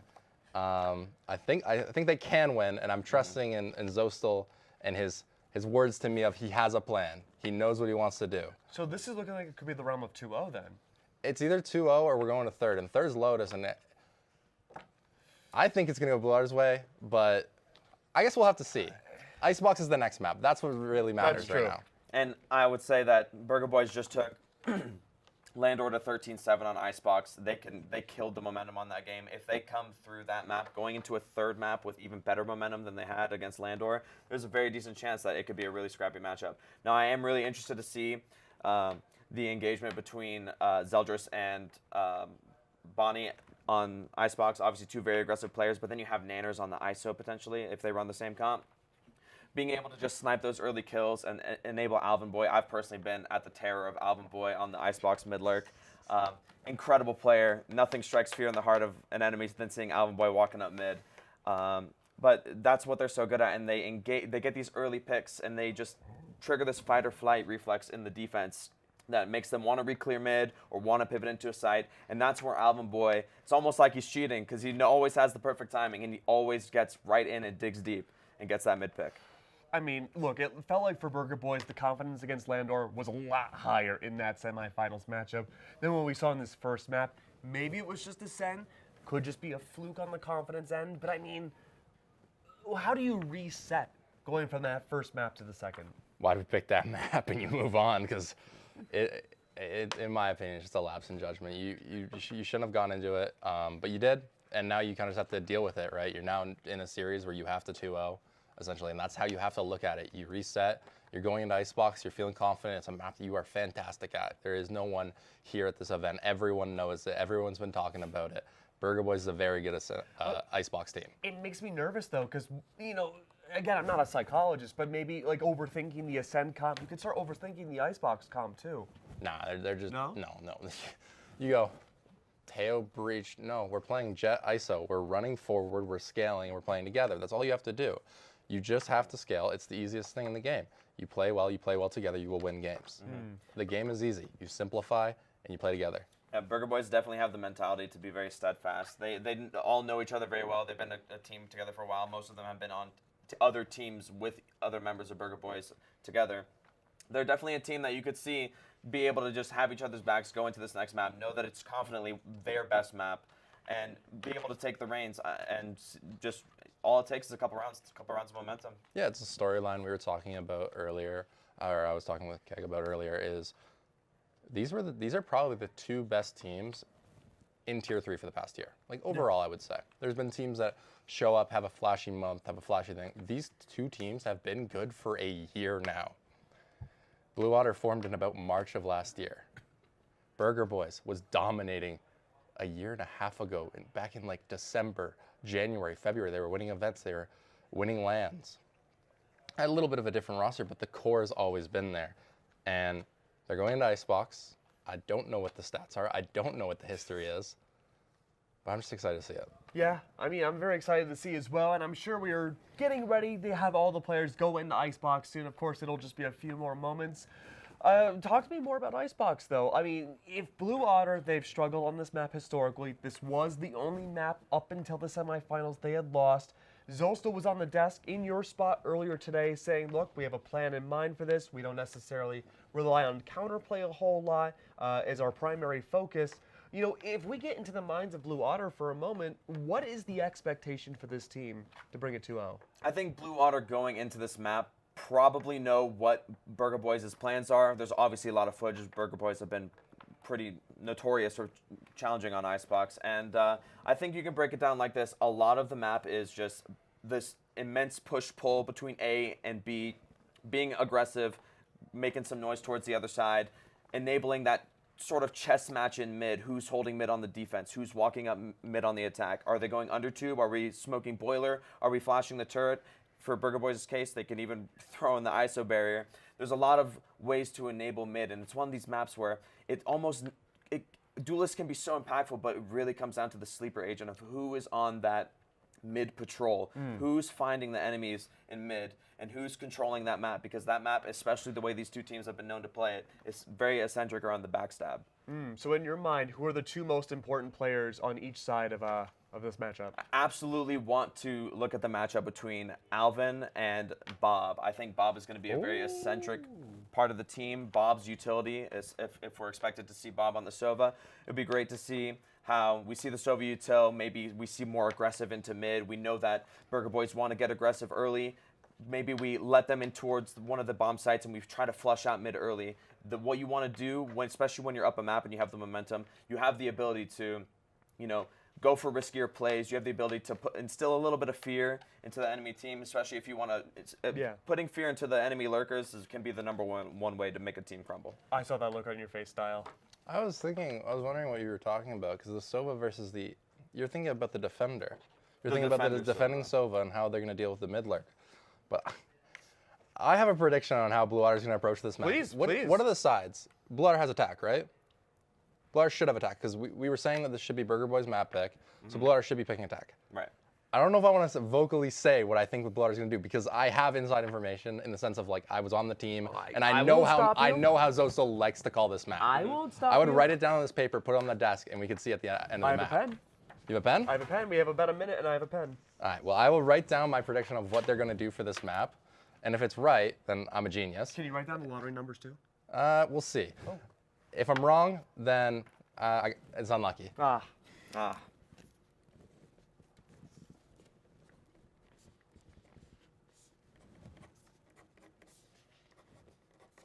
That's how we solve world hunger. That's what they're going to do. I need to take a photo of that one for sure. Yeah, I'm that going to use that in ranked call. They are going to do that, in my opinion. Get off and tier. For the Sova versus the KJ, it definitely is a thing. Mid is definitely, when you think of the map in the most analytical and strategic way, mid is the thing, right? Okay. Oh, we have a mid gap. Oh, you're in your rank game, guys randomly through boiler. He's through the mid orb. He's in your spawn. Nats, he was the one who kind of created the meta of the Viper lurk on Icebox, and it's still a thing that you have to deal with. And that's why you, quote unquote, and I was saying it earlier, you have to play KJ, because it's the only agent in the game that properly really deals with that mid lurk. So I think it's going to be Shondex and Alvin, not Bob and Alvin. Shondex and Alvin. Very interesting. Because that's the point I was thinking that you were going to go with. I was like, okay, so the two Sentinel players. Because those are the ones who normally control mid, where Sova traditionally will play the A rotate. But we'll see.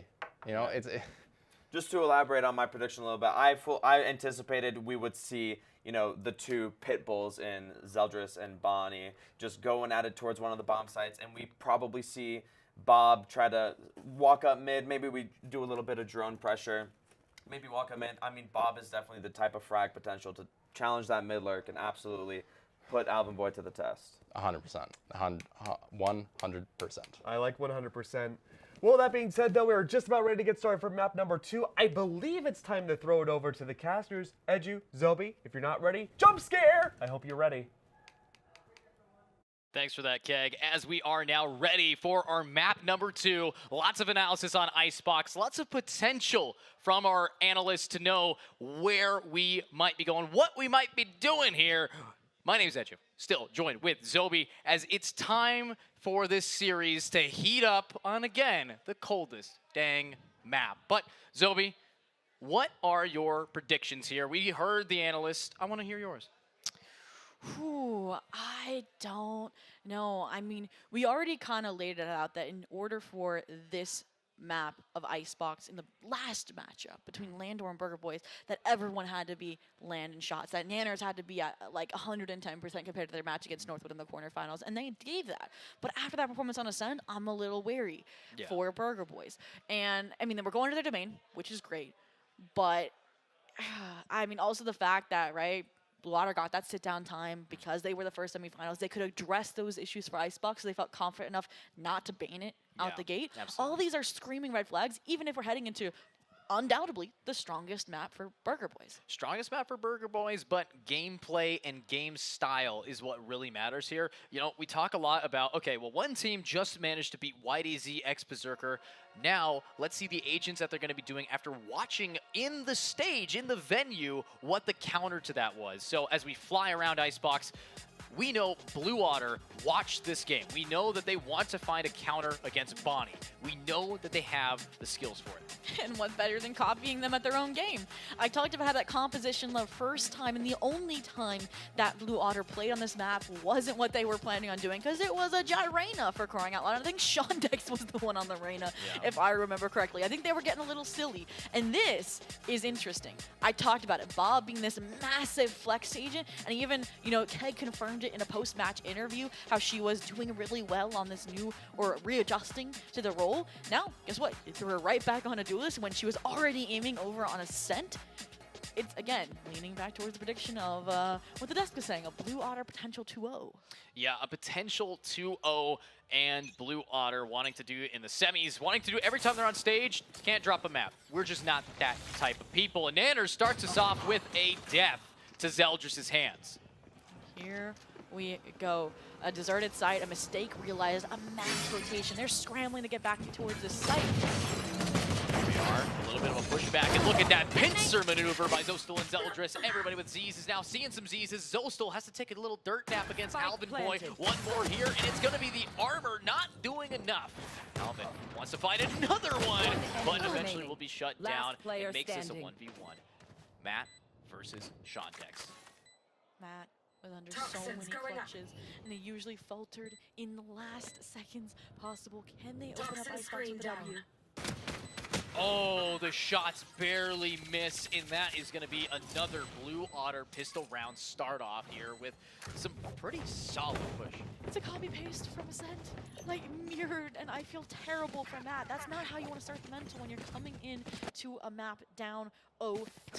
I mean, Alvin Boy is still aiming, a consistency from their last Icebox performance, but I gotta highlight Bob there.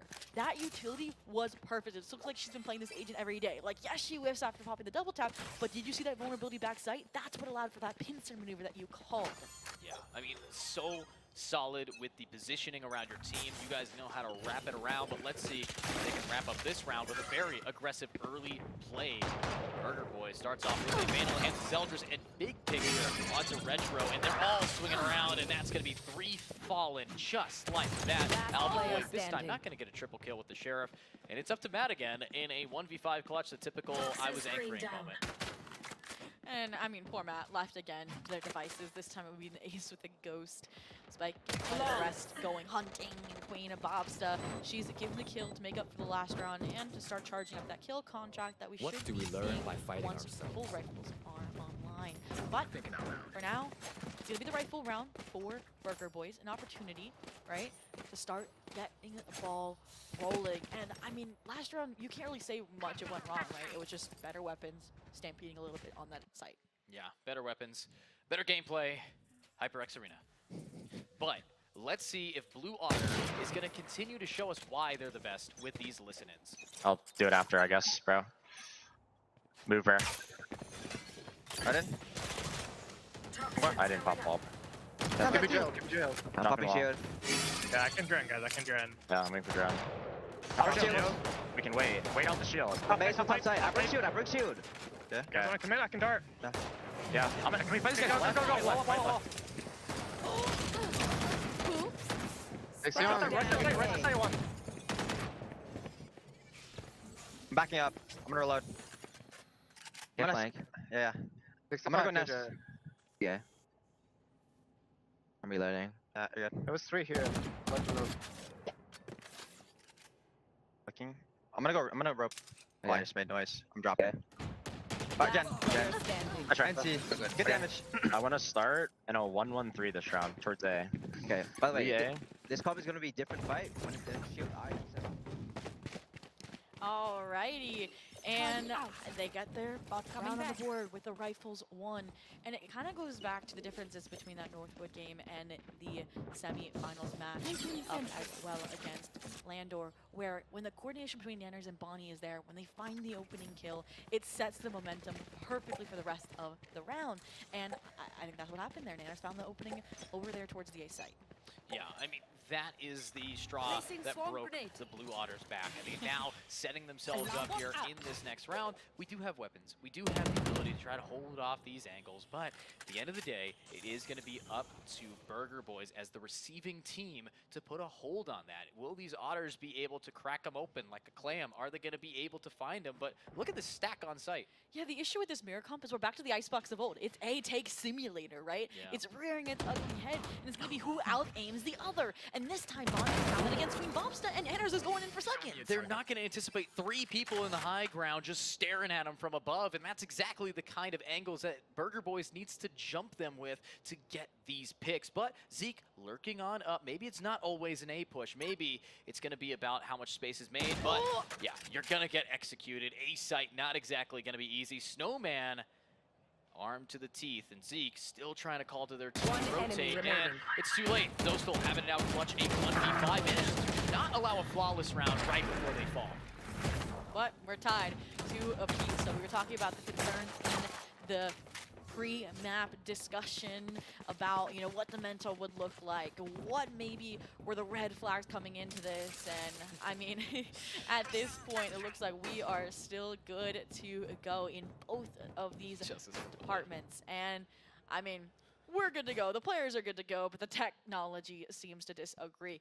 Right as Blue Water's gonna have to hype things up, speed things up, right, with a thrifty attempt, the momentum gets stopped. Yeah, and talking about the new momentum stopper, a little bit of a tech pause coming out for us. And of course, as we are here in the arena, we are seeing more and more people represent those signs. If you guys want to sign, head on upstairs at the top of the stage. We have a whole pile of them. We have a lot of people that know about that are rooting for the Burger Boys, and one that really likes Bob. So let's see if we're going to be getting this game going soon, as honestly, the Thrifty could be on the table for these 2 teams, but at the end of the day, Burger Boys' map pick here is already starting off a lot weaker than we had anticipated.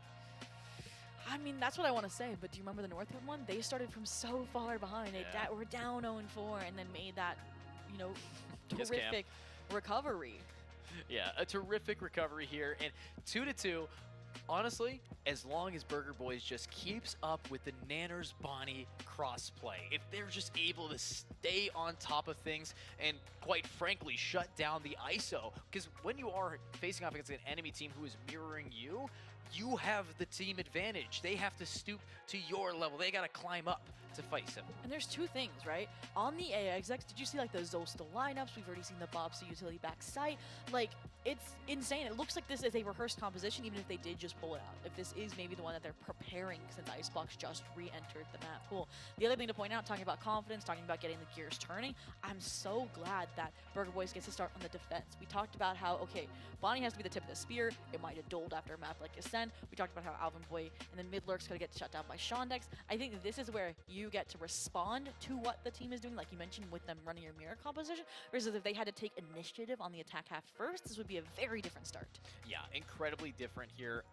But the biggest thing that I can see is actually we're going to be having jet knives popped. And when it came down to these 2 duelists, these jets having a battle, you look back over to the Landor match, and it was Bonnie. Every single jet that peaked that angle, dead. Bonnie, 9 first bloods. But it is not Landor. It's Blue Otter with a roster that knows how to shut this down.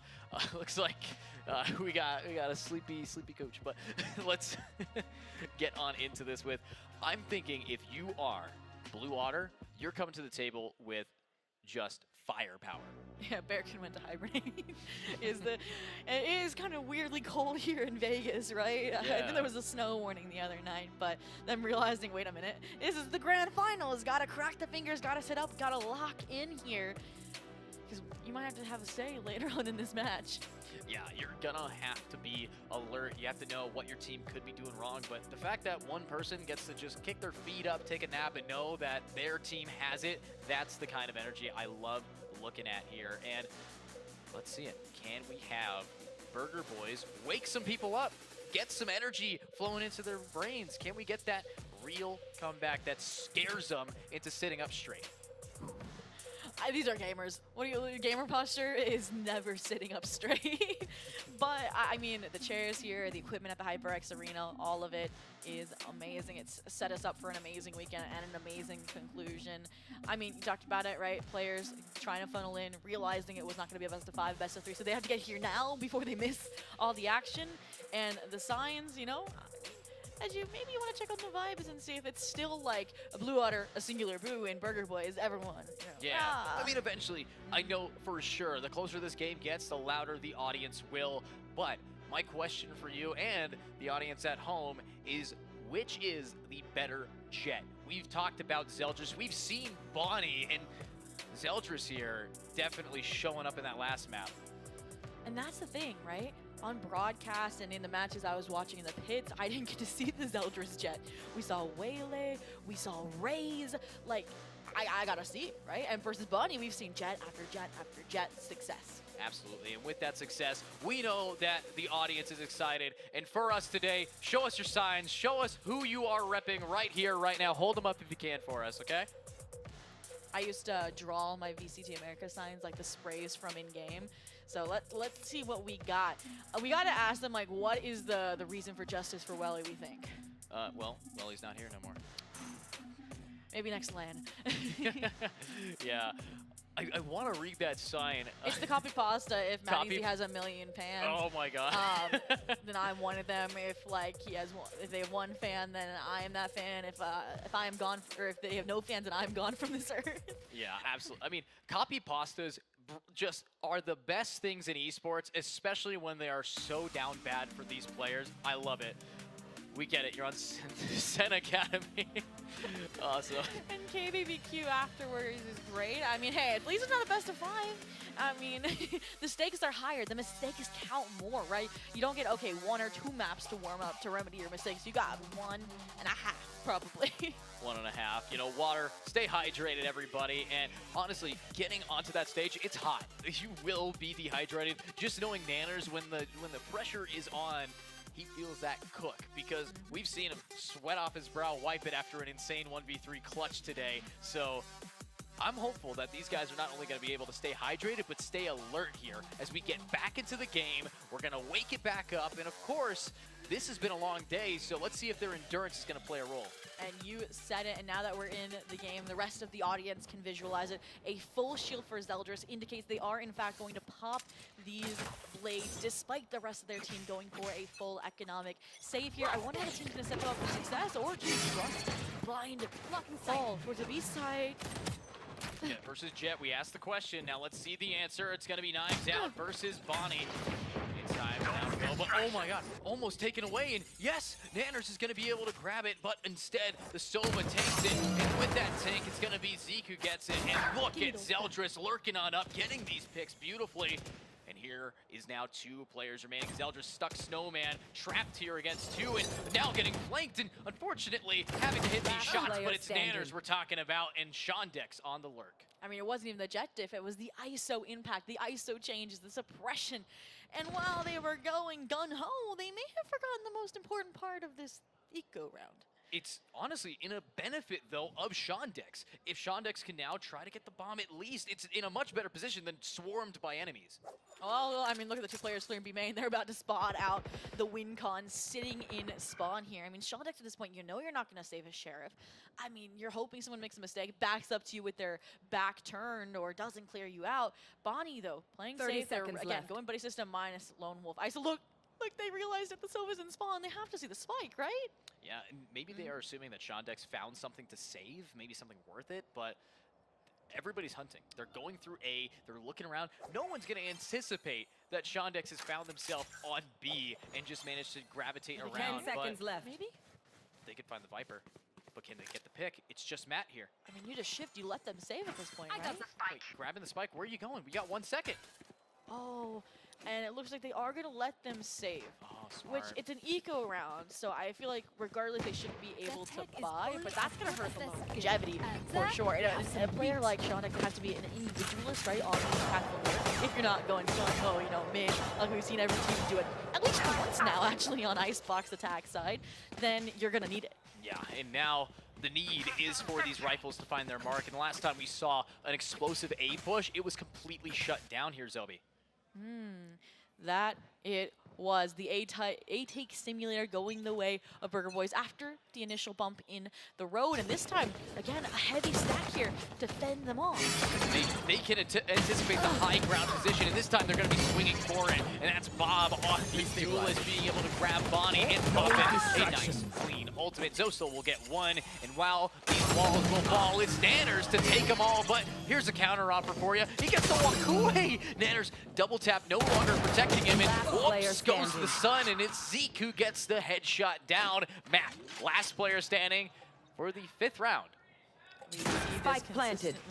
Zeke, though, low HP, could get timing here as well, but they have their knife out! And as a result, Zostel finds the frag. A-take simulator this time ends with a result that comes up all Blue Otter. And, I mean, I thought for a second that Alvin Boy was going to get scooped up by that Gulag, or that we weren't going to get anybody grabbed by King Bob's ultimate because of Zostel finding the kill. And then the person who grabbed is Nanners, who's used to being in those 1v1 death matches anyways. Yeah, it's just that now it's actually Nanners got a free ult. That's what that means. Without the double tap. So it's old ice ult, you know, when you forget to pop your shield. Exactly. So absolutely clean here with it, with now a tied game though, 3-3. And Zostel, you see that one tick away. A Viper pit on A could really lock things down. And it's the high ground position this time, finding the gamble stack that works. Bonnie taking out Zelda.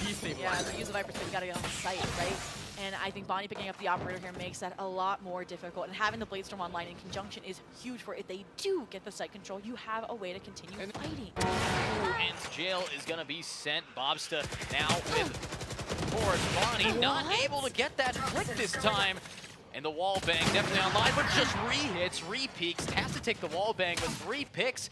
You're hopeful that your team can finish what you started. I mean, each swing a player is dropping, and when you have numbers advantage established, as long as you get the trade, you are good to go. And that's what Burger Boys is demonstrating. Zeke, though, not wanting to call it quits just yet. Clearing this close space out. Waiting now to have Shondex at their side.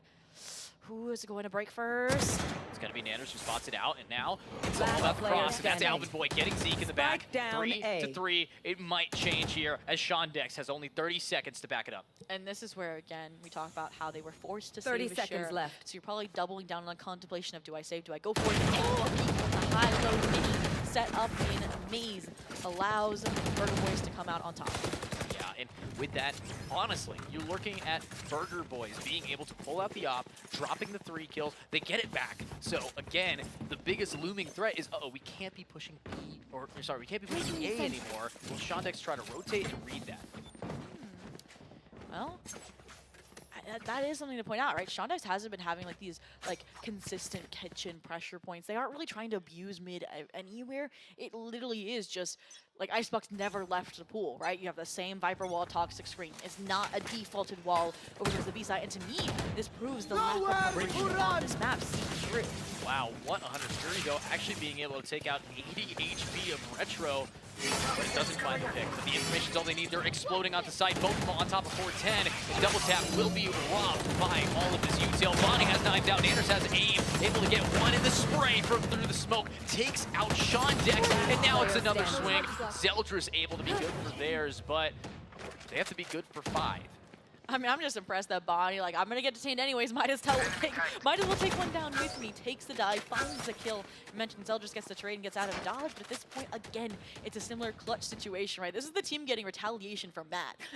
I know for a fact that you're going to be looking at Nanners and Retro hunting for this kill. They're one away from that ultimate orb, and if they could find it, this is going to be Zeldris down, but... Does Retro have the op, though, for Bonnie? I don't really like that. Right, so Nanners does. Gets the like we're talking about. That's going to be the death contract back online. We saw how close it was to having big impact, right, taking away Bladestorm.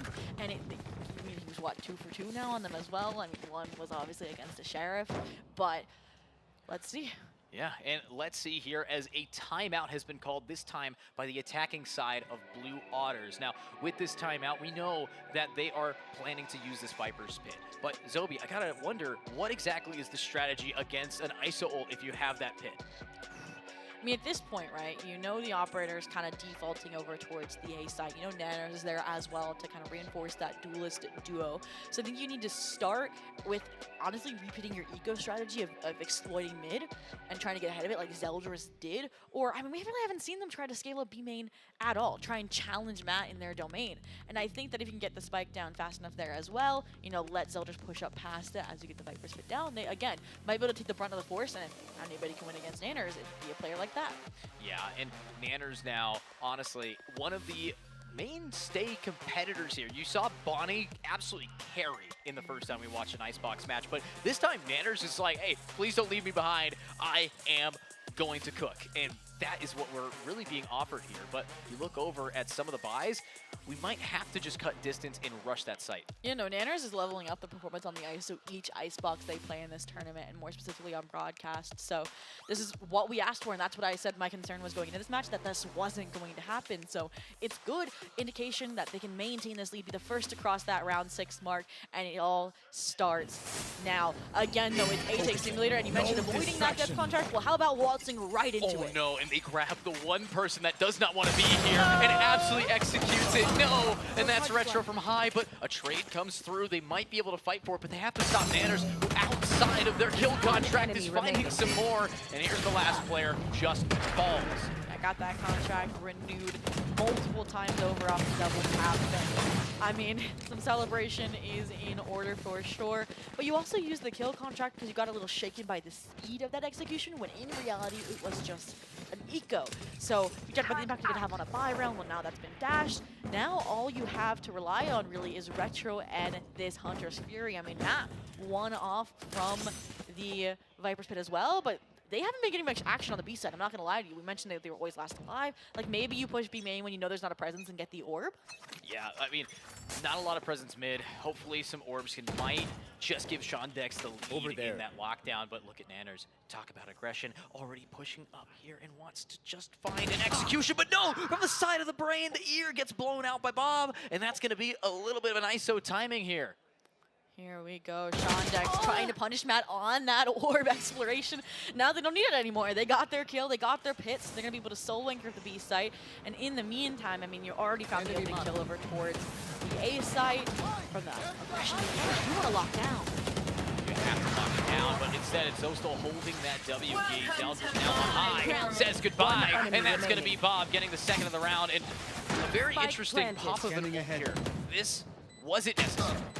Maybe it was before the players that were swarming screens was able to find the additional ones. They're like, let's just secure the round, and then suddenly it's like, oh, only Retro's left. Okay, but also showing respect here. Again, they want to do everything they can to keep an advantage out of the back pocket of Burger Boys, and if they keep them on 6, they tie us 6-6 here, I think that they can replicate the defensive success hopefully the Burger Boys have by maybe taking some of their ideas, you know, doubling up in the same fashion, or just relying on your individual players to be better than their opposition, their counterpart.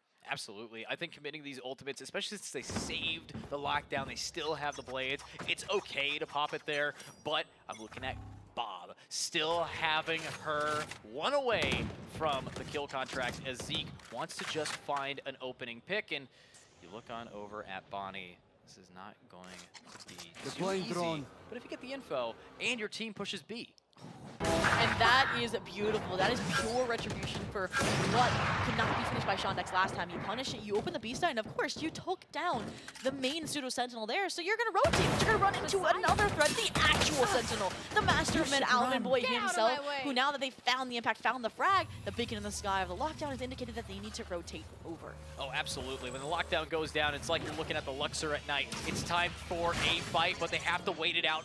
They take it slow. They have the one taps from Nanners, being able to clean these out, but Zeldris also popping the knives to find theirs. Alvin Boy no longer going to be that sentinel threat in mid. It's now time for hopefully just the rotations. Zeke wanting to find theirs, but it's the shocks, and it's going to be a flick. No, a miss. Bonnie able to get the pick on Zeldris, and the jumping run and gun takes out a huge player. So still last player off the bombs tapped, and no one turns around. That's giving it up, but Bonnie gets it. I was getting flashbacks to Haven where they get like a multi-kill from behind, and the round that should be the tipping point is robbed away. And this is that for Burger Boys. Locked in a 7th round, elite guaranteed, which is why there was that mass eruption on stage. Because no matter what happens next round, you're gonna have that advantage. I mean, Operator recovered you have. a really explosive anyway. mid-counter after losing Matt that early. You still figure out how to turn things around. Like, this is promising. Yeah, I mean, this is the promised land of Burger Boys Icebox. Look, even the Blue Water fans are swayed. Oh my God. That says hashtag Alvin Win. I'm pretty sure that Alvin Win has been on that side for since They're with the Blue Water people, though, you know? Oh, yeah. I It's mean, like the split bleachers, you know, like in a football game. I think it's right down there, just Zeke. Zeke's out here gaming. But anybody is a fan of Bob, even if you're still rooting for Burger Boys. No distractions. Well, what we need to be a fan of now is Nanners. Those for last time you didn't have a weapon. This time you can show what you're capable of, but unfortunately Nanners doesn't lose these. And again, they escape death after ulting from the open. But Retro didn't get the operator back, separated themselves, and that has only lasted for so long. And here now, Zeldris wanting to push up, might just get the timing here on Nanners, and will! The decay just ending to keep him alive. Zeke planted. The spike is gone, and now it's time for Matt. Does have the Viper Pit, 1v3. It's last round. You could just pop it here if you get a pick. That's one. You make it close enough. You want to use it for the spike itself. Zeldris low HP. Doesn't want to brave the fight completely. 100%. The drop down should counter. Or trigger, I should say. Zeldris' swing, and that's exactly what it will do. Wow, absolute beautiful round Switching here. sides. And that's going to set us up for a 7-5 score line. And when we do look at this score, the biggest thing that matters is Blue Water. They wanted as many as they can get on that attack. And now for defense, I think they're very favored. It's hard to call right now. I do think that the 7-5 is a really feasible conversion to launch us into a tie, just because even though Burger Boys was the master of pistols, right, in our last match in those semifinals, it's not been the case at all against Blue Water. So I think, I mean, they've been having promise. It's been close on these pistol rounds, but they need to be decisive. They maybe even need to do something risky, and it looks like they're just going to maybe even go for a B split off of rip. Yeah. Off rip, it's now time to see a little bit of a split here. KJ lurk up from Sean Dex. And actually, sorry, from Alvin as Retro gets the pick onto Zostal. And now, without that player, without their smokes, it's going to be a lot easier to touch up on this site. Yeah, the Killjoy not in full utility now. Shock Dart would get rid of it anyways. Space taken. From the seeing the horrors that lie beyond. And Burger Boys isn't fully convinced. Yeah, luckily, I like the fact that they didn't opt to plant quite yet. They still need the Viper, and no. Nanners losing out on the double tap. Lots of damage being dealt here onto Zeke, but again, with now a minute on the clock, it's time to see Matt put up that wall, but there is putting up all double down here for Bob and Retro trying to get the trade, still having us in that 3v3, but no more Matt, no more wall.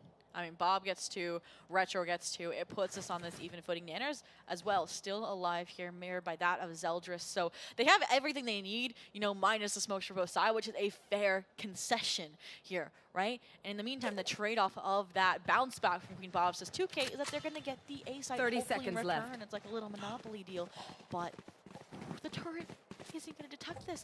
Do they hear them? Are they going too fast?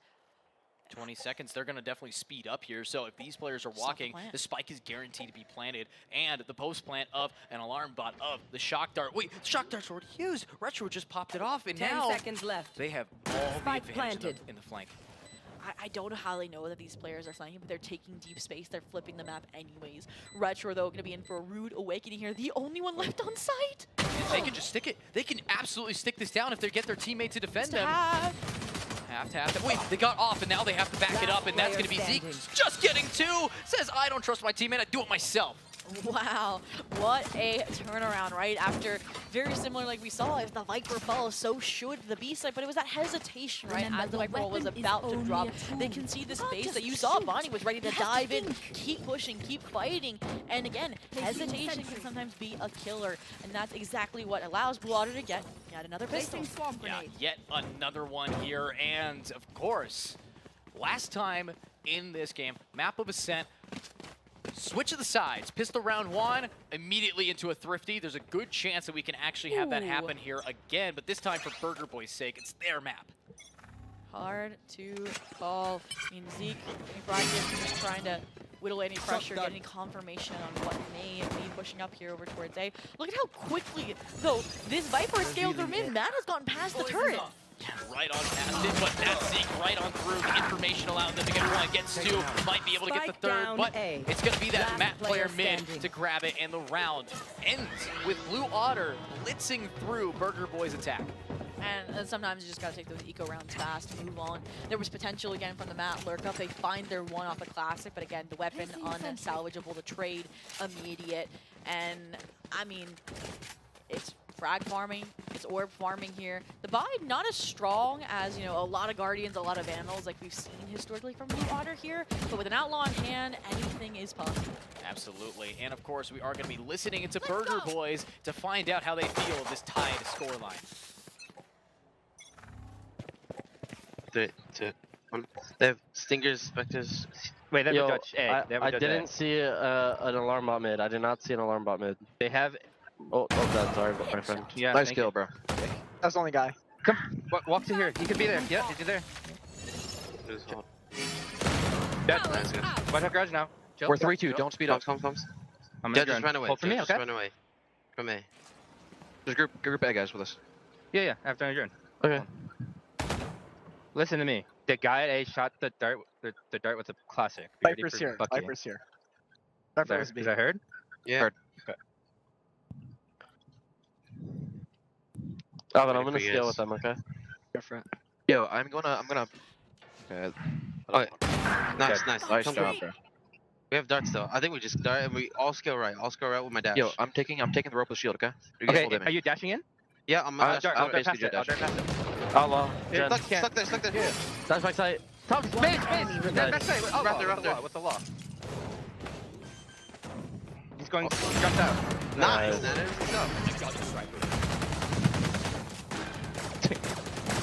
And just keep walking into my crosshair, and I'm happy. I told you, bro. Palpitating there again. I saw Shondex in a corner. We getting flashbacks, some PTSD. Fortunately, it does only result in a 1-for-1 trade, but Alvin Boy here, again, opening up, responding to the pressure, expecting it as well because it is a bonus conversion attempt. Right here. And then the call from Right the here. IGL as well. To rebound, don't Right fall here. into the trap of, okay, we've had players B, we got to commit to that site.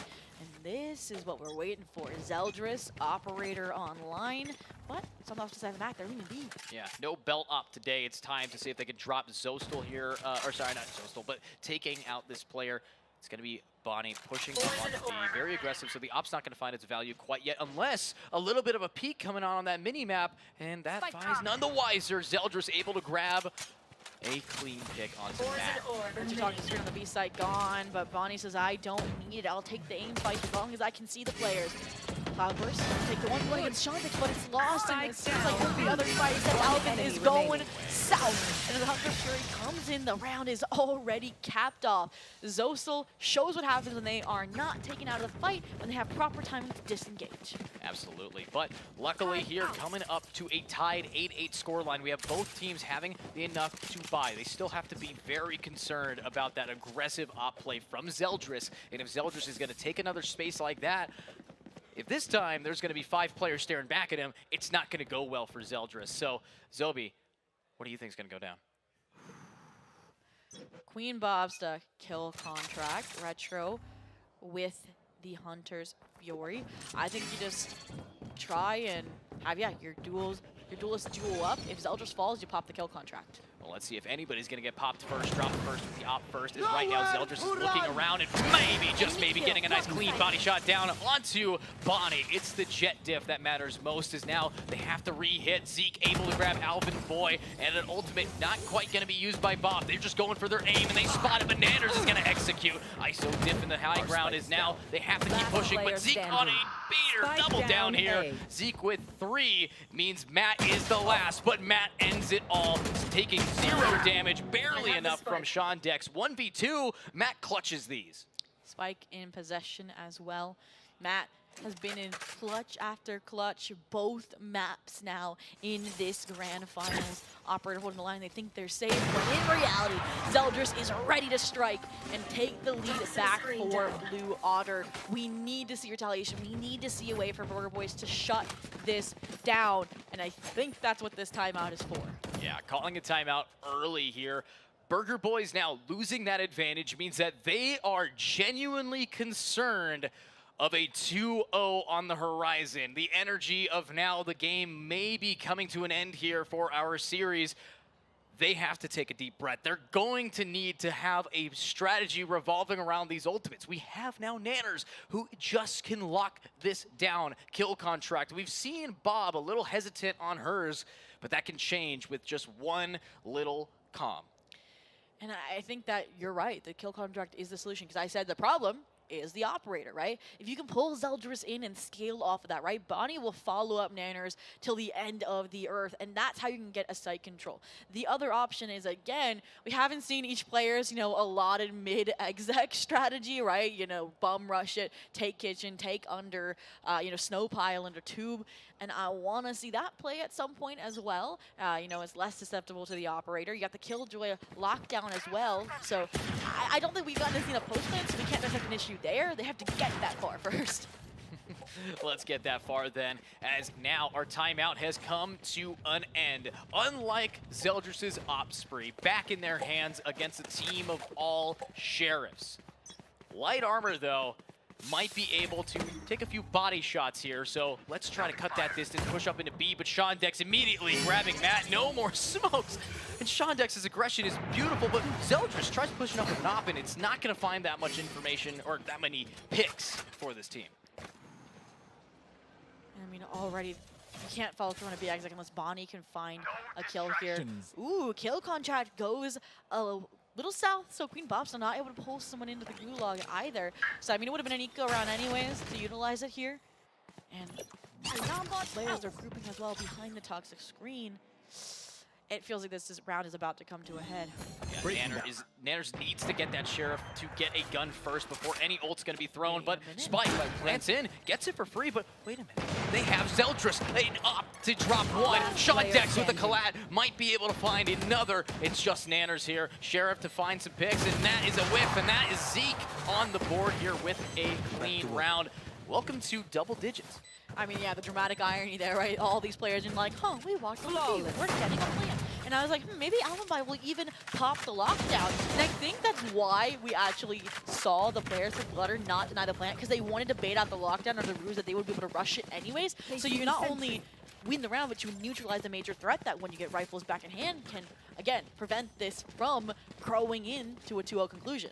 Yeah, now growing on up, growing to another op that needs to be stopped. We have now 3 ultimates to try to slow this down, but Zobi, what we're really missing out on is that first blood Bonnie finder. It's just so good. Yeah, last round, obviously a difficult ask with the Sheriff in hand, especially when you've lost your toxic screen, your safety over towards the B site. But speaking of safety, you're not going to find the Zeldris off on A. You have some Killjoy utility you have to work through. And Zeke, who's become the anchor point here anyways. Oh, Bonnie wants that first blood, wants to find it against the anchor, wants to raise anchor and let the ship sail. It's going to be Nanners popping an ultimate here. This is all that Nanners can do.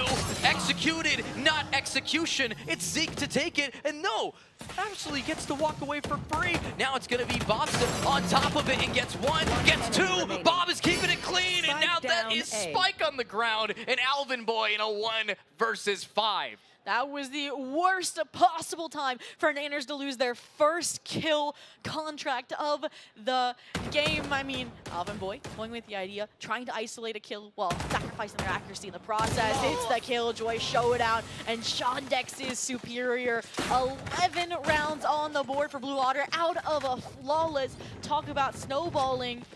1 round away from that series point. 1 round, series point, map point, game-winning land point. I mean, this is where we have been watching Blue Otter come through. I bet on Black. I bet on the boys. And right now, we're not seeing it. So, as we get into our next round, they're just forcing up whatever they can. Some Sheriffs, some Guardians, but what can stop the op? Zeke is stopping Nanners. Everybody is stopping Burgers. I mean, Bonnie with the Blade Storm. Try tracking a Jet updrafting and dashing through the sky for starters. Zostal. Get out of my way! Could overwhelm him as well, right? When you see Viper fall, so does the site, which I think is why they've now reinforced it with Bob's here and Hunter's Fury. What a good ultimate. That's 160 damage like that, and that's going to finish off Nanners. But luckily, Bonnie's alive! Managing to get out of there. No knives remaining, but that's a weapon upgrade. But can we see these 4 take it against 3? Burger Boys wanting to stay on in as the spike. 30 HP, but no one else needs that weapon. You do to dome someone through the toxic screen. In the meantime, though, you didn't secure the plant because a shock dart from Z finished off with the Hunter's Fury. Started, yes, you got the Viper pit up, but the Aldrin has confirmed where the spike position is, that there's no one close, and it's going to rely on Heroics and a possible ace. Come on, Bonnie. You know you got this, Not and you the dash shorty. away, and you get it. Just body shots in the shorty. back. You have 30 HP. It's okay. Bonnie knows how to take these, and that op is going to be trying to find their mark, but no. Are you saving the op and denying the ace? No way. Nah, Zeldris has an ego. And oh my, is this so neck and neck, Bonnie? Gets the ace here for us to keep Burger Boys alive. Oh, and you saw Bonnie just holding it back, that duelist mentality, like, give me the ace, but I cannot throw this round because that would essentially be the game. 9-1-1 is what we gotta call if this Burger Boys comeback comes to fruition again. Like, the comeback kings maybe are finally in the building, on the stage, and ready to make it happen. Yeah, 9-11. Burger Boys wants this. They cannot end it. They need Blue Otter to keep on whiffing those. Let's see if they're going to get theirs as the next round proceeds. But the wins that Blue Otter have found, the economy stable, you just assume business like normal, repurchase the operator. You still are sitting on some ultimates, so it's like they're not even at their full strength right now, and they still have a few rounds to teeter around with here. Zostal recognizing the opportune time to fall off here. And yet all of Util scaring Zostal back. It's not going to be an easy sight to take as long as a shock dart can fly, but that's over on A. We can see that plant without getting punished by Util. And there we go. Matt will succeed in it. And look at Retro takes over and grabs Snowman for free. It's now up to Bobsta, who has so much utility, just has to find the time to launch. That's the timing of a difference for Retro.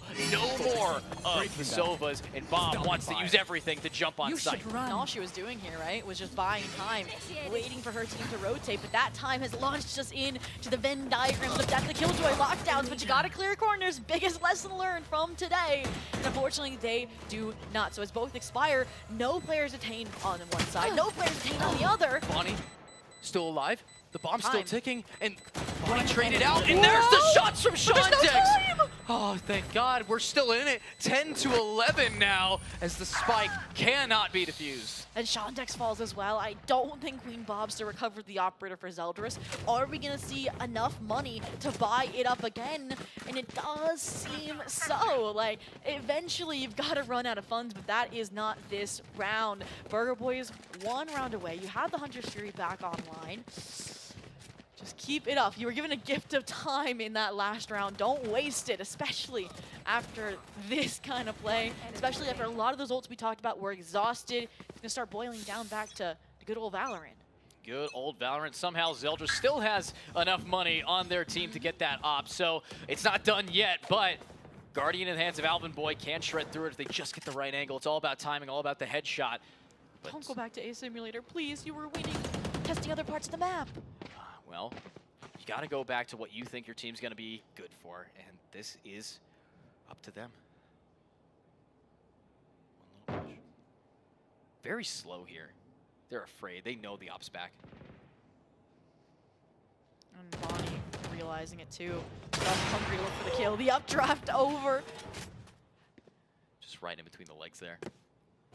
Dash no longer going to be a factor here. All the lines crossed. And now, we still have an op over on A, spotted, heard rotations. Zostal again left to their devices. Queen Bobsta on the rotation back, so Zostel just has to buy enough time. And this time, instead of the ore right towards default to hold a further back angle, they have the more offensive one. Delay until the toxins run out, and this bought enough time. I was gonna say for Queen Boss to get there, but they made the gamble incorrectly. Zostel might run into all the players here, exiting the Walls back up now. Hunter Fury trying to find Zostel. Not going to be able to do much except for scare these players away. That is now post-plant. It's time for the spike to really show up in this moment. Can Burger Boys tie it? Can they take it back for Blue Otters as here comes the aggression? Bobsta wanting to find one to find the kill contract. This is difficult here.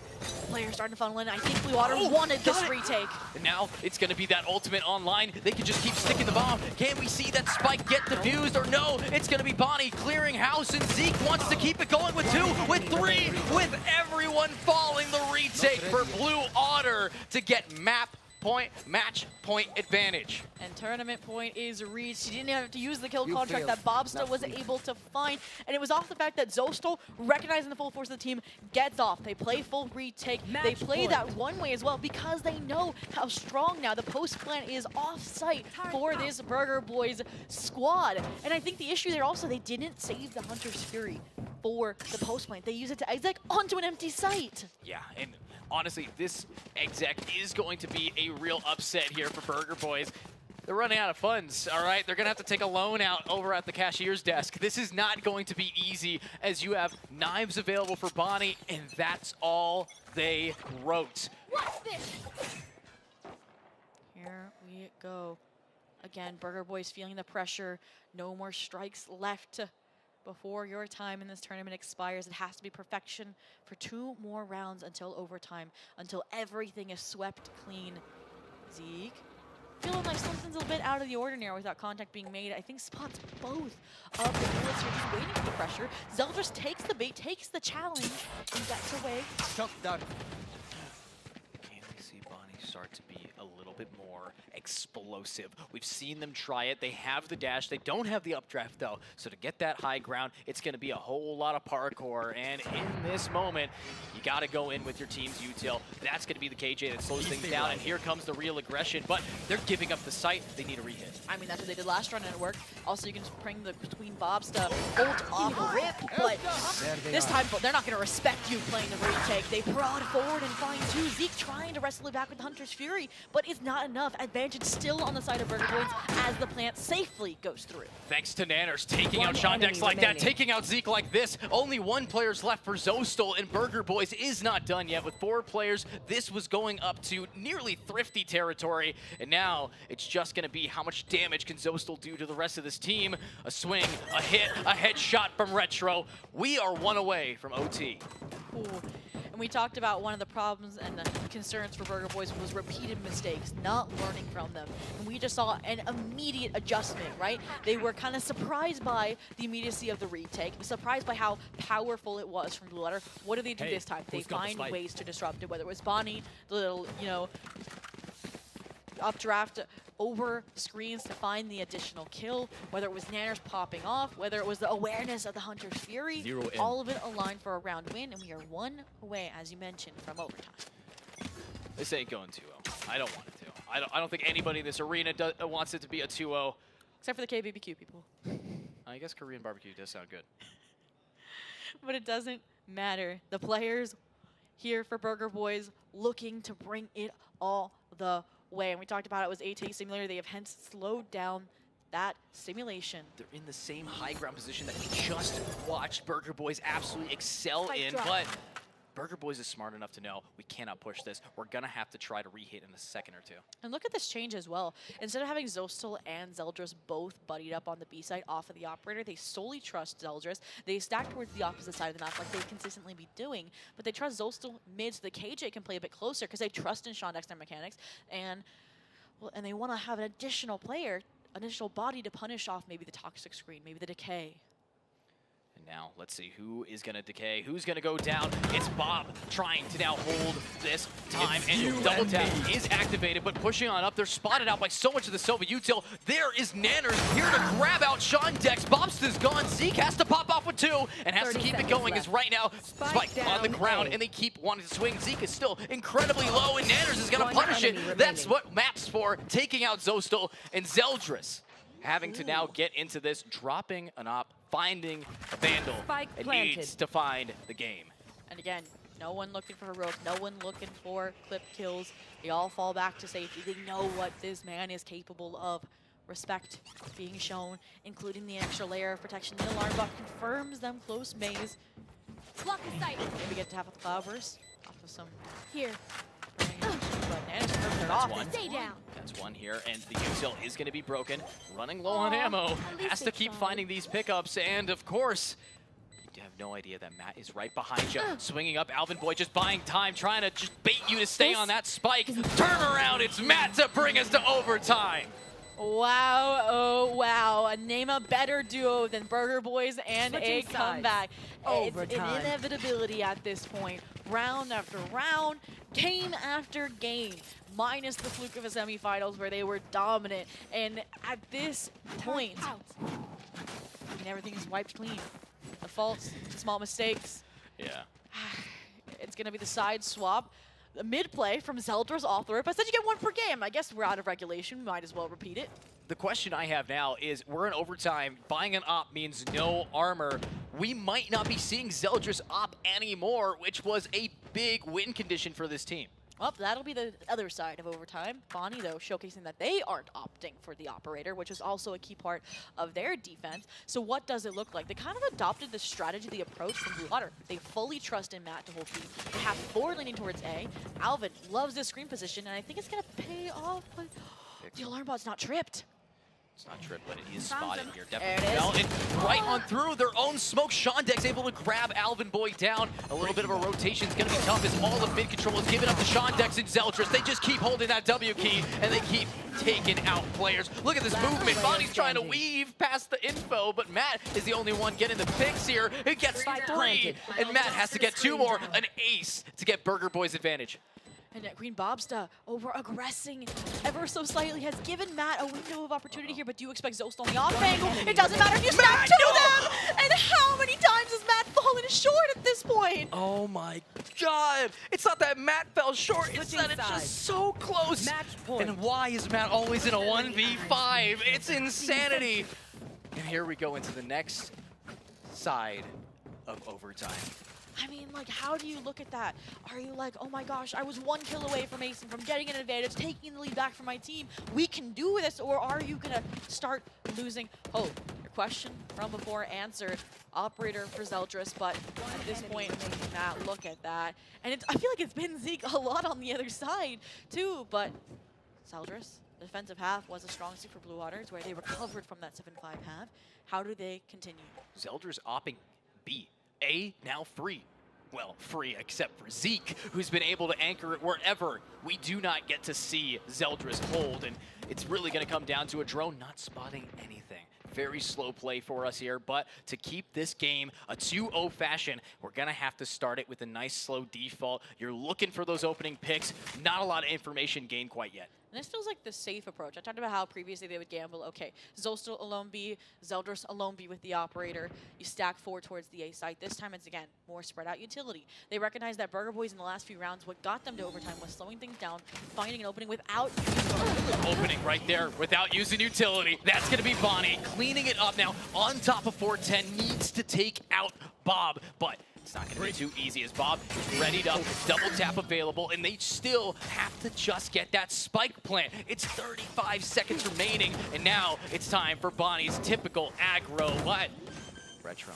30 seconds left. Down with Nanners, able to get Bob, and the high ground is online. The body shots will land, but Sean Dex is behind you, and there's 2 for Sean Dex, and maybe a third, a wall bang for Zostal, but it's not going to hit its mark, but so is Zeldris. It's a 2v2, the op retake managing to find it, but it's another, no, Matt, just cleaning it up. Zostal taps the bomb, finds themselves in a position of just absolute fear. They almost lined up, but no. They get it, double OT. And I said the two possibilities. Matt uses the 4K as inspiration, or it Switching makes sides. you lose some hope, and they Overtime. converted it into pure rage into the 3K, and you saw them look deadpan in the camera like, it's not over yet. And that is exactly what they have proved. Again, Blue Otter struggling to pinpoint the pacing here from that team on the attack. So in my mind, it's going to be who at this point can win a defensive round first. Yeah, now a defensive round. It's going to be Blue Otters. Listen in. Let's see how they break through. Toxins going up. Poison orb emitting. Pardon. About to drop wall. Dropping wall. Man. Drops. Did he see one or just spam? No, he didn't see. He just spammed. I spammed back. Just freeze till minute. Could be pipes 15. still. Yeah, could be pipes. He dropped. Maybe keep baiting. Yeah. One. Okay, I'm pretty sure I heard one. I'm down to drone and then actually just wait and we can read it after. Unless we see them too late. I'll break. Tuck. I got it. It's fine, bro. It didn't see you. You're good. We can get rid of drone. Yeah, call whenever. Give the drone space. Take flight. Mid side one. I said swung. I'll shoot. Wait. Go with it. Yeah. Go with it. Can we go to walk out? Topping wall. Let's just top screen still. We're going. Can we walk? Take the duels. Wait out the wall. Just wait. Wait out the wall and we can just take duels. I'm walking up left. Sure. I have no dash. I'm darting back side, guys. Going left. Going right. Trying to go right. Nice. Through screens. One. I'm low. Backside. Don't peek. I'm one screens. One screen, one unknown. I'm screens. Hold my raptor. One point. Raptor screens. 80 KJ. Screens guys lit. Is it platter for us? I'm holding raptor. Yes, it is. Good plan. One player standing. I don't want to raptor. Yeah. 80 KJ. They should have wall. Yeah. For gas.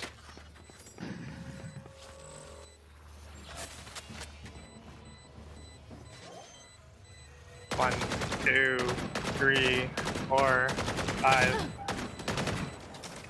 Okay. All good. Empty. All good. Alright. Time out or no? No. I just want Sean to swing to break this guy's turret mid and just get Zelda on the line. We gotta pick in the countdown away there for Zeldris, the panic ensuing as the shots aren't aligning through the toxic screen, and we were so questionable as to why they weren't scaling up faster off the lockdown. Maybe they expected Zeldris to stick around to challenge it?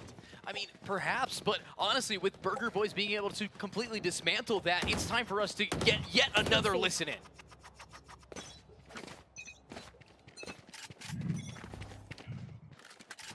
Three, 2, 1. Hold my turret mid and stuff. Oh.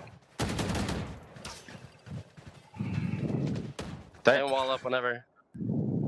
Wait, come. Start walking out. Watch out, they could be through it. Can we triple B this? 3, 2, 1. Could be holding mid cross as well. Keep up orb. Yeah. Pausing.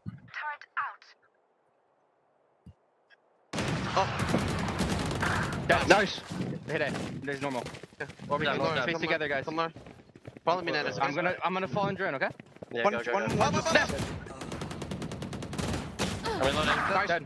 Careful, one more. He played with in front. Careful, clear nest. Clear nest. Yeah.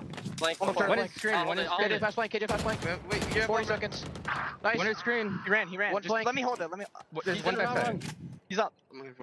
Nice. That's what's here. Nice! Come on! Attackers win. Fucking go. Oh my gosh. An insane round. The energy from the team, calm, cool, and collected, although all of the stakes on the line. Burger Boys is now getting us to a map number 3. The toughest one, in my opinion. It's gonna be Lotus here, Zobi. Yeah, 15-13. Again, this team does not lose Icebox. We're 3-0 before this, now 4-0 in the entire tournament. I saw the hesitation, the concerns. They were rough, they were tackled, and the adjustments were almost immediate. Every time there was a mistake, every time there was a shortcoming, they fixed it. Like, even that last round, during that listening with Blue Otter, I noticed Alvin Boy was deep in spawn, didn't want to get picked off by Zeldris like they were in the previous overtime round. Like, it was time after time they were adjusting. This is why you don't copy and paste people's homework. Yeah, don't be bringing up somebody else's amazing strategies if you can't pull it off just as equal. But it was nearly there. We did see a 15-13 scoreline, so it's not exactly like both of these teams had a bad idea. They went into this headstrong, and the gameplay was amazing. I mean, Bob here, just every single time. We want to talk about stats.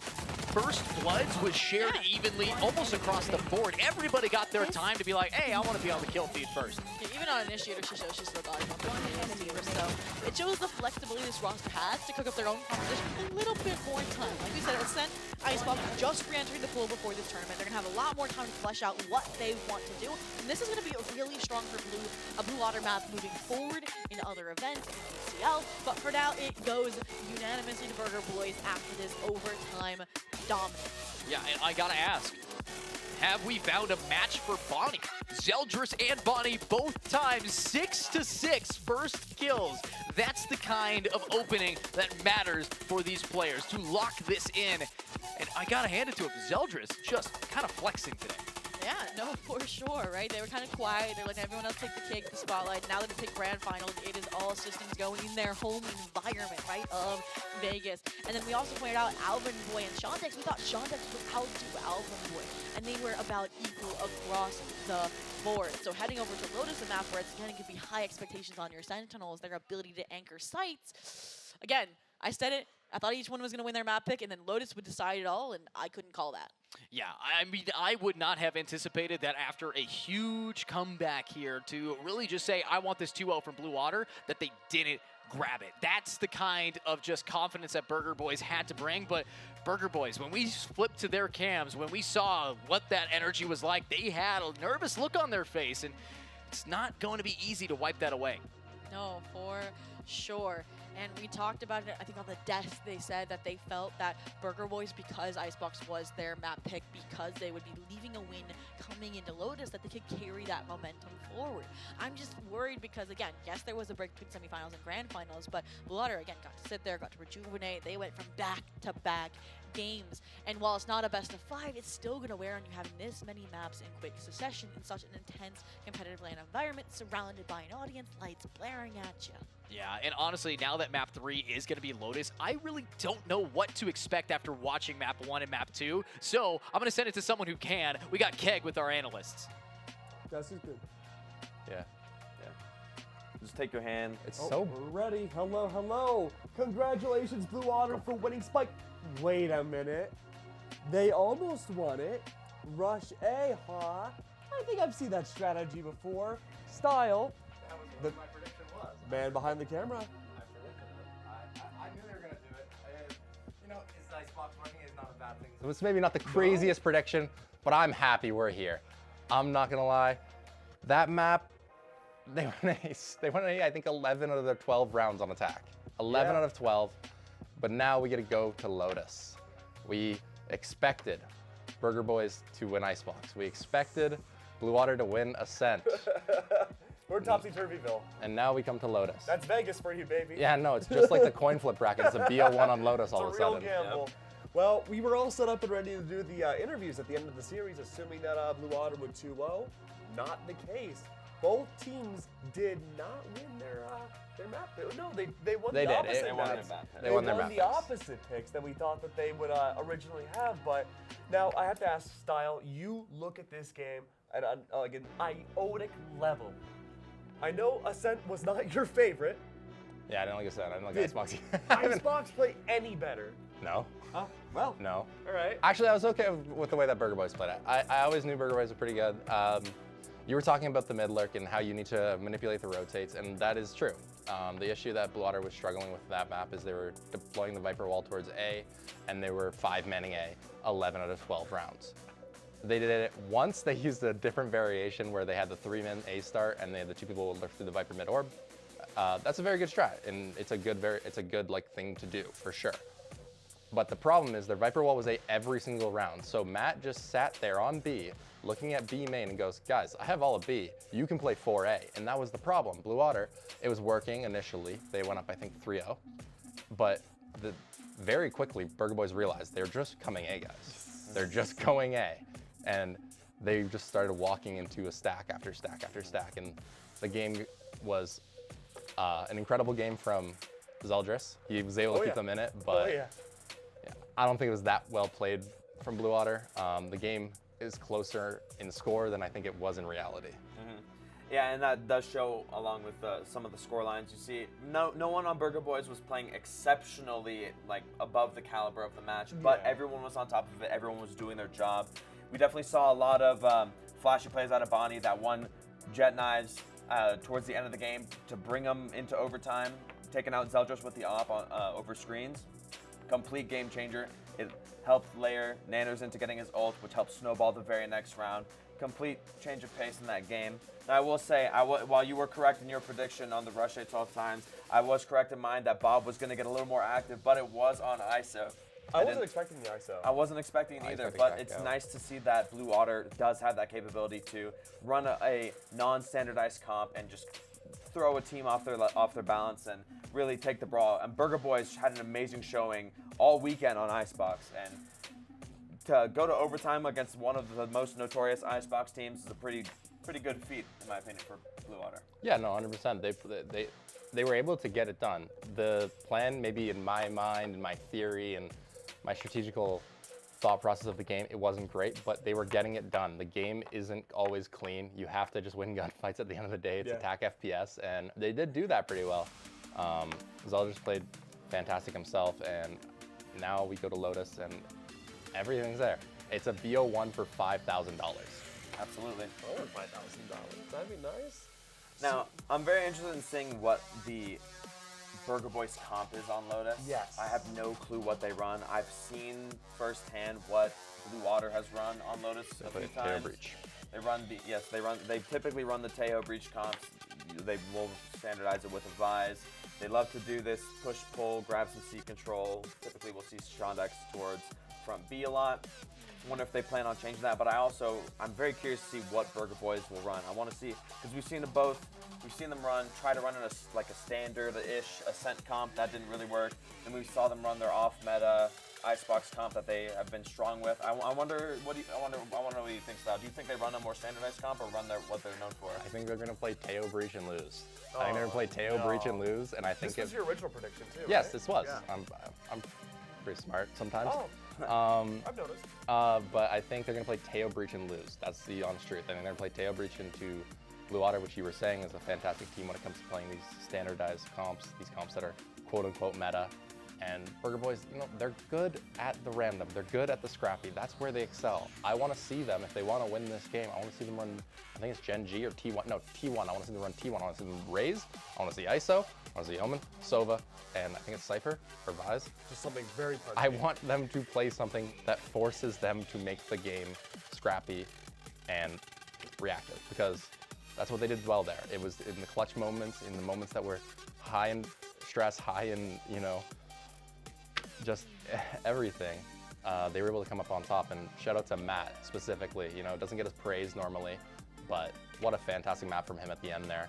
I don't know what his stat line was, but insane rounds at the end. Absolutely. I mean, we saw multi-kill after multi-kill. We saw Matt almost take a 1v5. Who would have thought? We saw Alvin Boy in the overtime bringing a 2v4 down to a 2v2 where they stuck the bomb, even throwing his life out the way to let Matt stick. I mean, that's a team that thrives on that, and especially, if you watch them on the stage, you see their energy. They love those scrappy fights. At the end of every round where it's about 4v1, they get the kill, it's a nice, the fist bumps. When it's a scrappy team fight, 5v5, and they come out on top, everyone gets ecstatic. They can totally have the momentum going into this next map. They're super pumped. I can't wait to see what they do, and I can't wait to see how many clutches, multi-kills we see from that team. Do we go into overtime again?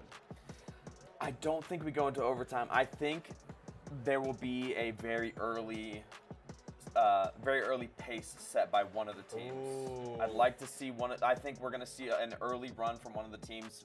We might see a Thrifty. We might see I could see Blue Water easily grabbing a pistol round and seeing Burger Boys take a Thrifty. They could ride that for 6 rounds. Could go the other way, but I think early momentum has to be established for one of these teams for them to take Lotus. We've seen both teams have early snowballs against them too in this tournament.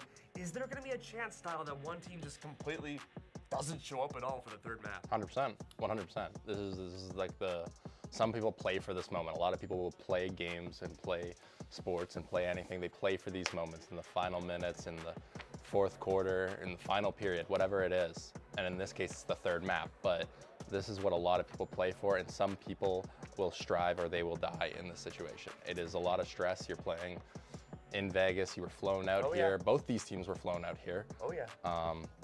They have been here for 4 or 5 days now. They've been battling every single day. There's $5,000 on the line. Their friends and family are watching back home. And are they going to be able to show up when it matters? That's really the question.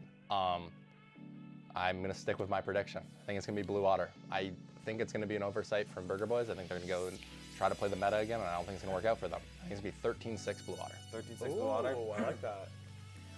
I have to agree with you. I think if we see Burger Boys try to go away from the comfort towards the standardization, that I could easily see it being, I could honestly see it being a 13-5 Blue Water if they do. Ooh. If we see them run a sort of T1 comp where they're running the double duelist, they're running an off-meta initiator like a Sova, setting each other up, we might see some clutch potential. I could see this going 13-10 Burger Boys if it goes that way. Yeah, that's my prediction. Who are your top players on each team that you think is going to succeed the most in this final map? I definitely think this would be the map where we see Zeldris step up the most. Zeldris has more than already? Absolutely. Zeldris has had a phenomenal series, but this is a map where you can genuinely insert your jet onto rubble. You can insert your jet, taking the mountain fight. Zeldris is known for updrafting towards C, grabbing an early kill, dashing out rubble. You can leave him there for the whole round. It's almost like Alvin Boy on Icebox in mid. You know he's there, you know he's rubble, but if he wins that first fight, you are almost terrified for the rest of the game. Well, then talking about Alvin Boy, are we going to see a lot from him in this final map? I don't have too much knowledge of what Burger Boys run. I'm not a burgerologist? Not a burgerologist. More of a sandwich guy. Yeah. But I do definitely think we'll see Burger Boys get a lot more active. I think once they got their footing into Icebox, they started off a little shakier. But once they got their footing, they definitely started taking more aggression.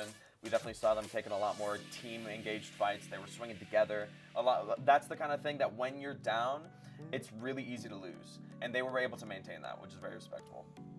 Lotus, actually a map played a lot by Burger. Oh my God. They have 25 games on it. They've won 20. Wow. Woo. And their comp is, they played Northwood, Teo Breach. They run the Teo Breach. So is this the exception? Are they good at this one? I mean, because they could be, and I'd be happy to see it. All I care about, and all I really care about always, is if people play the game well. The end of that Icebox game, that was entertaining. That was fun to watch. Yeah. Teams were trying new things. They were doing different variations. There was different looks. The beginning of that game, middle of that game, a little bit sleeper. Now we go to Lotus. I know it's a very good map for Blue Water, and statistically it looks like it's a very good map for the Burger Boys. Yeah, but Burger Boys, they would have to play a completely different comp they haven't shown before. Is that going to be scary? No, they do play it. They do play it. Well, let's say they don't go with that, though, and they pick something completely alternative. Is that a possibility, or are they just going to stick to the basics? No, we were wrong. They're gonna go meta. It's gonna be meta versus meta, and it's gonna be a clash of titans. Now let's assume it's meta versus meta. Who are the top players we should watch out for your matchup in the third map? Zostal. Both teams. Zostal. I think the IGL. I think the leader of the team. He always talked about it when I was on the team with them. He always talked about specifically who is going to show up in high pressure. How are people going to react in high pressure?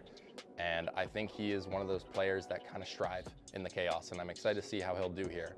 And on the other side of things, I think it's gonna be the other IG, or not the IGL anymore, but Matt IGL, or Matt Army. He's gonna be the one to show up for Burger Boys, in my opinion. It may not be him 30 kills, but when the rounds are important, when things are do or die, I think he's gonna show up there. Do or die, a perfect way to send us to our final map of Championship Sunday Grand Finals of Spike Drop number 4. Edu, Zobi, take it away. And welcome back, everybody. Thank you so much, Keg, for the toss. And of course, it's time to see if our grand finals map number 3 is going to be, as Style says, as Raccoon says it, with a potential overtime going in the favor of Blue Otter. I mean, that's a bold prediction. Very fine point with it. It is, but it was nice to see Style, like the Blue Otter go-to, questioning themselves, like, wait a minute. Burger Boys could do this. And they're like, oh, okay, and I agree with you. I mean, they were coming out of the practice room here upstairs. We can see them through the glass, and they're all smiles and waves. Like, they are feeling confident after that map of Icebox, and I feel like the comment originally from the desk, I want to say it was Raccoon, that if they won Icebox in a close and in an entertaining way, in a motivating way, that they would snowball this series possibly and be your HyperX Momentum Series winners. Yeah, I mean, honestly, we have so many people here really riding on the fact that these two teams are neck and neck for a reason. They're challengers level. This is the practice that you get. Looks like we have some great, on-stage antics to keep the morale high before we get in here. And they're imitating the VCT Americas players. They're just doing their warm-up stretches, the yoga. You gotta stay in the Zen zone when you're heading into a map. That, again, is another one that's like getting up there. It'll never reach Ascent levels of being figured out, but it's, even in the new meta, it like immediately swapped over. People were like, yes, this works. Yeah, and of course, as we know what works for these two teams, we've seen both of them on Lotus. And when it did come down to it, Blue Waters match against YDZ, Lotus was a big learning point for this team. I will say we did see Bob playing very passive in a lot of their util usage, but after a map like Icebox, I think they're going to get a lot more aggressive. Not even just a map like Icebox, but playing ISO on Icebox, right? Like, you're going to be itching to take kills, take fights, and I mean, it almost feels like it's also because they never really went a lot against that squad. Like, minus when Son of Car was already beating everyone around anyways, so then they didn't get a chance to really anchor to take those fights until it was unwinnable and they were rotating over and still trying to support their team. Aside from that, I think who I want to see the most for and who I think we're going to see a big turnaround for is Matt. For two reasons. One, your Vice typically starts out on the C. You're going to see C hits inevitably. It's no A-site simulator where Matt never got to see a single player the first half and the defensive half. And also, how many Matt lurks are we going to see successful? I mean, this squad is no YDZ Infinity, but come on, that was lethal. Yeah, Matt lurking up a single time is all you need to know that it's not safe here anymore. Your spawn more like Matt's hunting grounds. And looking at what we have seen from Burger Boys on this map just in the semifinals against a really solid team, and you talk about lurking players, they managed to do it better than Moose. They managed to shut these players out. So, as we know, when it comes down to Lotus, it also is about splitting up those resources, being able to focus on that C retake, A hits here, and making sure nobody gets B for too much free. We've seen a lot of these teams popping ultimates just to get their one picks. I mean, Zeldris and of course Bonnie, they just want to get rid of a player if they get that showstopper. And that was something else I really want to get seen cleaned up actually by Blue Otter.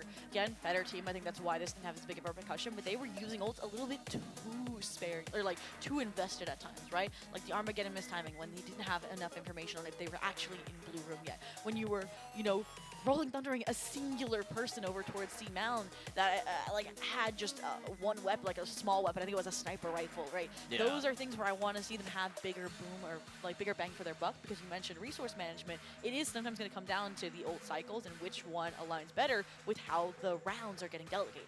Absolutely. And of course, if you guys are still watching with us at home and are excited for our matchups, if you guys have done your predictions and know which team you think is going to be taking it, after that Icebox, I'd change my tune there. I can honestly tell you that both of these teams are going to be still bringing their A game, a potential for overtime because of how Lotus is formed, and more likely than not, this is going to be a mirrored team comp because both of these teams have proven to love the meta and want to prove that they are just slightly better at it.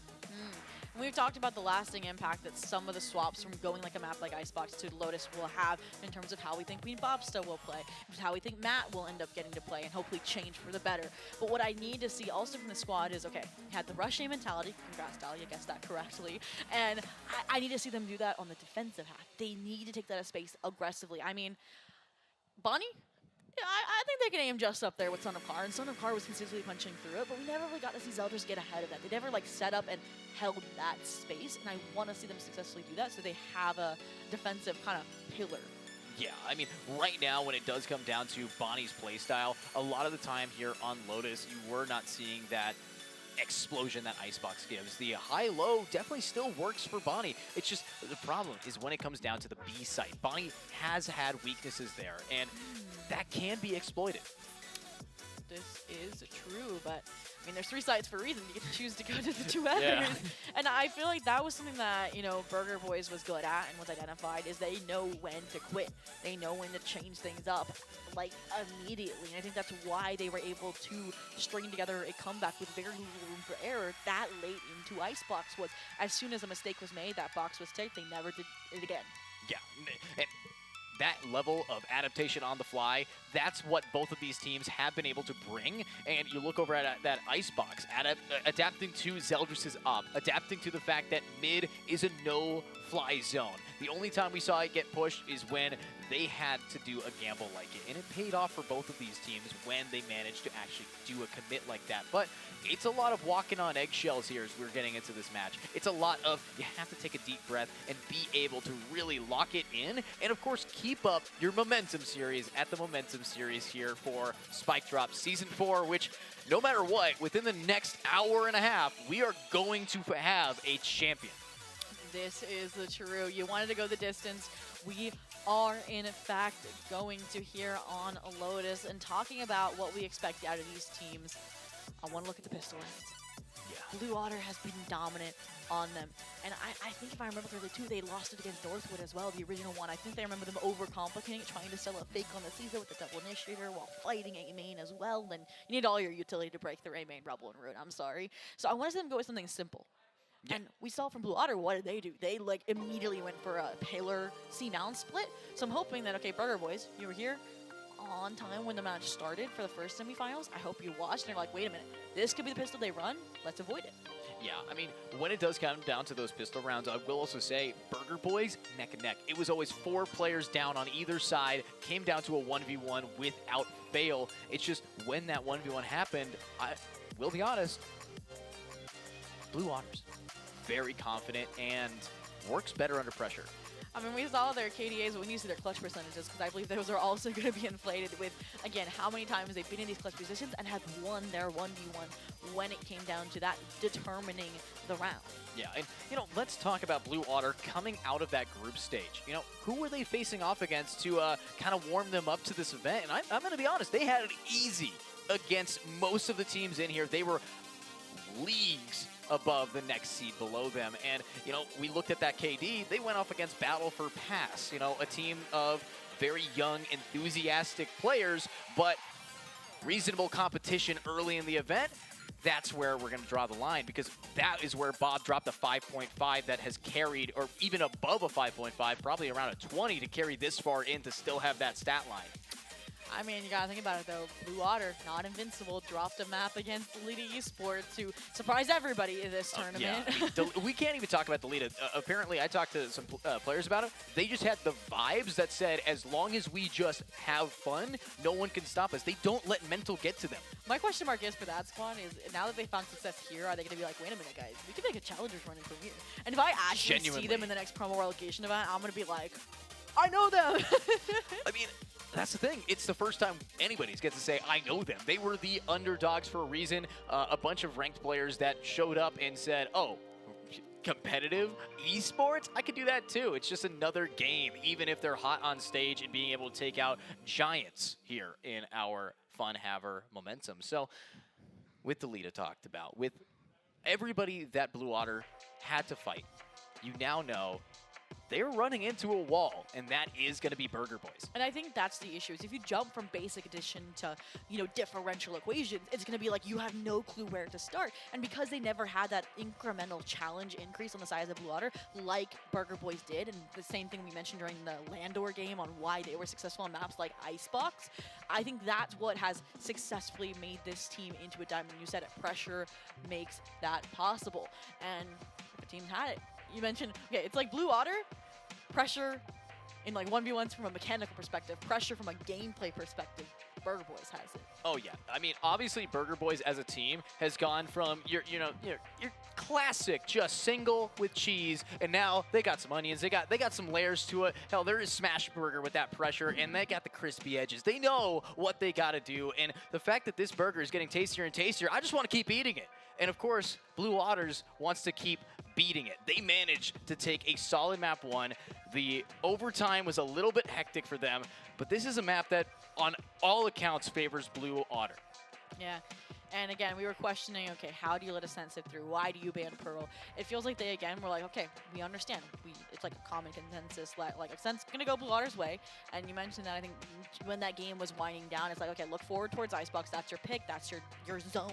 And while it was dicey just because of the strength, the power level, the starting point for Blue Otter was so high, it still prevailed, the experience.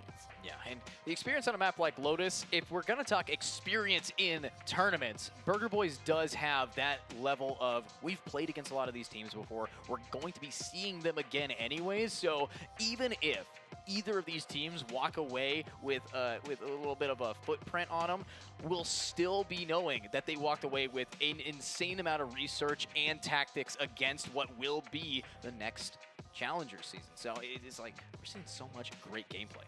Oh, and then that it's great to point out when we talked about experience was Zeldris, right? New to this squad, we've said it many times, but we actually saw, right, the lack of integration into this main roster. I think last time they played Lotus, right, Zeldris wasn't playing like buddy-buddy with the Breach, buddy-buddy with the Taeher, which is where they thrive, which is how every other team kind of plays it. They were often going off on their own, right? They were flanking.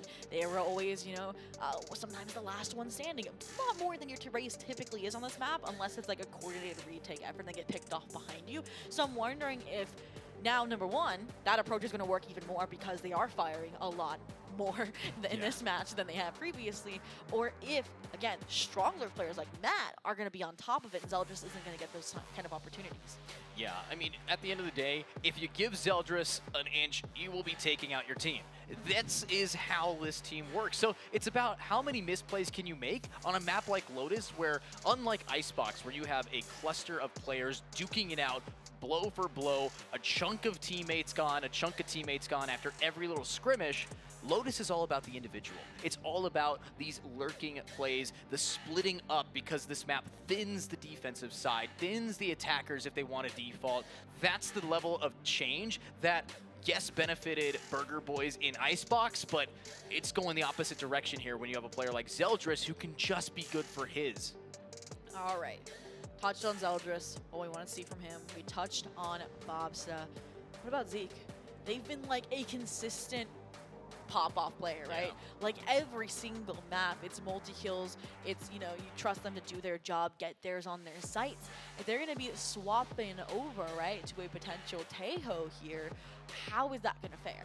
Well, I think Zeke is actually, in my opinion, Bob's is still going to be on in the Breach. Yeah, so for Zeke on the Breach, it really has come down to using the util with Bob's, being able to be that synergy, because Bob's been a little bit skittish on this character. You know, even with that ISO boosting the morale and boosting the I can swing those, now you have to be able to say, I can swing those because Zeke is with me. And Zeke is that enabler, is that initiation for this team. And right now, we've been seeing really solid flashbangs, but it's the stuns that haven't been punished on. A lot of the time, people could just walk away from that. Oh, speaking of enabling, right? Nanners going back to that support role as well. No more ISO, no more double duelist, ideally, unless they change something last second. As we ready to jump into agent select, it should be that Breach here. And I mean, over on Haven, right, previously today, they were, I think, putting up better numbers than they were on the ISO, which is insane to say after what we saw on Icebox. Absolutely. And with Burger Boys, going with Alvin Boy again off of the Sentinel. We've been asking for it to stay back on the Sentinel now here with Omen. It's a comfort, and it's not fractured, so we're not going to be seeing any of those crazy whiffs. It's honestly a map where verticality matters most on places like Rubble and A, and that's where Alvin Boy likes to play. Oh, I think they're going to see more on the C side, right? Drop you a site smoke. You talk about slipping in through the cracks like they've done time and time again. I could see them so like slipping in, waterfall, wrapping around Ben, and finding some insane kills off of their own smokes. But aside from that, we get ready to jump into our final map. Let's take another look at the crowd here gathered for what, no matter what, will be the final map of our playoffs bracket. And we get some new drawings. Look! Blue Otter win. Now people are changing it out here.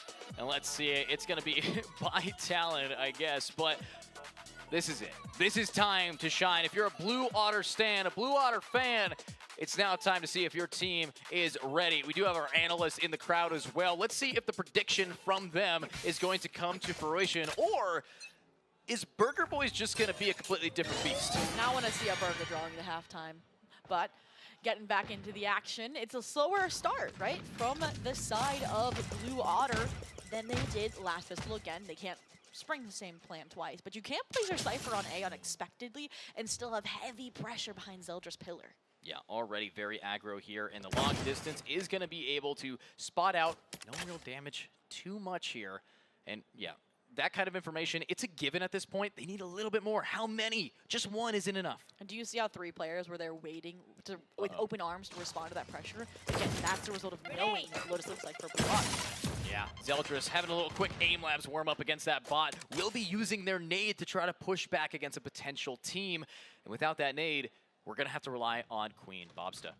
I mean, that's no utility. You can also rely on Zeke, right, and Spawn. That fault line really, really long here. Would probably stretch all the way to B main at this point. Contact, though. I like how Zeldris is playing more reserved here, just waiting for the confirmation. That's going to come inevitably off the salvos, off the cover. How, you know, steadfast are they going to be? Are they going to let 30 seconds left away, or do they fight in before the spike? They're all lined up there here for Zeldris. That's one, and that's going to be another pickup here as 2 are down, and that's Matt. Only up for it is Bob. 1 versus 1. Spike has fallen. B. And they just need to find this pick. They just need to do it, but with 15 seconds, Bobsta has to let Matt push them, and Bobsta goes down. Matt takes the pistol. Everything in the world has been righted. Matt won a clutch, Burger Boys won a pistol. Literally all the wrongs that Matt was facing over on Icebox have been swept away. Like, that was perfect how that pans out. We talk about mental, we talk about, again, what was gonna funnel over from how the previous portions of this series went.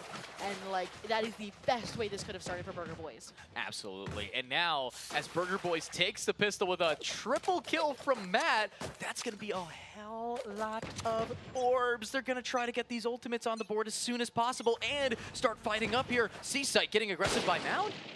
I mean, Janiko, might as well throw numbers. You are all stunned, and I mean, blind, nearsighted. It's like you cannot even fight forward past this one guy. Yeah, so much utility. It got loud in this game as everything is getting pushed back on, but this is the aggression that we're going to be seeing from Zostel, completely punished by Nanders' game sense, and they want to find more, but nobody's on the lurk, so really they're just fighting here to see who falls first, and right now, it is Burger Boys just getting away with murder. And again, they're waiting for Blue Otter to take the fight to them, which is, again, how Blue Otter has navigated this map previously on anywhere but a main space. So you already lost Zostel, you lost your smokes. It's going to be hard to retake if the pivot comes All missiles away. Taking away your smokes. Yeah. Bye-bye are the time that we can have Alvin Boy being able to just cover up, but at the end of the day, it is going to be a 3-A point. And with this sight down, what's the plan? That spy cam, Weapon right, here. that was on the A side gets destroyed. You know what player's there. 30 I was hoping seconds they maybe left. would save it, right, for that post-plant information for a retake attempt, but utilized early means you have that proactive rotation. You have the players there ready to fight. And this Spike could planted. prove successful then to give them some time that they need to navigate this situation. I mean, lots of Burger Boys are operating on the same wavelength as Blue Otter, only having the Sheriffs, but it's Bonnie with a Phantom who might be able to find more value, but at the end of the day, if Zell just cuts the distance, it's not going to be able to do so much, and that's going to push these players back. The flash is here, and bye-bye Zeldris, bye-bye Delight. 2 are down, Matt now here to stop the defuse, and Zeke trying to bait it out with 10 HP, and the shot whips past the shoulder. It's not clean, but it gets the job done. 2 players walk away. Nanner's there. I needed to see a POV of them because that guided salvo, right? And that player model, like being as big as it is, it had to be like the smallest of corners that they were able to stick it out in because, again, the guided salvo was a raid. It should have cleared out the corner while also simultaneously splitting up those players. Yeah, and now here is Burger Boys for the first time in a while being able to take a solid lead with Matt undefeated, still 4-0, trying to see if they can keep it up. Nice. Let's get a listen in with Burger Boys. All missiles away. Omen TP day. Rocket's day. Omen TP day. Omen TP right. Is that you, that TP? Oh, No, not me. Omen C. Locating targets. Move. Okay. The trip. The YDZ trip. He might be in the top. I'm gonna run away. Pillar. Wait. I broke trip. I'm going up. Oh, he's blind. Ben. I'm blind. He's blind. There's a lot of rotating through. Ben. Water. Smoke it upside. A lot water. I see water. Okay. Live, you guys, live. I have a timing. Just Full lit. Make noise for me. Make noise for me. He's in the, Sound like they're you're in the fighting. smoke, I think. Okay, I'm stunning water for you. Yeah, Stun water and stun. tap. I can't tap. No, I'm 1 HP. Okay, nice. I'm living. One more pillar. I'm flashing water. Not ready. One enemy. Nice. One. 3v1. I'm holding. Just hold on. I'm running up the plant. Go for it. I'm holding smoke, guys. Come on! Let's go! Oh, you like how I walk in there on this You're guy? good, Like, come on, You're what is good. this? And the confidence is sweltering. They said it themselves. They are locked in. And our question already answered 3 rounds in. Would Matt get successful lurk plays off? I mean, Zeldris was looking at him, but couldn't get the job done. The fight lost alongside the round. A bonus converted here. I think this was the last thing we were going to expect coming into this map was a 3rd round conversion. Yeah, I mean, Blue Otters has been able to take a thrifty from him, so for the fact that they got a bonus round 1 on Blue, that's pretty crazy. And now Zostal already having to use 1 piece of util, they have to give this up, and Cypher's not set up on C. And, I mean, it has some utility. Cover going out. I mean, I think they're on Nico, so they don't have a lot of utility to set up here. It's been heavy pressure on Zostal. But we've seen them deliver in these situations last time on Lotus, right? They would punish off of Shondex's utility. In this case, I guess it would be the camera, and then you spam through your own smoke. You paranoia the target here. But just feigning the idea of a rotation here. Huge blind though, comboed with this ult. It is gonna push him back, and Alvin Boy just sticks it out, gets doubled down with Matt able to get there. Zeldris with only a Sheriff knows how to hit these shots, but we're looking at an entire team not willing to fall. Bonnie able to get the final player defending, and Matt remains unkillable. Ooh, if Zeldris got that shot on the Bonnie, would it have impacted the round? No. Would it have looked cool? Yes. And now Zeke said they had moments consistently across this series, but it would take the thrifty ace collection. Unfortunately, they're only going to take 1 with them to the grave. We are, you know, steam engineing ahead here into a 4-0. Yeah, 4-0 and 6-0 for Matt. This player, who we really highlighted, as you said it, as the person who's always behind you, is now chasing death. They are not allowing this person to fall. And if they just keep getting that space, Matt's not going to just have the top frag spot. They're going to have that ult. I mean, it feels like Bonnie and their mentality in the semifinals has infected every other player. Like, Alvin's just running in, trying to get these kills. Once they find the first, they realize they're, you know, ecstatic and just carrying over here. And I mentioned this, Blue Water, they're the ones that have to get proactive on this defense. And I don't even think I've seen them fight for Rubble and Root once this map. Yeah, I mean, the fact is, we have Retro here, who has been able to win sites alone with an op and a short. But now, I think they might be able to just keep up that kind of vibes in this next one, as right now it's an inverse. Zostal needs to find theirs. Queen Bob, so we said we wanted her to take on some engagements with this A, hold off of her utility. Drone going out. Strip them of their util, get them stunned up after you figure out where they are from self-spray, and that could just happen. Yeah, knows that there is going to be that Tejo close here. Unfortunately, all of this util is going to have to force these players in. We know that Tejo is capable of funneling exactly where you need it, but one tick at a time. That's Bob getting aggro and taking the trade-off, and Retro now falls. Nanners with the pick. This is going to be tough with 45 seconds left. Disengagement, at least you don't waste too much utility here on the A fight, on the A pressure. And I mean, both sides losing the Tejo means you're not any really worse off. Matt as well, you know, claimed all this space. He didn't break the trap wire though, so that could be a little bit of a difficult here. When you're fast enough, Lawrence fast enough, you should be able to get onto the site. But the Rolling Thunder, you talked about it, they are so willing to invest early on. And this time it might finally work out in their favor. Ooh, but that teleport is not going to get them onto the site, so they have to get the spike planted. With 12 seconds left, they have to commit B. It's time to push, and they're just going to save. They already know that they're 4 rounds up. They are not willing to give up any more of these weapons. Yeah, I mean, I don't know if you noticed, they thought they were going to get pushed off the Rolling Thunder, so Matt thorns them off to protect them. But then when they realize there's only 15 seconds left, they can't go in anywhere else because they have no information on who's bound, because Matt's lurk was through B main. That, I agree, was the best situation, right? Not losing those weapons. And I like looking towards the future. Yeah, and right now it's a future looking a little blue here for Burger Boys and Blue Water wanting to keep it going. So as an op is now back in the hands of Zeldris, the fear online here if we just have it echo through the map. It was online last round too, but nobody saw it. They pulled out the classic before the Omen ult saw them, destroyed it, and yeah, got the opportunity to use it, right? You can't punish off a Rolling Thunder with an onboarder, but what you can't punish is Zostal.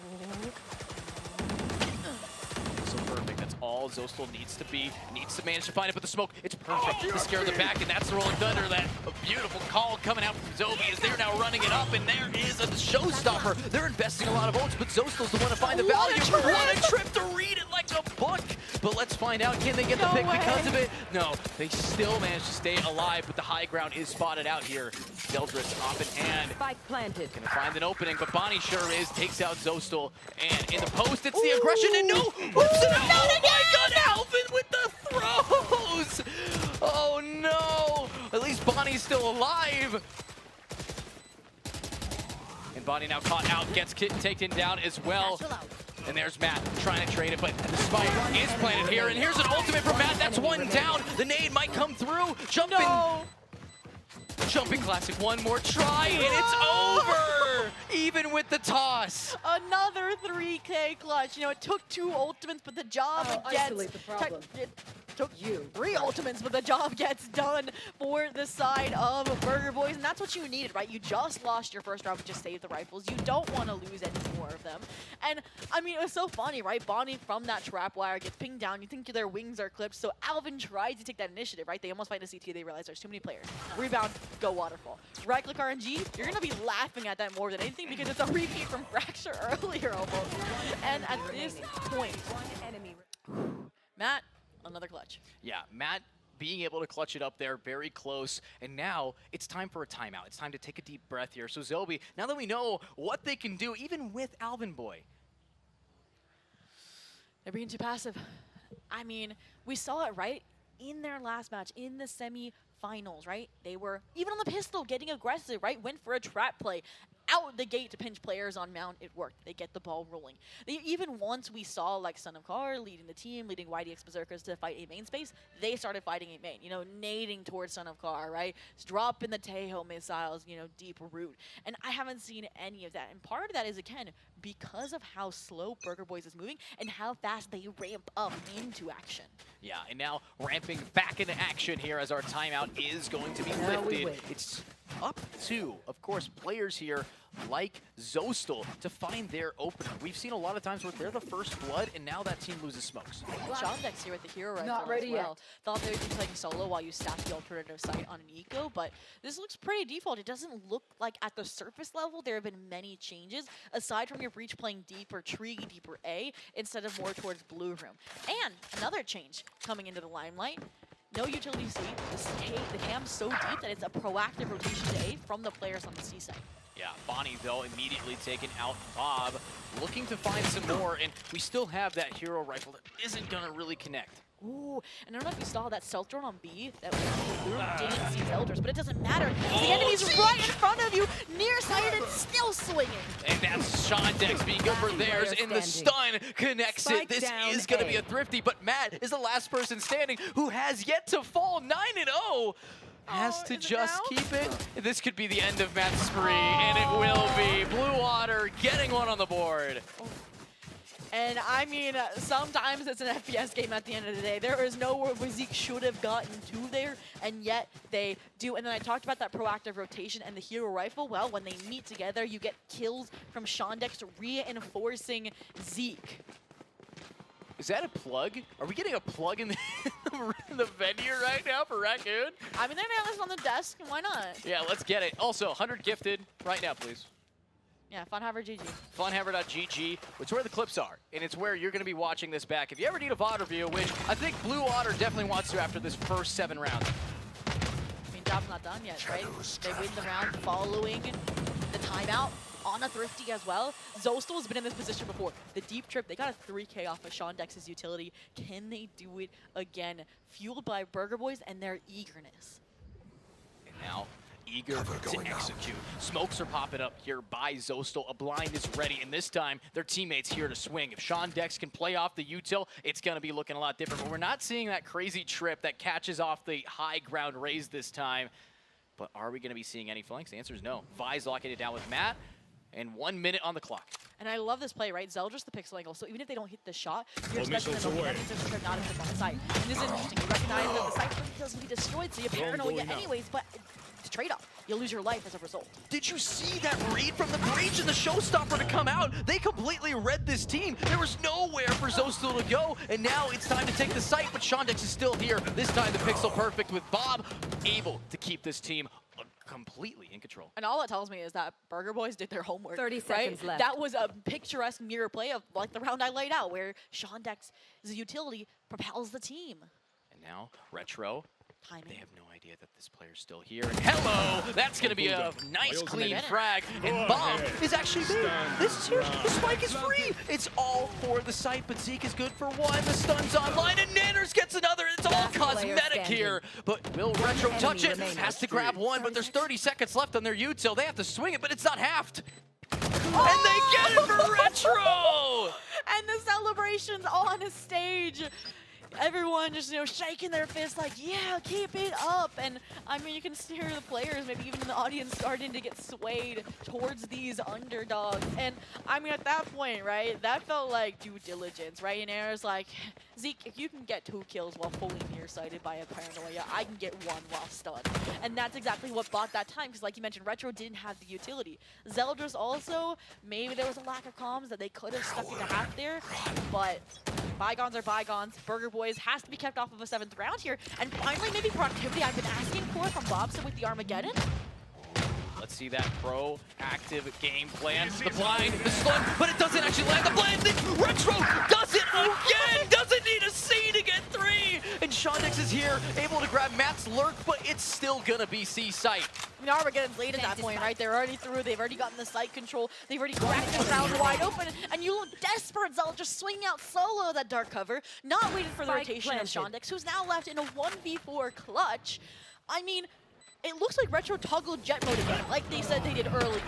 Yeah, and where you looking, screaming through the halls, it's going to be a 2-7, a 5-round deficit. I think Matt has died twice, and it's the only 2 times that a round has been won. This is the kind of play that is locking it in. Hashtag Alvin win. I mean, what are we looking at right now with an insane change of pace from our last 2 maps? And I'm sorry, Matt deserves it, right? They never hit the B side because of the A-Take simulator on Icebox. They were hungry for kills, hungry for action more than anything, like the opportunity to have impact. Because when you're in these 1v5s consistently, you feel helpless. And now they have taken full control. And that looks nice. Wait. Oh, but the pincer. Wait, where you looking getting the utility out like that? Counter-ulting here to cut off everyone behind. Alvin gets it. They're executing any kind of pincer maneuver. Alvin with the triple, the round's done. And if you're Blue Water, you can't take another timeout, right? You can't waste 2 in 1 half. They might just have to ride this out, cope on the attack-sided nature of Lotus, and try as they might these last 2 rounds, right? That was an eco. Granted, Pincer is a great attempt there. The util was on point. Nanners was lucky to be alive. But the retaliation, right? I mean, that's the quick-witted thinking, the lack of hesitation that we need from this squad. And, I mean, I wouldn't be surprised if we don't even get an 8-4 here. Could you? Yeah, I mean, if this goes to 10-2, we have seen comebacks before. But it's going to be tough. Operator? And it's up to the buy, of course. An op now online. Zostil trying to get aggro here. We need to keep that smoke player alive, but the counter stun, it's a massacre. Zeke and Zostil taking out Retro and Bonnie, the people who have been fragging. Now, I'm not going to say I said I wanted them to fight for man control, but I did, and they are winning it this round for Blue Otter. Now the question is, okay, Burger Boys, when they lose an advantage, they're good at recollecting themselves and coming up with another plan. But I think the damage is too severe this time, Edju. Yeah, and now they just see that op. Alvin Boy not really going to want to opt to pick it up. The rest of the team back on B. And this could be a post plant where an op can't be used. Launching thorns. Would be true. Thorns activated. They got a buy. They don't need to recover an operator here. Matt, though, you mentioned it. If they are alive, the round truly is not lost, dogs. The flash, the paranoia coming in, I think, from Root? Yeah, it's just to try to slow people down. It came here from Alvin Boy himself. Yeah. And there we go. Zeke being able to execute Matt and an ultimate to try to get some more information. The stun's a bit too unreal. This time not cosmetic, because Alvin is good for 1. But can Alvin be good for 2 more 8 rounds? The TP, 4 bullets. And that's Bob online. We will not be seeing a 10-2. And this is going into last round. Did you another think potential I let this thing go off? curse in the cards. And I mean, if I Last am round in the half. the side of Blue Otter, I'm probably just gonna fight for A main control again. Like, request that battle, or that Burger Boys make a change or have to battle into it. And last time, obviously, it went south. I think what happened there was Retro, right, had the trial version with the jet mode and activated it after that subscription expired by buying the operator, but it was a little too early, maybe a little bit too eager, and it got punished. Yeah, and now will we see Burger Boys finally punished in the last round here as Utility Dumped coming on in. Will try to get Zeldris in an off-key position. Maybe a pick here for Retro, who, surprise, surprise, is our initiator. It looked like Raze wanted to get proactive, Zeldris wanted to take the duel, but again, the protocol, space clearing, too effective here. Retro, patient, drone duration cut to half just by those Razor Vines alone. Shondex, creative with the trip fire. But the stun, it hits so many, and the shorty's not enough! Matt execution, the shorty distance just ain't it. And that's gonna be a huge pick down, but they have to keep holding the W key. And I mean, I understand, right? Like, that would keep the players at bay, but I think you just cut it there and hold where you are. You don't push in after you've lost your weapons, even if they are stunned, right? These are players that have high first bullet accuracy against your classics. And I mean, at this point, you've lost, I would say you're lucky you only lost one, right? You lost Zeldris in the process, but you also lost a lot. Oh, hello. What an ultimate to get immediate information on the Bob, and the execution comes from it. That's what we need to be seeing here, but Shondex blinded out. Might get the tap, but it's Alvin Boy we talking about. That's going to be able to push him back. Zeke swings, and Zeke gets knocked out of the park. A flawless round. And every time that the C-side falls to Burger Boys, we're seeing lone Blue Otter players try to fight in alone instead of wait for their counterpart, wait for like a 2v4, 2v5 attempt, which we've seen in pro play get converted a lot. And the one swing dry is never going to cut it in these sort of situations when you're down and out. Absolutely. Now, with the side swapped, we can guarantee welcome to a 9-3. Welcome to what some people view as a curse, another a blessing, and some people don't follow the rhetoric. Are we going to have this be a complete change of pace here for Blue Otters, or are we going to have to find another team to lose? Back to it. Brutal, to say the least. You know, a flawless playoffs run up until this point. Only dropping the one map in the roof estate. And let us see. Pistol round, first one against the Burger Boys. Can Blue Otter, I mean, that's like you have to win the pistol here, right, for the 9-3 curse to come through. That, or you get a second round. And with Retro getting pinged down like that, it's a good start. Very clean start, very slow, methodical, but trying to bait out that wall. And you get executed! Oh, the movement from Zeldris, what once was flawless, unfortunately has found a few. Time to go back to basics, practice your jumping. But now, practice getting jumped here as the attack is getting a little bit aggressed onto by Nanners. Thorns are live, but B open, and that's going to be another shot for Alvin Boy. A dink coming through. The blind will be online, and Retro executes one, and that's Shondex finally being able to find two. Then another by Nanners right on through, dry as ever. And this is what I love from Burger Boys, right? Any player for Blue Otter in this situation would have swung through and just taken the fight anyways. But what happens is Matt disengages completely. 30 seconds left. Down. They have numbers. They're not taking any chances against Queen. Bob's to herself. And Bob, what chances do they have here? 20 seconds remaining, 1v3, having to snake their way through into two players who know exactly what they're doing. Alvin Boy looking through the legs, gets the headshot, and that is another pistol defining the game and defining double digits. Ooh. And what does the force up look like? Because it is a must if you are Blue Otter here. I'm seeing 3 Sheriffs, 2 Stingers. We'll see if they upgrade any more than that in the process here. And I'm surprised. Do you see that Burger Boys is still going for their like light buy here? I think that's because they don't want to hand any weapons over to them if they... Goes. I will rip the They're trying to avoid losing a buy-up because then that would shift the momentum. They're like denying you the 9-3 curse potential by just not buying. Smart. I mean, welcome to Pistol Round 2.0 where most of the util has already been used. And now we might be able to see some level of force here for Blue Otters. They have Stingers, which means that the Pistol Round 2.0 has brought some big boys to play. I mean, at this point, it feels like Burger Boys is gifting this round to Blue Otter. Like, that's the intention that buy gives going into this, because then it's going to be a bonus, right? Or I guess it would have been a bonus for Blue Otter up against their rifles. So they just want to take it down regularly. Look at that pincer, but is it going to be given up as everybody's pushing in? That's a lot of damage dealt by a Ghost, but there's Bonnie. Good for theirs. Grabbing Zostel down, now wanting to get aggressive here. The Stinger still trying to swing around the corner, but that's a bucket to the back end. And there it is. One player falls. They win it, even though it's technically just pistols. They have 5 Ghosts are in a Bucky. And that Bucky was bought last second. Yeah, talk your smack, Alvin Boy, because you are 2 rounds away from being crowned champions.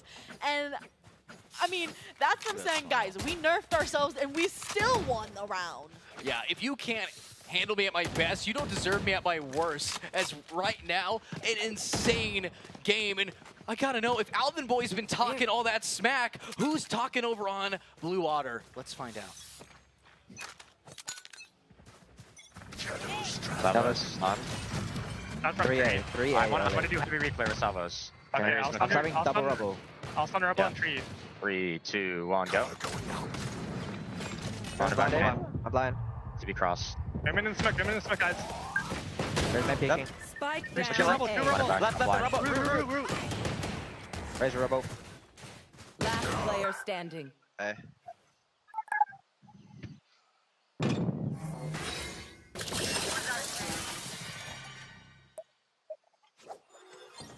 Careful now.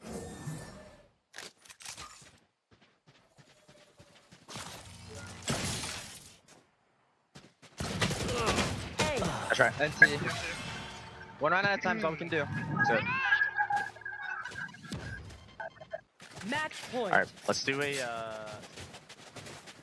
And I forgot we were doing a listening for a moment. It was utter silence out the gate from Blue Otter, which is all you need to say about what the vibes are like in that department. Versus we can hear the stage, the energy from Burger Boys all the way up in the casting boost. And I mean, to punch your ticket to map point off of an ace is electrifying. I'm not gonna lie, it was a listen-in for Blue Waters. They were, we saw Burger Boys yelling so loud, it was a listen-in for Burger Boys. They're picking it up and then yeah, just stole it. I mean, the ASO headphones are soundproof, but not mic pickup proof. Wow, here we go. 12-3. And now it's time for Zeldris to shine. I mean, you got the buy. You've waited this many rounds to find it. You're challenging Matt in his own domain. After he's 14-4, you made a mistake. I mean, at least Zeldris is able to find the tree, but that's your smoke's gone. That's your delay power this retake, and Zeldris is still alone. So I'm surprised Burger Boys didn't fight in. They're setting up instead for a trap play, and this is the difference between these two teams. It'd be one after another bundling for Blue Water, but they are setting up for a coordinated retake. Yeah, but retaking what? Unfortunately, Blue Water's not going to commit to it, but that's even better for him. You look over at that mini-map, and it, of course, is Sean Dex, who's found so much space here. I really, really like this call, right? You've given Burger Boys way too much time to regroup, to respond to what was that pressure on the C site. But at what point does Burger Boys realize that they've left? What point do they re-clear the C site to make sure there's no lurk player? Is it when the spike gets planted on A? I mean, definitely possible. Right now, though, we know Spike, you heard the cam, I bet. 30 seconds Spike left. may be planted, but with 30 seconds left, how much utility is left in that post plant? They don't have smokes. They don't have really anything to fight with this, and they just have that trigger up, so it's going to be down to the second to get both of those utils online again. And it's going to take a while before even that stun comes back online for Zeke. Sean Dex, you have a trap wire, but Retro, I think you're right. Burger Boys has so much more utility in this situation, so much more HP as well, that this is going to be difficult to hold on to. Yeah, but some of them going into this with a pretty much low buy standard. And Zeldris spotted out 45 has to go up against Alvin. And this has been a trade that's happened quite a few times. And look at this util flying on up. Hello! It's going to be a clean pick from Zeke, who cuts off all of the support that Bonnie was going to get. The stun not finding its mark, and the nade needs to slow him down. But there's too much movement for Zeke, and Zeke gets a 4K. Blue Water ain't done yet. Wow, the movement there on the reentry was clean. You find Zeldris lacking, but Zeke was not. They had their teammates back. They had the round in their grasp. And like you mentioned, they are fending a tournament title away from Burger Boys. But Another buy, scraping the bottom of the barrel. Burger Boys, I think, is going to keep doing this until this differential starts to close. Just buy and try to get the round done. I mean, we've done it with Ghosts and a Bucky, might as well. Yeah, might as well here. Ghost and a Bucky, but this time it's going to come down to, I think, Zeke keeping this team afloat just by their lonesome. But they're the only player positive on their team. What is Retro doing? Pushing up all the way by box here. Might get even more aggressive if they get more info.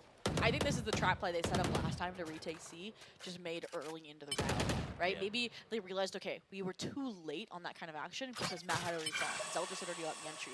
Versus if you do it when they're worried about Zeldris on site after the sheer wall goes up, you could catch them off guard. Cover going out. Yeah. Remember, this is Blue Otter's map pick, so they should be able to read that here, and Decider is all that they got left. So, shots.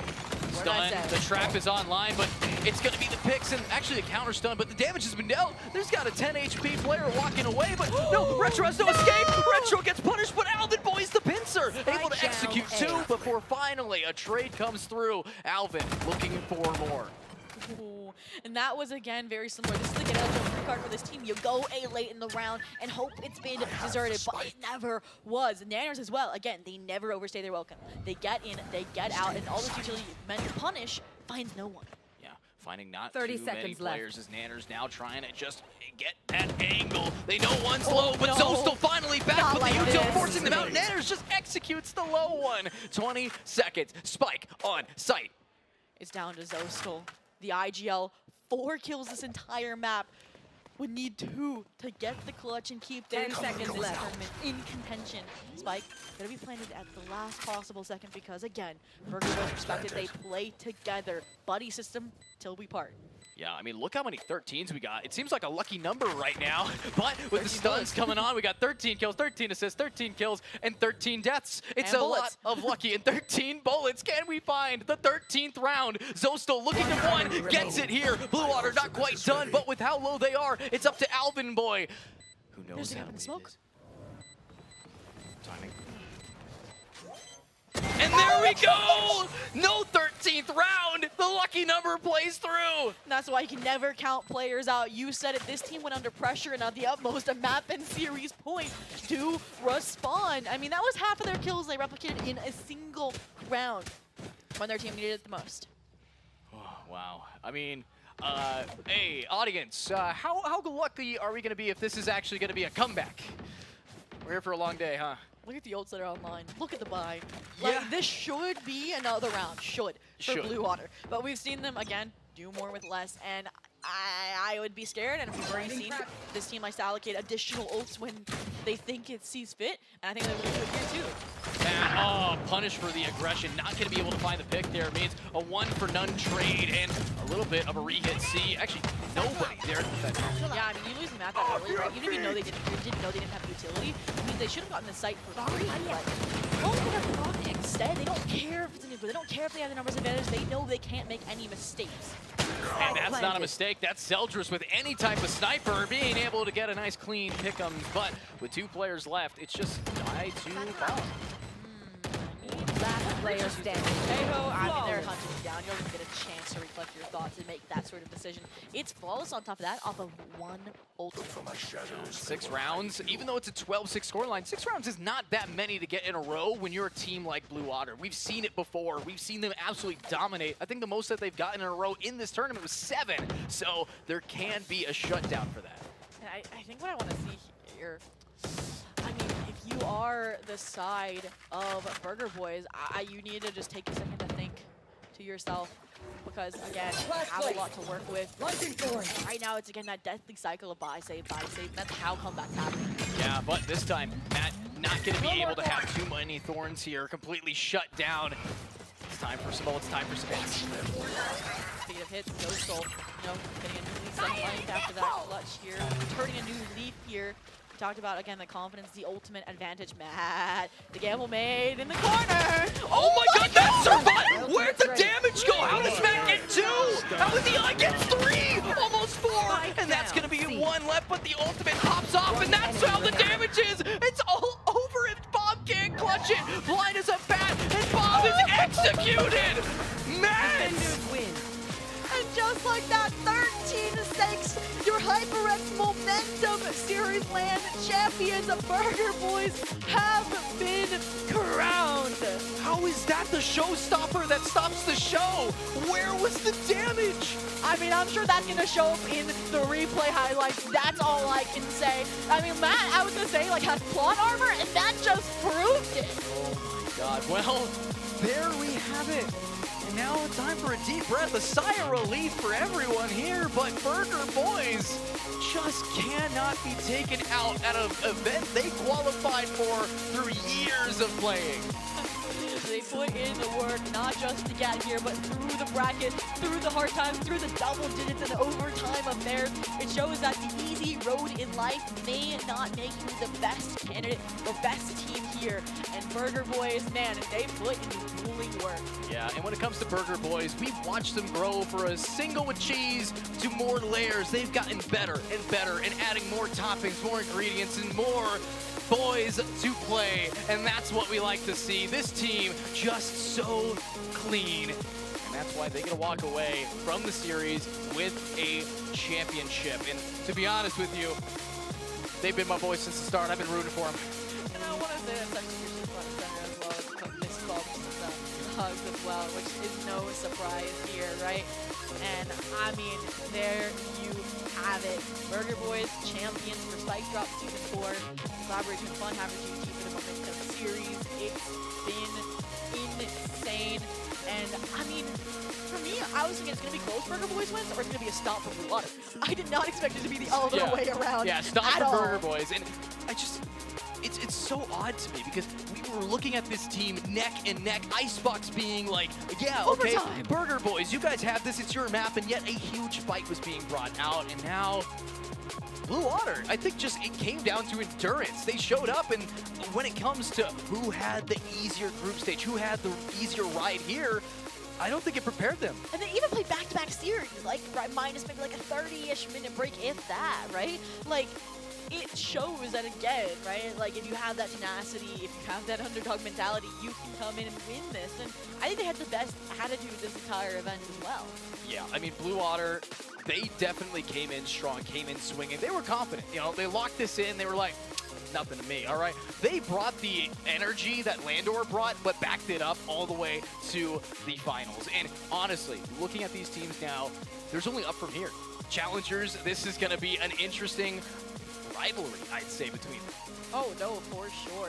But I think, again, it proves that it's not who is the better team, it's who's the better team on that day, because Burger Boys didn't even make a deep qualification run in stage 1 of BCL, right? Like, they did okay in the group stage, they're going to be in their next stage, but it was Blue Water that, you know, pushed these higher-end teams that are now in the late stages of playoffs to the limits.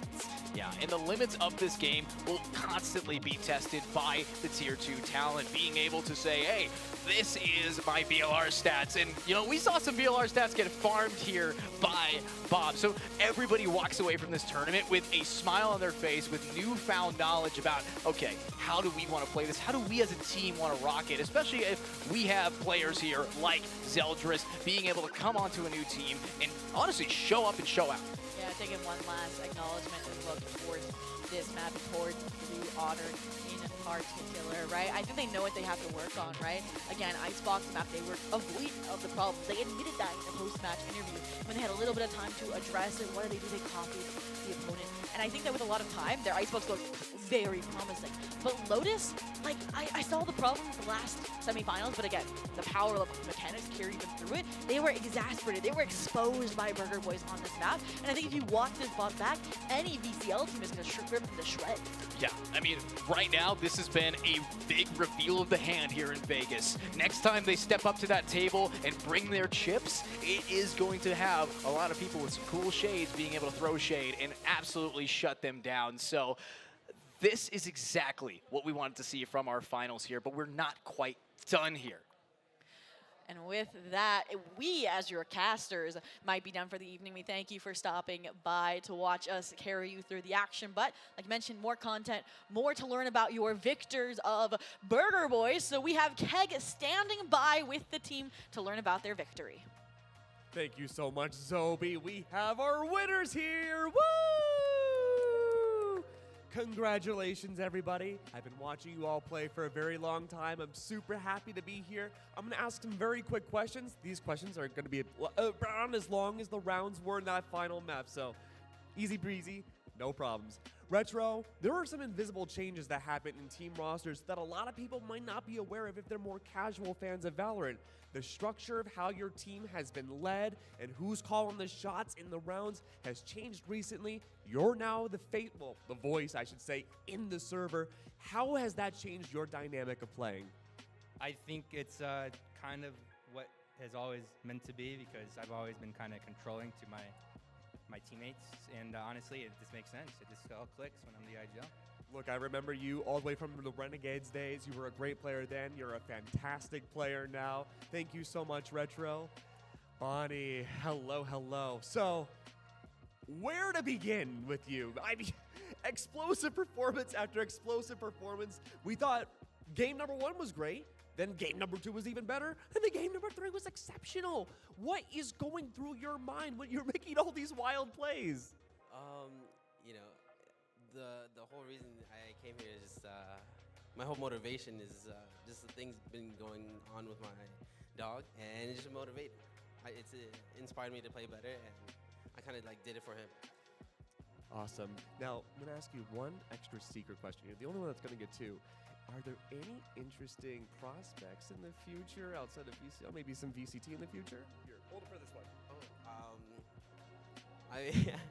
That's definitely what I'm planning to go for. You know, I'm putting in work, going into practice, winning lands. It shows, you know, you have all played so amazingly, and I cannot wait to see, if you guys are here now, what it's going to look like a year from now. Nanners, I told you I'd be back. So you had some amazing performances in the grand finals too. I could see the stress on your face from the end of game number 2. What was it like going to that final map? We felt pretty good. Lotus has been a map for us that we started picking recently, and we lost a couple times, but every time we've had it at map 3, we've always won. So going into it, we were pretty confident we were going to win. Confidence is key, and you all proved it today. Hello, hello. Alvin, nice. Alvin! So again, I mean, you know, it was so tough to debate what we wanted to do for our head-to-heads and MVPs, of course. You and your utility usage was bar none everybody else this tournament. It was amazing. So I gotta know, what is the future of your Valorant career gonna look like? We're still playing in VCL next split. I hope we show up there too, like we did today. And honestly, I'm looking excited for the future after this. Damn straight. Now, I want to say I coined this, but we had the meritocracy for a very long time in the early days of the Burger Boys. I know your calling has been amazing, and now you're able to frag a lot more in the server. Tell me what that structure has looked like for you now that you're able to let a little bit more loose in the server. I'd say it definitely helps with like vibes and stuff, because I have a lot more fun not calling. And I have a lot more freedom, like when I'm lurking, I'm able to focus more on my crosshair rather than my minimap. So it just helps a lot with how we do things, and Rhett is usually like with the pack, so he's really good at microing the pack when he's with them. To me, you're still the king. I think you did an amazing job this tournament. Hey, last but not least, one more person to glaze, right? The coach of it all, able to make it a possibility. I gotta ask, what's it like to coach these guys? I call a timeout. And they usually just don't listen. So I just kind of give my general ideas on what I think and go from there. They can do whatever. Are you more awake now? Yeah. He's more awake now. We finally got him. And all it took was a grand finals to wake him up. Oh, thank you so much. You all are amazing. I've been able to watch you in VCL and even the rise into VCL. You've all performed amazingly. I'm going to hand the mic over now to MFH, Mr. Tim himself, and we're going to keep on going. Alrighty, first and foremost, congratulations. RetroQ, you've got a first place now. You know, and something that matters. I have more earnings than all of them combined besides Bob. Oh, wow, that's a little spicy. Well, anyway, you need to stay behind. We have a drug test for you coming up, but otherwise, you all are free to go after this. I want to say thank you to everybody who came out, all the teams who played. Everybody, you guys, congratulations. I hope that desk was comfortable for your nap. But I want to give a brief shout out really quickly to our production staff, Kiana, Rachel, or Reach That, T, and man, there's more names, and I just blanked on all of them. Our admins, I just want to say thank you to everybody for all the work that we did. I know there's some things were bumpy. Some of the stream wasn't to the point that I wanted it to be, but we got through it, we did it, and produced this event. So thank you to A-Zone again for helping sponsor everything here, and thank you to the HyperX Arena for having us, and I look forward to seeing you guys next time, but congratulations, boys.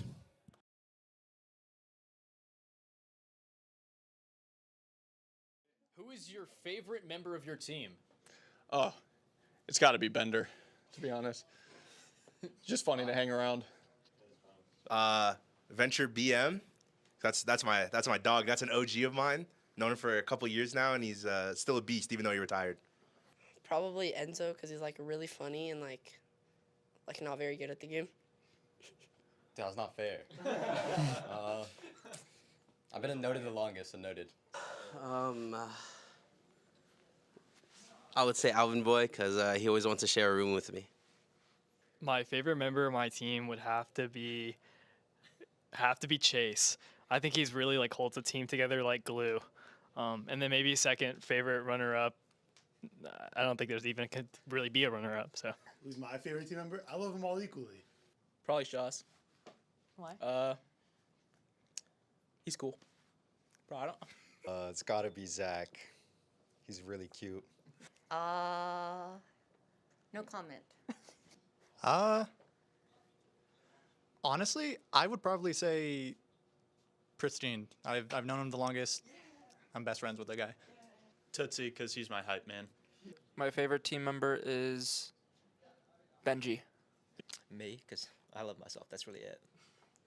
Perfect. What an amazing finale to Championship Sunday of Spike Drop number 4 in Las Vegas, Nevada, here at the HyperX Arena. My name once again is Keg. I'm joined by Style and Raccoon. We have had a banger of a final map, even if the scoreline wasn't the closest in the world. Definitely wasn't like map number 2 Style, but it was certainly interesting in its own merit. It was entertaining. I'll give it that.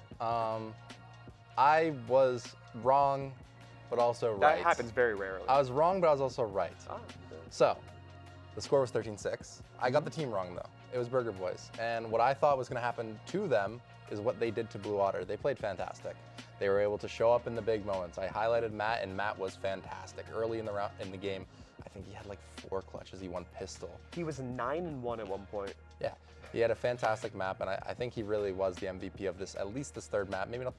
Honestly, he was the MVP. He was the MVP of this series. He was the MVP of the series. In my personal opinion, Bonnie played fantastic throughout the whole tournament. He's probably the MVP of the tournament. Okay. But for this series, Matt was the guy in the big moments able to show up and close things out.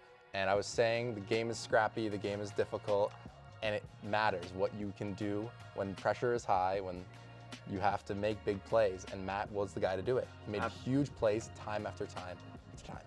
Absolutely. I mean, highlighting Matt, absolutely star performance in that last map.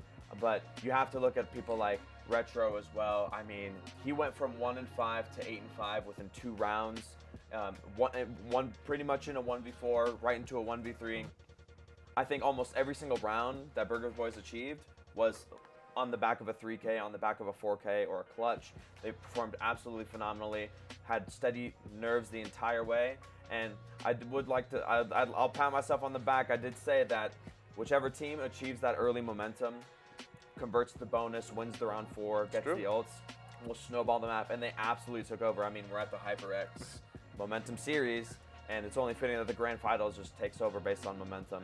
They were able to maintain their confidence, even though some of them were maybe getting rocky off starts, but watching their teammates win the clutches inspired everyone else on the team to step up and take leadership and win those 1v3s. Matt winning consistent clutches, winning the pistol round off the very bat to get a 3K, set the momentum for the entire match. Correct me if I'm wrong, I think Burger Boys only dropped 2 maps the entire tournament. Or was it just 1 map? That sounds. I think it was 2, because I think did we go to map that 3 sounds right. I know they dropped 1 today, and they dropped 1 to Blue Water, and they dropped 1 to Landor. They didn't drop any in playoffs yesterday. I know that for a fact. 2 maps the entire at least for today, but the entire tournament. That's a pretty wild run. And we can look behind us, too. It was one heck of a journey overall. 2-0. 2-0. Yeah, we're weathermen. Did they 2-0 Landor? It says they 2-0 land. I'm pretty sure. They won map 3.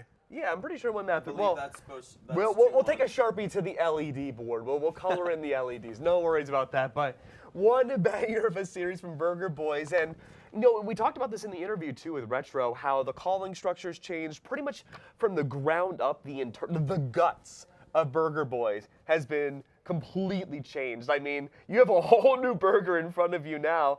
I think this really elevates the team a lot more. And do you think, even though it wasn't the best VCL run for Split 1, do you think now that they have this LAN win under their belt, they're looking confident style, do you think the second split of VCL is going to look better for the team? Yeah, I think they can definitely take this momentum from from this event and move forward in a way that they can see what they did good, see what was working, why it was successful, right? Was it the communication? Was it the energy? And their energy was great. I'm a big advocate for showing big energy at an event, you know, getting up, yelling, you know, a little trash talk here and there. I think it makes the events a little bit more fun, and I appreciated them doing that, you know, getting loud at the arena there. Now, do you think that Burger Boys can beat Cubert Academy? No. Oh, you didn't hear that. Now, I can't even think about saying yes because my boy Style over here is a very I don't know what you're talking about. of said team that we were discussing. But I will say this regarding challengers. A team like Burger Boys has been together for a very long time. They've been together under Matt's leadership, and he's led that team to numerous wins, numerous LAN events, numerous showings. And I think you need a win like this to set your confidence. And even if they didn't win Grands, they knocked off Landor, who has been undefeated 34 in their new roster. 34. The 34 series. 34 straight series, undefeated, knocked off. They beat Blue Otter. Very, very strong challengers team. Beat that. Had an undefeated playoffs going into today.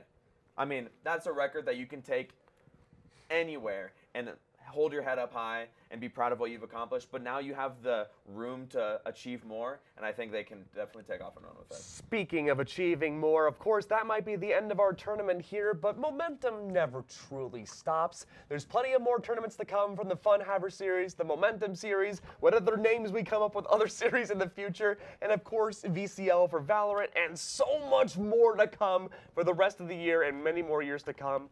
My name has been Keg. I've been joined on the analyst desk with two amazing people. Can we get the lower thirds again? Maybe not. You know what? It's okay. Pretend it's there. Follow them on social media. Follow our casters on social media. Follow me on social media. And we'll see you all in the next tournament.